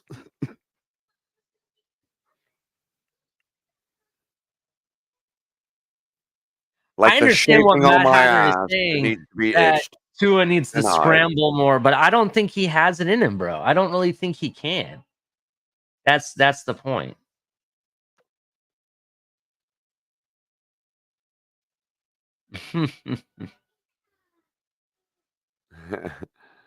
That dude in Braveheart is like, oh, you don't know Latin?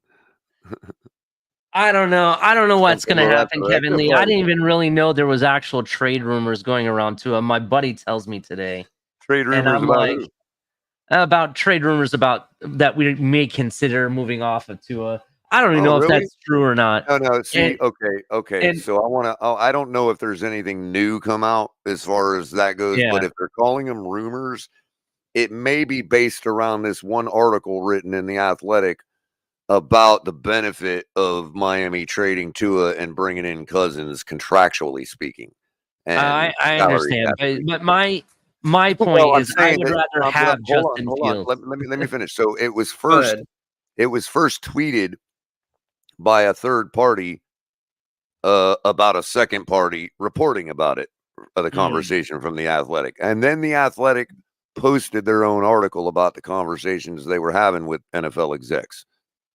So that ramped it up. That brought it to rumor status, even though it's still the same discussion about somebody just randomly said that, hey, this guy was talking to NFL execs, and NFL execs think that this would be the best move for us to make is to trade Tua and bring in a guy like Cousins, because contractually, even if Cousins chokes, even if it's a lateral move, on the back end, if that happens, then you're not hurting as bad as you would be by blowing up Tua's contract.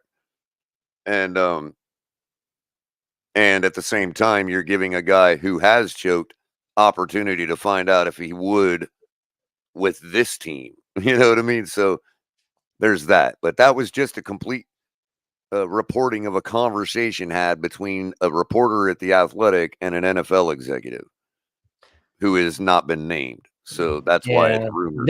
There was an article I was reading that someone had thought of a 3-way trade that could bring Justin Fields here. And Tua could go to a different team, not necessarily the Bears, because I think the Bears really are going to line themselves up for Caleb Williams, probably. Right. And I don't think the Cousins would be in a competition, AB. I think if that was a move you made, it would be involved around getting Tua out of here. You know what I mean? The only reason I'm actually would consider this, right, and the only reason if I would consider this is because of the fact of how dynamic that style of quarterback in this offense would look. It doesn't necessarily have to be a Justin Fields. The same reasons why at one time I was rooting for Lamar Jackson here for a long time, right? Because imagine him in our offense. That style of running quarterback, right? With an ability to throw, because I know Justin Fields can throw, and I just think he needs the right coach around him and the right people around him to be able to show that ability, right? It would just be very fascinating. It'd be very fascinating and see what it could have. It could be dynamic. You wouldn't necessarily have to rely on the running backs so much, or when the receivers aren't open, you don't have to worry about it because he could take it and run it. You know what I mean? All those sacks that if you just would have ran or scrambled, he would have gotten. You know what I'm saying? That's basically where I'm at. Right. Scrappy asks, what if they use Fields and Tua? Fair question. I don't want to knock your question. That's a very fair, sound question. But there is an answer to it.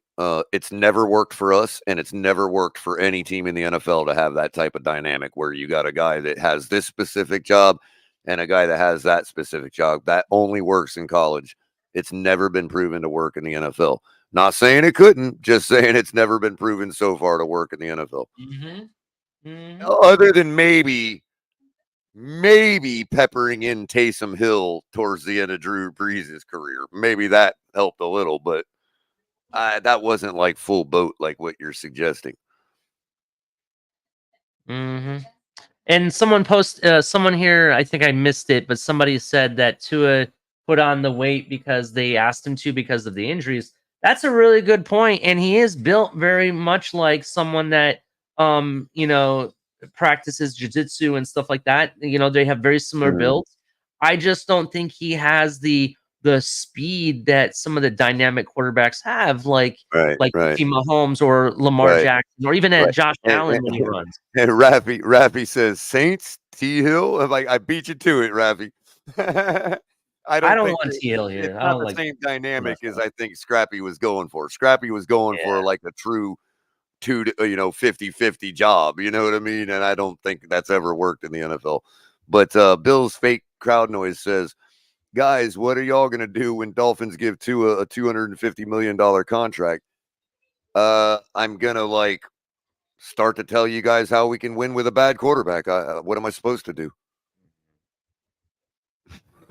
I mean, that's good. We'll wait till the season starts, and I'll start telling you how we can win with a bad quarterback. I'm still a Dolphins fan. I don't know what you expect me to say there. Yeah, I'm with you, Kevin. I don't jump off a cliff if that's what you're asking. Yeah, I'm with Kevin. I don't think Tua is that style of quarterback to extend plays and be that type of guy. And I just think when you have a dynamic quarterback like that, you're going to be able to get out of those situations when needed. So, And a good quarterback knows when he doesn't have to do that. Yeah. And runs himself into two linebackers trying to step up in the pocket.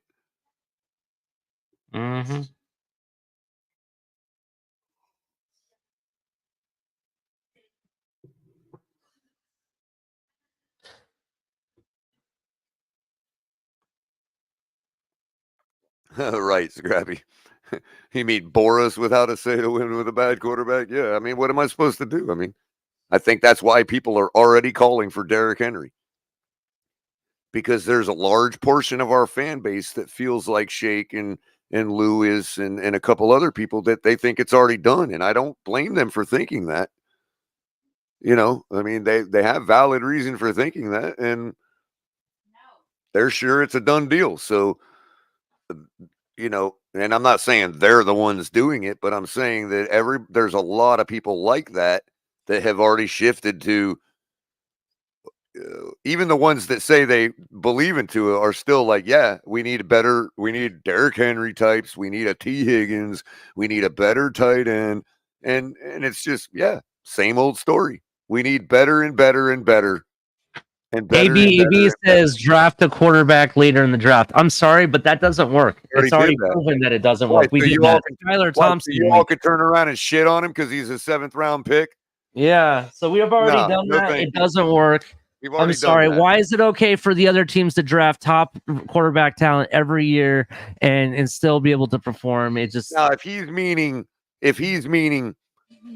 third, fourth round, late round, okay, fine. But we here's already did the the late issue. round thing, and you all crap on him every You chance won't be able to get. do that this year, Color, because this year there's a lot more quarterback needy teams. I got you. I'm just saying that we already did the late round guy, and they crap on him to this day for it. Mm-hmm. Now it's Tua's fat. This is the most hilarious thing I've seen these guys say yet. I mean, we're just going in circles here, Ali. Yeah. Gain weight, lose weight. Do jujitsu, do karate. Oh my God, man. I cannot believe that they even put that in. Like, they actually typed that out, dude. And it started on Twitter a couple days ago. It's not just these two guys. But the fact that you can actually type that out after saying what you all said about his weight and injury proneness. No, sorry. He don't get to lose no weight. No. Stop that nonsense.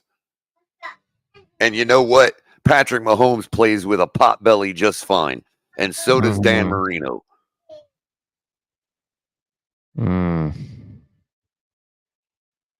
You know why Patrick Mahomes runs in such an upright position? Because he's got a pot belly.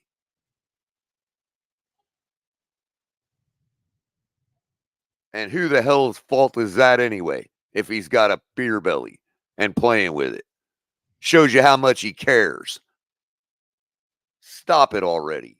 Dan Marino had tits and he played. He didn't care. I'm just telling him they're making it worse for Ali. It's like, it's I know. I was trying to make a joke, Killer. I'm sorry. I'm not mad. I'm just calling out a stupid argument. Why does everything have to be mad? Because I'm stating a disagreement vehemently. I'm not mad. I really don't give a shit.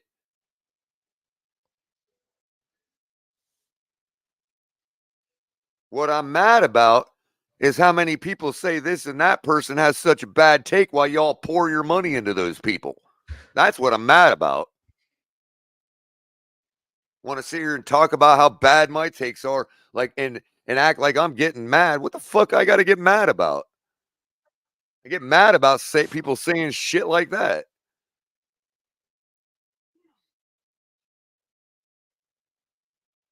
Sounds like the people calling me mad are the ones mad. Like, why does everybody have to be mad because they said something you don't like about your damn quarterback? Your quarterback, because he ain't mine no more. And no, that I'm still a Dolphins fan, and you can't stop me.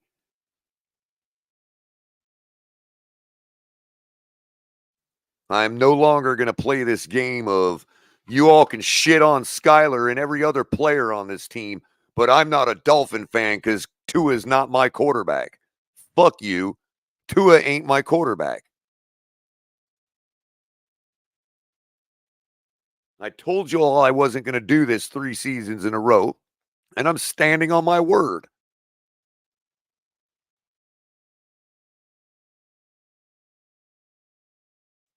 You know? Speaking of people with integrity, everybody wants to talk about how they stand on their square and stand on their words. That's what I'm doing right now. I told you all I wasn't going to do this a 3rd season in a row, and I'm not. I want Tua gone. I'm done. He cannot get better, in my opinion. I answered that question earlier. I do not believe he can change. I do not believe he can fix the stuff he needs to fix. Those are fundamental issues that should have been fixed year 1.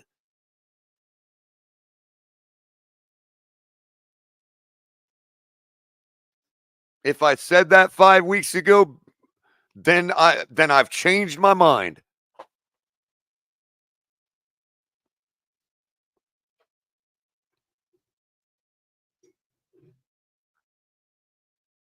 Maybe because he still had a chance to prove that he could win these games. Maybe it's because he still had a chance to prove he could fix the stuff you all think he still can fix. Well, guess what? 5 games is enough for me. I don't need to continue to see it 10 more games. I don't need to wait a whole nother offseason, wait for 6 more games against bad teams to find out again. When we finally get there again and craps the bed again. Missing guys all over the fucking place. I don't want to wait that long. I know already.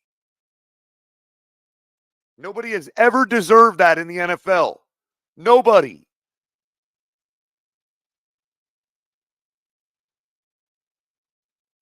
Even if they got another chance to fix it, it was with another team. Nobody has gotten this.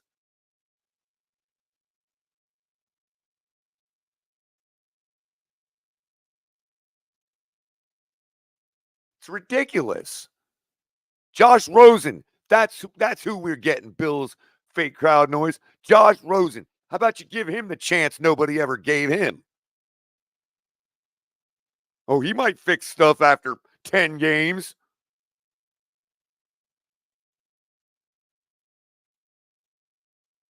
Everybody can get better. How many fucking times I've heard every bit of that shit for Tua, but not applied to every other human being in this freaking league.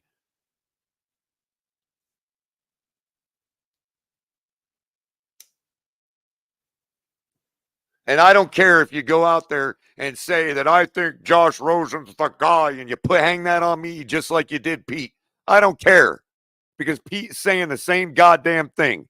If you're going to give these chances to people, find a better person to give it to who doesn't have a fan base full of sycophants that attack people.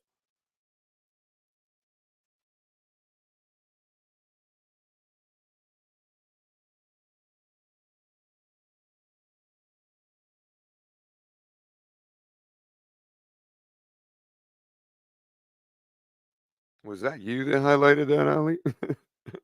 Because it's spot on. It's spot on. Spot on. Mm-hmm. Just like Buffalo ain't going to get through Kansas City until they get rid of Josh Allen.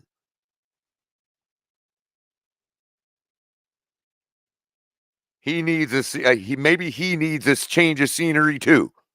Maybe Buffalo just ain't the place for Josh Allen. Mm-hmm. Y'all act like this is the first time a quarterback's ever gone somewhere else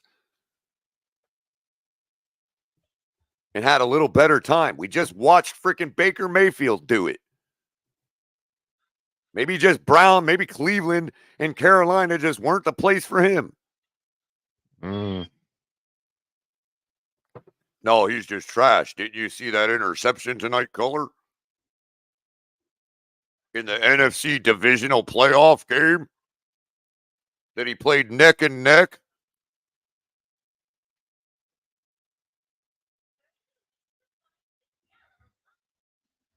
I tell you this much. AFC North better be careful because you can see Baker Mayfield getting snatched right back up by Pittsburgh.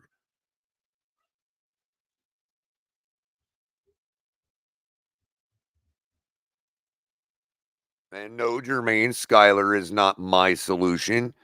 He is a solution. And it would only be for financial reasons. And that's it. Not saying we would go any further. I'm just saying neither one of us can know.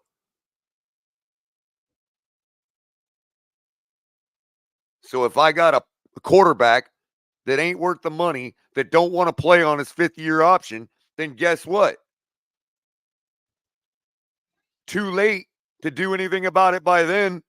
I'm rolling with what we got in-house. And that's the guy with playoff experience. And no, I don't think that's a good solution. But y'all aren't asking me for good solutions. You're asking me for solutions. And every time I list one, you say it's crap. So just admit that you don't want to do it. Admit that you're fine with mediocrity and you love Tua, or admit that you think he can improve. At least Lewis can admit to that. I just believe he can improve. Okay, fine. Fair opinion. To your point, I think it was you that suggested to me at one point, and I disagreed with you, that and I'm sorry I did that. To your point, I believe it was you that suggested Jared Goff here at one point. I absolutely did. And when you did, I was like, what the hell are you smoking? And now what do you see? You see Jared Goff playing in an AFC championship. Bro, I was in St. Louis when he got drafted. I've followed the guy his entire career. I've seen him just as closely as I've seen Tua. Not all of their games, no. But I've seen him as close as I've seen Tua. Mm-hmm. His whole career. And he has persevered through it all. Taken a team to a Super Bowl, got freaking traded for it, and has his team on the verge of another one.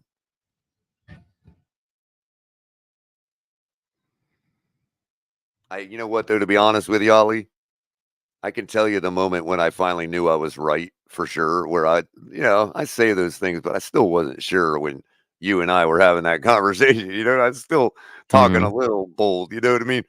When it actually happened for me was that video where he pretended to be a college or a high school player trying out for the team. Yeah, I know. And he was just owning everybody on the tryout. You know what I mean?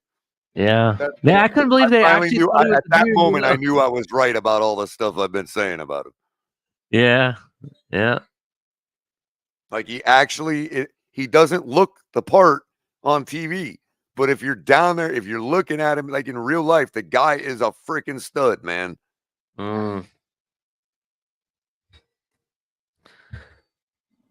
just going to support my team regardless of no matter what. I just think, I just don't believe in hope for the best. Right now. When people say hope for the best, fair enough. My hope is just placed in the fact that we do something different at quarterback before the season starts. That's where my hope's placed until that contract is signed, and that's where my hope is going to remain. Yeah.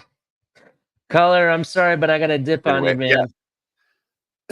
Now, almost 5 minutes short of 9 hours, and my voice held out till just about now, so it's perfect timing anyway. Thank you, everybody, for hanging with us. There's still 60 of you in here.